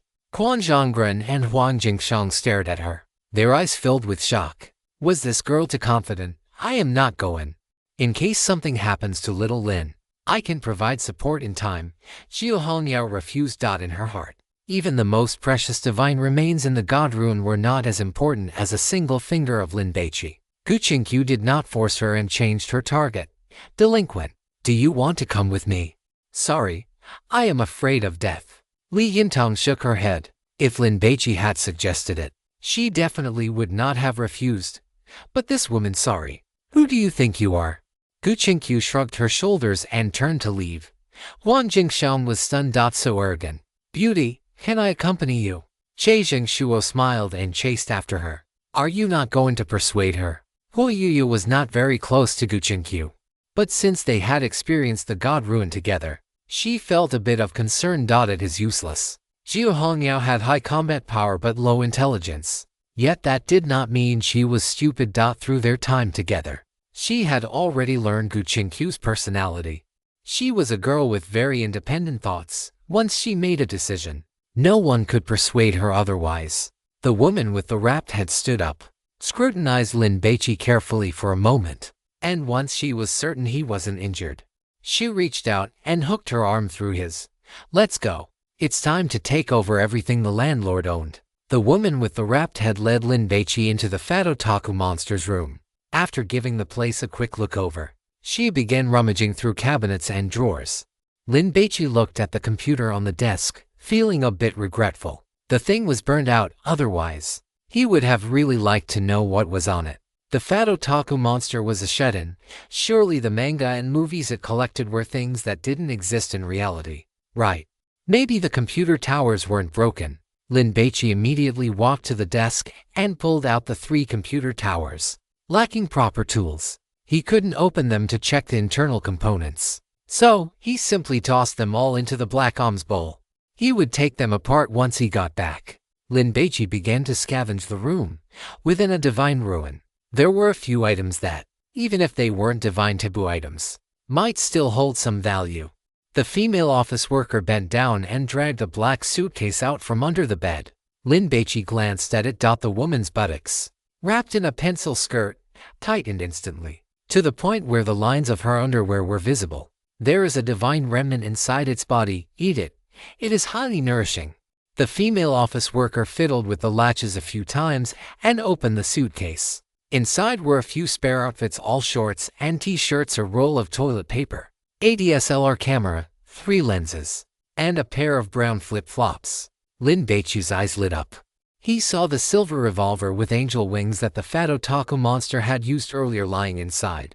There is no persona you cannot imagine. Only characters I cannot cosplay. After one shot, your fantasy will become reality. Everything is for love and justice. So this gun has no lethality. The transformation lasts for about 30 minutes. With this divine taboo item, he would save time on makeup in the future, though the duration was a bit short and would require a follow-up shot. The female office worker noticed Lin Baichi's gaze, picked up the revolver, and tossed it to him. Clack! Lin Baici caught it, opened the cylinder to check it, and then held the gun with one hand, striking an aiming pose. If I imagine the target wearing only a small amount of body paint, Then after I fire a shot, wouldn't the target end up naked? The female office worker checked the suitcase again, found nothing of interest, and began searching other areas. Lin Baici squatted down and picked up the DSLR camera. This thing was actually quite impressive. The gourmet god said that if the subject being photographed didn't have enough authenticity, then if it were a woman, her chest would explode. And if it were a man, his little brother would explode. Telephoto lens. You can see things very, very far away, but there is a certain chance of becoming nearsighted while using it. Cosplay lens. Can only photograph cosplayers. If the subject is not one, the photographer will suffer. Women will have their chests explode, and men will have their little brothers blow up. Standard lens. One lens for all occasions. You will be the most stylish person in the photography world. No matter what you shoot, you can achieve a 200% beautification effect. Even if the subject is ugly, you can photograph them to look like a celestial being. Listening to the gourmet god's commentary, Lin Baici couldn't help but chuckle. In the future, he could take up photography as a side hustle to earn extra cash. With this camera, he wouldn't even need to spend time on Photoshop. Of course, Lin Baici was just thinking about it. He was enjoying his current job as a divine hunter far too much. This camera wasn't very useful, so he could sell it for a few thousand meteor coins. Lazy man's flip-flops. These flip-flops don't fit well and are a bit worn and tattered. But when you hold this pair of slippers, no pest will ever be able to escape alive from before you. As long as you swat with them, they will hit their mark. The pest killing rate is 100%. After you use them to kill some insects, they will produce a mosquito repellent effect, keeping all kinds of bugs away from you. Our slogan is, eliminate all harmful pests. Absolutely invincible. Remember, do not use them to slap someone in the face, or you will become addicted to the feeling. Anyone slapped in the face by the lazy man's flip-flops will call you daddy. Lin Baici was amused. These slippers were quite interesting, though it was a pity the fat otaku monster's feet were so large that they had stretched the slippers out of shape. Chapter 375, You Divine Grace, to Paths, in the future. When he went to the night market for skewers on summer evenings, he could wear these slippers and wouldn't have to worry about mosquito bites. How delightful. Lin Baici finished going through the items in the suitcase, obtaining a total of 4 divine taboo items. It was a great haul. If he sold them, he could exchange them for quite a few meteor coins. The suitcase is made of an alloy material. Although it is not a divine taboo item, it is extremely hard. It can not only stop bullets but can even take a direct hit from an RPG rocket and remain perfectly intact. Lin Baici's eyes brightened. He tapped on the suitcase. With this thing, he wouldn't have to worry about his luggage breaking down halfway through his travels in the future. Big sister, I'm taking these things, okay? Lin Baici didn't know how to address the female office worker, so he simply called her big sister. They are all yours. The woman with the wrapped head nodded. Lin Baici put all the spoils into the suitcase, tossed it into the black alms bowl, and then began to wander around. The woman with the wrapped head rummaged through the room, nearly tearing the whole place apart, until she finally found an iron box the size of a book under a floorboard. She opened it to reveal 2 hard-covered documents. The woman with the wrapped head flipped through them quickly, then closed them, finally letting out a sigh of relief and revealing a smile. Now, this apartment building belongs to us. The woman with the wrapped head was very happy. The documents in her hand were the deed and property ownership certificate for the apartment building. Only by obtaining these did she have the qualification to become the owner here and possess the right to collect rent from the tenants. At the same time, the bandage-wrapped woman had also gained the landlord's special privilege of immunity from death. That is, no matter what kind of injuries she sustained, as long as she walked to the rooftop and jumped off to her death, she could be resurrected in a perfectly healthy state. Lin Baici felt his heart skip a beat. The implications of this word were, he feared, not very optimistic. That is right. The bandage-wrapped woman stared at Lin Baici. Do you not want to live here with me? Lin Baici remained silent. What was this supposed to be? Marrying into her family? Seeing that Lin Baici did not answer, even though her face was wrapped in bandages, one could still sense that the white-collar woman's expression had turned sour. Click-clack. Click-clack.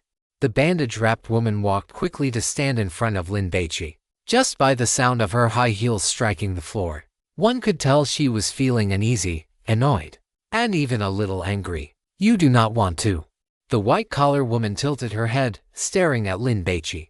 "If I do not leave, I will eventually turn into a monster." Lin Baici spoke with a sincere tone. Under the radiation pollution of the gods, humans would eventually transform into dead flesh beings, a monster. Is that not even better? The bandage-wrapped woman reached out and affectionately stroked Lin Baici's cheek. "No matter what you turn into, even if you become a pile of rotting meat, I will never despise you."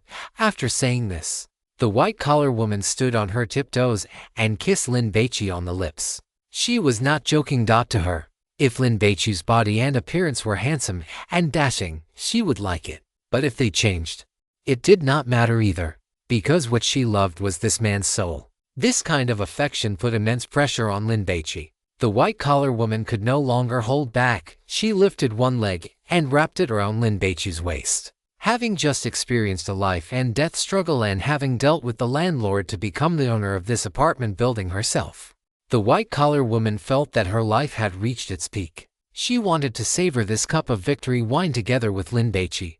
However, Lin Baici pushed the white-collar woman away. "Big sister, come out with me." Lin Baici was not joking when he said this. Although he did not know what kind of commotion would be caused if the white-collar woman went outside, or how those god hunters would treat her, he would do his best to protect her. "Why should I go out? This is my home," the white-collar woman cried out. "And it is your home too." The atmosphere in the room was oppressive, like a pair of newlyweds having an argument. "We will have a cute baby, or fine, if you want 2, or even 3. I can give birth to them all for you." The white-collar woman touched her stomach. "Looking forward to a beautiful future. I will work hard to raise the children. With this apartment building, you will not need to work hard. You can just play games, read books, and listen to music in your daily life. If you get bored, you can go out fishing. The rent is enough for us to live on anyway." Lin Baici thought of the child of his next-door neighbor. After graduating from university and entering society, the kid had struggled for several years, emptying his family's 6 wallets just to pay the down payment for an apartment in the city. He had the house, but he was also saddled with a 30-year mortgage. The neighbor aunt did not feel it was bitter. Every time she talked about it with his mother, her face would glow with pride, feeling that her child had made something of himself. Lin Baici looked up at the ceiling.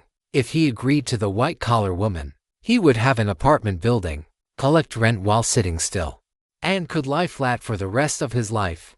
What a pity. If he had not become a god hunter, he might have actually agreed. "I only have one requirement for you.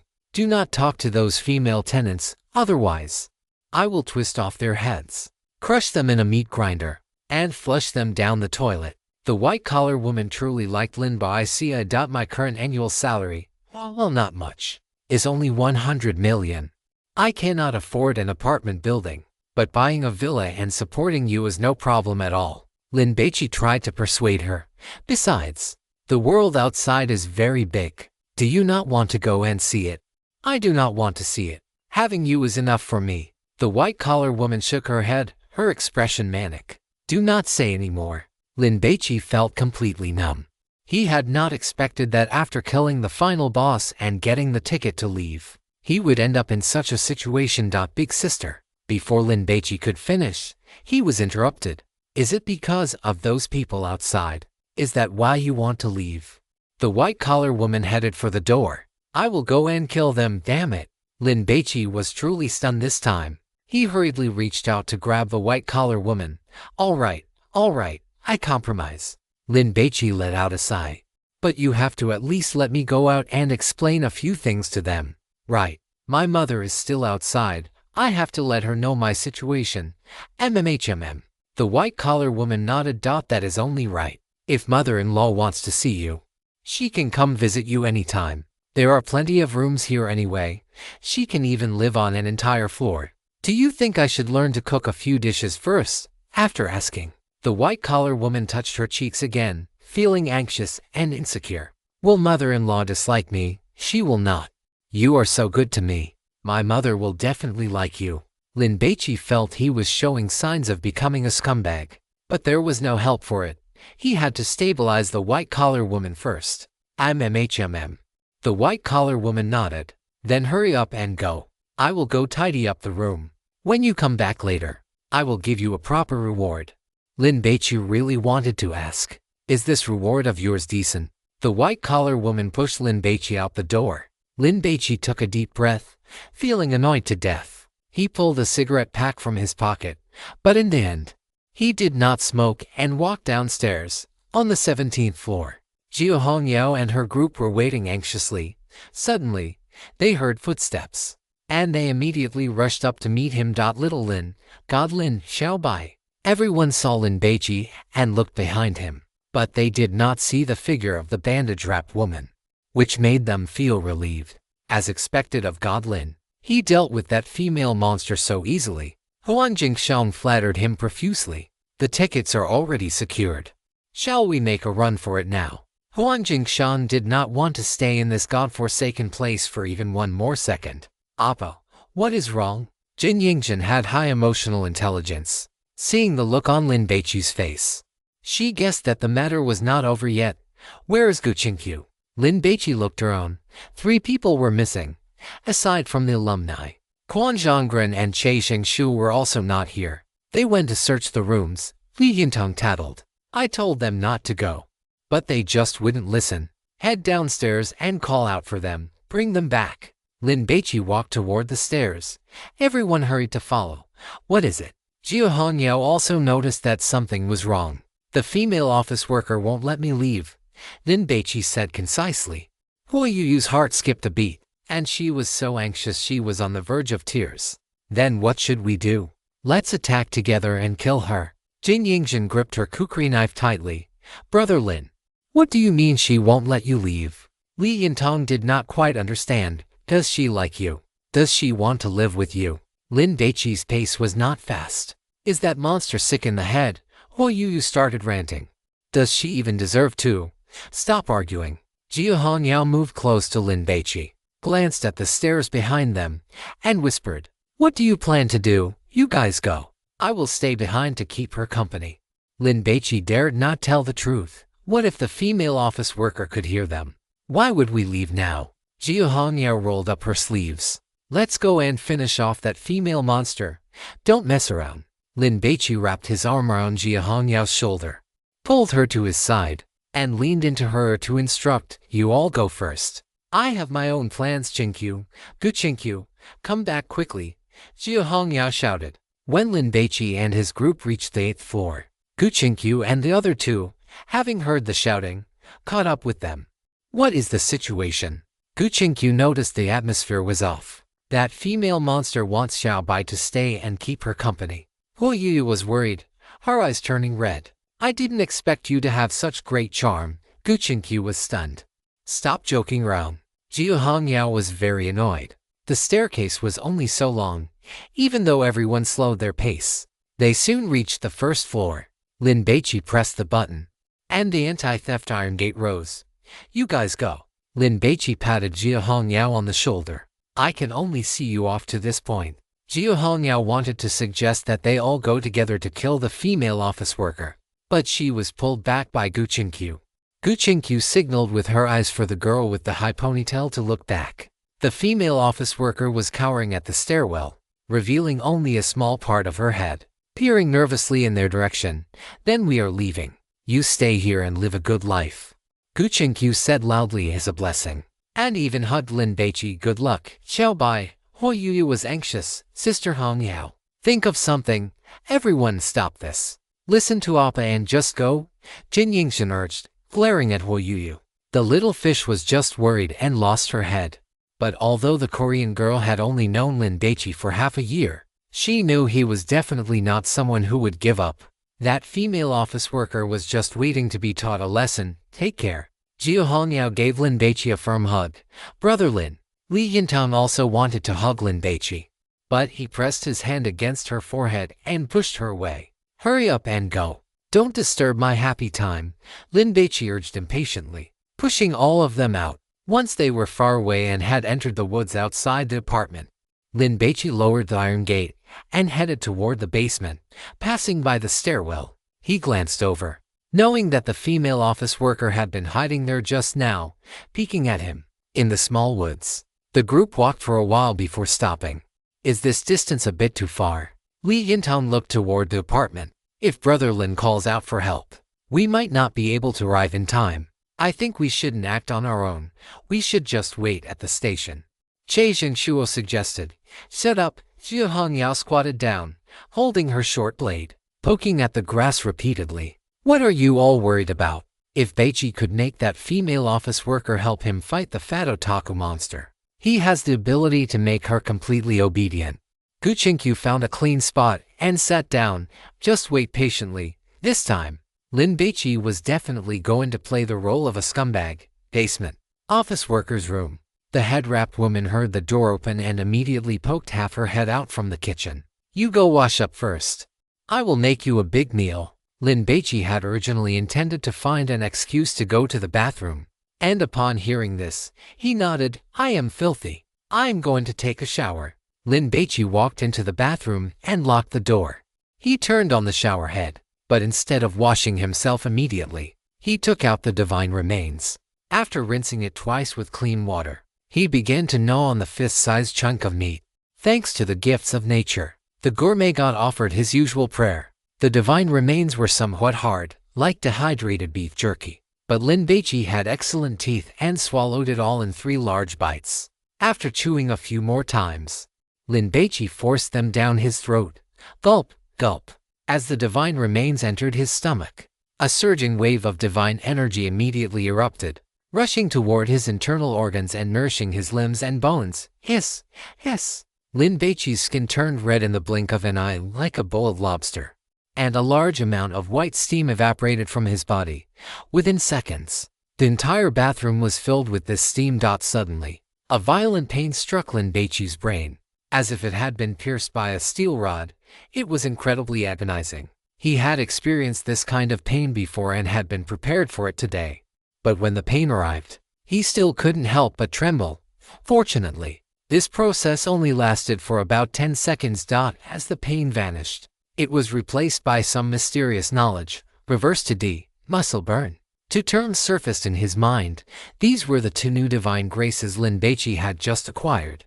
Reverse to D, you can draw anything on paper, and through this divine grace, you can summon them into the 3D world. The more accurate your drawing, the more realistic the item will be once it appears. As an otaku, wanting a 2D beautiful girl to become a real person and be your wife, that is perfectly fine, right? The gluttonous god explained. This divine grace was a bit convoluted. Lin Baici understood the gist of it, but there were still many details that needed verification. For example, if he drew a female celebrity and used reverse to D to summon her into the 3D world, would she then be a real person? Chapter 376, Lin Baici, not a scumbag. For most god hunters, this divine grace is quite useless because it requires extremely high artistic skill. But you have soul sketching. As for the female celebrity, you can experiment with that yourself. The gluttonous god did not provide a detailed critique. Lin Baici frowned slightly. This divine grace sounded very powerful, like the legendary alchemy capable of creating items out of thin air, but in reality, its limitations were not small. If he didn't happen to have soul sketching, this divine grace would be completely useless. Should he wait until he got back to experiment? He couldn't wait.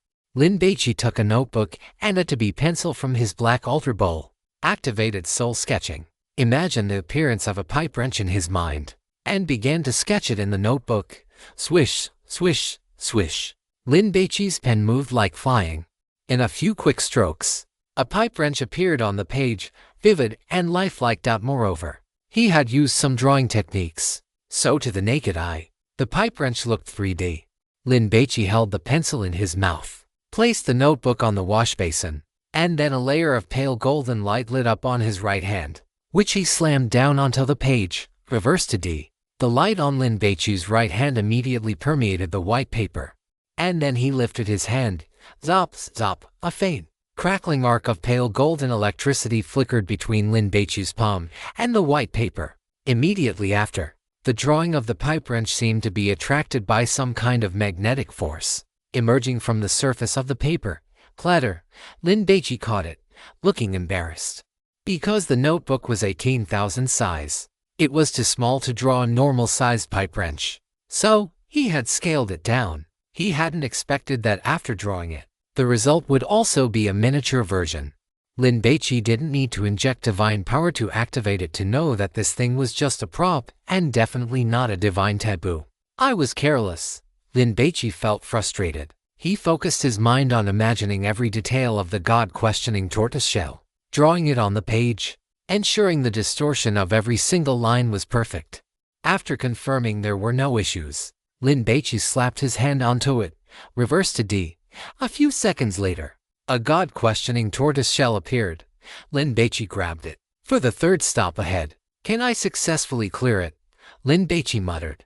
Tossing the tortoiseshell upward, clatter. The tortoiseshell fell to the ground without any reaction. It was clearly just an ordinary object. A waste of effort. Because divine taboos are products of divine remains contamination, they cannot be reversed or replicated. The more complex and massive an item is, the more divine power is consumed during the reverse replication. If you don't want to die suddenly, stop this risky behavior, the gluttonous god commented. Lin Baici felt completely numb. Then what was the use of this divine grace? Go into the street to set up a repair stall to make keys for people. The only use Lin Baici could think of was that if he broke something he loved in the future, he could reverse an identical one. Also, if he saw something he liked online, he wouldn't need to buy it. He could just use this divine grace to create one. It could save quite a bit of money. But the problem was that Lin Baici wasn't short on money now. Limited edition shoes, watches, sports cars, what couldn't he afford? Come to think of it, if I were more shameless, I could go to foreign museums, swap those antiques, and bring the originals home. Just imagine having Da Vinci's Mona Lisa hanging on his living room wall, the Venus de Milo on display, and the winged victory of Samothrace standing there. What kind of status would that be? One must know that these three antiques are known as the three treasures of the Louvre and are the hall-guarding exhibits. God hunters do not care about worldly objects. If your home were filled with divine taboos, that would be true status, a titan of the human world. The gluttonous god's tone carried a hint of a lecture. Lin Baici had been a god hunter for too short a time and had not yet detached himself from the worldly value system. Just like most people love money and think it's a good thing, for the tiny group of people at the top of the food chain, money is just a tool they use to harvest the wealth of commoners. For a god hunter, the most important things are power, summarized as divine taboos, divine graces, meteor stones, and divine remains. You're right. Lin Baici curled his lips. He had no interest in being a restorer, so he could ignore this divine grace. However, the second one was quite formidable. Muscle burn. You can rapidly heal injuries by burning fat. As long as you have enough fat, even a near-death, severe injury can be restored to health in a very short time. Full HP on the spot. Cancer. What's that? Just lose a bit of fat and it'll be cured. Lin Baici smiled, his mouth stretching so wide it almost reached his ears. This was a top-tier divine grace, one that was on par with the Hand of Great Impression, Floating Life Night Rain, and Wild Buddha blowing out the lamp.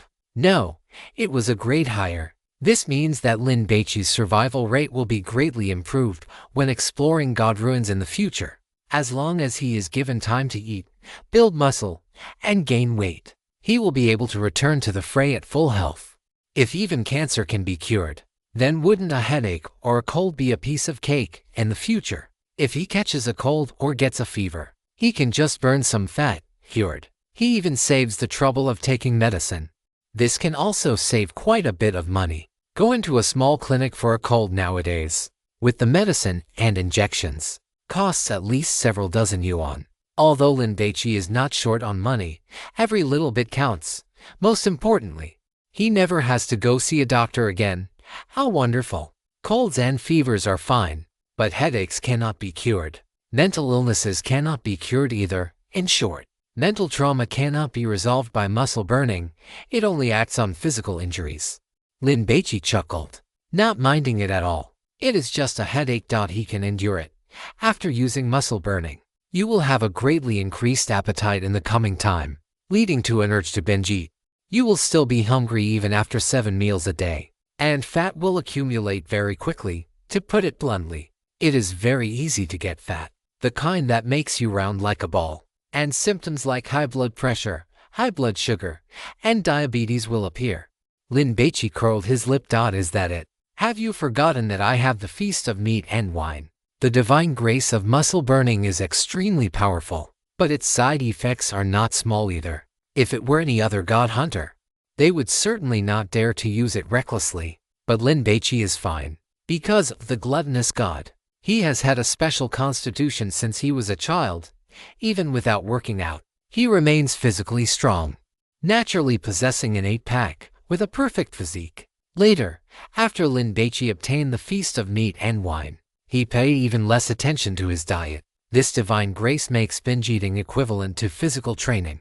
Even if he plays all night long, or plays poker with hundreds of women at the same time, he will not get tired. With this divine grace, the better the delicacies and the more mellow the wine, the stronger the effect. Lin Baici smacked his lips. He had figured it out. Some divine graces have significant drawbacks when used individually, but once combined, and once you find a divine grace that compensates for the shortcomings, it becomes simply invincible. For example, muscle burning. Therefore, one must seize every opportunity to devour divine graces. Let us set a small goal first. Get 100 of them in the bathroom. Warm water poured down from the shower head, causing steam to rise. Lin Baici reached out and wiped the mirror. Due to the high-intensity purification of the rules pollution, he was somewhat exhausted and even had dark circles under his eyes. But because he had just eaten a piece of divine remains, he felt very comfortable. It was like finally having a feast after being hungry for several days. Xiao Bai, are you done washing? The white-collar woman's voice rang out from outside. Lin Baici had been in there for quite a while. Wait 5 more minutes. Lin Baici replied and quickly rinsed his body. After washing, he took out the lover's lipstick, applied a circle to his lips, and then walked out. After glancing around, he went into the kitchen.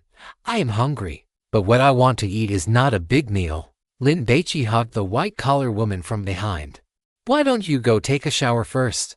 Are you in such a hurry? The white-collar woman smiled sweetly and did not refuse. She also wanted to quickly enjoy their sweet time together, so she grabbed her bathrobe and went to wash up.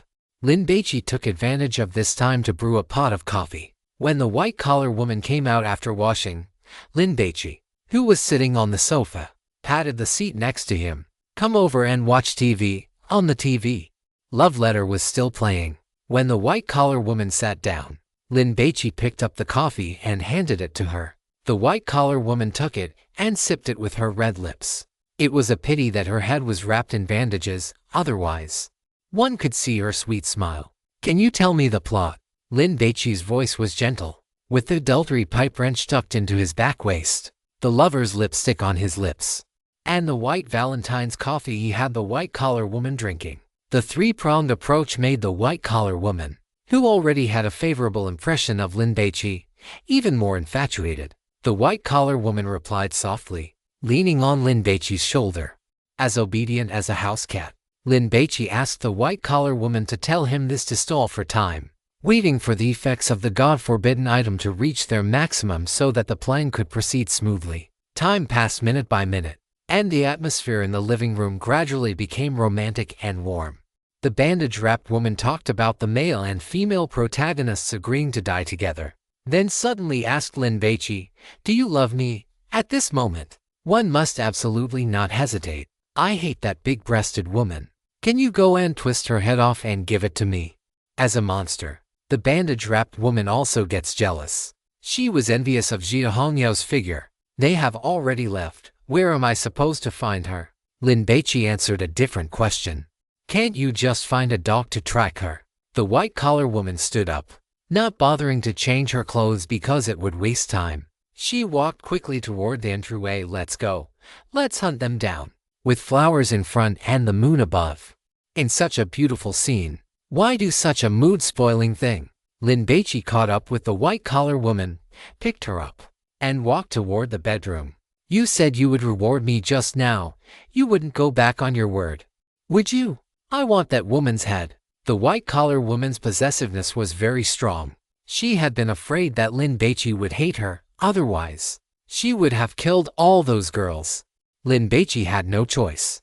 To make the white-collar woman give up this idea, he had to take the initiative. The battleship set sail, heavy artillery loaded. The white-collar woman, who had been lonely for nearly 10 years, immediately immersed herself in Lin Baici's embrace.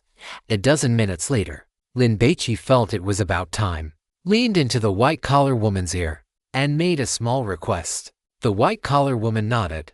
Lin Baici went to the sofa in the living room and brought back the bandage-wrapped woman's handbag. The female office worker opened it, took out the dog collar she had used before, swung it around in her hand a few times, and then voluntarily fastened it around her neck. How is it? The female office worker handed the dog collar to Lin Baici. Woof woof, good girl. Lin Baici patted the female office worker on the head, then went to the liquor cabinet to retrieve a bottle of brandy and 2 glasses. Come, let's have a drink to set the mood. I'll pour. The female office worker knelt on the bed and took the initiative to pour the drinks. Lin Baici wanted to get her drunk through drinking games, but he had never been to a bar and was completely unfamiliar with them. Fortunately, the female office worker's tolerance was average. After 2 glasses, her eyes became hazy and unfocused. Your tolerance isn't very good. You need to practice. Lin Baici continued to push the drinks, but the female office worker refused to drink anymore and suddenly pounced on him. The battle continued. Drunk, one forgets that the sky is in the water. The boat is filled with clear dreams pressing against the galaxy. Lin Baici sighed inwardly. It seemed he had no choice but to use force. He pulled the head-wrapped woman's hands behind her waist and bound them with the dog collar. The female office worker twisted her body, burying her face into the bedsheets. Lin Baici pressed a pillow over her head and then activated his divine grace. Lightning flash. Lin Baici threw out his fists. The force wasn't heavy, but the speed was extremely fast, striking the female office worker like raindrops. Drunk in a mortal fist. For an ordinary person, just 3 punches would be enough to make them as drunk as if they had consumed several pounds of high-proof liquor. Worried that the head-wrapped woman might have high resistance, Lin Baici threw over 30 punches in one go. When he stopped, the female office worker showed no reaction. She was completely dead drunk, lying on the bed like a dead fish, snoring away. Gratitude for the gifts of nature. Begin your meal. Lin Baici looked at the female office worker. This was a perfect opportunity to kill her. Not only could he obtain the divine remains within her, but he could also scavenge a haul of divine taboo items. Why hesitate? This world operates on the law of the jungle. Only the weak talk about feelings. Eat her. Lin Baici got out of bed and put on his clothes. You are in existence at the top of the food chain. To you, she is no different from a loaf of bread. Do you think any human would feel guilty about a loaf of bread? I've already gotten the ticket. I just need to board the high-speed train before she wakes up. Why must I kill her? Lin Baici knew that letting the head-wrapped woman go might be a sign of womanish mercy, but using someone's affection to scheme against them made him feel uncomfortable. Damn it! Why am I talking about human feelings and fairness with a monster? Lin Baici left. As he walked to the entryway, he saw the pair of red-soled, black-faced high heels on the shoe rack. Red-soled high heels. As long as the wearer taps the heel against the ground, they can teleport at will within a range of 100 meters. A woman's feet are not meant for walking. If worn with black silk stockings, teleportation distance increases by 50 meters. This was definitely a top-tier divine taboo item. Lin Baici struggled for a few minutes before deciding to take them. There was no help for it. The value was just too great. Lin Baici packed away the high heels and suddenly turned back toward the bedroom. In for a penny, in for a pound. Since he had already taken the heels, he might as well take the handbag to. After all, spatial divine taboo items were simply too precious. Lin Baici walked to the bedside, picked up the handbag, opened it, and dumped it onto the bed.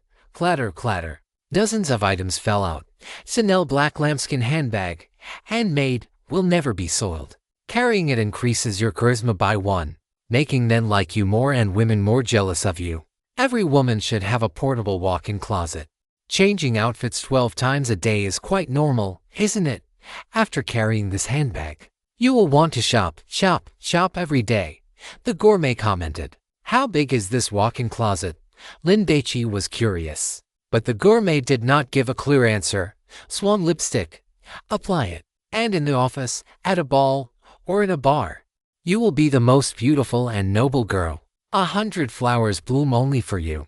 The moonlight shines only for you. Yoga pants. A woman should always strive to maintain a fit physique. Put these on, and no matter how lazy you are, you will be forcibly roused to perform an hour of yoga every day. Cat person lingerie. Want to be the sexiest woman tonight? Put it on. No man can resist your charm. Mermaid foundation. A foundation extracted from whale fat that can remove all wrinkles, scars, and acne. The gourmet didn't even stop to catch its breath, commenting for a full 10 minutes. There were as many as 12 divine taboo items in the head-wrapped woman's handbag, though most were related to clothing and cosmetics. If these were given as gifts, they would absolutely be top-tier items that would make a woman ecstatic, to the point of wanting to kneel and offer herself on the spot. However, Lin Baici didn't touch them. He only took the high heels and the handbag. Lin Baici closed the door and left quickly. Sigh. Why am I talking about feelings with a monster? Lin Baici felt that his current mental state wasn't right, and he didn't know if it was influenced by the white Valentine's coffee. Never mind.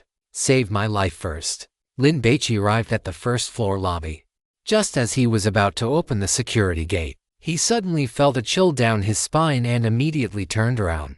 The little cutie in the white dress was crawling upside down on the ceiling, looking at him. So boring, big brother. Want to play a game? The little cutie giggled. Lin Baici really wanted to curse. Is there no end to this? Must not be impulsive. Lin Baici forced a smile while his brain worked at full capacity, thinking of a way to escape. Sure. What do you want to play? How about human building blocks? The little cutie made a suggestion, worried that Lin Baici might not understand. She gestured with her hands. It is just taking a person apart, and then competing to see who can put them back together first. Lin Baici smiled. I ate too much today and want to get some exercise. How about this? Why don't we play hide and seek? The person who gets caught has to perform a show according to the winner's request. The little cutie thought about it and nodded vigorously. Okay, you are young, so big brother will let you win. Why don't you go hide first? Lin Baici closed his eyes and covered them with his hands. I will count to 1,000, and then I will start coming to catch you. The little cutie immediately became nervous and crawled away, using both her hands and feet. I am going to hide so that big brother will never find me. Lin Baici opened his fingers slightly, watching the little cutie crawl up the stairs. You can run now. Lin Baici had wanted to wait a moment longer, but upon hearing the gluttonous god's words, he immediately opened the door, slipped out, and bolted toward the woods. Goodbye, you monsters. The back of the train ticket was a map marked with the route to the station. Lin Baici ran wildly. There was not much time left before departure. Little Lin. Jia Hongyao's voice suddenly rang out. Xiao Bai, damn, brother Lin, you came out so fast. What about that female office worker? Everyone ran over. They had thought they would have to wait for a long time, but they did not expect it to be only a little over an hour. Run, Lin Baici urged. We will talk once we are on the train. Chapter 377. Next stop, Guangzhou. Let's go. In the woods, the night wind blew. Lin Baici did not expect everyone to be waiting for him here for a moment. Besides being moved, he also felt a bit helpless. What if everyone had taken the wrong path? Moreover, it was thanks to his quick thinking that he got the female office worker drunk. Otherwise, if she had insisted on coming out to hunt down Jia Hongyao and the others, with those red-bottomed high heels, none of the girls with high ponytails would have been able to escape. Hurry up and get out of here. Lin Baici waved his hand. The wind is picking up. Let's bail. Huang Jingshan was overjoyed. He could finally run. Next stop, Guangzhou. Let's go. Withdraw. Quan Zhonggren was already impatient. Lin Baici looked back and could see the top of the apartment building through the sparse trees. In truth, if he had been more ruthless, he should have set it on fire and ended it once and for all. Baici, You should have burned that apartment down. Gu Qingqiu felt that Lin Baici was too soft-hearted. You didn't kill that female office worker either, did you? There must have been things in the apartment that Lin Baici did not want to destroy, otherwise. A single fire started with pine torches could have burned everything to the ground. I couldn't bring myself to do it. Lin Baici shrugged his shoulders. Sigh, I hope this doesn't leave behind any hidden dangers. Gu Qingqiu was worried. These god ruins monsters that possess intelligence are very troublesome. A real man should be like Cao Cao. I would rather betray the world than let the world betray me. If one is not ruthless, one cannot accomplish great things. There was a map on the back of the train ticket. Everyone followed the route on it, running wildly for more than 20 minutes until they left the woods and arrived at a grassy field. Look, in the distance, under the hazy moonlight, there was a tall, thick wall built of red bricks, with barbed wire installed on top. Directly facing the north, there was a large iron gate. Damn, it wouldn't be locked, would it? Huang Jingshan felt a headache coming on. Everyone's heart tightened. When they ran to the gate, they saw that there was indeed a large padlock on it. Shit, we are done for, Jin Zhenju gasped. The key shouldn't be back in the apartment, right, God Lin? When you killed that fat otaku monster, did it drop a key? Che Xingshuo had one hand in his pocket, and his brows were tightly furrowed. Clearly, he had not anticipated this situation either. Lin Baici's answer made everyone's expressions turn ugly. Let's look around first. Jiu Hongyao was very calm. If it is not there, I will go back for a trip. Hurry and look, Quan Zhonggren urged. He first glanced around, then squatted on the ground, just in case the key was nearby. People should still hold on to a little hope. I refuse to believe we are this unlucky, Li Yintong muttered, also squatting down. Jin Yingjin and Huo Yuyu did not search, but instead looked at Lin Baici. Lin Baici's thinking was always meticulous. He had likely already considered this trouble. Do you have any leads? Gu Qingqiu asked while looking up to observe the gate. Could this thing be climbed over? Lin Baici did not answer. He walked to the gate, glanced at the padlock, took out the administrator's key, inserted it, and turned it. Click. The lock cylinder clicked, and the padlock popped open. Hearing this sound, everyone's spirits lifted, and they immediately crowded around. Long live God Lin! Huang Jingshan cheered. Brother Lin, please accept my bow. Li Yintong knew how to play the fool, and compared to Huo Yuyu, she knew better how to be a team mascot. She knelt down directly, stuck her little butt out, and kowtowed to Lin Baici. Stop messing around. Hurry up and get out, Lin Baici urged. After everyone went out, he saw that there was also a locking mechanism on the outside of the gate, which made him hesitate again. Should he lock it?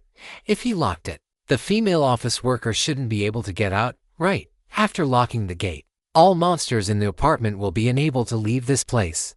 Damn it. Forget it. Hearing this, Lin Baici used his right arm to throw the padlock far away. I took the high heels and the handbag. I am sorry. So, I will give you your freedom. Consider it payment. After exiting the gate, there were no forks in the road, only a concrete highway. Everyone ran along it for more than 10 minutes until they arrived at a station. Come on, train. Hurry up. Li Yintong kept looking at her watch, restless. And from time to time she would look back, worried that a monster might chase them out. Everyone was actually quite nervous. Finally, the boarding time arrived. A train suddenly burst out from the void, slid for a distance, and came to a stop in front of the bus stop. Screech! The train doors opened. This train is heading to Guangzhou Station. Attention passengers. Ticket inspection and boarding are now beginning. Because Lin Baici had killed the fat otaku monster and become the winner of this station, the train announcement was in Chinese. This was the glory of the winner. Go, go. Everyone was impatient and hurriedly squeezed into the carriage. Respected Lin Baici, hello. Because of your outstanding performance at this station, you will receive a cabin upgrade. Please proceed to the VIP carriage number 1. You are eligible to bring one female companion with you. We wish you a pleasant journey. The pleasant train announcement was repeated 3 times in total. Hearing this, everyone was incredibly envious, but they were not jealous, because Lin Baici's performance was worthy of such treatment. Swish! Everyone looked at Lin Baici, dying to know which girl he would take to the VIP carriage. Li Yintong knew she had almost no chance, but what if? A person still needs to have some dreams, otherwise. What is the difference between them and a salted fish? Lin Baici felt his head spinning as the girls looked at him, especially Huo Yuyu, whose eyes were filled with anticipation and the fear that Lin Baici might not take her. She looked weak, helpless, and pitiful. He really could not choose. Lin Baici wanted to call Jin Yingzhen, but if he did that, it would definitely hurt the little fish. Gu Qingqiu reached out and poked Zhao Hongyao in the lower back. What are you doing? The girl with the high ponytail blinked. Gu Qingqiu was speechless. Has all your nutrition gone to your chest? As the team leader, have you not noticed the disharmonious factors in the team? Forget it. I will do it myself. Baici, I want to go and see the VIP carriage. Is there any good food? Can I take a shower? I am filthy. Gu Qingqiu did not stand on ceremony at all. Let us go. Lin Baici took the opportunity to slip away. Huo Yuyu let out a sigh of relief. As long as it was not the Korean girl going, it was not a big problem. She was truly afraid that one day, the Korean girl would suddenly tell her that Lin Baici's child was already several months old. On the way to the VIP carriage, Gu Qingqiu kept staring at Lin Baici. What is it? Lin Baici felt unnatural being watched. How do you plan to handle Huo Yuyu and the others? Gu Qingqiu smiled. Continuing like this is not a solution. It will hurt both of them. Hurry up and choose one.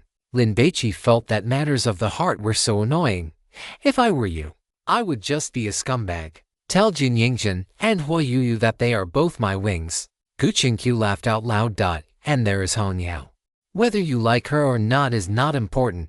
The key is her figure. If you let other men sleep with a girl like that, would you not feel bad? Are you a devil? Lin Baici felt that if he let Gu Qingqiu continue to tempt him like this, his Dao heart would become unstable. All right, I will stop teasing you. Gu Qingqiu straightened her expression and advised him earnestly. The Korean girl and the little fish are both willing to follow your orders and give their all when facing rule pollution. But the latter is truly too weak and will become a burden. Let her give up sooner. Or you could suffer a little loss and train them into qualified fighters. Lin Baici glanced at Gu Qingqiu. You say that as if you are very strong yourself. Smack! Gu Qingqiu kicked Lin Baici on the butt. What the hell are you doing? Lin Baici frowned. I am doing you. Gu Qingqiu rolled her eyes. Do you dare to say my brain is useless? I led Hongyao to purify 2 instances of rule pollution. Your brain is useful. So what does that have to do with me? Lin Baici chuckled. Hey, I treat you as a team leader. And this is how you treat me. Gu Qingqiu glared at Lin Baici, unhappy. Ever since entering the Bizan God ruins, she had absolutely not been slacking off or cutting corners. She truly wanted to form a team with Lin Baici and Zhao Hongyao to slaughter their way through the God Hunter world. Lin Baici did not answer and continued walking forward. Smack! Gu Qingqiu grabbed the monk's robe on Lin Baici, trying to pull him back. But her strength was too small, and she was instead dragged forward by Lin Baici, stumbling a few steps. If it were most girls, they might have started throwing a tantrum or lashing out. But Gu Qingqiu was a smart and rational person, and her ability to control her emotions was very impressive. She immediately judged the other person's thoughts through this small action of Lin Baici. Her performance had gained Lin Baichi's recognition, but so what? He did not care whether she joined the team or not. If he needed combat power, he could take on a muscular No alone and go toe-to-toe with the fat otaku. If he needed wisdom, he could play the female office worker in the palm of his hand and quickly find the keys to those rule pollutions to purify them. Just look at the flattering attitude of veterans like Quan Zhonggren and Huang Jingxiang toward him. This was something Lin Baici had won back with his own strength. I am sorry. Gu Qingqiu apologized cleanly and decisively. It was she who had gotten carried away. Lin Baici looked back, a trace of astonishment on his face. He thought Gu Qingqiu was being sarcastic, but looking at her expression, it did not seem like it. It was I who was too arrogant. Team leader Lin, I am sorry. I hope you will let me join your team. Gu Qingqiu apologized sincerely. You should go and tell Hongyao. Lin Baici curled his lips. She is the team leader. If you have any opinions about me, I can change. I just want to join an excellent team and explore more god ruins. Gu Qingqiu said humbly. With your brains, It should not be difficult to have Hong Yao introduce you to join the teams of those dragon-level hunters. Lin Baici said the truth. I do not want to be cannon fodder. Gu Qingqiu looked into Lin Baici's eyes. Even if they were to take an interest in me and try to cultivate me, I wouldn't want to go. I feel that your potential is higher, and this team will be able to go much further in the future. Joining Lin Baici's team now meant she would be a founding member with significant influence, and she would be able to handpick any future team members she wanted. A truly delicious dessert. Eating it is not just a treat for the taste buds, but a delight for the intellect. Food is common, but intelligent food is rare, not to mention, it is also a very formidable hunting dog that can help you bag even more prey. Keep it. You absolutely won't lose out. The gluttonous god's evaluation of Gu Qingqiu was ridiculously high. Lin Baici raised an eyebrow and extended his right hand toward Gu Qingqiu. Welcome to the team. Thank you, team leader. Gu Qingqiu shook Lin Baici's hand, a smile appearing on her face. She knew she had earned Lin Baici's recognition. Han Yao is the team leader, Lin Baici reiterated. Do you want to sleep with her? Gu Qingqiu teased. Don't make jokes like that, Lin Baici replied, looking very serious. If you don't want to sleep with her, why are you so good to her? Gu Qingqiu quipped. Seeing Lin Baici's face darken, she quickly stopped while she was ahead. All right, I won't tease you anymore. Shall we review our experiences in the monster apartment? Since they didn't know how long it would take to reach Guangzhou, Lin Baici also intended to hear Gu Qingqiu's thoughts on those rule corruptions. While he was at it, Lin Baici checked his loot. Although they hadn't spent much time in the monster apartment, they had gone through many rule corruptions, and the harvest was substantial. There were a full 17 divine taboo items. The most valuable ones were naturally the Chanel handbag, the red-bottomed high heels, the fair pipe wrench, and the Dog King sliding mountaineering boots. Aside from the handbag, all of these provided a direct boost to combat power. Among the rest, the Friend cigarettes and the White Valentine coffee beans could help Lin Baici navigate society with ease. Just by handing someone a cigarette, he could make friends with them. The Savage Honey, the Golden Tiger model, the Cheating Ghost cards, the SLR camera, the hot water condom, the indie toilet paper, and the Lazy Man flip-flops might still have some use. As for items like the Music Festival TV, the Arctic Man refrigerator, the oven, and the cosplay pistol, he felt they could be sold off. Adding in those few meteor stones and divine remains, it was truly a bumper harvest. It was worthy of being a 10-year-old divine ruin. Although the mortality rate was terrifyingly high, as long as a god hunter had the ability, they could eat until their mouths were dripping with oil. Gu Qingqiu had also managed to get 3 divine taboo items, which, according to her, was a modest gain. Are you really falling for Lin Baici? Huan Jingxiang asked, looking surprised as he watched Li Yintong vacillate between hope and fear. Such an outstanding man, who wouldn't like him? The delinquent girl sighed. Forget it. You don't stand a chance. Huan Jingxiang turned his head to look at girls like Jia Hongyao. They were all truly exceptional in their own ways, and Li Yintong had no chance of winning. I'm not afraid, Li Yintong said confidently. My figure might not be the best, but I'm good at the work. As long as Brother Lin tries it once, I guarantee he won't be able to leave me. Can you be better than Jin Yingjin? Huan Jingxiang didn't believe her. Any random Korean girl is better at fighting than you. TCH, Li Yintong gave Huan Jingxiang a fierce middle finger. Enough nonsense, let's talk seriously. Huan Jingxiang lowered his voice. No matter what, we must hold on to Lin Baici's thigh tightly. Whether we can get out of here alive depends on him. After Gu Qingqiu finished her shower, Lin Baici had Jia Hongyao and the others take turns washing up. Li Yintong also managed to sneak into the VIP carriage, just as she was thinking about having some deep, -28 centimeters communication with Lin Baici. The train's intercom crackled to life. Respected passengers, we are about to arrive at Guangzhou Station. Passengers getting off, please prepare yourselves. Swish. Everyone stood up and looked out the window, but unfortunately, they could see nothing but thick white fog. I wonder what this station will be. Jia Hongyao was full of anticipation. Once she got out, she could brag in the group chat and receive envious praise. Brother Eat the Banquet must think he's going to eat at my funeral this time. Jia Hongyao smiled triumphantly. Sorry, no chance. When the train came to a steady stop, the girl with the high ponytail stood up and called out to everyone, "Get off! Get off!" Chapter 378, God Lin. Is it too late for me to be your dog now? Hee hee. Big brother definitely won't be able to find me. Little cutie curled up inside a wardrobe, hugging its knees with both hands. The inside of the wardrobe was pitch black, with only a sliver of light filtering through the gap in the doors, leaving a faint beam where dust could be seen floating. 1 hour, 2 hours. Several hours passed, and little cutie still hadn't waited for Lin Baici to find it. It hadn't even heard the sound of him passing by in the hallway. In its daze, it fell asleep. It began to have a beautiful dream. The sky started to rain, but it wasn't water, it was all kinds of toys, building blocks, dolls, and even a giant slide that was several stories high. Little cutie climbed up, slid down like it was flying, and then crashed headfirst onto the floor. Thump! Little cutie's head hit the wardrobe, and it opened its eyes. Where is this?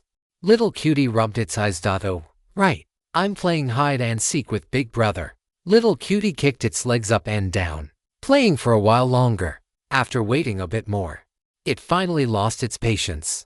It pushed open the wardrobe, carefully poked half its head out, and peered outside. Big Brother is so stupid. Why hasn't he found me yet? Little cutie crawled out of the wardrobe, went to the room door, and gently pushed it open a crack. It's so quiet. The little cutie scurried out quickly, trotting along, eager to tell the Big Brother that he was too silly. However, after running through the entire apartment building, it didn't see anyone. Not only was the Big Brother gone, but there were no traces of the other humans either. Where did they go? The little cutie scratched its head, looking puzzled. It followed the path to the first floor and saw the security door standing wide open. This gave it a start. Did the Big Brother leave? The little cutie subconsciously wanted to chase after him, but as soon as half of its leg crossed the threshold, it instinctively stopped, because leaving the apartment used to cause its body immense pain, as if it were being shoved into a meat grinder. The little cutie had tried it before, because it hurt so much. It hadn't gone very far before returning, but this time, it didn't seem to hurt. The little cutie pushed off with both legs, leaped out quickly, and then immediately jumped back in. No pain. It continued to try twice. It really didn't hurt. The little cutie was shocked. Why was that? It thought for a moment and immediately went to the basement. It knocked on the big sister's door. Bang, bang, sister. The door is open. Those people ran away, sister. Hurry and open the door. You didn't run away too, did you? The little cutie shouted a few times, but when no one answered, it started slamming against the door. Thud, thud. The door opened. The little cutie tumbled inside and fell to the floor. It didn't cry out in pain. It scrambled up and rushed into the bedroom. The big sister hadn't run away. She was lying on the bed, sleeping like a dead fish. The little cutie rushed to the bedside and pushed her a few times, but couldn't wake her up. So it ran to the bathroom and brought back a large bucket of water. Splash. The little cutie poured all the water onto the female office worker. Ugh! A sound came from the female office worker's throat. She clutched her forehead and opened her eyes. Her head hurt so much. She didn't know that this was caused by a hangover. Sister, something terrible has happened. Those people have all run away, the little cutie reported. The female office worker was struck with sudden terror. Husband, husband! The female office worker shouted loudly and sat up. Where is my husband? What is a husband? The little cutie was confused. The female office worker turned her head and saw the scattered items on the bed. They should have been in her lambskin handbag. My husband ran away. The female office worker wailed and started to cry. He doesn't want me anymore. Who is your husband? The little cutie realized that a husband must be a person. The female office worker didn't answer. She hurriedly got up, not even bothering to get dressed properly, and just threw on a silk camisole, intending to go find him. She ran to the entryway, but couldn't find the pair of red-bottomed high heels she usually wore. So she opened the shoe cabinet. Dozens of pairs of shoes were neatly arranged inside. The female office worker grabbed a pair of pink running shoes, put them on, and without even bothering to lock the door, she went straight out to chase after him. The little cutie followed behind. Sister, is a husband your playmate? The little cutie was very curious. Not a playmate, a lover. The female office worker explained. What is a lover? Is it fun? The little cutie looked innocent. You talk too much. The female office worker was in no mood to answer questions, wearing the running shoes. She moved extremely fast and soon arrived in front of the iron gate. The woman with the headscarf froze. The gate that had always been locked was now wide open, revealing a concrete road that wound and twisted into the distance. Well, why isn't this gate locked? The little cutie exclaimed. She had once asked that chubby otaku brother why everyone couldn't leave and go see the world outside. The chubby otaku brother had said it was because there was a large iron gate outside the apartment that was locked forever. The neighbors who tried to climb over the wall turned into ashes the moment they hit the ground. The female office worker stared blankly at the outside, her right hand clutching her chest. The sky was so blue, the grass so green, and even the sound of the wind blowing carried the chirping of free birds. Thump, thump. The female office worker's heart was beating very fast. Compared to the little cutie, she had developed self-awareness earlier and knew more. She had once endured intense pain to run to this spot, but had been blocked by the large iron gate. Husband, did you leave the iron gate unlocked on purpose? The female office worker murmured. She had been paying attention to Lin Baici's behavior in the apartment. He was a very smart and brave man. Otherwise, she wouldn't have chosen him as her husband. A smart man who had carefully planned his escape would not forget such an important thing as locking the door. So only one answer remained. He was worried that locking the door would also lock away his own freedom. When the female office worker woke up and found that Lin Baici had escaped, to be honest, she was both sad and angry. She wanted to catch him immediately, give him a beating, and then chain him up in the bathroom for the rest of his life. But now, the female office worker's anger had subsided quite a bit. He still loves me. A touch of sweetness welled up in the female office worker's heart. She suddenly realized that her husband definitely didn't stop loving her. He just didn't want to stay in this apartment for the rest of his life. After all, even she was bored to the point of molding. Little cutie, let's go. The female office worker turned and walked back toward the apartment. Oh, aren't we going to chase the big brother anymore? The little cutie looked back every few steps. We are. But we need to go back and pack some luggage first. The female office worker looked up at the roof of the apartment. Bring all your important things. This time when we leave, we won't be coming back for a very long time. It was even very likely they would never come back for the rest of their lives. The little cutie was very excited, swinging its two little legs as it rushed into the apartment. It could finally leave this place, so happy, at the train station. Although everyone knew there shouldn't be any danger, they were still cautious, remaining on high alert as soon as they stepped off the train. Jiu Hongyao was the first to walk off, and she saw that many passengers were also disembarking from the other carriages. The flow of people was like a train station in a major city. As the train arrived, passengers carrying large and small bags poured out of the carriages like sardines. There are so many people. Are these people all god hunters? Hu Yuyu was shocked. They did not look like it. They looked more like ordinary travelers, their faces etched with the exhaustion that comes from struggling to make a living. Definitely not. Huang Jingxiang spat on the ground. The Sejong sect would never allow so many god hunters to enter the god ruins. Quan Zhonggren, what is the situation at this station? Do you have any intelligence on it? Quan Zhonggren gave a bitter smile. Guanju Station is a new station, and no god hunter has ever been here before, so naturally, the Sejong sect has no intelligence on it. However, he immediately became excited, as long as he could return alive, even if he did not bring back any godly taboo items. Having intelligence on this Guanju Station would be enough to earn a substantial bonus. Profit. Let us get out of the station first, Guchinku urged. Everyone followed the flow of people, passed through the underground pedestrian walkway, and saw the exit. After queuing for about 6 minutes and having their tickets checked, they successfully exited the station. Why is it night time again?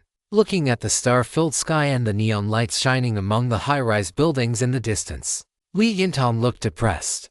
She really wanted to bask in the sun right now. Even dusk would have been fine. What do you think the theme of this station is? Che Xingshu asked curiously. Are you an idiot?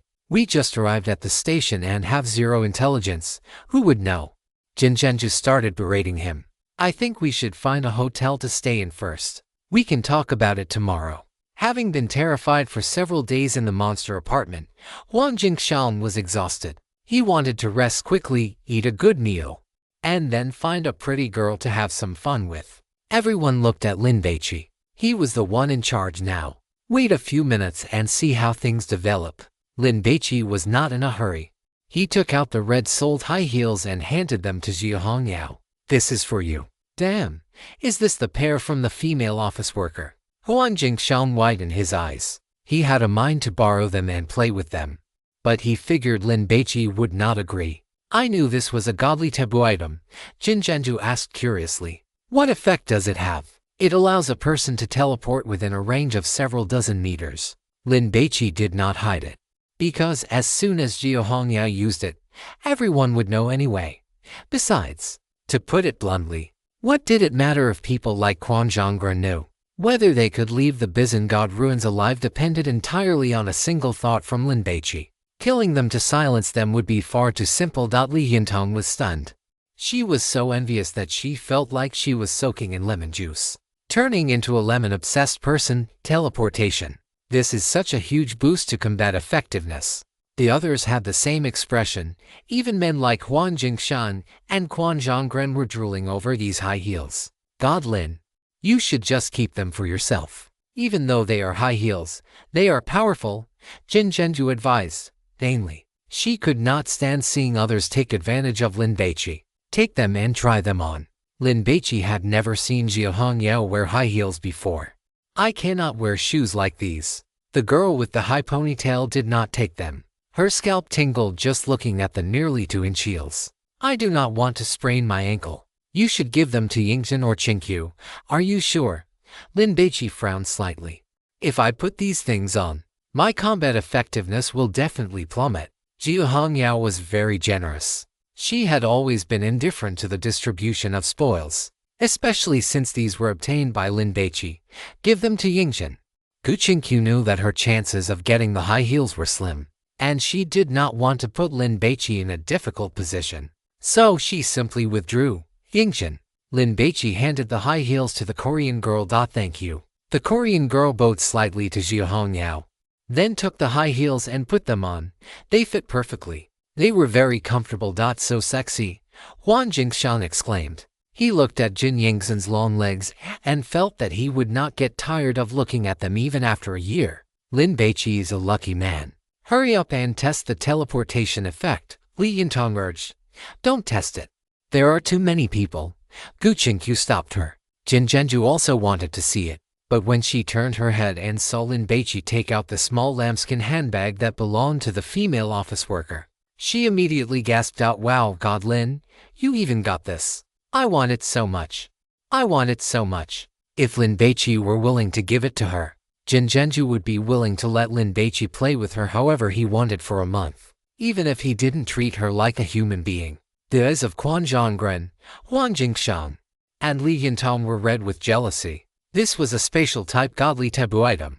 It was priceless and rare. With it, a god hunter's efficiency in exploring the god ruins could be increased by at least a dozen times. Lin Baici was conflicted. His plan had been to give the high heels to Zhao Hongyao and the handbag to Jin Yingzhen, but Zhao Hongyao had not wanted the high heels. This meant Jin Yingzhen would end up with 2 godly taboo items. What would Hu Yu think? Lin Baici had a World War II medal, which he had given to the girl with the high ponytail, so she did not need to take the handbag as well. Gu Qingqiu had high emotional intelligence and saw Lin Baici's hesitation, so she spoke up to resolve the situation. Give it to Yingzhen. She will definitely have to accompany you to explore the god ruins in the future. When Hu Yu heard this, she pursed her lips, feeling a bit aggrieved. She had actually decided to follow Lin Baici as well. I must work hard, and not just be a team mascot who can only shout 666. Xiao Bai, give it to Yingzhen.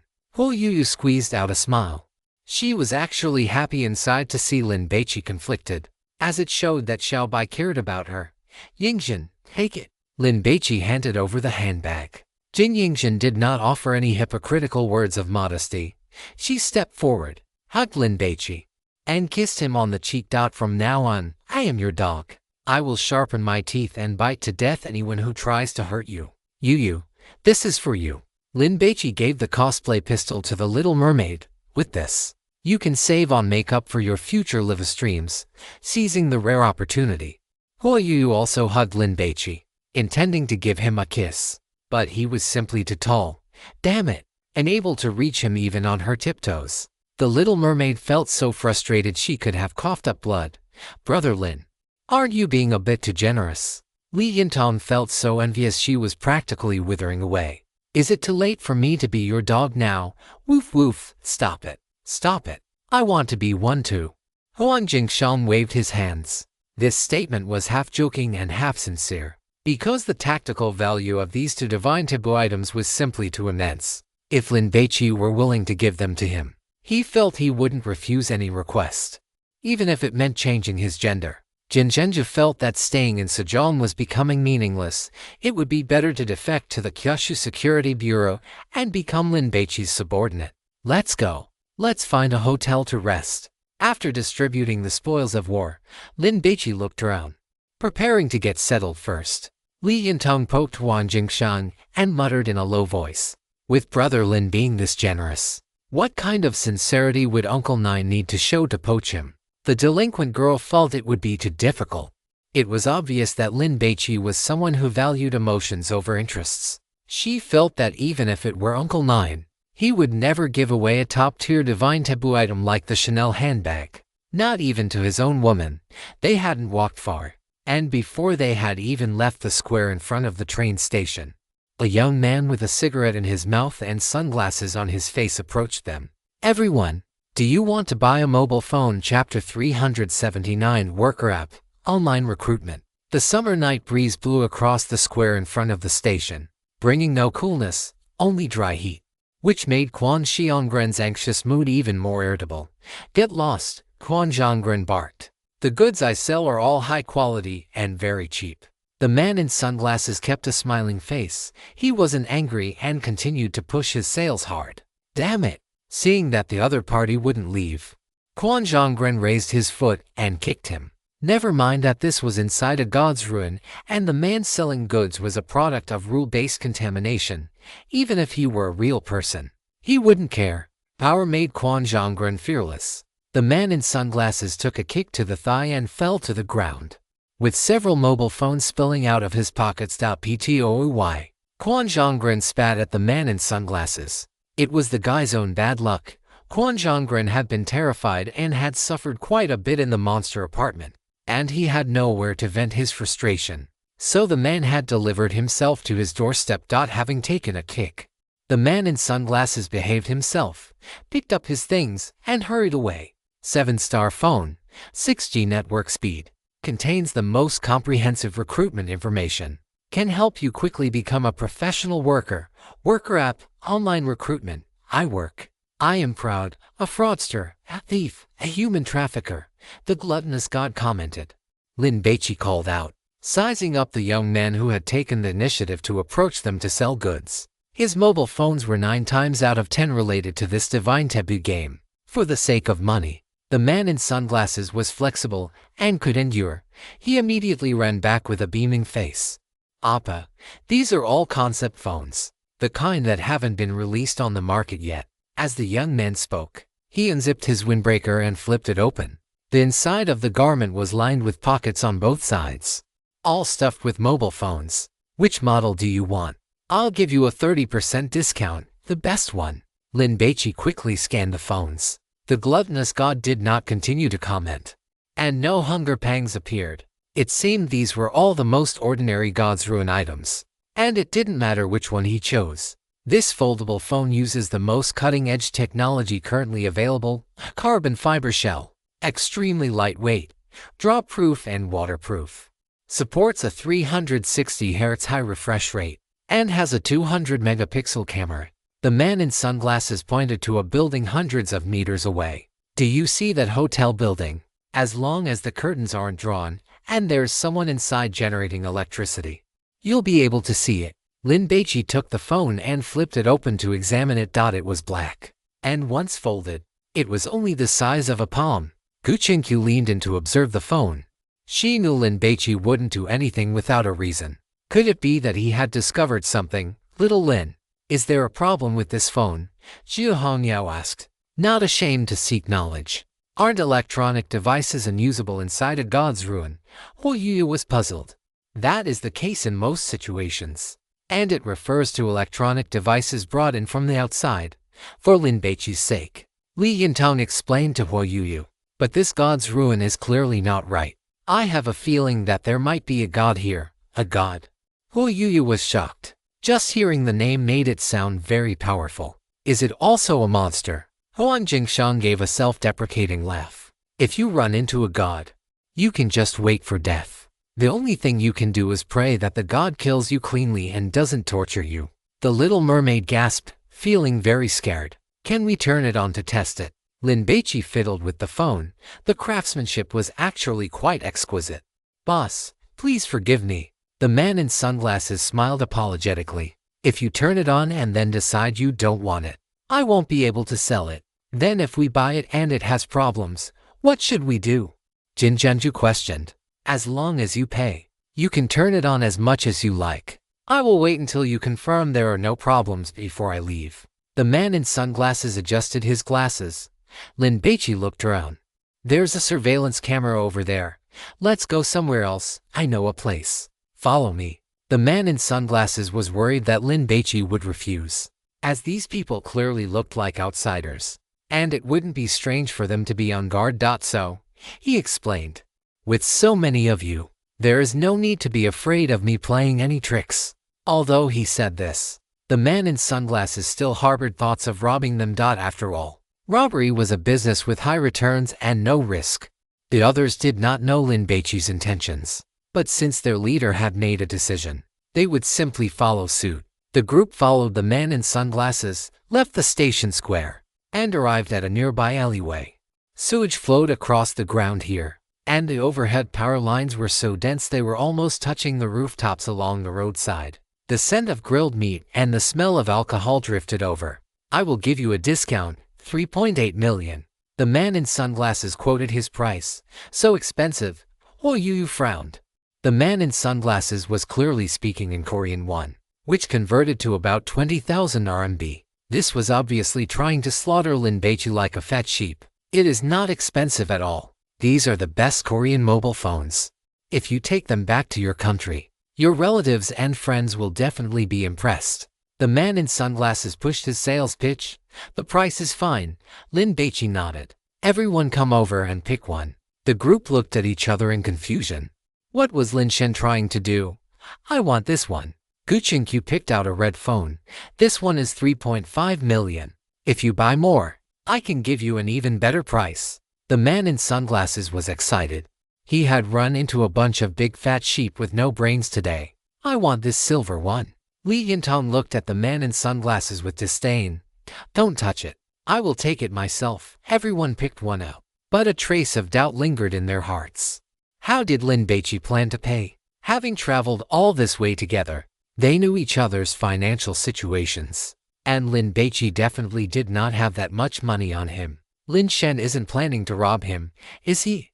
Jin Zhenju thought of this, but then felt it was impossible, as Lin Baici's character was far too good. That is 42 million in total. The man in sunglasses licked his lips, waiting to count the money. Wait a moment. Lin Baici pressed and held the power button. Hey, you cannot turn it on. The man in sunglasses tried to persuade him, but it was useless. Forget it. Considering it was a big order, he would make an exception this once. The god hunters present, aside from Jiao Hongyao and Huo Yu, who were relatively law-abiding, were all ruthless individuals. They didn't take the man's words to heart at all and turned their phones on directly. Jin Yingzhen and Gu Qingqiu turned theirs on because of the composure of the wealthy. Even if they broke them, they could afford to pay for them. What kind of trash operating system is this? Huang Jingshan was annoyed. It is all right. Quite smooth. Che Jingshua felt it was not bad. There is actually a signal. Does this thing not need a SIM card? Li Yintang was shocked to see a 6 signal at the top of the screen. Though there were very few apps, only 7, on Lin Baici's phone. The 5th app was called Worker. and the icon was a little person wearing a yellow hard hat, swinging a pickaxe. The recruitment information the gluttonous god mentioned should be related to this. The young man pulled down his sunglasses and looked at the group, feeling that something was wrong. Why did these people have no intention of paying at all? They had just started playing with their phones. Dear Oppas, this is a small business of mine. I do not offer credit. The young man put on a fawning smile. A small business, Quan Zhonggren sneered. So in your heart, over 40 million is considered small. The man in sunglasses ignored Quan Zhonggren and looked at Lin Baici. Oppas, you look like a big boss who keeps his word. This little bit of money is just a drop in the bucket for you. Lin Baici looked up, stared at the young man in sunglasses, and smiled. The man in sunglasses was dumbfounded, his tongue tripping over his words. You will pay, right? Lin Baici lowered his head and played with his phone. Shit, the man in sunglasses muttered. He knew he had misjudged them. He thought they were a flock of fat sheep, but he hadn't expected them to be wolves. Boss, you can use the phones first. Credit is fine. The man in sunglasses forced a smile, preparing to slip away. They were all refurbished phones anyway, not worth much, no need for credit. Jin Zhenju felt this phone was terrible. The man in sunglasses was confused. Are you going to pay now? Quan Zhonggren revealed a mouthful of white teeth and smiled at the young man. We are just going to rob you. Are you kidding? Could he let Lin Shen do this kind of dirty work? Let alone robbing a monster in a god ruin. Quan Zhonggren would even dare to rob the son of a conglomerate. Quan Zhonggren raised his hand and struck the young man across the face, knocking his sunglasses off. Do you know who I work for? The young man roared. Do you know the Jinsha conglomerate? Never heard of it. As Quan Zhonggren spoke, he kicked the young man in the abdomen, knocking him to the ground, and then followed up with a flurry of punches and kicks. Clean this up. Lin Baici walked toward the outside of the alley. He had already opened the worker app, which displayed various recruitment notices, ranging from company CEOs to cleaners, and from girl group trainees to KTV hostesses. Everything was there. Quan Zhonggren raised his right foot and stomped hard on the head of the young man in sunglasses. His skull shattered. The young man twitched a few times like a cockroach being stepped on, then went still. No meteorite dropped. Quan Zhonggren squatted down and rummaged through the young man's pockets. Let's go. It is just a common monster. What good things could it have? Jin Zhenju urged. The two of them left, not noticing that on the second floor of an illegal structure on the west side of the alley, a pair of eyes had witnessed Quan Zhonggren committing murder. Should we go get some money first? Huan Jingshan suggested. Outside. They were all multi-millionaires, but in the god ruin, the monetary system was different. Where are we going to get it? Hua Yu also felt that not having money was inconvenient. Find a few fat sheep and rob them. Jin Xian was observing the passers-by on the street. Ring-a-ling, ring-a-ling. Damn it, what is going on? The punt girl was startled by the sudden ringtone. She looked down and saw a number on her screen consisting of 9 zeros. Answer it. Quan Zhonggren signaled for the punt girl to pick up. The punt girl was reluctant. What if it was dangerous? Give it to me. Gu Qingqiu reached out for the phone, but before she could take it, her own phone rang as well. Ring-a-ling, ring-a-ling. Gu Qingqiu answered and put it on speaker. Hello, who is this? Worker soul. Once you earn 100 god coins, you can leave this city. I wish you a pleasant work experience and all the best. Just as Gu Qingqiu was about to ask who are you, the other party hung up. The punt girl's phone was still ringing. Should I answer it? Answer it. The content is probably the same. Gu Qingqiu needed as much information as possible. Li Yintong answered, and sure enough, the call was identical. Work, earn god coins. Quan Zhonggren was confused. Where are we supposed to work? Do the others have to work too? Jin Zhenju looked at her phone. There was no call. Find work on this. Lin Baici shook his phone. On the screen was the interface for the worker app. Some jobs will pay in god coins. Chapter 380, New World, The Landlady. The moonlight was bright, and the scent of cumin from a barbecue drifted by on the night breeze. Jin Xiang swallowed hard. Everyone quickly opened the app and started browsing. The job postings were dazzling, covering every industry, and some were clearly shady agencies meant to scam fools. Everyone was calculating what they could do and how long it would take to save up 100 god coins. Damn it. I realized that besides purifying god runes, I don't know how to do a damn thing. Quan Zhonggren felt depressed. He used to work as a bouncer at a bar. He couldn't just go back to being a bouncer now, could he? That would be too low class. Besides, that kind of job wouldn't pay much. I'm okay. I can be a chef. Jin Xiang was completely unbothered. The culinary standard in Korea was just grilled meat and various types of kimchi, so bad that even dogs wouldn't eat it. Jin Zhang's family ran a tea restaurant and had been in the business for 3 generations. If Jin Xiang hadn't accidentally become a god hunter, he would have inherited the family business by now. The char siu and pork trotter rice I make are good enough to make Koreans chew their own tongues off and swallow them. Jin Xiang chuckled. God Lin, you can join me. He finally had a chance to prove his worth. Brother Xiang, count me in. I can be your assistant. Li Yintong quickly begged to join the team. If Jin Xiang didn't agree, she would have no choice but to go to nightclubs and hunt for sugar daddies. Luckily, there were job postings for that kind of work on the app. What am I supposed to do? Yu felt a headache coming on. I can't just go and be a streamer, right? The Little Mermaid had watched some Korean female streamers before. They were all doing suggestive content, and the competition was fierce. Not only did they have to show skin without getting banned by the platform, but they also had to coax the big spenders on the leaderboards to give them tips. Furthermore, Korea had a massive number of trainees and girl groups, so the competition in that industry was incredibly intense. Jia Hongyao scratched her head, feeling that finding a job wouldn't be easy. I wonder if I can make money as a fitness instructor. Gu Qingqiu and Huo Yu looked at the girl with the high ponytail, feeling incredibly envious. Make money? Are you kidding? With those 2 big papayas of yours, you wouldn't even need to actively promote yourself. Those men would definitely ask you out the moment they saw you. By then, you'd be making commissions until your hands went soft. Jingshu, what do you plan to do? Lin Baici asked curiously. I don't know. Che Jingshu had his left hand in his pocket, playing with his phone with one hand, looking very skilled. Why haven't we received calls yet? Jin Xiang worried. Could they be arranging other tasks for us? Who do you think is making these calls? Gu Qingqiu speculated. Could it be a god? Damn it, won't scare me. Li Yintong patted her chest. Terrifying. The word god made everyone's expression turn ugly. Although they hadn't encountered a god before, just thinking about how the god runes were all radiated and polluted by them, and how the god remains were already so difficult to deal with. If it were the actual body of a god, wouldn't it be explosively powerful? Ring-a-ling, ring-a-ling. They didn't have to wait long. The ringtones started ringing one after another. Hello.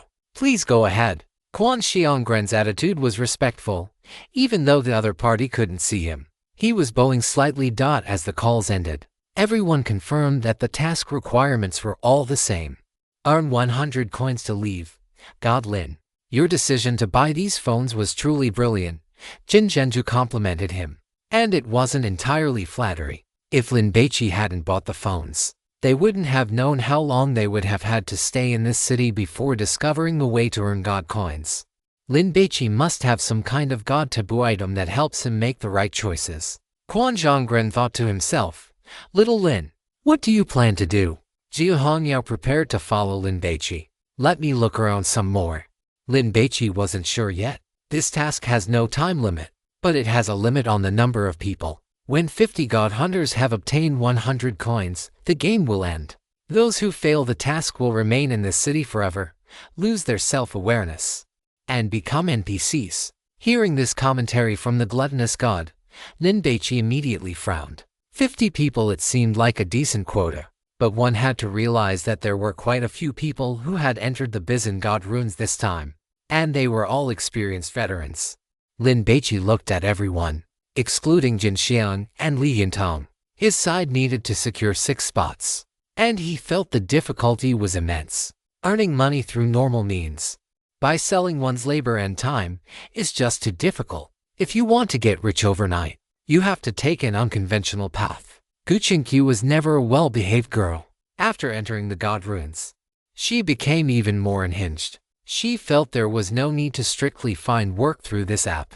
To put it bluntly, No one is stupid. The good jobs on this app are definitely being fought over. And 9 times out of 10, you would end up clashing with other god hunters. So, it is better to blaze a new trail. Che Jingshuo's eyes lit up. He couldn't help but size up this girl with long, straight black hair. He hadn't expected her to be even more rebellious than that delinquent girl. Lin Baici thought the same thing. Entertainment companies are recruiting trainees. Variety show auditions are open. And Jinsha International is recruiting ocean-going crew members with generous benefits. There is even a manga grand prize here with a 10 million reward. Jiu Hongyao remembered the manga Lin Baici had drawn for the fat otaku monster. Little Lindsay, you could go for this prize. If you win the championship, you will get 5 god coins. The time is too long. Lin Baici didn't want to do it. He had already seen that between the entry period and the judging, it would take a full 6 months. By then, the opportunity would have long since passed. As a top-tier gourmet, you must not only know how to eat but also how to select ingredients. It is recommended to start by working at a restaurant. Lin Baici frowned and searched for information. Jobs like this didn't pay much. But the gluttonous god had never been wrong. Lin Baici struggled for a few seconds, but still decided to follow the gluttonous god's advice. I plan to work at a restaurant. Lin Baici quickly browsed through more than 50 job postings and finally chose a large restaurant called New World. The reason was simple. This place offered the highest salary. Why do this kind of work? After Quan Sang-in read the job posting, he was very confused. Lin Baici shrugged. Too lazy to explain, disband on the spot. Everyone can act on their own.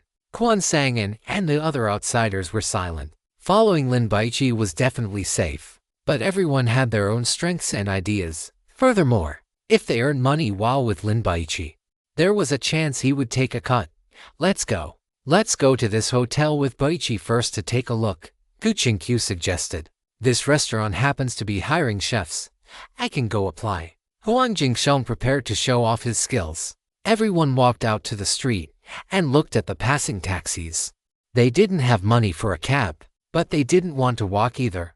Wait a moment. Quan Sang-in walked back a few dozen meters and entered a supermarket. A few minutes later, he came out. He had his hands in his pockets and a cigarette dangling from his mouth.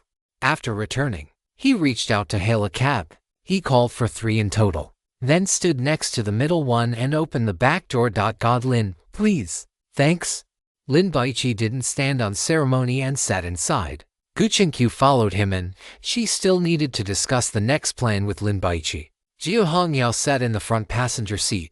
Once everyone was in the cars, Quan Sang-in climbed into the first one and snapped his fingers. Let's go.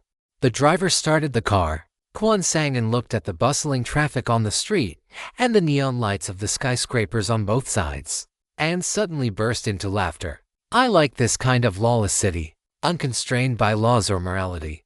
The night in Guangzhou was a bit congested. The 3 cars drove for a full 40 minutes before arriving at the New World Hotel. When the taxi came to a stop, Quan Sang-in generously threw a stack of money at the driver. Keep the change. Quan Sang-in was the first to get out and wait by the roadside. As soon as the car Lin Baici was riding in stopped, he hurried over to open the door. God Lin, we have arrived. Lin Baici got out and looked at the large hotel in front of him. Looking at the exterior, it was a bit dilapidated. It had probably been in business for over a decade. It was an old establishment. Damn, this guy is really good at sucking up. Huang Jingsheng felt a lot of pressure. Everyone got out of the cars.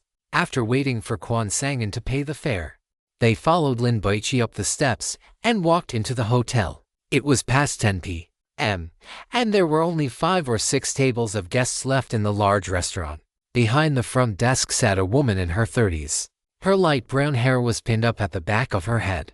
She wore dress pants, high heels, and stockings, and a silk white shirt on top. The fabric was thin enough that the outline of her undergarments was visible. She wore a headset and had a walkie-talkie clipped to her waist. Seeing Lin Baici and his group, she immediately walked over with a smile. Hello, how many are there in total? Do you need a private room? She was the owner of the hotel. Because the lobby manager had died only a few days ago and she hadn't hired anyone yet, she was doing the job herself. We aren't here to eat.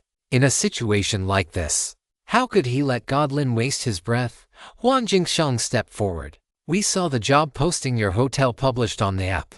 We are here to apply. When the female boss heard this, she retracted her smile, frowned slightly, and swept her gaze over the group. Our hotel doesn't need this many people. How many people are you hiring at most?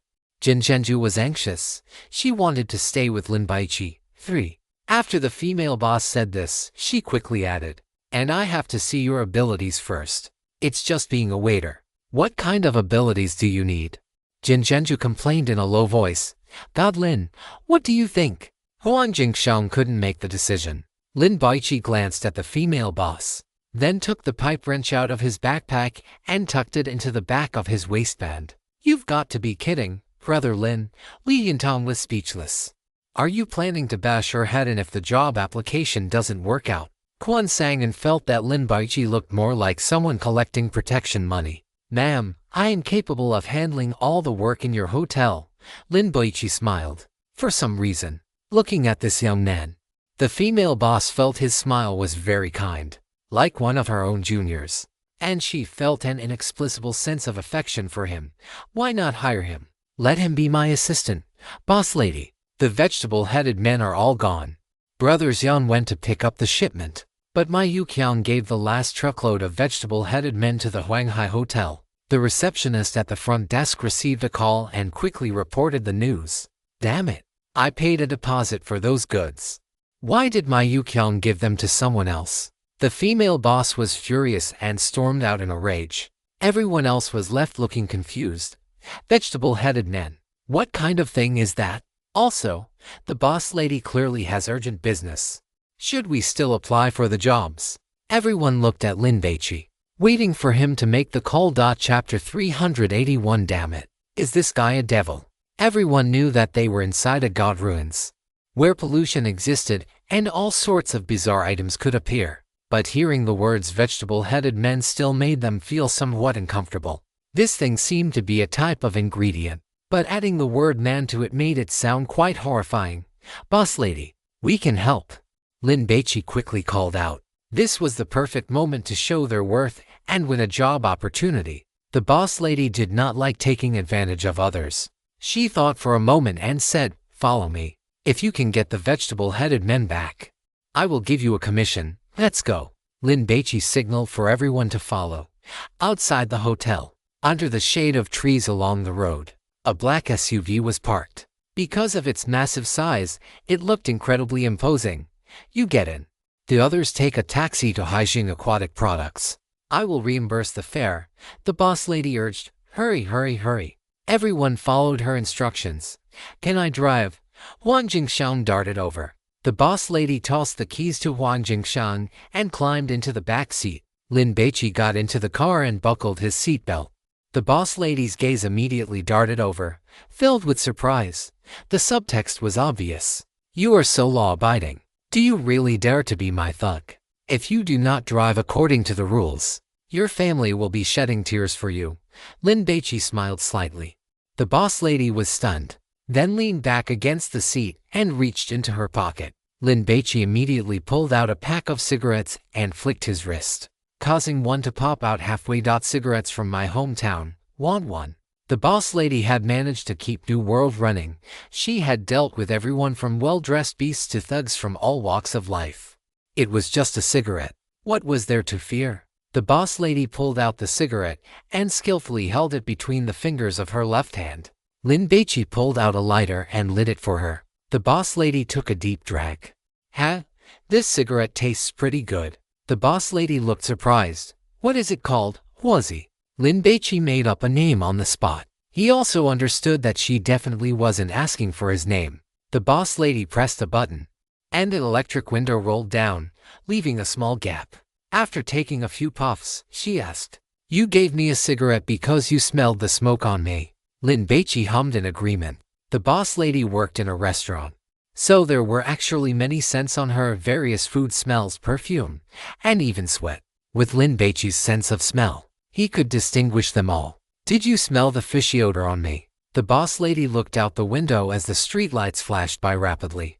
Lin Baici had smelled it, but when the words reached his lips, he hesitated. Why did she ask about this specifically? Boss lady, you are joking. Your taste is very high-end. The perfume you chose is outstanding and matches your temperament perfectly. Huan Jingxiang flattered her. Not to mention a fishy smell. Even the smell of sweat is something women do not want others to notice. It would be embarrassing. A family that started out by killing fish. You had better like fish. I smelled it. Lin Baici rubbed his nose with his finger. My fish killing technique is very proficient. With the butcher mask, a god-forbidden item. Lin Baici was a master at butchering. Whether it was fish or anything else. Is that so? The boss lady's urgently stern expression softened slightly. Kill one for me to see tomorrow.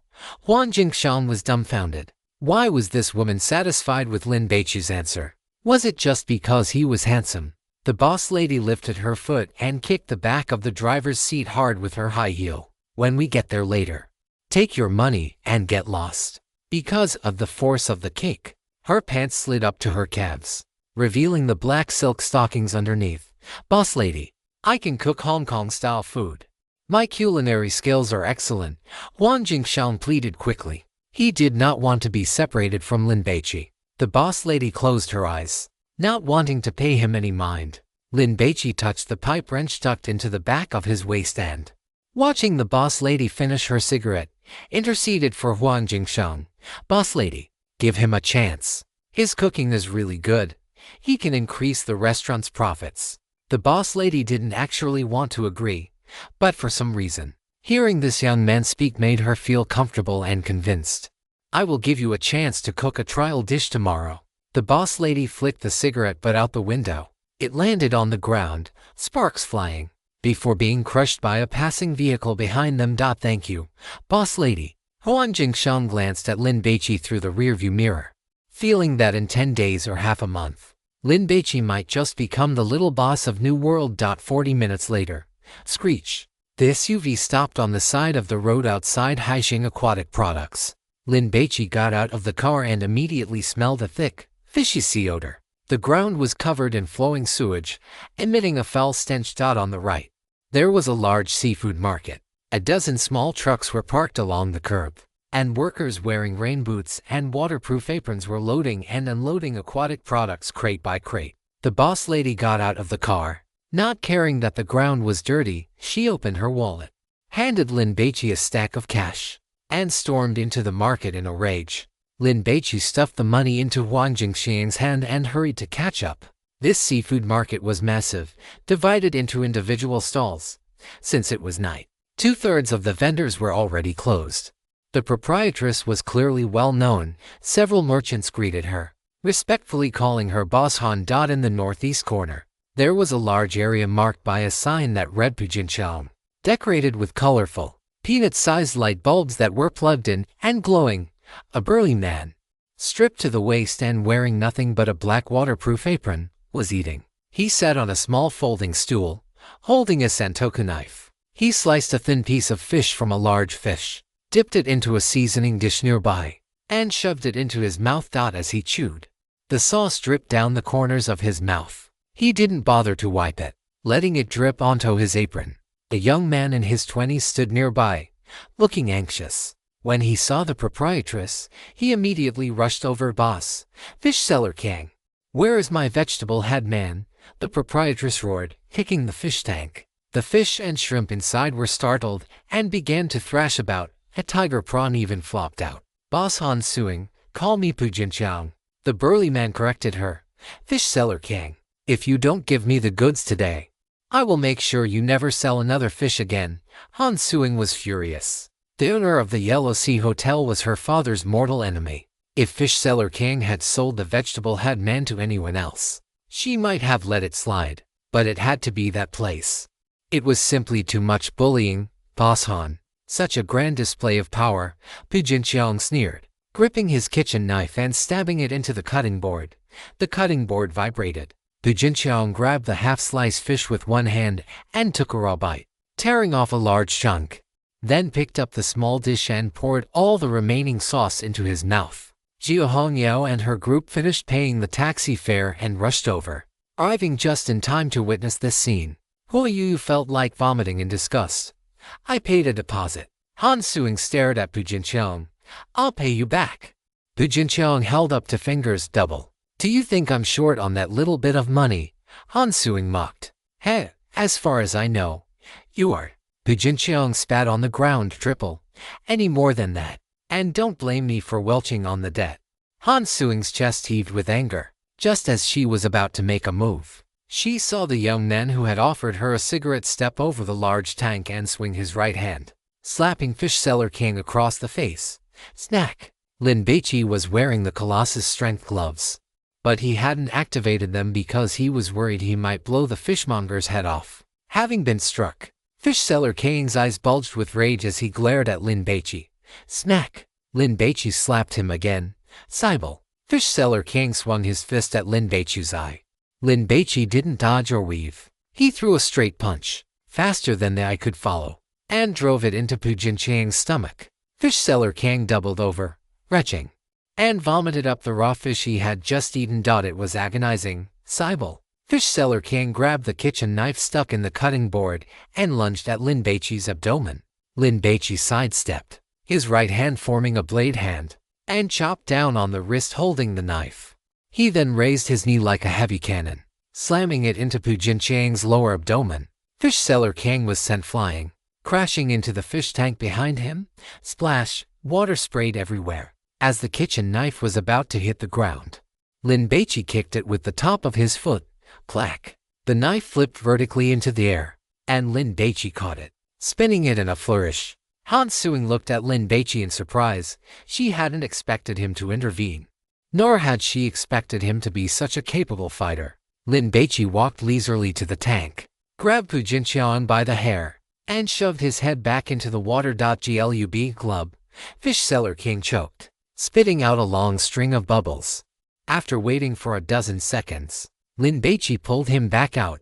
Cybele. Before Fish Seller King could finish his threat, Lin Baici shoved him back into the water. Some fish and shrimp were thrashing about, constantly bumping into Fish Seller King. Many merchants and fishmongers gathered around to watch the spectacle. Fish Seller King was a local bully in this aquatic market, known for refusing to pay management fees, hamming customers, shortchanging them, and monopolizing the vegetable headman trade.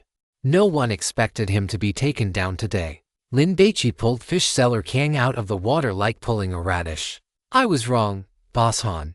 I have a shipment arriving tomorrow. All top-quality vegetable headmen.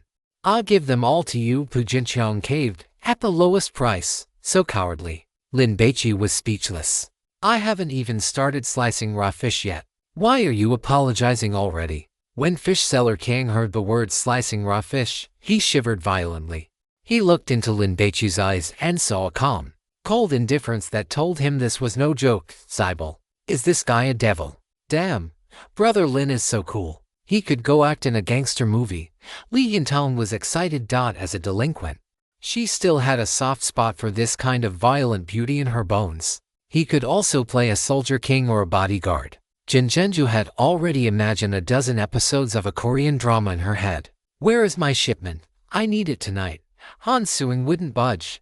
Tomorrow night. Someone had booked the New World Hotel for 100 tables and specifically requested the vegetable headmen. Boss Huang has already taken them away. Fish Seller King had no choice. I will definitely deliver them to you tomorrow morning. Chapter 382. May you never be able to eat two chickens in one meal for the rest of your life. In the aquatic market, the smell of fish hung in the air. From time to time, fish would flop out of the tanks, fall to the ground, and thrash their tails vigorously. Han Suing was unwilling, but there was nothing she could do. There are about 4 or 5 seafood suppliers in the entire Gwangju city who sell vegetable-headed men, and among them, Park Jin-gang's goods are of the highest quality. Han Suyeon is a proprietress who pursues a good reputation. She does not want to ruin the fame that has been accumulated over 100 years. So she never passes off inferior goods as quality ones. Boss Han, even if you killed me right now, I still could not get you any vegetable-headed men. Park Jin-gang wore a mournful expression. How about this? I will give them to you at cost price. When one is under the eaves, one must bow one's head. Just as Fish Selling Gang finished speaking, his hair was grabbed by Lin Baici again, and he was shoved directly into the water. Glug. A string of bubbles rose to the surface, At a time like this, instead of offering a discount, you are still talking about cost price. Li Yintong could not understand how this fishmonger managed to run his business to this point. Could it be that he relied solely on having bigger fists? Forget it. Let him go, Han Suyong sighed. Once fish-selling gang poked his head out of the water, she warned him. Tomorrow's shipment must not have any issues, otherwise, I will let you know that I, Han Suyong, am not someone to be trifled with. Understood, understood. Fish-selling gang forced a smile and glanced at Lin Baici. Han Suyong turned and left. Work is done, let's go. Li Yintong clapped her hands. But after walking a few steps, she noticed Huan Jingshan scurrying over to Lin Baici's side. God Lin, working is so tiring. Why don't we collect protection fees instead? Huan Jingshan suggested in a low voice. Protection fee was just a pleasant-sounding term. It could also be understood as extortion. Brother Daxiong, you should have been born a few decades earlier. If you had, even Chan Ho Nam would have had to call you Big Brother. The punt girl was impressed to death. You are in a strange place where you don't know anyone, and you dare to collect this kind of thing? Is it that the iron fists of the Gwangju police aren't hard enough? Or that the local gang leaders can't lift their blades? You don't really think that the identity of a god hunter allows you to do whatever you want, do you? Jin Zhenju rolled her eyes. You really look down on the Koreans too much. Do whatever you want. I don't care. Lin Baici went to follow Han Suyong. He was prepared to act according to the intelligence revealed by the food god. As for the others, they were free to act as they pleased. On the side of the road, in the night breeze, the proprietress was leaning against her SUV, drinking a can of coffee. Seeing Lin Baici approach, she tossed a can of coffee over to him. Lin Baici pulled the tab and took a sip. It was a bit bitter. I need at most for people in my shop, in truth. Han Suyong had only intended to hire 2 employees. Giving 2 extra spots was a reward for Lin Baici helping her handle things tonight. The economy is bad right now. It's hard to find work anyway. Han Suyong opened her handbag, took out a stack of cash, and without counting it, handed it to Lin Baici. You divide it. The proprietress is generous. Huan Jingshan buttered her up. You all heard that. What do you plan to do? Lin Baici shook the banknotes in his hand. For those who want to leave and strike out on their own, I will give them some startup capital. I will go with you. Jin Yingshan was the first to state her position. Hong Yao and I will team up and go solo. Gu Qingqiu patted the shoulder of the girl with the high ponytail. Jia Hong Yao was stunned. Gu Qingqiu clearly hadn't discussed this with her. You and Baici have the strongest combat power. It's too much of a waste to stay together. You might as well follow me and be my muscle. Gu Qingqiu explained. Jia Hong Yao thought about Gu Qingqiu's intelligence and felt that she could pull off something big. All right. Huo Yu had originally wanted to stay with Lin Baici, but after hearing Gu Qingqiu's decision, she changed her mind. Qingqiu, can I join you guys? Worried that she had no advantages and would be rejected, she quickly recommended herself. I have quite a bit of experience in live streaming, variety shows, and promotion. If that doesn't work, I can even be a little assistant who serves tea and pours water. She could no longer be a hanger-on who only knew how to cheer from the sidelines. Even if she couldn't stand on her own, she at least couldn't be a burden. Welcome aboard. Gu Qingqiu looked at Yi Zhisheng. Do you want to come along? Will you buy me dolls? It didn't matter to Yi Zhisheng who he followed. He just wanted to find a place to lie flat and spend time with his girlfriend. Is buying you an entire physical doll shop enough? Gu Qingqiu teased. I'm with you.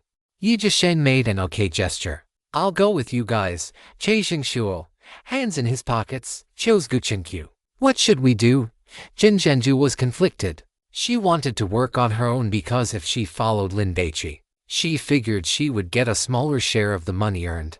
But the problem was, if she left, the pressure would be too great, even as a god hunter. Struggling alone in a strange city made Jin Zhenju feel uneasy. Of course, we follow God Lin, Quan Zhonggren said righteously. God Lin is the beacon for us, in reality. Quan Zhonggren was thinking of following God Lin first to get familiar with the environment and gather intelligence on the city, then flying solo in a few days. Huan Jingshan was injured and in poor condition, so he was definitely sticking with Lin Baici. And the punt girl was just waiting for her chance to become his lover. Lin Baici gave 2 bills to each of those who were not leaving, including Huang Jingshan, and gave the rest of the money to Gu Qingqiu. Good luck, you two. After Gu Qingqiu finished speaking, she left with Jiu Hongyao and the others, departing cleanly and decisively, even with a sense of high spirits. Your friends have high ambitions, but it's a pity. Guangzhou is a city that gives no one hope. Han Suyong watched Gu Qingqiu's retreating back and shook her head. Here, if you are a dragon, you will have your skin peeled. If you are a tiger, you will have your bones dismantled. Li Yintong gasped upon hearing this. Proprietress, don't scare me. I hope you can still see them in half a month. Han Suyong finished her coffee and tossed it forcefully. The king clattered and landed accurately into the trash bin. Get in the car. Huang Jingshan, acting like a competent driver, opened the car door for the proprietress. The group returned to the grand restaurant, just as the last table of guests had finished their meal and left. Han Suyong picked up the intercom and notified the kitchen chef Chue. Prepare a late-night snack for 6 people. Make it hearty. After giving these instructions, Han Suyong went to the cash register, took out some money, and handed it to Lin Baici. You already gave me some. Lin Baici did not take it. Take it. Go find a hotel nearby to stay in, and come to work at 6 o'clock tomorrow morning. The proprietress was quite surprised that Lin Baici had given all the money to his friends, keeping only 2 bills for himself. At the same time, her estimation of him rose significantly. This was a generous and magnanimous man. Thank you, boss. Lin Baici didn't bother with further formalities. The proprietress went to balance the books and count the day's revenue. Lin Baici didn't stay idle. He helped the waiters clean up the restaurant. Boss, should I go to the kitchen and see if I can help Chef Chue? Huang Jingshan offered with a fawning smile. Han Suyong waved her hand. If Huang Jingshan had good culinary skills, the restaurant could add a few more dishes to attract customers. Besides, Lin Baici and his group were all working. They seemed quite reliable. 20 minutes later, Chef Chue finished the late-night snack and brought it out with Huang Jingshan. The 5 of them thanked him, devoured the food like a whirlwind, and then bid farewell to the proprietress to find a place to stay. Although everyone had rested on the train, it was far from enough. Now that they had arrived in Guangzhou and were temporarily settled, they all wanted to get some sleep as soon as possible. While eating, Lin Baici had asked Chef Chu which hotel nearby was decent, so they headed straight for a chain hotel called Wangjia. They paid and checked in. After Lin Baici finished his shower and had been lying in bed for only a few minutes, his phone rang. Hello, Lin Baici answered. Sir, do you need any special services? Lin Baici recognized the voice. It was the girl from the front desk. He had read posts online saying that when you stay in hotels on business trips, you receive little cards. But he hadn't expected such things to exist within the God Runes as well. No, thank you. Lin Baici hung up the phone. Besides, the girls working in such cheap hotels probably weren't of very high quality. Lin Baici remembered Jin Yingzhen saying that if he took a fancy to any girl group member, he could tell her. And even if he had a big appetite and wanted to eat an entire group, it wouldn't be a problem. Ding dong. The doorbell rang. Lin Baici went to open the door. Appa. Jin Yingzhen had just showered, wearing yoga clothes, her hair still damp. Aren't you tired? It was almost 12 o'clock. I've been waiting for this time alone for so long. Jin Yingzhen smiled faintly, walked in, and locked the door behind her. Having just experienced a life and death battle, Lin Baici also needed to relax his mind. Besides, the two of them had already had deep exchanges, so there was nothing to be shy about. Lin Baici smiled, picked up the Korean girl, and tossed her onto the bed. The bayonet was unsheathed, and the charge began. More than 10 minutes later, the doorbell rang. Ding dong, ding dong. Lin Baici stopped moving. The soundproofing in this hotel room wasn't very good. Brother Lin, I bought a deck of cards. Want to play together? Li Yintong knocked on the door. Jin Yingzhen, kneeling on the bed, turned her head and glanced at Lin Baici. Not playing. I'm sleepy. Going to sleep. Lin Baici gave a triple refusal. Why sleep so early? Get up and party. Li Yintong complained, her fingers frantically pressing the doorbell. Ding dong, ding dong. Damn it. Do you think I can't hear what you're doing? Add me in. I have a small appetite and I'm not picky. Just give me a sip of the soup. The delinquent girl felt aggrieved in her heart. Stop pressing it. You'll disturb the other guests. Lin Baici frowned. Go to sleep. The delinquent girl was still afraid of Lin Baici. Feeling that he was angry, she wanted to kick the door but didn't dare. So she could only leave silently. You jerk. I hope you never get to eat 2 chickens in one meal for the rest of your life. The midnight was silent, and the night breeze was cool. The spring rain was as moist as oil, and delicate fingers broke the new orange, and knowingly, dawn arrived, and the morning light spread everywhere. The city, which had just fallen asleep, immediately woke up again. At 5:30, the alarm went off. Lin Baici got up, glanced at Jin Yingxin, went to wake everyone else up, and then washed up. The 6 of them ate a simple breakfast at a street stall and rushed to New World. The proprietress was already there. She was still in her black silk stockings and professional suit, her red lipstick bright and vivid.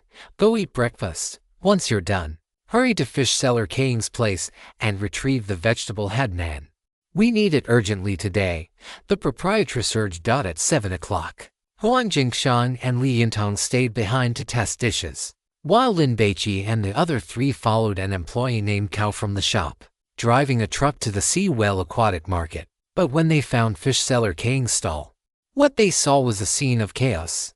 The vegetable head man ran away. Fish seller Kang clutched his head, slumped in his recliner, groaning in pain. Chapter 383. He could have clearly just robbed them. Fish seller Kang's stall was a mess. The fish and shrimp kept in the tanks had all fallen out. Some were dead, and others were flopping around on the ground, dying, because the incident had just happened, and fish seller Kang was quite badly injured. He hadn't had time to clean up yet. Sigh. If these people had come 15 minutes earlier, it would have been better. Once the goods were handed over, even if the vegetable head man ran away right under his nose, it wouldn't be his responsibility anymore.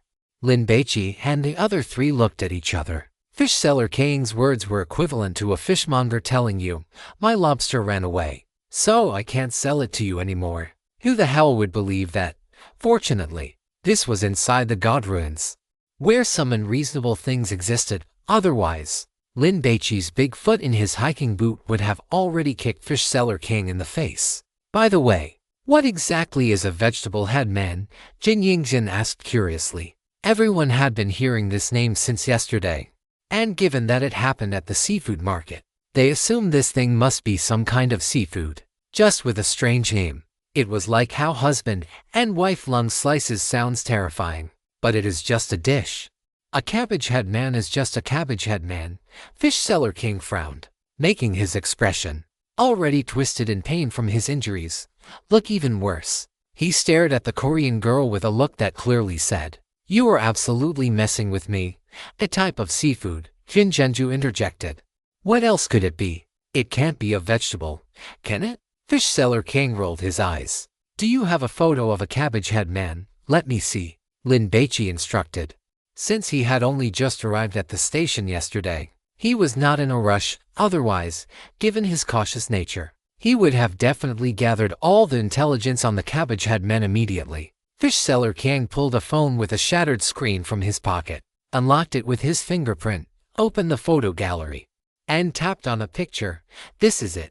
Quan Zhonggren took 2 long strides over, snatched the phone, scanned it quickly, and handed it to Lin Baici. The phone case had a sticker of a girl in a bikini on it, and it smelled so strongly of fish that Lin Baici did not want to touch it. Quan Zhonggren, being tactful, held the phone with both hands to display it for Lin Baici. Jin Yingxin and Jin Zhenju also leaned in. This is a cabbage head man. The Korean girl was astonished. Isn't this a person? Cabbage head men have a mimicry instinct, just like a chameleon changing colors. They are experts at using human skin to disguise themselves. Seeing Jin Yingxin's expression, fish seller Kang knew she really did not know about cabbage head men. Ignorant. From the countryside, are you? Fish seller Kang's gaze drifted toward Jin Yingxin's calves. Those long legs, beautiful. What do you mean? Jin Yingxin was stunned. Her eyes filled with a mix of horror and disgust. Human skin, that's right. Cabbage head men love to collect human skin. Whether it is a man or a woman, tall or short, fat or thin, they can wear it. Fish seller King explained. once they put on the human skin. Except for professional cabbage thieves, ordinary people cannot distinguish their true form at all. At this point, Fish Seller King sighed deeply, his face full of despair. So many cabbage head men were gone. The loss was too great. It was equivalent to working for half a year for nothing. Cabbage thieves. Jinjenju pinched the bridge of her nose. She felt that things were getting complicated. Next photo. Lin Baici signaled for Quan Zhonggren to swipe the photo. With a flick of Quan Xiongren's finger, a cabbage-head man without human skin appeared before everyone's eyes. It was soaking wet, its skin a shade of green like seaweed, with vertical markings running from the top of its head to the soles of its feet. On its head, it was entirely green. Its hair was not strands of hair, but green leaves like those of a Chinese cabbage. Several of them spread out. The longer the markings on a cabbage-head man's body, the higher its quality and nutritional value. If the line runs from top to bottom, it is a cabbage king, which is extremely rare. It is like a 10-pound wild yellow croaker. Selling it for 20 god coins would be no problem. Hearing this price, Lin Baici raised an eyebrow. If he caught 5 cabbage head man kings, the mission would be complete. This thing is edible. Jin Yingxin looked disgusted, feeling the urge to vomit. Why wouldn't it be? Fish Seller Kang was surprised. This is good stuff. The internal organs of a cabbage head man, after being blanched and stir-fried over high heat, have a wonderful, delicate fragrance that can treat a loss of appetite. And after eating it, it cleanses the stomach, clears out waste, and removes fat. It is a miracle weight loss product with absolutely no side effects. The value of the cabbage head man lay in this weight loss effect. It was especially the favorite of wealthy women and urban white-collar workers. If they overate for a few days and gained weight, they would quickly eat 2 meals of stir-fried cabbage head man. For those with a greedy appetite, adding some meat to the stir-fry was fine to. In any case, after 3 or 4 meals, one would definitely lose 3 or 4 pounds. It was much more convenient than going to the gym to lose weight. Lin Baici and Quan Zhonggren were indifferent, but when Jinjenju looked at the cabbage head man in the photo again, she suddenly felt that this green, slimy guy had become quite pleasing to the eye. For a woman, being able to lose weight and maintain a graceful figure after just 2 meals was probably the greatest wish of her life. She could wake up laughing from such a dream. In this world, there are plenty of foods more disgusting and horrifying than cabbage head men. Many are eaten just for the novelty and have almost no nutritional value. Unlike this cabbage head man, which can help you lose weight, Jinjenju wanted to try it. Quan Zhonggren was thinking that if he could take a few cabbage head men out, he should be able to make a lot of money. How did they get away? Lin Baici did not care about how high the nutritional value of this thing was. I must have used too little anesthetic. Fish Seller Kang looked miserable. He had just opened the container of the refrigerated truck when a cabbage head man's fist smashed into his face, causing his nose to spray blood everywhere. If he hadn't dodged quickly, he would have lost his life. Didn't these merchants help? The morning market was already open, so there were not only many fishmongers, but also many customers.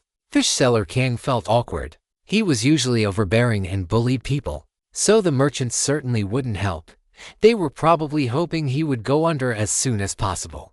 Besides, cabbage head men could kill. Can you still get more stock? Lin Baici pressed. He knew the proprietress needed them urgently.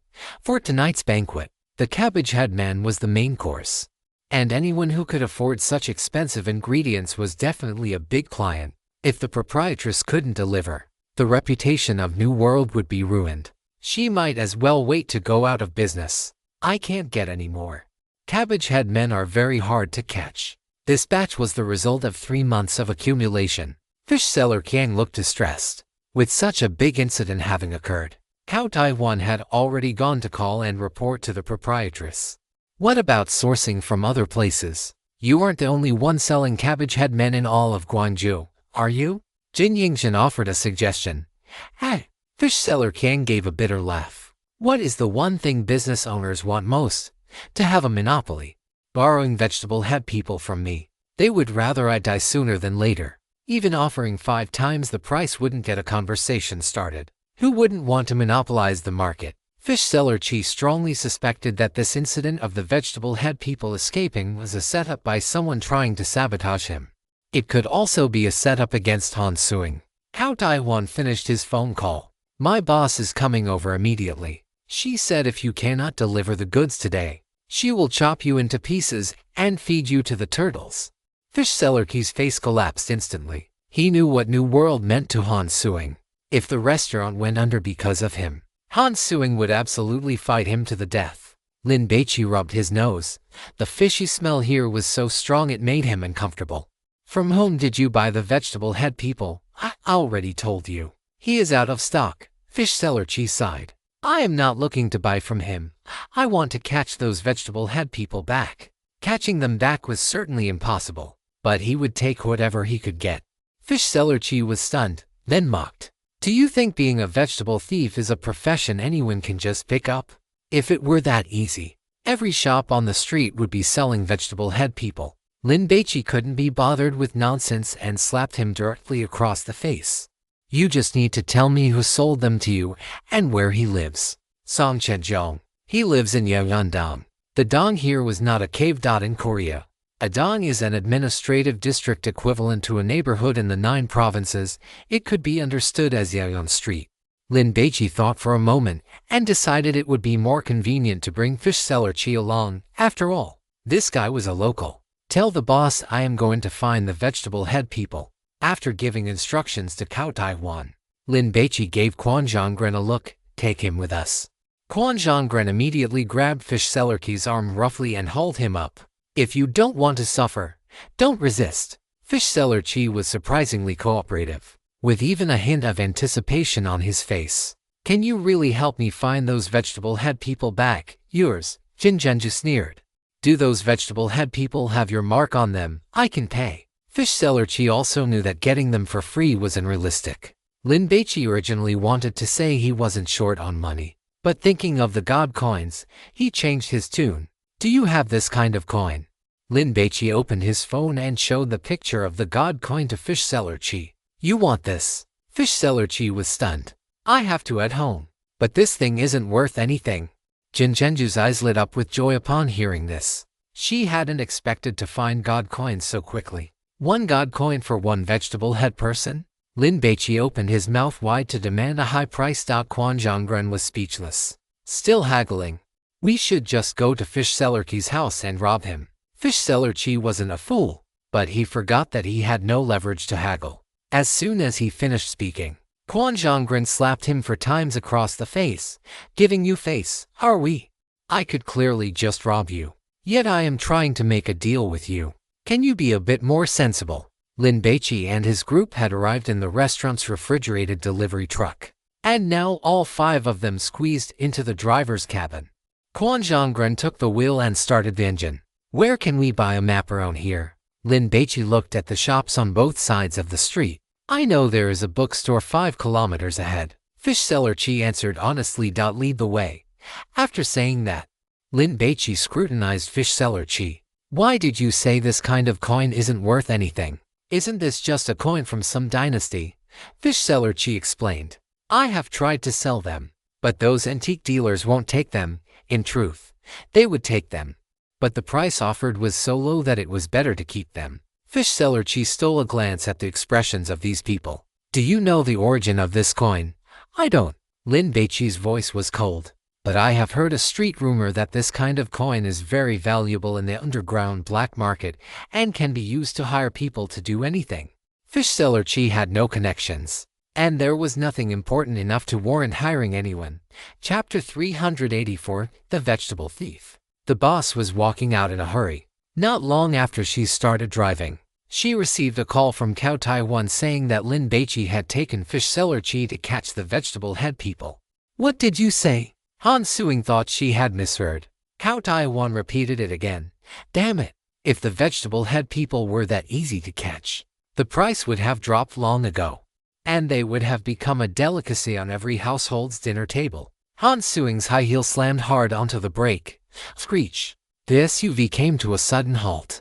Besides their weight loss benefits, the vegetable head people had a great texture and flavor. Combined with their scarcity, this made them very expensive. Ordinary citizens absolutely could not afford to eat them. Boss, the goods are gone. What about the banquet tonight? Cao Taihuan was worried. He had always been responsible for the restaurant's procurement, so he knew that they couldn't get vegetable head people from anywhere else. Beep, beep. The boss didn't answer and hung up the phone directly, then leaned back against the seat, covering her eyes with her right arm. So tired. I really want to rest. Maybe I should just take this opportunity to close the restaurant for good. Over the past year or so, there have been too many blows. Han Suing was physically and mentally exhausted. As for Lin Baici going to find the vegetable head people, she didn't think there would be any results at all. Yeongandong, residential area. The truck stopped in front of a two-story building. Lin Baici got out of the car and drew a circle with a red marker on the map he was holding in his hand. It's right upstairs. Fish seller Chi pressed on the bandage on his head, and blood was seeping through again. Lead the way. Quan Zhonggren gave fish seller Chi a shove. God Lin, how do you plan to catch the vegetable head people? Jin Zhenju couldn't figure it out. Does that even need asking? Of course. We are going to be the ones who reap the rewards.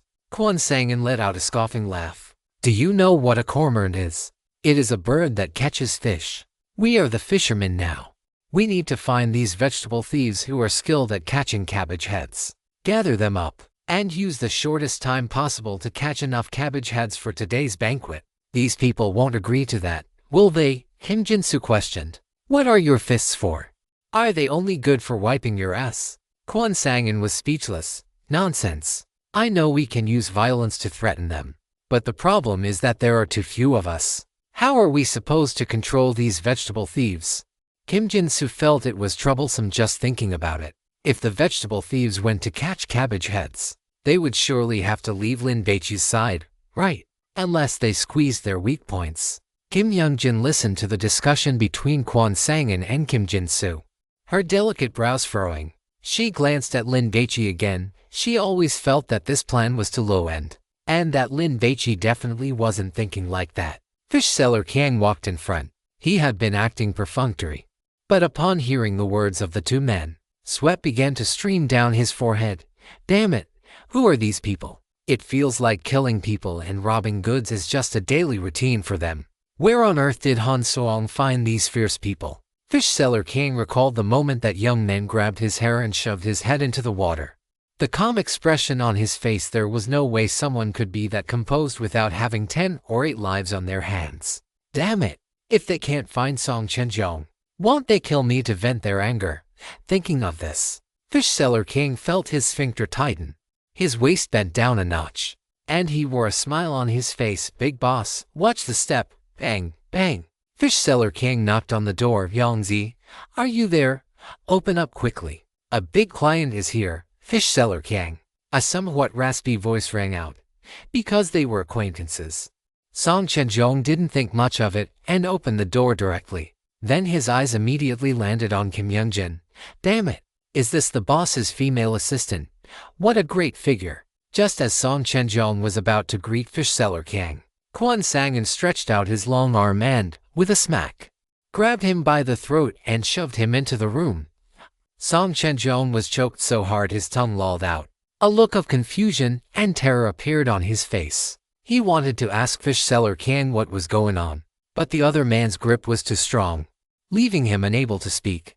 However, Song Chenjiong was able to catch cabbage heads. He wasn't a weakling to be slaughtered at will. He reached behind his waist with his left hand, pulled out a switchblade, and pressed his thumb down. The sharp blade flicked out, reflecting the sunlight streaming in from the window, and stabbed toward Quan Sangin's arm. You're courting death. Quan Sangin grinned hideously. His left hand moved faster, grabbing Song Chenjiong's knife-wielding wrist. He lunged forward at the same time, lifting his knee to slam it into his abdomen. Song Chenjiong's cheeks puffed out like a toad, and with a whoosh, he spat out a large cloud of pale gray mist. Damn it. Quan Sangin hadn't expected the other party to have such a trick up his sleeve. Not knowing if the mist was poisonous, he didn't dare to make contact and could only let go and retreat. Song Chenjiong turned and ran. Although he didn't know the purpose of these people coming to find him, it was clear they were not here with good intentions. It was best to escape first. However, just as Song Chenjiong ran to the window and was about to jump out, a large hand shot out and grabbed his head. Grasp of death. Song Chenjong was yanked back through there. Lin Baici met him, stepped forward, and threw a right punch. Song Chenjong took the punch to the stomach. With a wah, he vomited a pool of stomach acid, and his entire body was sent flying more than 10 meters. Slamming into the sofa with a thud, Lin Baici walked over. Damn it! Fish Seller King was shocked. So, when this guy hit him the other day, he had been holding back. What was that large hand that grabbed him? Was it magic? Cough, cough, big boss. I haven't offended you, have I? Song Chenjong was full of terror. Lin Baici sat on the sofa and handed the map and colored pens to Song Chenjong. The batch of cabbage heads you sold to Fish Seller King recently. Where were they all caught? Circle them on the map. Are they here to steal my business? Song Chenjong was stunned. He felt these were peers. But after seeing Lin Baici's expression, he abandoned that thought. Look at this person sitting posture there of a big boss. How could he possibly be a vegetable thief, suffering in the wind and sun? I'll circle them right now. Song Chenjong reached out to take the map, but just as he was about to touch it, he quickly pulled his hand back, wiped it hard on his pants, and then took it. Lin Baici leaned back on the sofa and surveyed the entire room. It was quite messy. There were torn stockings on the floor, discarded women's sandals, crumpled up toilet paper. In the bedroom, Lin Baici heard the nervous breathing of a woman. Big boss. There are 13 in total, all circled. Song Chenjong handed the map and pens back with both hands. A few cabbage heads suddenly woke up, injured Fish Seller King, and ran away. Can you tell me why the amount of anesthetic wasn't enough? Lin Baici looked at Song Chenjong. I ran away. Song Chenjong looked nervous, his eyes darting around. That shouldn't be. After we catch the cabbage heads, we always inject an excessive amount of anesthetic. Then is there any way to make them wake up early? Lin Baici asked again. Song Chenjong was silent. As these were industry secrets, Lin Baici snapped his fingers. Quan sang and understood instantly. But Kim Jin-soo was faster. He grabbed Song Chenjong by the hair and began to slap his face fiercely. Smack, smack, smack. Fish Seller King shrank his neck. Stop hitting me, I'll talk. When the temperature rises above -6 degrees, the cabbage head's metabolism speeds up, making them prone to waking up early. Song Chenjong begged for mercy. Maybe the air conditioning in my refrigerated truck malfunctioned. Do you think I'll believe that? Lin Baici chuckled. Tell me, who told you to do it? Song Chenjong didn't know if Lin Baici was bluffing him. Not talking, that's fine. Then I'll just treat you as an enemy of the new world. Lin Baici smiled slightly. Do you want to be stuffed into an oil drum, filled with cement, and dumped into the sea? Or would you rather be turned into sashimi like those cabbage heads and fed to wild dogs? Song Chenjong's face turned pale with terror. Lin Baici was only saying it, but Quan Zhonggren would actually do it. He picked up a switchblade from the ground, preparing to slice off Song Chenjong's fingers. There were 10 of them. After all, he had plenty of time to play. Seeing that his pinky was about to be cut off, Song Chenjong caved. It was the boss of Huanghai who made me do it, damn it. Fish Seller King, hearing this, was so furious he rushed over and kicked Song Chenjong in the chest. We have been working together for 10 years, and you even tried to screw me over. All right, repeat the specific locations of the circles you drew, Lin Baici urged. Quan Zhonggren had originally wanted to warn Lin Baici to be careful that Song Chenjong might just draw random circles to fool him. But now it seemed he had been worrying too much. The meticulous Lin Baici would not overlook such details. Song Chenjong repeated them. And he did not lie to Lin Baici, though he still remained skeptical. Tell me again, and include the characteristics of those cabbage heads, Lin Baici demanded. Song Chenjong obediently complied. 5 minutes later, Lin Baici was satisfied and stood up. Fish Seller King, I am leaving him in your custody. If he escapes, you die. Do you understand? Fish Seller King nodded vigorously. Very good. I will tell the landlady to take better care of your business in the future. Lin Baici patted Fish Seller King on the shoulder and led the 3 of them downstairs. Go here. Once in the car, Lin Baici pointed to the nearest circle. Quan Zhonggren gripped the steering wheel and started the truck. Vowed Lin, why not bring that cabbage thief along? Exactly. He has experience and is familiar with the terrain. Jin Zhenju asked, puzzled. Do you think the cabbage heads are stupid? First of all, The cabbage heads are definitely wary of the cabbage thief. And after pulling off this job, Song Chenjiang is likely a familiar face to them. Lin Baici did not want to alert the enemy. Then how are we going to catch the cabbage heads? Quan Zhonggren was worried. Once the cabbage heads put on their human skin disguises, ordinary people could not tell them apart. It required the unique skills of a cabbage thief. You will see when the time comes. Lin Baici rubbed his nose. Time was tight. Quan Zhonggren drove the truck at high speed, and 20 minutes later, they arrived at the first red circle. This was a residential area where the rooftops were covered in many iron sheds, all of which were illegal structures. Lin Baici got out of the car, identified the location, and went upstairs. Room 205. Block the view, Lin Baici ordered. Jin Yingzhen and Jin Zhenju immediately stood in front of the door. Lin Baici took his bronze sword and thrust it forward with force. The sharp blade pierced through as easily as cutting tofu. And he then sliced open the door lock. Lin Baici pushed the door open and entered. The room was extremely messy, with clear signs of a hasty departure to pack luggage and flee. This indicated that the cabbage head living here had returned once after escaping the seafood market. After all, there were some things at home that needed to be taken. Lin Baici activated one breath, 100 flavors. A chaotic mixture of scents flooded his nasal cavity. Disgusting. Lin Baici's brows furrowed. Chapter 385 Devil Lin Zhensu, you guard the door. Quan Zhonggren gave the order and followed him inside. God Lin, any discoveries? The place was clearly abandoned. They had arrived a step too late. The apartment was a two-bedroom, one living room unit, not very large. Lin Baici went into the bedroom, sniffed around, and opened the brown wooden wardrobe.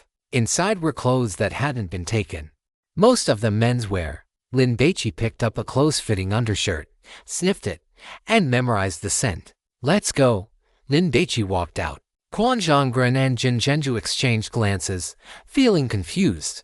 But since Lin Baici was the team leader, they would just follow his lead.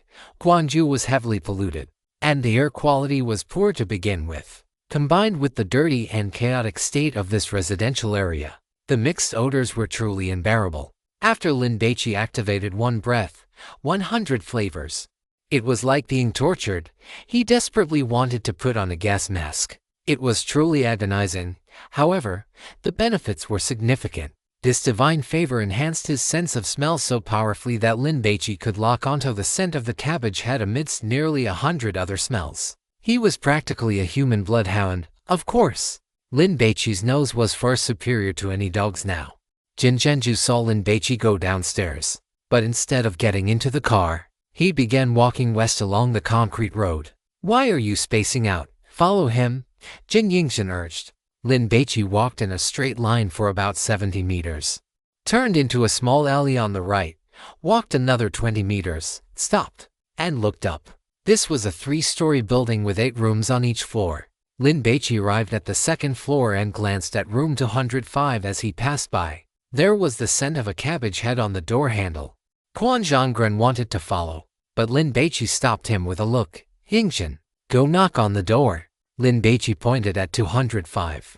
The Korean girl walked over and knocked on the door with her knuckles. Knock, knock. If it had been a strange man or an ugly woman, the landlord likely wouldn't have opened the door. But Jin Yingzhen was too beautiful.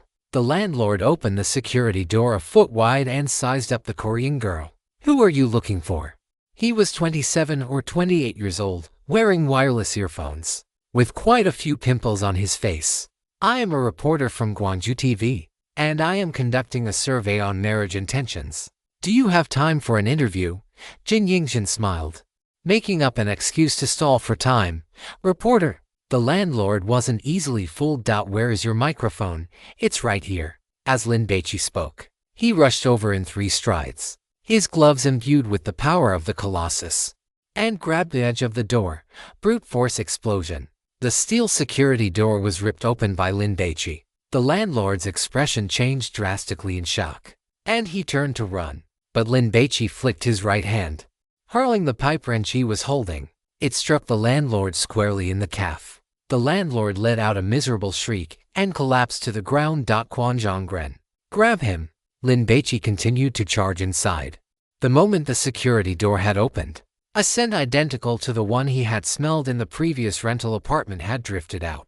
It was very strong, indicating that the cabbage head had been living here. Kwon Jong-gren rushed to the landlord's side, landed 2 solid punches, then forced him to crawl on the ground, pinning his hands behind his back. "God, Lin, is this guy a cabbage head?" Jin Zhenju asked in surprise. Lin Baici did a quick sweep but found no other tenants. Hearing this, Kwon Jong-gren grabbed the skin on the back of the landlord's neck and pulled downward with all his might. Reap! A layer of human skin was peeled away, revealing a green cabbage head underneath. As the mask fell off, 3 large cabbage leaves that had been pressed against its scalp suddenly stood straight up. They were bright green. "It really is one." Kwon Jong-gren was dumbfounded. "God, Lin, how did you find it?" "Don't ask what you shouldn't." Jin Yingzhen glared at Kwon Jong-gren. My apologies." Kwon Jong-gren gave a dry laugh, then immediately grew excited. Regardless of what method Lin Baici used, as long as he could find the cabbage heads, that was all that mattered. "You're quite clever, aren't you? You even know about hiding in plain sight," Lin Baici teased. This was his first time seeing a cabbage head, and he was quite curious. This cabbage head was extremely depressed. It figured that since the cabbage thief had already succeeded here, this place would definitely be safe for a while. Because according to conventional thinking, once a cabbage head had suffered a loss in a place and escaped, it would never return. So, it had rented another apartment nearby. It never expected that before its seat was even warm, the cabbage thief would come knocking again. What rotten luck. "Do you know where the other cabbage heads are living? If I catch 2 of them, I'll let you go." Lin Baici tempted it. The landlord closed its eyes, resigning itself to its fate. It would not betray its own kind. "Tough guy." Lin Baici praised it and handed a rope to Kwon Jong-gren. Kwon Jong-gren didn't have any anesthetic, but he had his fists. He swung his right hand and knocked the cabbage head unconscious, then used the rope to bind its hands and feet. The first one secured. After tossing the cabbage head into the cargo box, the group headed toward the next red circle. This time, things didn't go as smoothly. Lin Baici followed the scent until he reached a bus station, where the trail suddenly went cold. "Here, Shijongdang." Lin Baici chose a red circle located far away from any bus stations. Half an hour later, the 4 of them arrived. Lin Baici broke down the door, identified the targets sent through common household items, got back into the car, and gave chase. After driving for about 20 minutes, they could go no further. Ahead was a pedestrian street filled with all kinds of shops and many young people. "Zhenju, watch the car," Lin Baici instructed, taking Jin Yingzhen and Kwon Jong-gren with him to pursue on foot. However, the further he walked, the tighter his brow furrowed. There were too many women, even if they weren't wearing perfume. The scents of body wash, shampoo, and other cosmetics were all mixed together, almost completely masking the scent of the cabbage head. "Achu achu." Lin Baici sneezed a few times. He walked another 100 meters and stopped in front of a barbecue restaurant. There were 4 tables of customers inside. Lin Baici's gaze landed onto young men. Kwon Jong-gren looked in the direction of Lin Baici's gaze. As at them, Lin Baici entered the shop. A waiter immediately came up to greet them. "Apple, what would you like to eat?" "I'm meeting someone," Lin Baici said, walking straight toward them. "Is there a problem?" A young man wearing an earring and dressed in trendy fashion brands looked annoyed. "I'm treating you to a drink." Lin Baici finished his sentence, grabbed a bottle of soju from the table, and smashed it against the earring-wearing man's head. The bottle shattered. The earring-wearing man collapsed, unconscious, onto the table. The small-eyed youth sitting across from him was startled. Before he could figure out what to do, Lin Baici punched him in the face. The barbecue restaurant owner didn't come over to intervene, but instead hurriedly called the police. "This is a personal grudge," Lin Baici explained. He fished a wallet out of the earring-wearing man's pocket, pulled out 5,001 bills, placed them on the table, and then dragged the small-eyed youth out of the restaurant. Kwon Jong-gren took charge of the earring-wearing man. Lin Baici found a secluded corner nearby and brought the small-eyed youth over. "Youth, what are you doing?" The small-eyed youth's voice was timid. "I'm not close to him. Your grudge with him has nothing to do with me."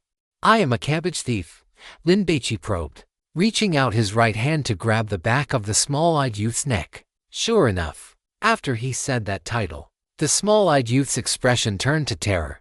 His body began to tremble, and he even reached out his hands, trying to cover his neck. He didn't want Lin Baici to tear off the human skin disguise he was wearing. Tell me the addresses of 3 cabbage heads, and once I catch them, I'll let you go. Lin Baici offered his terms. The small-eyed youth lowered his head. He betrayed you. According to our agreement, once I catch 1 more cabbage head, I will let him go. Lin Baici tightened his grip. Do you want to cooperate with me? The small-eyed youth revealed an expression of disbelief. The earring-wearing man had come over early in the morning, saying his house had a leak, and he wanted to stay over for a few days. As a friend, he had naturally agreed and even played the host, treating him to a meal. He never expected him to be that kind of person. My patience is limited. I will give you 1 minute to consider.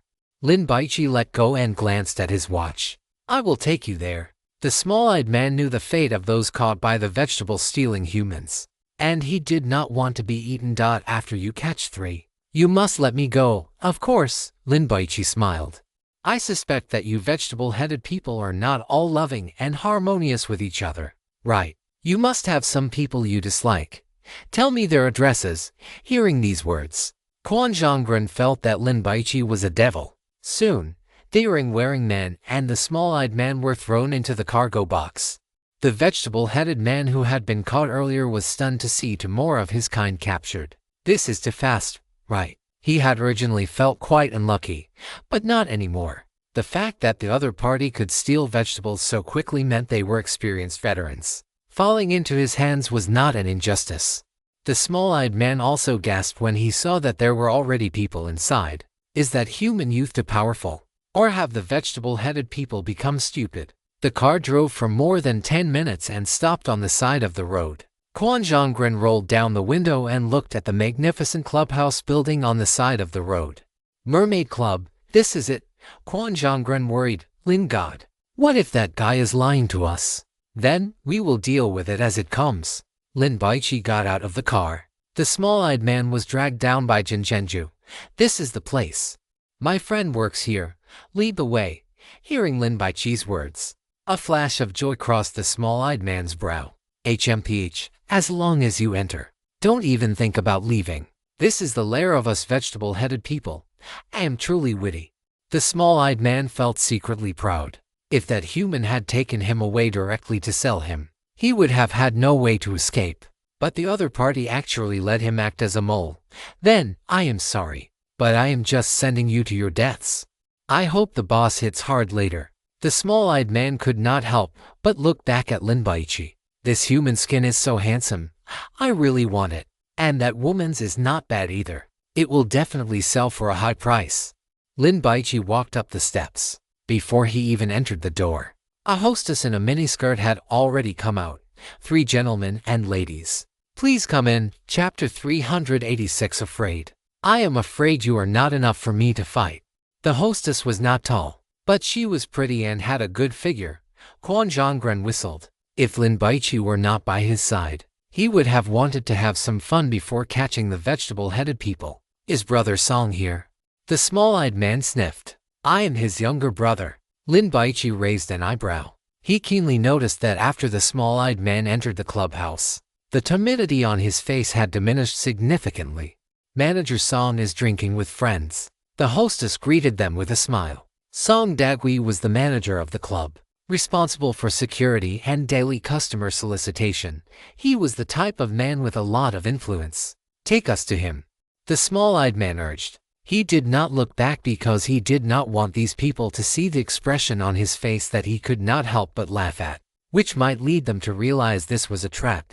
Please come this way. The hostess led the way and notified Manager Song via walkie-talkie. Lin Baici and the other 4 followed her into the elevator. These people actually have no precautions at all. Standing in the elevator car, the small-eyed man glanced at the camera in the upper left corner and felt that this weave was stable. The elevator reached the 5th floor. The hostess led the way in front. Because she was wearing a miniskirt, her movements were large, and the hem of the skirt was rolling up, almost exposing the buttocks wrapped in pantyhose. Manager Song is inside. After the hostess finished speaking, She pressed the doorbell twice. Come in. A voice full of vigor rang out. Brother. The small-eyed man pushed the door open impatiently. Lin Baici was about to enter when Jinjenju grabbed his arm, her face showing worry. Lin God, something is not right. Lin Baici was amused and patted Jinjenju's hand away. So what if it is not right? Quan Zhongrun was speechless. I wish the place was full of vegetable-headed people. Do you think Lin God would be afraid? Jinjenju thought about it and felt it made sense. So she gave her own cheek a light slap. Jin Yingxian followed Lin Baici into the VIP box like a female bodyguard. This floor was entirely VIP rooms and was very large. Not only the boxes but even the corridors were covered with carpets, which felt very comfortable to step on. As soon as Jin Yingxian entered, she smelled a strong odor of alcohol and smoke. She took a quick look. There were 5 men and 9 women in total. Some were playing finger-guessing games with dice, while others were singing karaoke at the top of their lungs, a scene of debauchery. Brother. The small-eyed man was the second to last to enter. With a click, he locked the door and then rushed to a muscular man with lightning speed. What is it? Song Dagui sat on the sofa with a scantily clad beauty on each side. At this moment, he was flushed with excitement and his clothes were disheveled. Lin Baici saw the blonde beauty on the left, whose skirt was rolled up to her waist, exposing her black garter belt. The other party noticed Lin Baici's gaze and not only was she not shy, but she even gave him a flirtatious wink. Brother. The small-eyed man leaned into Song Dagui's ear, staring at Lin Baici, and reported with a mocking face. These 4 are vegetable-stealing humans. I tricked them into coming here. The words vegetable-stealing humans made Song Dagui's expression turn cold instantly, like a beast ready to devour someone. Brother, look at this kid. He is quite handsome, right? The small-eyed man showed off. And look at how tight and smooth this skin is. Completely free of acne scars. It is not bad. Song Dagui stared greedily and swallowed a mouthful of saliva. Brother, after you peel his skin later, can I have it? Little Eyes looked at him with eyes full of hope. He had long wanted to change his human skin, but he had been a bit short on cash lately. It would be a waste to give it to you. Song Dagui picked up a beer from the table and took a large gulp. Besides, even if I gave you such a top-tier human skin, would you dare to use it? Why wouldn't I dare? Little Eyes was unconvinced. All of you, get out. Song Dagui slapped the thigh of the beautiful woman beside him hard. Smack. The flesh rippled. The women left, leaving only the 5 men behind. Song Dagui looked at Lin Baici as if he were shopping for ornamental fish at a pet market. People like this are the cream of the crop. They would never go unnoticed anyway. For us cabbage heads, our top priority is to avoid attracting human attention and to live quietly. If you put on his skin, are you asking for the cabbage snatchers to find you? Song Dagui sneered. To put it bluntly, Lin Baici's appearance was too outstanding. There would definitely be no shortage of people eyeing him. Better to give it to the boss. Even Song Dagui didn't dare to claim it for himself. Little Eyes wasn't very happy, but he had no say in the matter and had to endure it. What about that woman? Can you give her to me at least? Once we're bored with her, we'll let you have the leftovers. Song Dagui laughed heartily, seeing that these few people still looked calm and showed no signs of trying to escape. He couldn't help but exclaim, "You guys have a lot of guts." Lin Baici scanned the room. Are all 5 of you cabbage heads? Song Dagui took a sip of beer. Haha, are you scared? I'm afraid you aren't enough for me to fight. Lin Baici curled his lip. God Lin, let me handle this. Quan Zhonggren rolled up his sleeves. He felt he could handle such a minor situation himself. No rush. Lin Baici was curious. Is this the lair of you cabbage heads? Take a guess. Song Dagui remained as steady as a rock, his expression calm. Because those who entered this room were never meant to leave alive. I'm in a hurry. Why don't you call all the cabbage heads here? Lin Baici walked forward a few steps and sat on the sofa. Seeing quite a few beers on the table, he picked one up and knocked it hard against the edge of the table. The cap came off, and a stream of white foam bubbled out. Lin Baici took 2 big gulps. Arrogant. Song Dagui was infuriated by Lin Baici's behavior. His cheeks puffed out, his lungs expanded, and he prepared to spit out a cloud of spore mist. This was the innate ability of the cabbage heads. Once those spores touched human skin, they would rapidly parasitize the host, not only causing unbearable itching that made the victim want to claw their own skin off, but also leaving the person weak and dizzy. However, before Song Dagui could spit out the spore mist, a walnut-sized stone flew toward him at high speed. Song Dagui's reaction was quite fast, and he tried to dodge, but he still wasn't faster than the stone. The stone struck Song Dagui squarely in the mouth, smashing half of his teeth and making it impossible for him to spray the spore mist. Whoosh, whoosh, whoosh. The red earth mud men hiding in the shadows spun their slingshots, firing stones in rapid succession. Lin Baici had hunted cabbage heads before and had seen them spray mist, so he had been guarding against this move. When he entered the private room, he had taken advantage of the moment Song Dagui was distracted by Little Eyes calling him brother to summon the mud men. Take them down, Song Dagui shouted. Though his speech was whistly and garbled due to his missing teeth, the four men tried to rush forward, but as soon as they took a step, they were hit in the mouth by flying stones, which brought tears to their eyes. You're dead. Little Eyes glared at Lin Baici with a sinister grin. Just as he finished speaking, he noticed that the already dimly lit room had become even darker. A massive shadow, like the night itself, was cast over them. Little Eyes turned his head, and then he was stunned. A hulking, massive Buddha statue, its head nearly touching the ceiling, had appeared abruptly behind the sofa. Its muscles were so powerful and its arms so thick that it felt like it could crush him like a chick. Whoosh! The Buddha statue's giant hand swung over, the resulting gust of wind knocking the beer bottles off the table. Song Dagui was struck, his entire body flying out as if hit by a speeding dump truck. With a thud, he slammed face first into the ground. Little Eyes scrambled to escape, wanting to get away from this muscular Buddha, but the statue's giant hand reached out and, like pulling a radish, grabbed him by the head and smashed him into the other cabbage heads. They were all sent sprawling. Lin Baici sat on the sofa with an imposing air and took a sip of beer. God Lin, rest, we'll take it from here. Quan Zhonggren and Jin Zhendu charged out. Jin Yingzhen didn't want to always be a hanger-on, so she took a kukri knife from her backpack and lunged at a man, slashing down at his head. Damn it, catch them alive. Quan Zhonggren was startled. Jin Yingzhen knew that, of course. Just as the blade was about to hit the man, she flipped it and struck the cabbage head's face with the flat of the blade. Snack! The cabbage head was nearly knocked senseless. Damn human. The cabbage head was furious and threw a punch at Jin Yingzhen's nose. The Korean girl didn't dodge. She would rather take the hit to capture this cabbage head. But a bottle flew over. It smashed into the cabbage head's left eye. Jin Yingzhen looked back. Lin Baici was sitting on the sofa, having picked up another beer, and knocked it against the marble edge of the table. The cap came off. Be careful, Lin Baici said, then took a sip of beer. It's really nice to be a team leader. For minor situations like this, you can just leave it to your subordinates.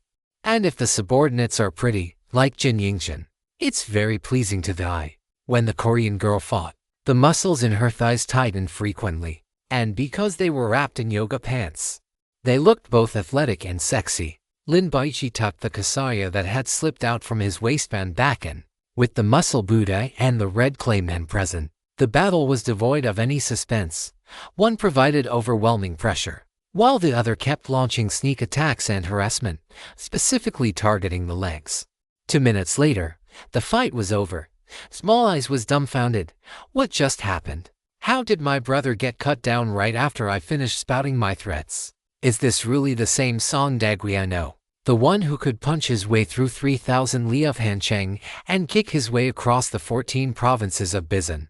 Small Eyes looked at Lin Baici, his hands and feet trembling like he was shaking off chaff. What did you just say? Lin Baici asked with a smile. You want my skin? I. Small Eyes wanted to explain, but his mouth began to twitch, and he started stuttering.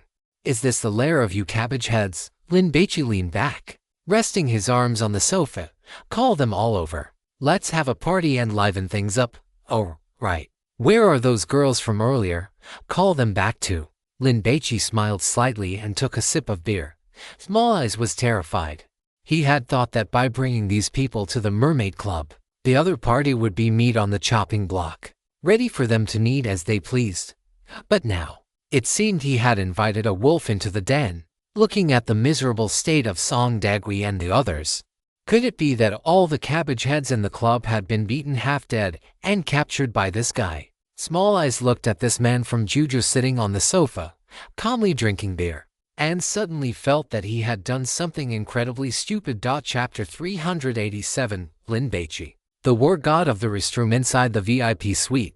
The lighting was dim, perfect for men and women to flirt and get intimate. However, at this moment, because several injured cabbage heads were lying on the floor and blood was splattered everywhere, the atmosphere felt heavy with violence. A female employee, acting like a frightened quail, pushed the door open to peek inside, then quickly shut it again. Lin Baici patted the sofa beside him. "Come sit." Small Eyes subconsciously shook his head, but then he froze, worried that if he refused, he would be beaten. According to our agreement, you brought me to these people, so I will let you go. Lin Baici smiled and picked up a bottle of beer from the table, tossing it to Small Eyes. The eyes of Song Dagui and his group snapped toward Small Eyes like venomous snakes, wishing they could bite him to death on the spot. So it was you little brat, who brought the cabbage heads here, brother. Small Eyes was on the verge of tears. He wanted to say that he had originally intended to trick them into coming here and then use their numerical advantage to wipe them all out. But who could have known that it would be you guys who got wiped out instead? This is truly *King ridiculous.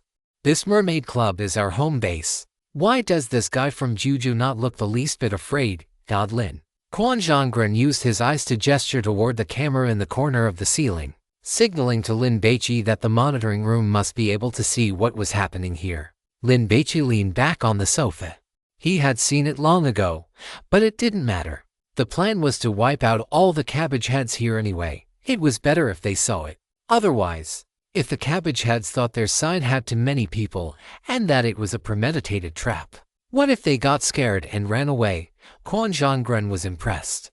High skill leads to bold courage. That is exactly the case here. Where are the beauties? Why haven't they come yet? Lin Baici was annoyed. He had grown up and never been to a place like this before. Now was a good time to experience it. After all, he considered himself a decent person. If he were back in Haijing, he certainly wouldn't go to such venues. Jin Yingjin kicked Song Dagui. Call for people. Small Eyes watched the Korean girl in high heels kick the cabbage head and really wanted to say, "Why are you rewarding him? Come at me instead." The girls didn't come. But Lin Baici suddenly felt the urge to urinate. That shouldn't be right. Lin Baici rubbed his stomach and looked at the beer, of which he hadn't even finished half. Given his body's metabolic rate, combined with the effects of the pool of wine and forest of meat, he wouldn't feel the need to pee even if he drank an entire bathtub of beer. He couldn't help it. His kidneys were truly that good. Lin Baici remembered and looked down at the hiking boots on his feet. It was because of this thing. Wearing it made one possess an extremely strong sense of territory, like a dog. Every time one arrived at a new place, one would urgently want to find a utility pole or a corner of a wall to take a leak. My territory, my rules.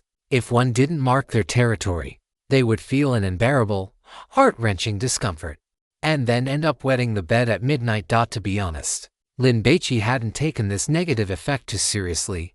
After all, who couldn't hold their bladder? Plus, his kidneys were so strong. But this urge was coming on so violently, like a tsunami, that he simply couldn't hold it back. Damn it! Lin Baici stood up. "You guys stay safe.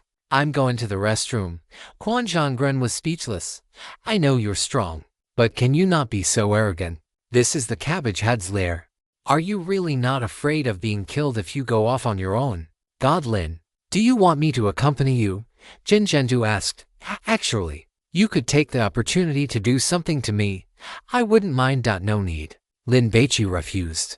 Guard our spoils of war well. Not to mention that Lin Baici's appetite had been spoiled by the Korean girl and the female office worker.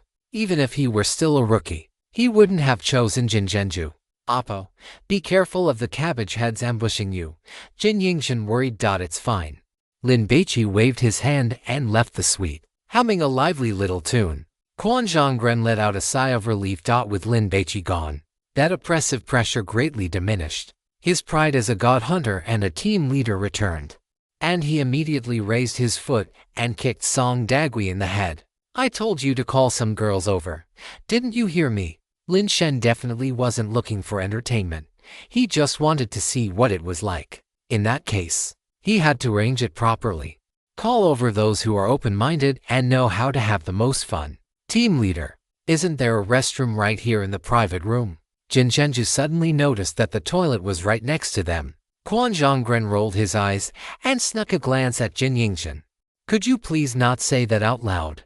Is it so strange for a man to come to a place like this and want to walk around, look things over, and satisfy his curiosity? The soundproofing in the VIP private rooms was excellent, so the fighting on Lin Baici's side did not affect the business in the other rooms. Lin Baici wandered all the way to the end of the corridor and entered the restroom. 9 people, led by a handsome young man, were hiding in a private room, secretly watching Lin Baici. Now that they saw him enter the restroom, they stood up in a flash. Boss, let's take him out first. These people were all Kato Ren. Let's go, Kaiwen sneered. He actually dared to come out to the bathroom alone. He really didn't know what was good for him. The group immediately rushed out. When they reached the entrance of the restroom, Kaiwen stopped. You guys wait here. I'm going to beat him to death.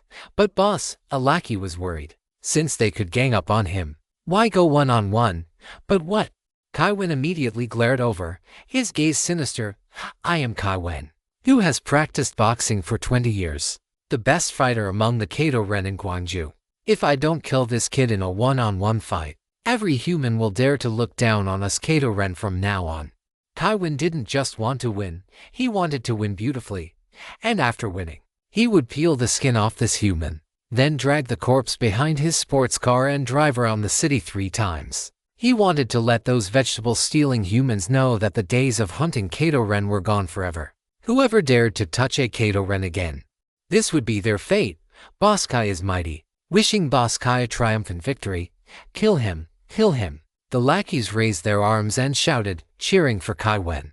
Kaiwen held his chin high as he walked into the restroom and immediately saw Lin Baici standing in front of the urinal. He walked over with his head held high and chest puffed out, standing next to Lin Baici, and unzipped his belt. I'll show you up first and dampen your spirit. But when he lowered his head and glanced at Lin Baici's brother, his expression stiffened. Shit! Kaiwen silently zipped his pants back up. It's that big?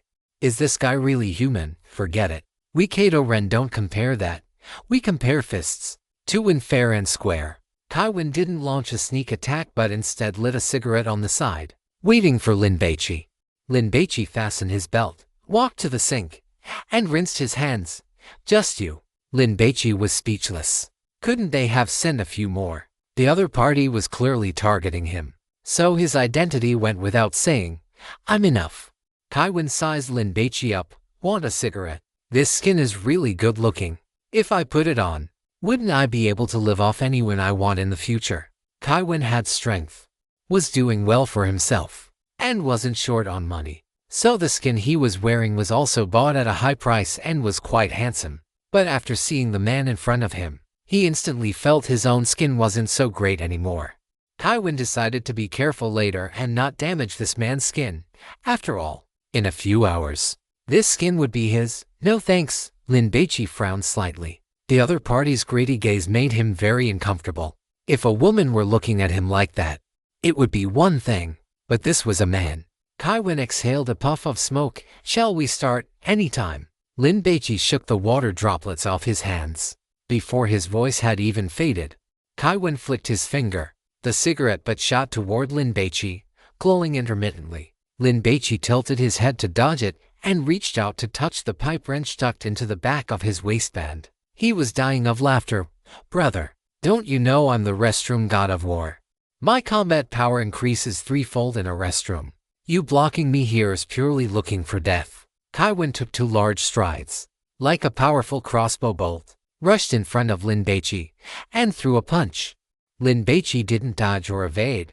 He clenched his right fist and slammed it out. The 2 men's fists collided, sandwiching the cigarette butt between them, sending sparks flying everywhere. Kaiwen of Guangzhou. Please advise. Kaiwen announced his name, his voice full of vigor. Lin Baici curled his lip. Lin Baici of Haijing. Damn it. You Kato Ren are acting like a martial artist challenging a dojo.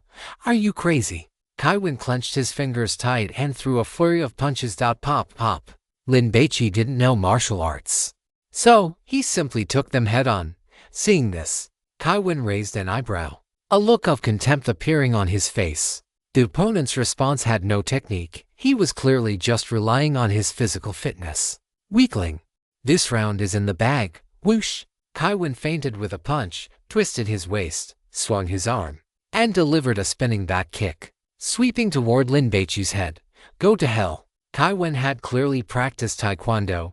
This kick was high, accurate, and full of power. One had to know that Lin Baici was 1.88 meters tall. For an ordinary little guy, let alone using his leg, it would be good enough if he could even slap Lin Baici's head with his hand. Damn it, under normal circumstances, Lin Baici would definitely have dodged. But this Kaiwen was just too arrogant. For a kick technique like this spinning back kick, no one uses it right off the bat because the opening is too large. And it is more flashy than practical, unless one is facing an opponent with overwhelming strength. Otherwise, one would usually start with probing attacks to figure out the opponent's fighting habits. Kaiwen's kicking technique clearly showed his contempt for Lin Baici. He wanted to win, and he wanted to win with flair. Once this fight ended, he planned to go to the security office, find the surveillance footage, copy this segment, and post it online. He wanted everyone to know how formidable Kaiwen from Gwangju was. Lin Baici was unaware of Kaiwen's intentions, but he certainly would not tolerate such arrogant kicking techniques from his opponent. You want to be fierce? Then this god of hunger will be even fiercer. Lin Baici did not dodge. He pushed off the ground with force, and with a swoosh, he rushed in front of Kaiwen. Before the latter's back-spinning kick could sweep across, Lin Baici's right fist struck like a heavy cannon, slamming into Kaiwen's chest. Get out of here. The massive impact made it seem as if Kaiwen had been hit by a speeding dump truck. His entire body flew straight back, and with a thud, he slammed into the wall more than 10 meters away. Crack, crack. The tiles on the wall shattered with a loud clatter. Chapter 388. This punch has 20 years of cultivation. Can you block it? Kaiwen fell to the ground, covered in shattered tiles. What just happened? Kaiwen was somewhat bewildered. Was the opponent's physical fitness really this overpowered? He knew exactly how fast his own kick was. Yet the opponent was even faster than him. Terrifying. Is that it?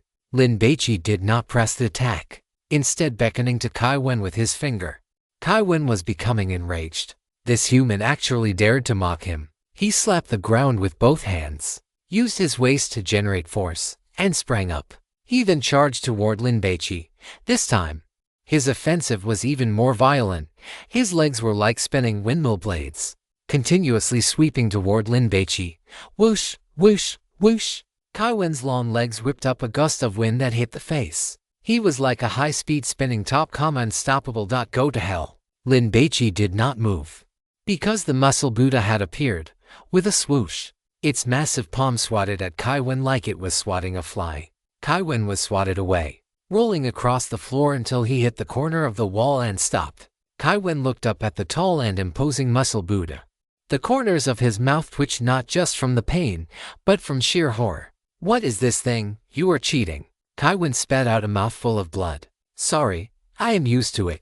Lin Baici snapped his fingers, and the muscle Buddha pressed its palms together and vanished from the spot. Come on. Kaiwen charged over once more. Only when he reached Lin Baici and confirmed that the muscle Buddha had not reappeared did he twist his waist and swing his leg, aiming a horizontal kick at Lin Baici's temple. Got you. Kaiwen grinned hideously, just as his right leg was about to connect with Lin Baici. Lin Baici's right hand had already swept past his waist, pulling out the pipe wrench tucked into his belt, and delivered a crushing blow. Enhanced by the colossal strength gloves, his right hand swung the metal pipe wrench, smashing it onto the top of Kaiwen's foot. Kaiwen's hideous grin instantly transformed into a mask of agony, and a scream escaped his lips. Kaiwen stumbled, limping as he hurriedly retreated. So painful. Kaiwen bared his teeth and glared at Lin Baici. Fortunately, the opponent did not follow up with an attack, which made him breathe a sigh of relief. You are cheating again. Kaiwen wiggled his toes, so angry he felt like vomiting blood. Huh? Can I not use weapons? Lin Baici chuckled and tucked the pipe wrench back into his belt. Sorry. The effect of this pipe wrench, which increased constitution and attracted the favor of mature women, did not necessarily need to be held in hand as long as it was carried on his person. It could be activated. It was very convenient. Kaiwen's lips trembled. He felt like something was wrong, but he could not quite put his finger on it. If you said this human was cunning, it was true that he hadn't said weapons were forbidden, and after he complained, the guy stopped using it immediately. Damn it. Kaiwen was extremely annoyed, but having suffered 2 losses in a row, he really didn't dare to take the initiative to attack. So, he mimicked Lin Baici's gesture and beckoned to him, "Come over here." Lin Baici shrugged his shoulders and charged out with murderous intent. Because he was tall and sturdy, this charge was aggressive and full of oppressive pressure. Damn it, Kaiwen cursed loudly, subconsciously raising his hands vertically to perform a defensive posture. Lin Baici had originally planned to activate Lightning Flash to seize the initiative, but he hadn't expected this vegetable-headed person to defend directly. If I don't beat you, who would I beat? Divine Grace activated. Drunken Immortal Fist. Bang, bang. Lin Baici's straight punches landed solidly on Kaiwen's arms. This Divine Grace was useless to block. It would act directly on the body. Kaiwen was, after all, a trained fighter. After taking a few punches, he immediately felt his body becoming uncomfortable. He let out a roar, turned defense into offense, lunged at Lin Baici, and threw a punch. He wanted to trade blows. Lin Baici wouldn't have it. Lightning flash, swoosh, in Lin Baici's eyes. Kaiwen's movements slowed down instantly. His fist dodged the opponent's punch, grazed past Kaiwen's arm, and slammed into his face.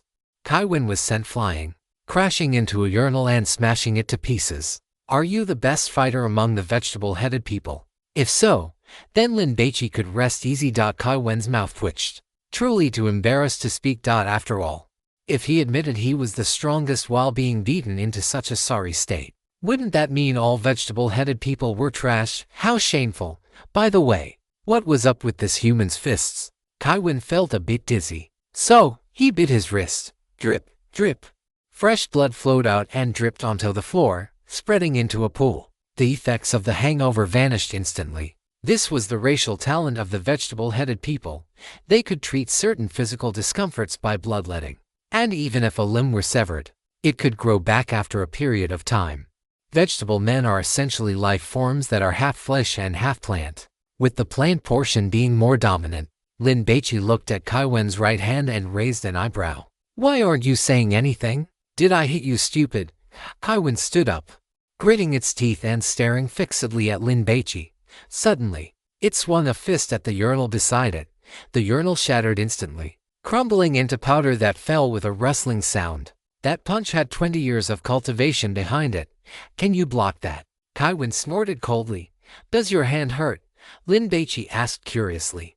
Kaiwen was almost choked to death by Lin Baici's question. The point you are focusing on is completely wrong. Look at the power of my punch. There should still be people outside the restroom, right? Do you want to call them in? Lin Baici spread his hands. You really aren't enough for me to fight alone. Lin Baici was actually goading Kaiwen. He could see that this guy was someone who cared about its reputation. Since he had asked, it would be even less likely to call for help. Cybele, go to hell. Kaiwen charged at Lin Baici. Watch my finishing move. Winter Singing Long Fist. White freezing mist erupted from Kaiwen's arms, and they began to crackle as they froze over. This was Kaiwen's fist technique. As long as the target was struck, the area hit would suffer frostbite, leading to restricted blood flow and frozen limbs. In severe cases, it could even cause necrosis, requiring amputation. In short, this technique had a flash freezing effect. If hit enough times, the target would freeze to death and turn into an ice sculpture. Whoosh, whoosh, whoosh. Kaiwen swung its long fists. It had calmed down. Its cold eyes locked onto Lin Baici. Steady and solid, seek no merit, but avoid mistakes. Lin Baici dodged the fists, but he could not avoid the white freezing mist emanating from Kaiwen's arms. It scraped against his face and seeped into his skin. Crackle, crackle. On the exposed skin of Lin Baici, frost patterns appeared like those on a window pane in the dead of winter, gradually spreading. Interesting. Lin Baici countered with his own blows. Bang, bang, with every collision. Lin Baici's fingers would freeze, forming a layer of ice that would then shatter from the impact, sending ice shards falling to the ground. Lin Baici put his full strength into one strike. Both of them retreated after the clash. Lin Baici looked at his somewhat frozen hands and touched the small icicles on his face and neck. How does it feel? Kaiwen was full of smug satisfaction and laughed arrogantly. Finally, I have the upper hand and have regained the advantage, Baldy Kaiwen. You really are impressive. Lin Baici laughed, shook his hands, and then set up a boxing stance again. What a pity. If I could kill this guy and obtain this fist technique, that would be great. It would be like carrying a portable refrigerator. In the future, if I want to drink cola, one punch and it would be iced. It is Guanju, not Baldy. Kaiwen corrected Lin Baici's pronunciation in a rage and charged over again. Outside the restroom, the lackeys were listening intently. I wonder how the battle is going. The boss seemed to be at a disadvantage at the start, but now it seems stable. Nonsense. Who can take the boss's winter singing long fist? Everyone ends up as an ice sculpture.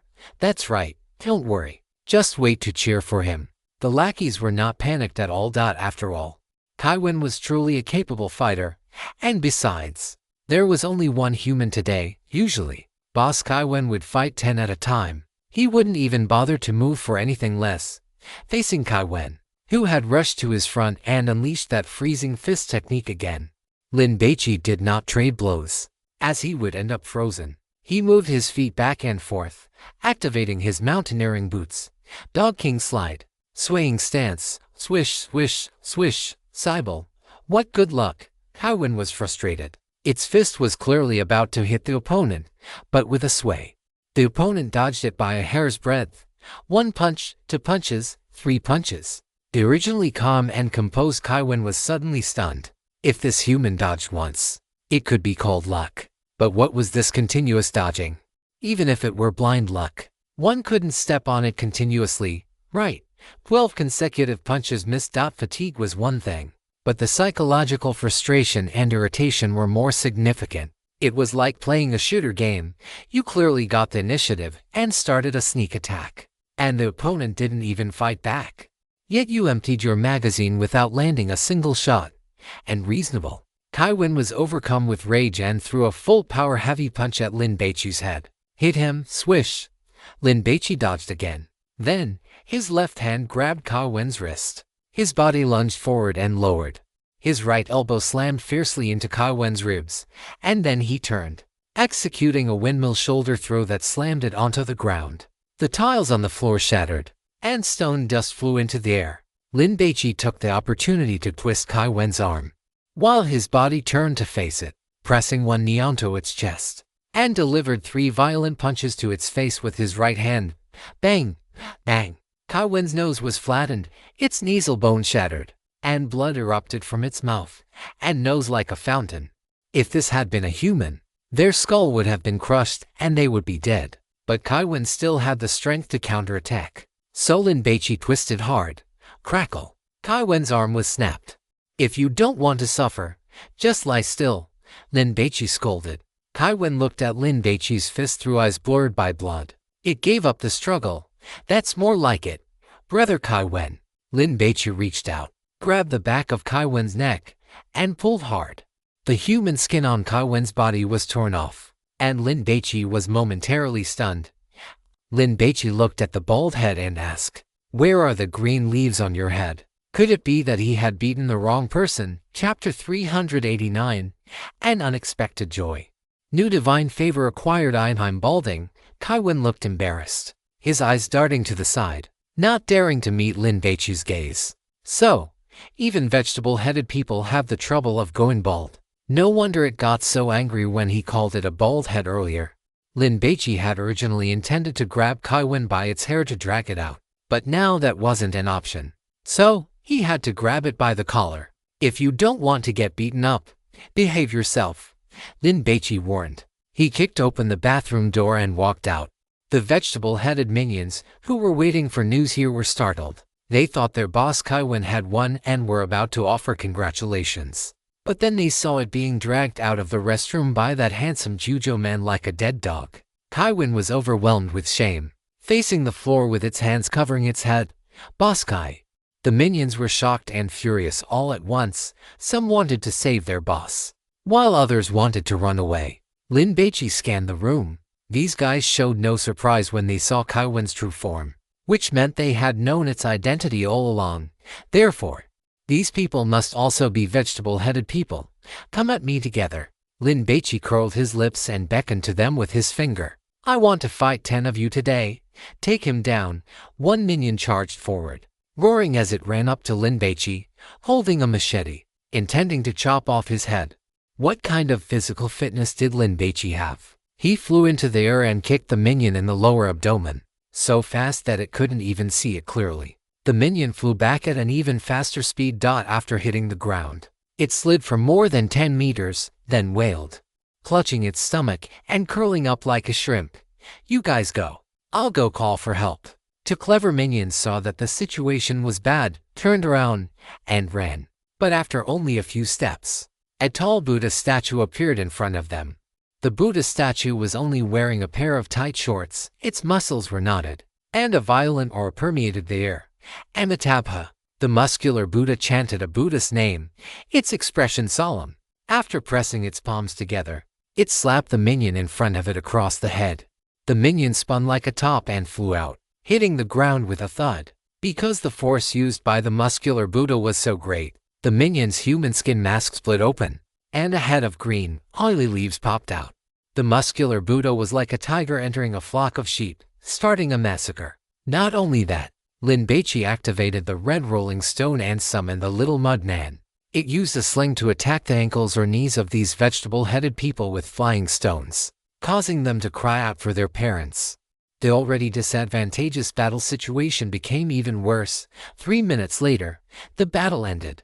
Vegetable-headed people lay all over the floor. Lin Baici frowned slightly. The harvest was too big. How was he supposed to bring them back? Just as he was worrying, Jinzhenju rushed over. God Lin. Jinzhenju ran over in a hurry. She first glanced at the bald Kaiwen in Lin Baici's hand, then looked at the wounded lying on the ground, her face full of surprise. Are these all vegetable-headed people? Yes, Lin Baici ordered. Tie them up. Jinzhenju was speechless. She had come here because Lin Baici had been in the restroom for too long, and everyone was worried that something had happened to him. So they sent her to check on the situation. She hadn't expected that something had indeed happened. But it wasn't God Lin, it was the vegetable-headed people. Song Dagui sat on the ground with his hands covering his head, occasionally glaring at Jin Yingzhen, his eyes full of malice and schadenfreude. HMPH, Boss Kaiwen is here today too. You guys are dead. Song Dagui was not panicked at all, thinking about how to deal with these humans later.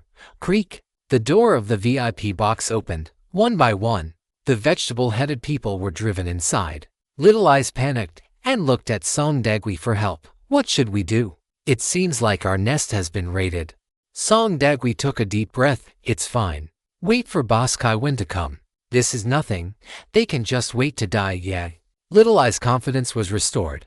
But in the blink of an eye, it saw that Jujo man walking into the box, dragging a bald head with his right hand. It's over. Little Eyes covered its eyes in despair. Although it hadn't seen the bald head's face clearly, there was only one vegetable-headed person who was that bald, Boss Kaiwen. Haha, you caught so many.